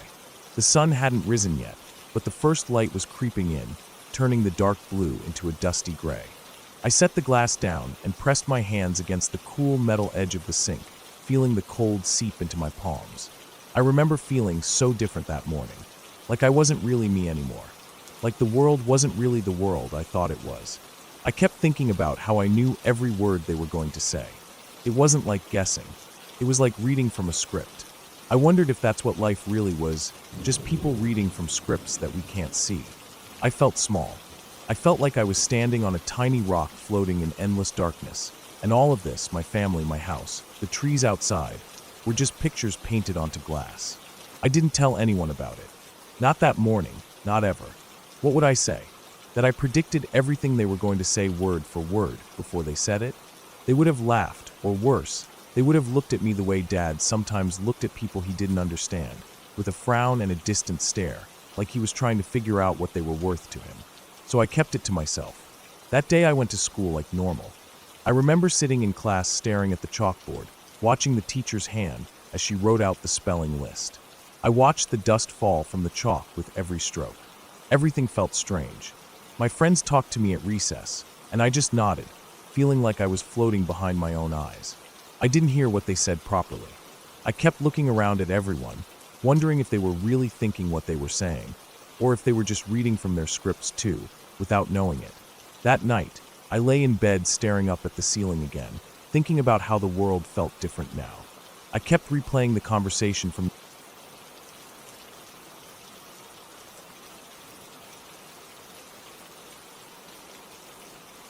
I woke up before sunrise that day. I don't really know why. Sometimes my body just decides sleep is over, and there's nothing I can do to convince it otherwise. I lay there staring at the ceiling of my room for a while, listening to the quiet hum of the fridge out in the kitchen and the ticking of the wall clock near my bed. I could hear the faint chirping of birds starting outside. I rolled over, checking my phone to see it was only 5:02 a.m. Too early to call anyone, too early to really do anything. But my mind felt awake, so I sat up on the edge of the bed, rubbing my eyes, feeling the stiffness in my back from sleeping on one side the whole night. My room was cold, colder than I expected. I grabbed the old gray hoodie off the chair and put it on, pulling the sleeves down over my hands for warmth. I walked out into the kitchen and poured myself a glass of water. It was silent outside, no traffic sounds, no distant barking dogs, nothing. Just that early morning quiet.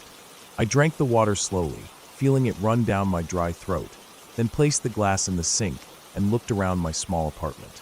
Everything was where it should be. My shoes lined up by the door, my keys on the counter, my bag on the table. I didn't feel like being inside anymore, so I decided to go out for a walk to clear my head. I put on my shoes, grabbed my phone and wallet, and stepped out into the dim morning light. The air outside was crisp. It smelled like wet concrete and distant burning wood, that faint smoky smell some houses give off early in the morning. I started walking down the street, feeling the cool breeze brushing against my face. The streetlights were still on, casting yellow circles of light on the quiet road. I walked past a few closed shops with their shutters down and past the small park near the end of my street. I saw a stray dog sleeping near the bench, curled up tight trying to keep warm. I kept walking, my hands tucked into the pocket of my hoodie, my eyes half focused on the road ahead and half lost in my own thoughts. I reached the edge of town in about 15 minutes. There's a dirt path that goes from there into a small forested area. I've walked there a few times during the day, but never before sunrise. I hesitated for a bit, looking down the path that disappeared between tall trees, the sky above slowly turning a deep blue with hints of orange.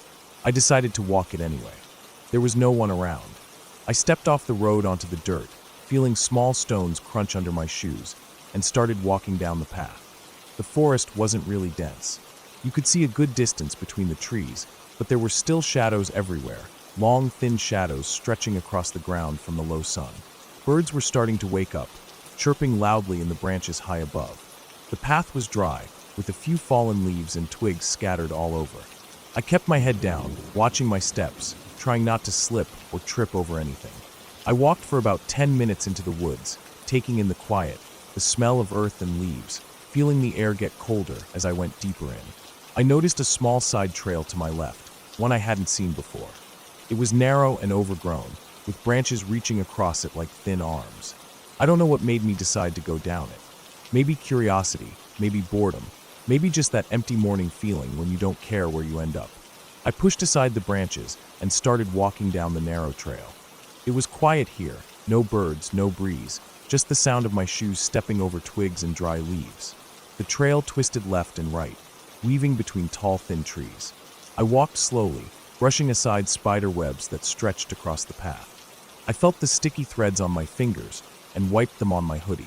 I kept going, deeper in, the light getting dimmer as the trees grew thicker overhead. I could hear my breathing, louder than normal, echoing in my ears as I walked.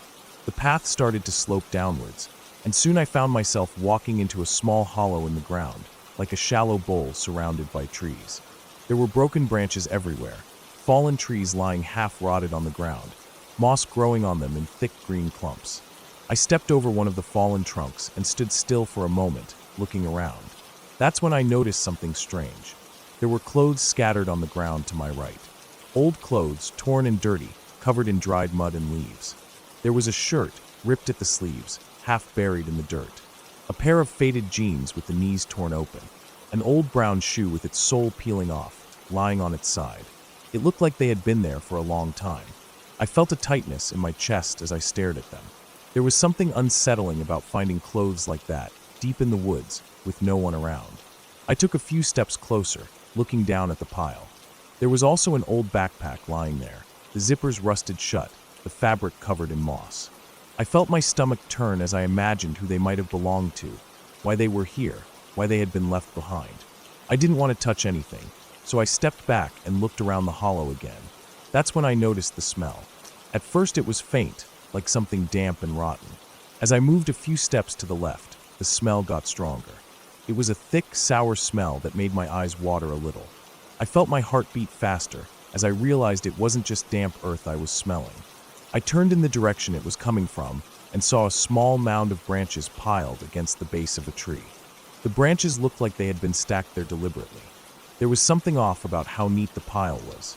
I walked closer, feeling my knees shake slightly as the smell grew stronger with every step. Flies buzzed around the pile, landing and taking off, their tiny bodies glinting in the dim light.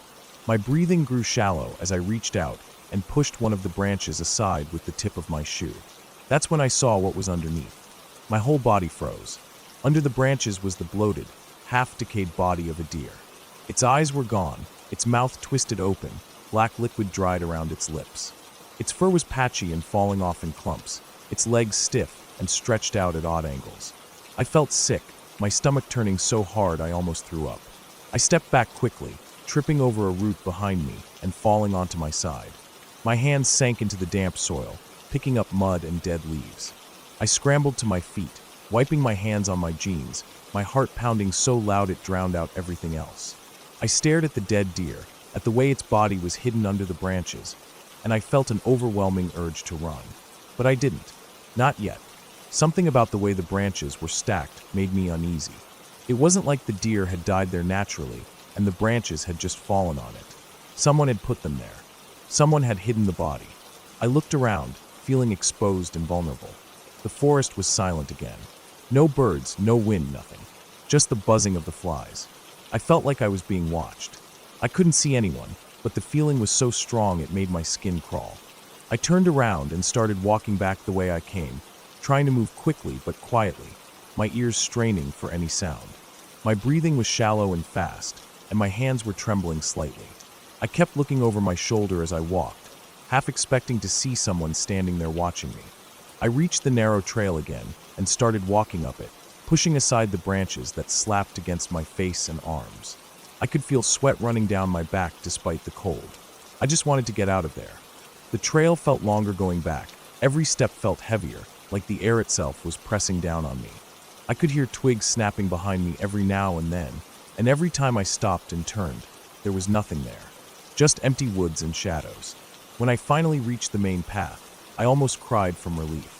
I turned left and started walking quickly back towards the edge of the forest, my eyes darting from side to side, checking between trees for any movement. The sun was up now, but its light didn't reach this part of the forest properly. Everything was still dim and gray. I kept walking, almost jogging, feeling my knees ache with each step. As I neared the end of the path, I heard a rustling sound behind me, louder than before. I didn't turn around this time. I just started running. My feet pounded the dirt, slipping and catching on roots and stones. Branches whipped against my arms and face as I pushed through them. I didn't care about the scratches or the mud on my shoes. I just ran, my heart thumping so hard it felt like it was going to burst out of my chest. When I finally reached the road at the edge of the forest, I stopped and turned around, panting heavily, my chest burning. The path behind me was empty, just silent trees swaying slightly in the morning breeze. I stood there for a long time, trying to catch my breath, wiping the sweat from my forehead with my sleeve. My legs were shaking so hard I thought I might collapse right there on the side of the road. I walked back home slowly, my mind blank except for the image of the dead deer under the branches, the torn clothes lying nearby, and that thick sour smell that still seemed to cling to the inside of my nose. When I reached my apartment, I sat down on the edge of my bed and took off my shoes. My socks were damp with sweat and mud. I sat there for a long time, staring at the floor, feeling the cold air of the room on my skin. I never told anyone about what I saw that morning. I don't really know why. Maybe I felt like they wouldn't understand, or maybe I just didn't want to relive the feeling of that place.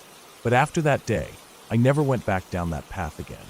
I still go for walks sometimes, but I stay on the main road now, close to where there are houses and people and cars passing by. I don't go down narrow trails or into hollows hidden under trees. That morning changed the way I feel about the woods. Before, they felt peaceful. Now they feel like a place where things go to hide, things that aren't meant to be found. Every now and then, early in the morning when I wake up before sunrise, I think about those clothes lying in the dirt.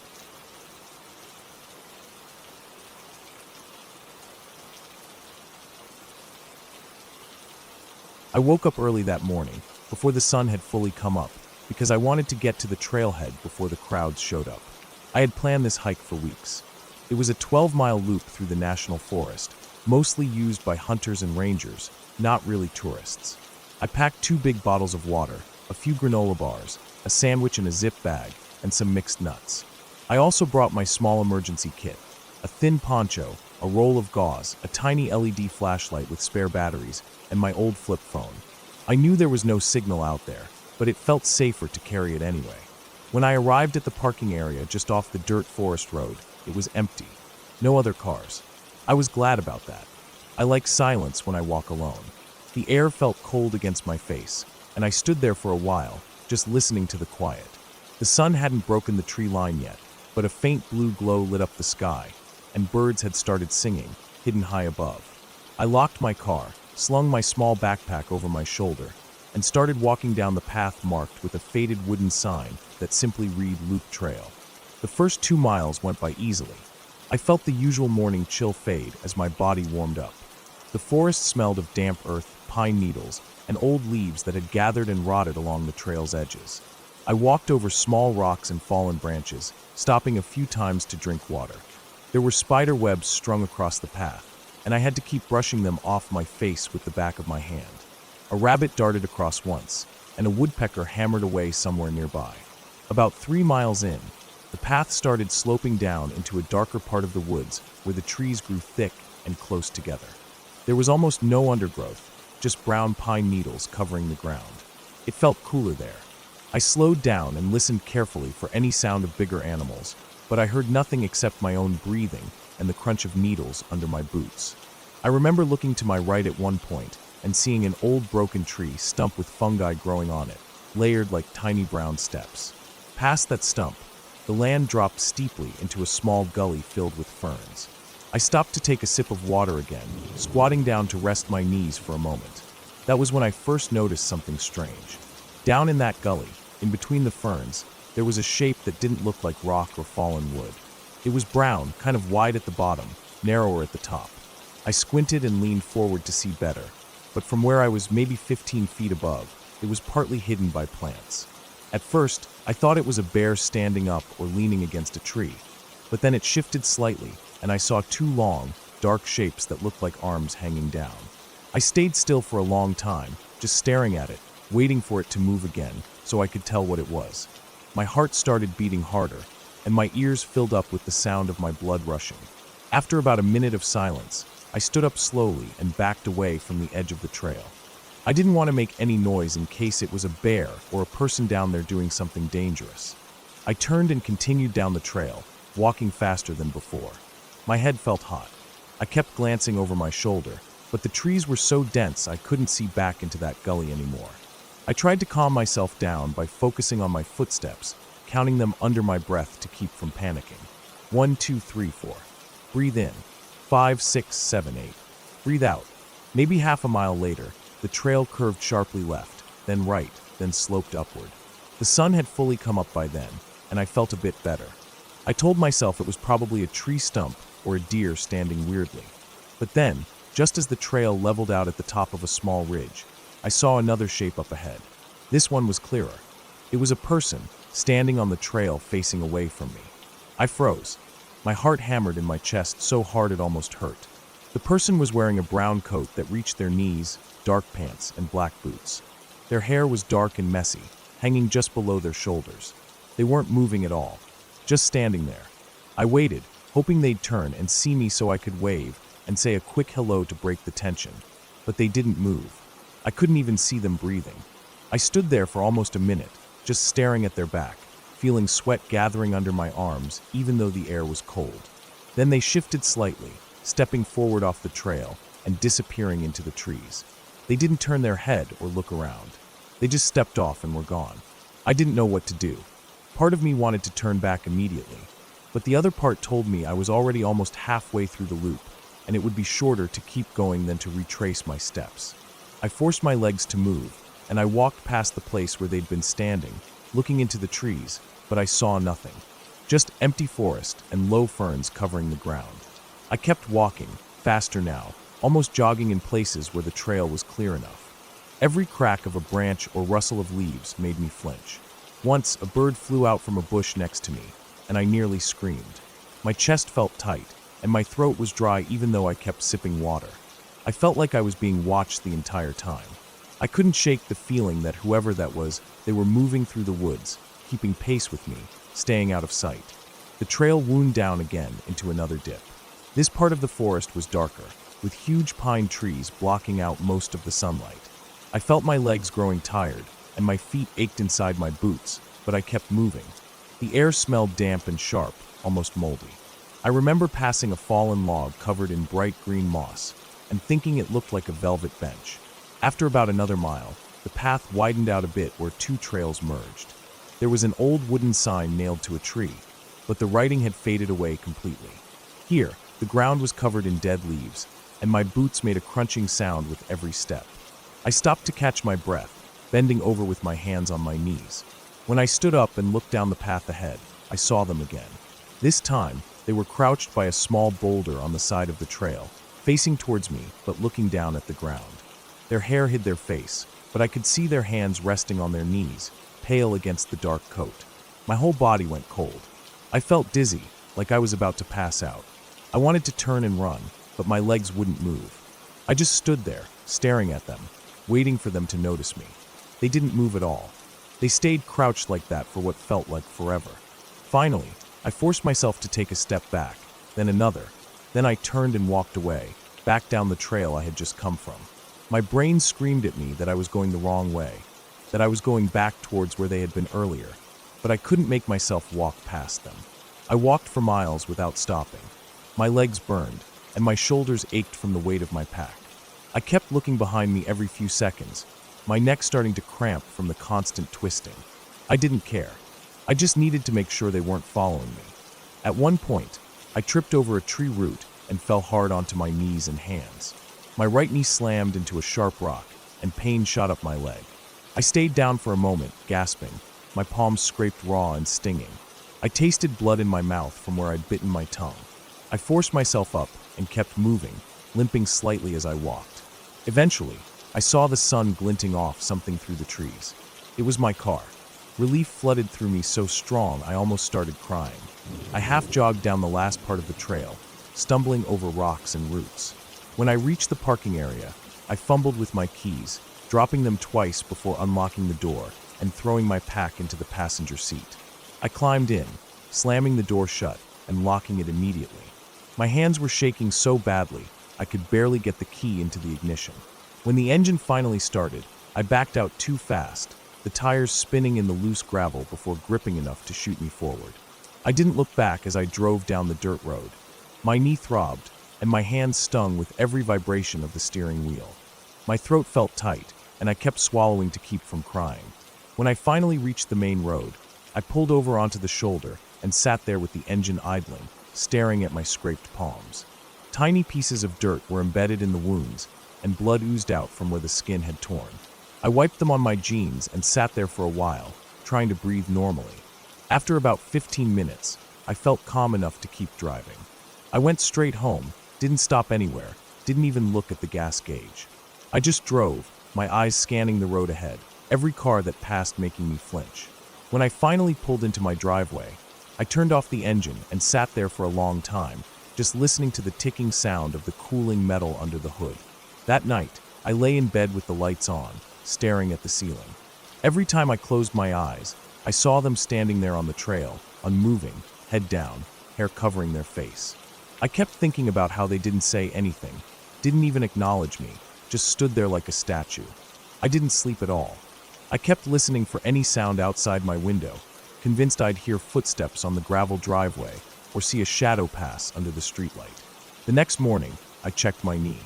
It was swollen and bruised, but I could walk on it. My hands were scabbed over and sore. I cleaned them with antiseptic and bandaged the worst cuts. I tried to eat breakfast but couldn't keep anything down, so I just drank water and sat by the window, staring out at the street. I haven't been back to that trail since. I told myself it was probably just another hiker, maybe a homeless person living out there, maybe someone who didn't want to be seen. But deep down, it doesn't feel like that. It feels like something was wrong with them, something that made my body scream at me to get away.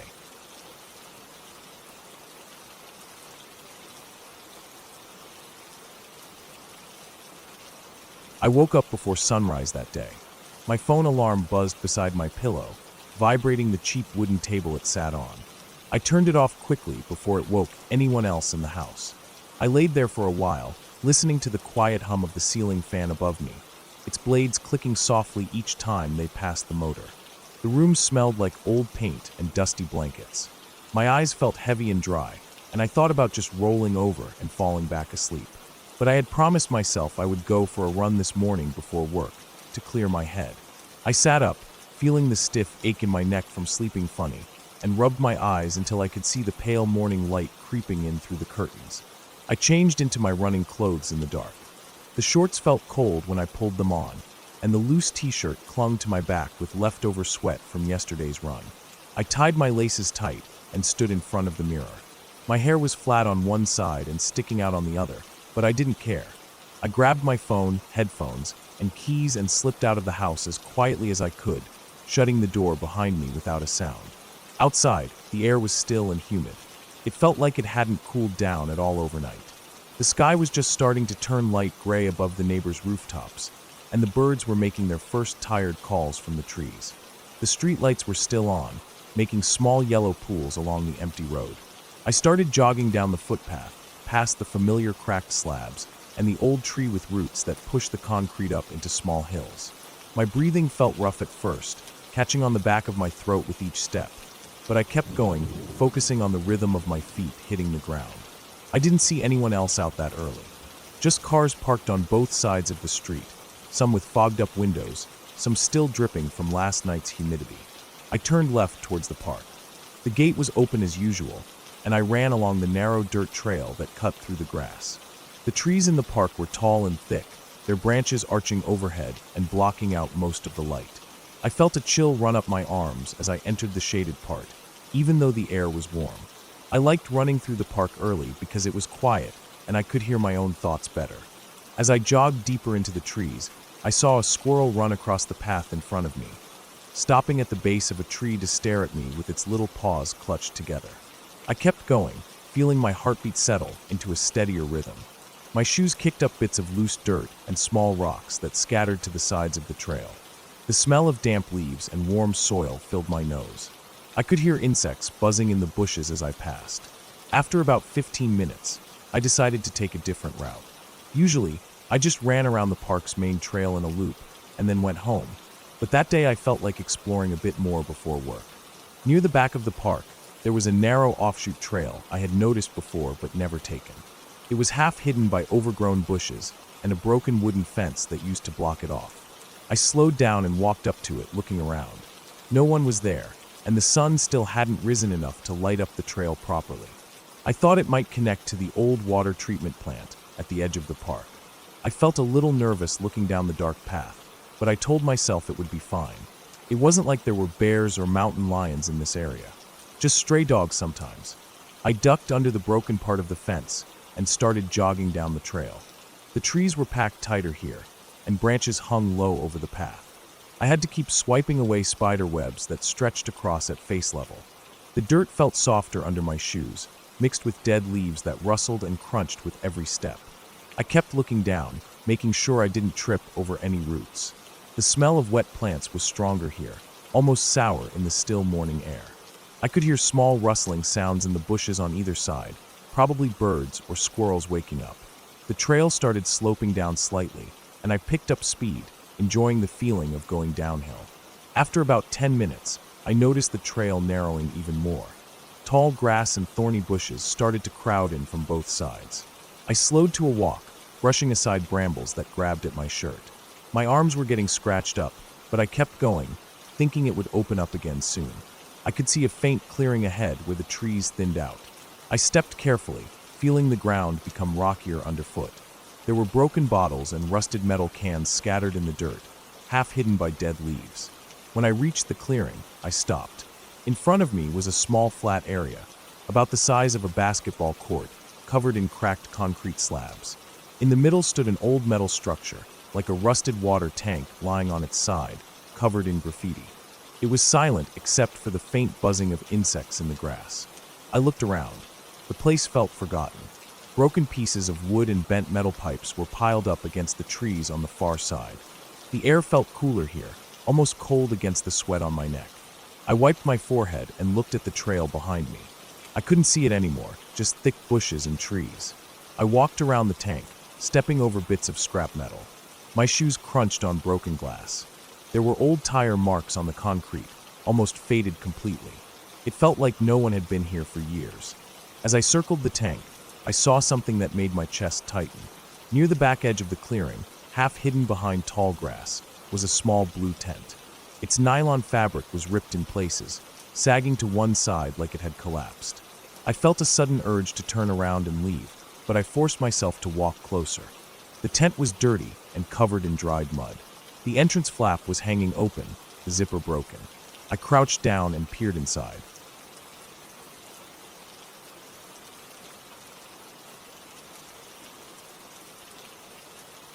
I never liked driving long distances at night, but that evening I had no choice.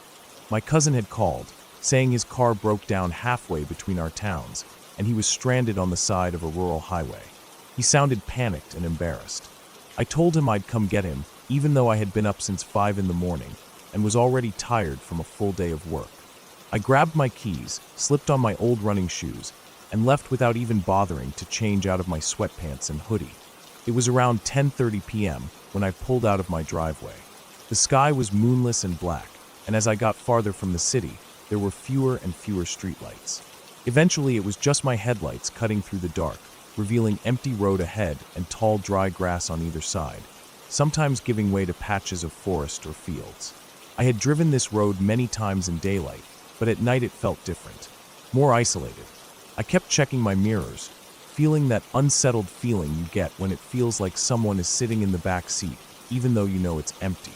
I had been driving for about 45 minutes when I saw something in the distance on the side of the road. My cousin had said he was waiting in his car, so I thought I'd see headlights or hazard lights blinking. But as I got closer, I realized it wasn't a car at all. It looked like a large black trash bag tossed on the gravel shoulder, only it was shaped strangely. I slowed down, and as my headlights swept over it, I saw fur. It was a dead deer, twisted awkwardly with its neck bent back. I felt a jolt in my chest as I passed it, its glassy eyes catching the light for a split second. The smell of blood and something rotten drifted through my vents. I pressed down on the gas and tried to push away the image. Roadkill was normal out here, but seeing it like that in the dark made my stomach twist. About 10 minutes later, I saw the blinking of hazard lights up ahead. My cousin's old sedan was pulled over with the hood popped open. I pulled in behind him, keeping my headlights on so we had some light. I stepped out into the humid night air, stretching my back. I walked up to the car, expecting him to be sitting inside with the door open, but the driver's seat was empty. I called his name out into the dark, but the only reply was the buzz of insects and the distant sound of frogs croaking from somewhere beyond the trees. I walked around the car, shining my phone flashlight along the ground in case he had dropped something or was crouched down trying to check the tires. The grass at the edge of the gravel shoulder was flattened in one spot, leading into the ditch. I followed it, stepping carefully over broken branches and trash. After a few steps, I found one of his shoes lying on its side. It was his beat-up black sneaker with the sole coming off, the one he always wore. There was no sign of him, no movement in the darkness, just the hot smell of earth and weeds. I picked up the shoe and felt a tightness in my chest. For a few seconds, I stood there in silence, listening. My ears were filled with the rushing sound of my own blood. I looked out past the ditch into the tree line, shining my phone light between the trunks. The forest was thick with old oaks and maples, their branches tangled overhead, so not even the faint starlight could cut through. I kept telling myself he must have gone to pee in the woods, but the longer I waited, the worse I felt. It had been raining the day before, and the ground squelched under my feet as I stepped into the trees, calling his name again, quieter this time, like I was afraid of waking something up. I moved deeper in, stepping over roots and rotten logs, my phone light swinging back and forth, creating moving shadows that made me jump. I found fresh footprints in the mud, big enough to be his. They led away from the road and curved around some brush. I followed them, trying to be quiet even though I didn't know why. The deeper I went, the colder it felt, like the warm summer air couldn't reach through the trees. I heard snapping sounds ahead, like someone stepping on sticks. My heart pounded. I quickened my pace, the beam of light bouncing on tree trunks and bushes. The footprints became harder to see, but I kept following the general direction. Finally, I came to a small clearing, just a patch of grass surrounded by thicker brush. I stood there, breathing hard, trying to listen. The woods felt alive with tiny noises, bugs, frogs, wind pushing the high branches. But underneath all of it, I thought I heard something else. Breathing. Heavy, ragged breathing, coming from the left. I turned and shone my light. Nothing but bushes. I stepped closer, my shoes sinking into wet ground. The breathing got louder. My phone light flickered for a second as I pushed a branch aside and looked. My cousin was lying on the ground, curled up on his side, his arms wrapped around his head. His breathing was fast and shallow, almost like sobbing. His shirt was ripped at the shoulder, and there was blood on his forehead. I reached out and touched his arm. He flinched hard, then turned his head and looked up at me, eyes wide and unseeing. His lips were moving like he was whispering something, but no sound came out. His whole body was trembling so violently I could feel it through my hand. I tried to pull him up, but he didn't help at all. He felt limp and heavy, like a sack of wet sand. I finally got him sitting up and grabbed him under the arms, dragging him through the bushes back toward the road. Every step felt like walking through glue. My breath was coming in short gasps from the effort and from fear. I kept glancing over my shoulder, feeling exposed in the clearing. We reached the car after what felt like hours, though it was probably just 5 minutes. I got him leaning against the rear door and ran to mine, grabbing the half-empty water bottle from the cup holder. I poured some into his mouth. He choked a bit but swallowed. His eyes started focusing, darting around in panic before settling on me. He grabbed my wrist with surprising strength, his fingers digging into my skin. His lips moved again, whispering so quietly I couldn't hear. I leaned closer. His breath smelled of blood and bile. He whispered again, and I caught the word run. He tried to stand, but his legs gave out. I heard something move in the grass behind us, a slow, deliberate rustling like someone dragging a heavy bag. I turned, shining my phone light. 2 glowing dots reflected back from the dark, low to the ground. At first I thought it was an animal, but then I saw the outline. It was a man crouched down, wearing something dark that blended into the trees. I couldn't see his face, just the gleam of his eyes catching my light. He didn't move. He just watched us. My skin prickled with cold terror. My cousin was trying to get up again, making a choking sound. I grabbed him under his arms and half-dragged, half-carried him to my car, shoving him into the passenger seat. I ran around and jumped in, locking the doors before I even turned the ignition.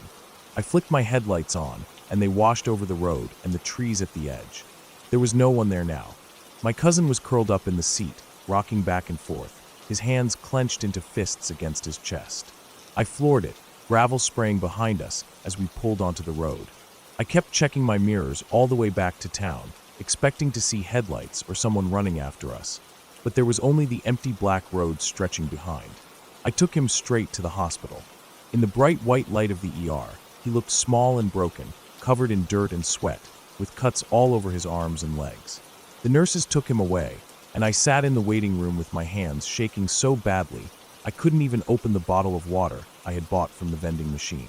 I sat there for an hour, staring at the floor tiles, before a doctor came to tell me he was physically okay, just dehydrated and traumatized. They wanted to keep him overnight for observation. When I finally saw him again, he was sitting up in a hospital bed and 4 in his arm. His eyes were bloodshot and swollen from crying. I asked him what happened, but he didn't answer. He just shook his head, staring at nothing. Later, his parents came and I left, driving home as the sun started to rise, painting the sky with pale pink and orange. I felt numb and empty. The image of that man crouched in the woods burned into my mind. A few days later, his parents called me. He still hadn't spoken about what happened. He wouldn't leave his room and jumped every time someone knocked on the door. The police went out to where we found him, but found nothing except for some broken branches and footprints leading in circles. They asked me to come in and give a statement. I told them everything I saw, every detail. They asked if I thought it was a robbery or some drunk hunter messing around.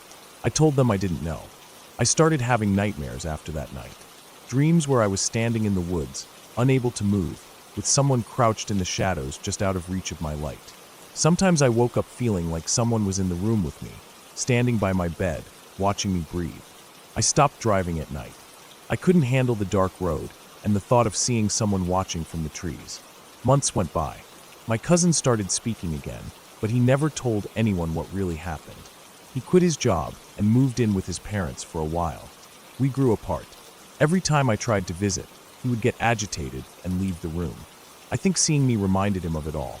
Eventually, he moved to another state to live with his sister. I haven't seen him in over a year now. I still think about that night every time I drive past that stretch of highway. I think about that man crouched in the woods, just watching us, not moving, not speaking.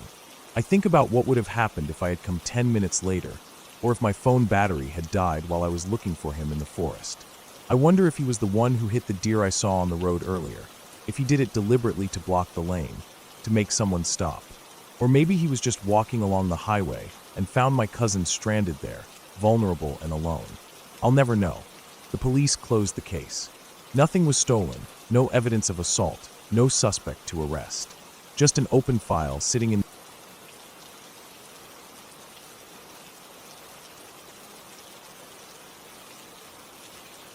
I woke up before the sun that day.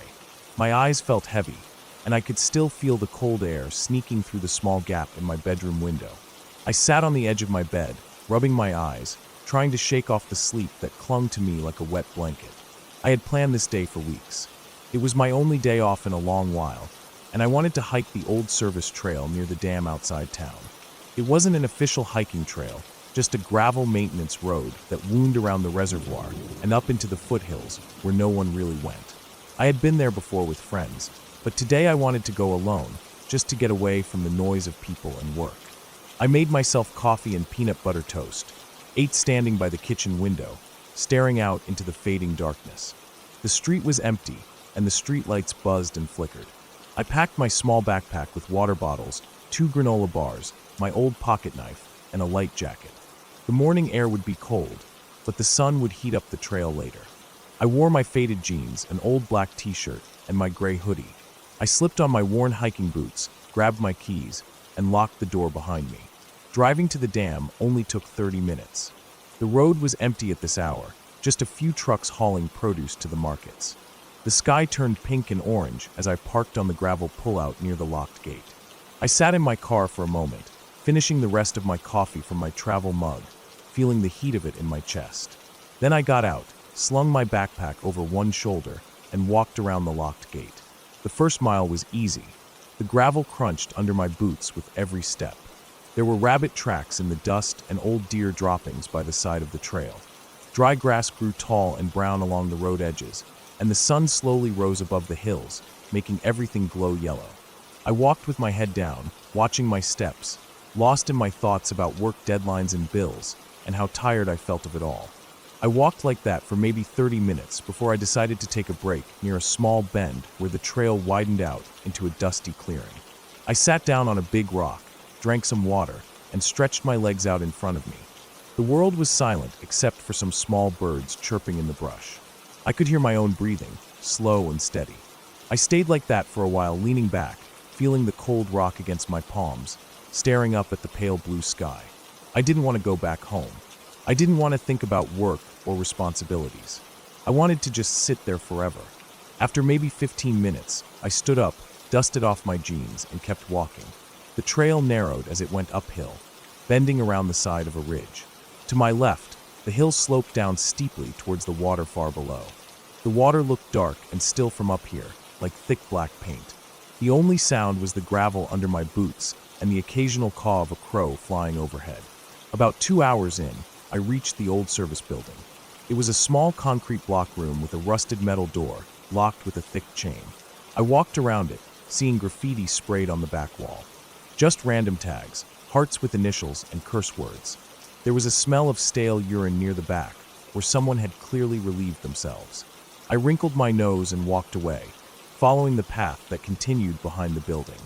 It was narrower here, more overgrown with weeds and bushes scratching at my jeans. I felt a sense of calm. I always did in places like this, where no one else was around. I could hear my heartbeat, steady and quiet, and the sound of my boots on dirt. I walked for another half hour before deciding to eat a granola bar. I sat on the ground with my back against a tree, chewing slowly, watching a group of ants crawl in and out of a crack near the roots. My mind felt quiet. I finished my snack, took a sip of water, and stood up. When I started walking again, I noticed something ahead on the trail. At first, I thought it was just a fallen branch or maybe an old piece of wood washed down by rains, but as I got closer, I saw it was a shoe. A single shoe, old and dirty, lying on its side. It was a black sneaker, faded gray from sun and dust. It looked like it had been there a long time. I slowed down, looking around out of habit. The bushes were still, and the trees above me swayed gently in the breeze. I stepped over the shoe and kept walking, but now I felt uneasy. It wasn't normal to see a single shoe lying out here. There was no reason for anyone to just leave it there. I told myself it was probably someone's lost shoe from years ago, washed down in the rains, or maybe dropped by someone carrying trash to dump. Still, I felt something tighten in my chest. The air felt different, like it had thickened somehow. I walked for another 10 minutes, my steps slower now, ears straining to hear any sound around me. I started noticing things I hadn't before. Broken branches along the trail edges, small torn pieces of plastic caught in bushes, an old water bottle half buried in the dirt. Trash, yes, but it felt like something else. I couldn't explain it, but it felt like signs of people who had been here but hadn't cleaned up. I kept going, feeling more and more aware of how alone I was out here. Then I saw it. Ahead, near a bend in the trail, there was a small clearing off to the right. I couldn't see into it clearly because bushes blocked part of the view, but I could see the remains of what looked like an old campfire ring, blackened stones in a circle. I stopped walking. My breathing had gotten faster without me realizing. I walked slowly towards the clearing, stepping off the trail and pushing aside the bushes. There was a campfire ring, and around it were old crushed cans, torn pieces of tarp, a half-buried plastic bag, and some charred pieces of wood. It looked like no one had been here in a while, but I felt a chill run through me anyway. People weren't allowed to camp out here. This wasn't a campsite. I looked around at the trees and the sky, feeling very small all of a sudden. Then I saw it. Behind the campfire ring, in the dirt, were tire marks. Fresh tire marks, like from a motorbike or maybe an ATV. The dirt was still loose around the edges. I crouched down, touching the marks. They couldn't have been more than a day old. I stood up and looked around again. Everything was silent. Too silent. I realized then that I hadn't heard birds for a while. I felt a tight knot form in my stomach. I turned back to the trail and kept walking, faster now. My ears felt hot. I kept looking back over my shoulder every few steps.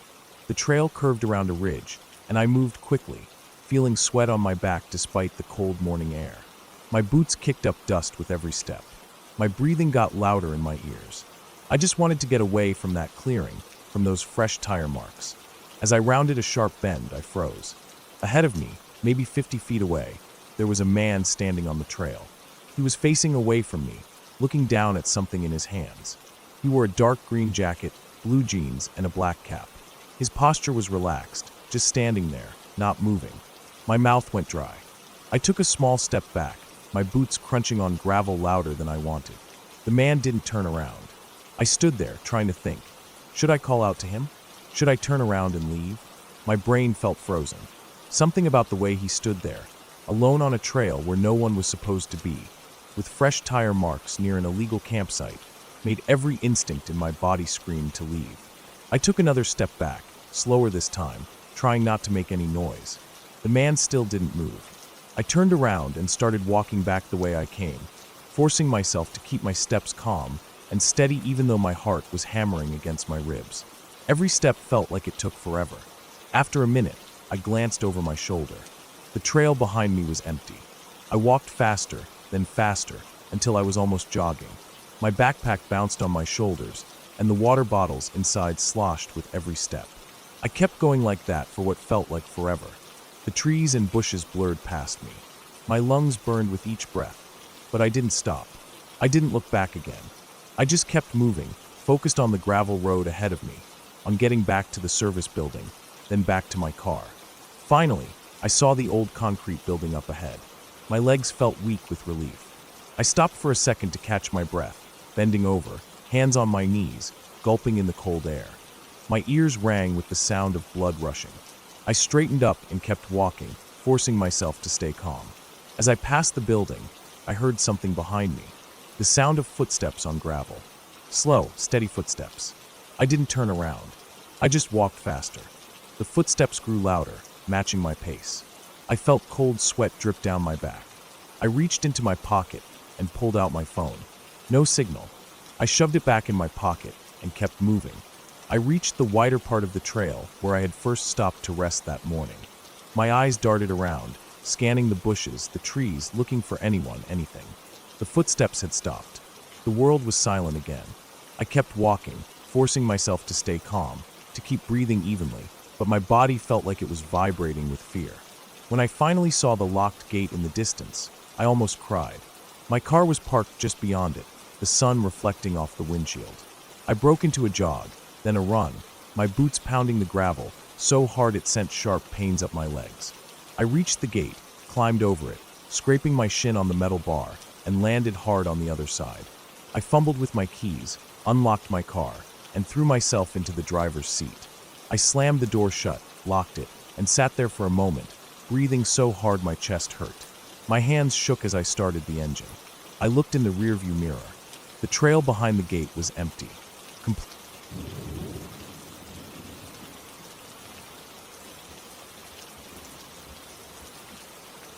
I woke up before the sun came up.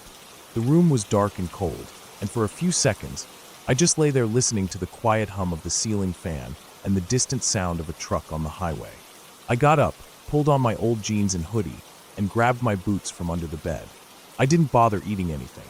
I just tied my boots, grabbed my thermos of coffee, and stepped outside.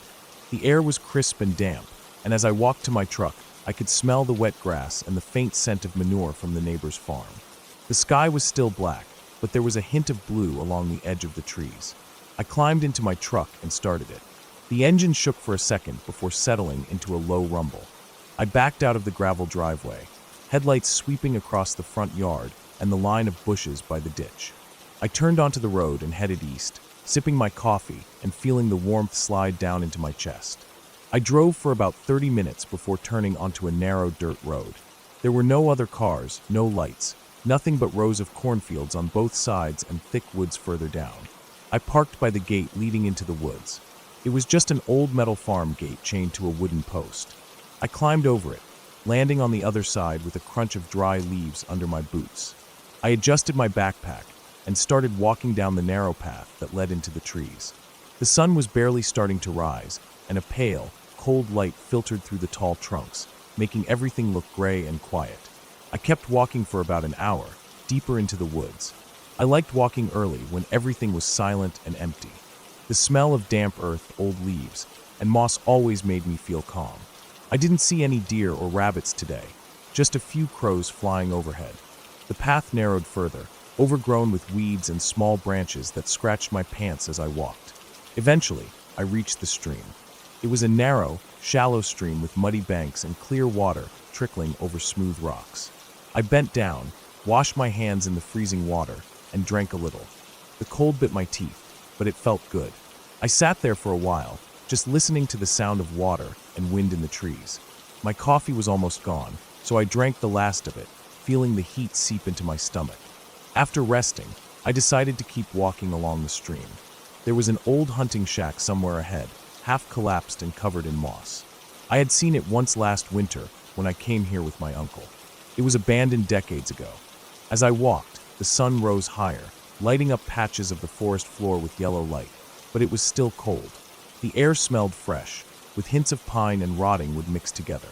The stream curved to the right, and I followed it, stepping over fallen branches and slippery rocks. My boots got soaked a few times when I stepped into deeper water, but I didn't care.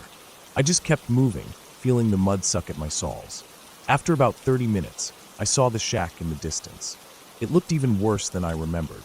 The roof had caved in on one side, and the wooden walls were covered in green moss and dark streaks of rot. One window was broken, jagged glass still stuck along the frame. I walked up to it and pushed open the door. It didn't make any noise, just swung open slowly. Inside it smelled like damp wood, mold, and dead leaves. The floor was littered with old newspapers, crushed beer cans, and chunks of broken wood from the ceiling. There was an old metal chair in one corner, rusted and bent. I stepped inside, feeling the soft give of rotten boards under my boots. I walked around, looking at the broken furniture and the graffiti sprayed on the back wall. I could see initials carved into the wooden beams, dates from the 90s and early 2000s. Someone had drawn a rough deer head in black marker on the far wall. I stood there for a while, listening to the quiet. The only sound was the wind rustling the trees outside and a crow calling somewhere far away. After a few minutes, I walked back out and started heading upstream again. The trees grew denser here, and the path almost disappeared under fallen branches and thick undergrowth. I pushed through it, brushing spider webs out of my face and feeling small twigs snap under my boots. The sun was higher now, but the trees were so tall and thick that the ground still felt cold and damp. I kept walking for another hour. I was getting hungry, so I stopped and pulled out the small sandwich I had packed. It was just peanut butter on white bread, but it tasted good out here. I sat on a large rock, chewing slowly and looking around. The forest was quiet except for the occasional rustle of leaves when the wind blew. I finished my sandwich, drank some water, and kept walking. I didn't really have a plan. I just wanted to keep moving, to see where the stream went. The further I went, the narrower it became. The ground on both sides sloped up into small ridges covered in ferns and moss. It started feeling darker and colder, even though it was mid-morning. The trees here were older, with thick trunks and high branches, and everything smelled like wet earth and mold. I started to notice old footprints along the muddy bank. They were faint, washed away by rain and time, but they were human footprints. Someone had come this way before. I wondered if it was a hunter or a hiker. As I kept walking, I saw more signs: broken branches, a cigarette but half buried in the mud, and an old boot print near a fallen log. I stepped over it and kept moving. The ground started to rise steeply ahead, forming a small hill covered in undergrowth. The stream trickled down from between two large boulders. I climbed up slowly, grabbing onto small trees and roots to pull myself up the muddy slope. At the top, the land flattened out again, but the trees grew even closer together. It felt darker here, almost like evening. I walked slowly, watching where I stepped because the ground was covered in old fallen branches, mushrooms, and deep patches of moss that felt like stepping on wet sponges. My boots sank in a few times, making squelching sounds as I pulled them free. I started feeling uneasy for some reason. I couldn't explain it, but something about the air felt wrong. It was too still. There was no wind here, no birds calling, no rustling leaves. Just silence. I kept moving, but I started to feel like I was being watched. My neck prickled, and I felt cold sweat forming under my hoodie. I stopped and looked around, scanning the trees and undergrowth. Nothing moved. Everything was dead still. I listened, but I heard nothing, not even the distant sound of the stream anymore. I took a few deep breaths and kept walking, trying to ignore the feeling. I told myself it was just in my head. I was alone in the woods, far from any roads or houses. It was normal to feel uneasy in a place like this, but the feeling didn't go away. It grew stronger with every step, until my stomach felt tight and my chest felt heavy. Suddenly, I saw something ahead. At first I thought it was just another fallen tree, but as I got closer, I saw that it was a blue tarp. It was tied between two trees, forming a rough shelter. There was a small fire pit in front of it, cold and filled with damp ashes. A few old beer cans were scattered around, and an empty plastic water bottle lay half buried in the moss. I froze. My heart started pounding in my chest.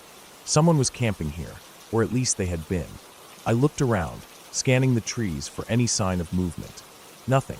I walked slowly closer, stepping carefully to avoid making noise. The tarp was sagging under the weight of fallen leaves. Underneath it was a sleeping bag, dirty and stained, lying on a thin foam mat. There was an old backpack leaning against the tree, half open with clothes spilling out. I stood there listening. The air felt heavy and silent.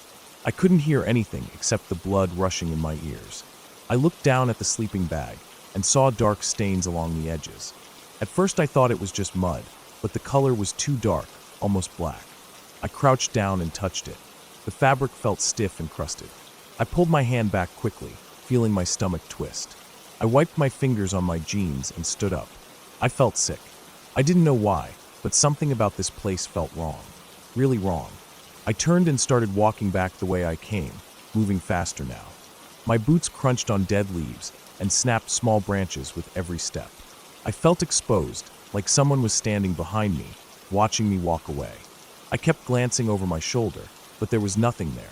I walked quickly for a while, trying to follow the path I had taken earlier, but everything looked different now. The trees all looked the same, and the ground was covered in the same blanket of moss and leaves.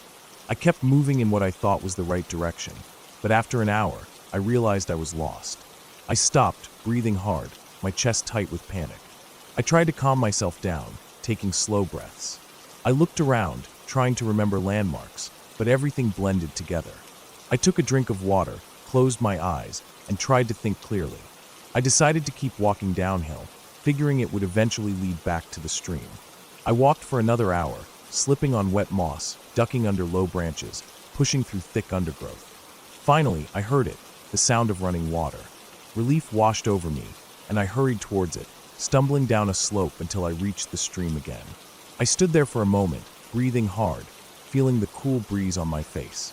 I didn't know if I was upstream or downstream from where I had started, but I didn't care.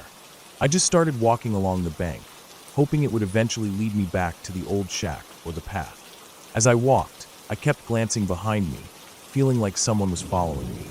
Every rustle of leaves made my skin crawl. Every bird that took off from the branches above made my heart jump into my throat. I kept moving, faster now, almost running at times. The stream curved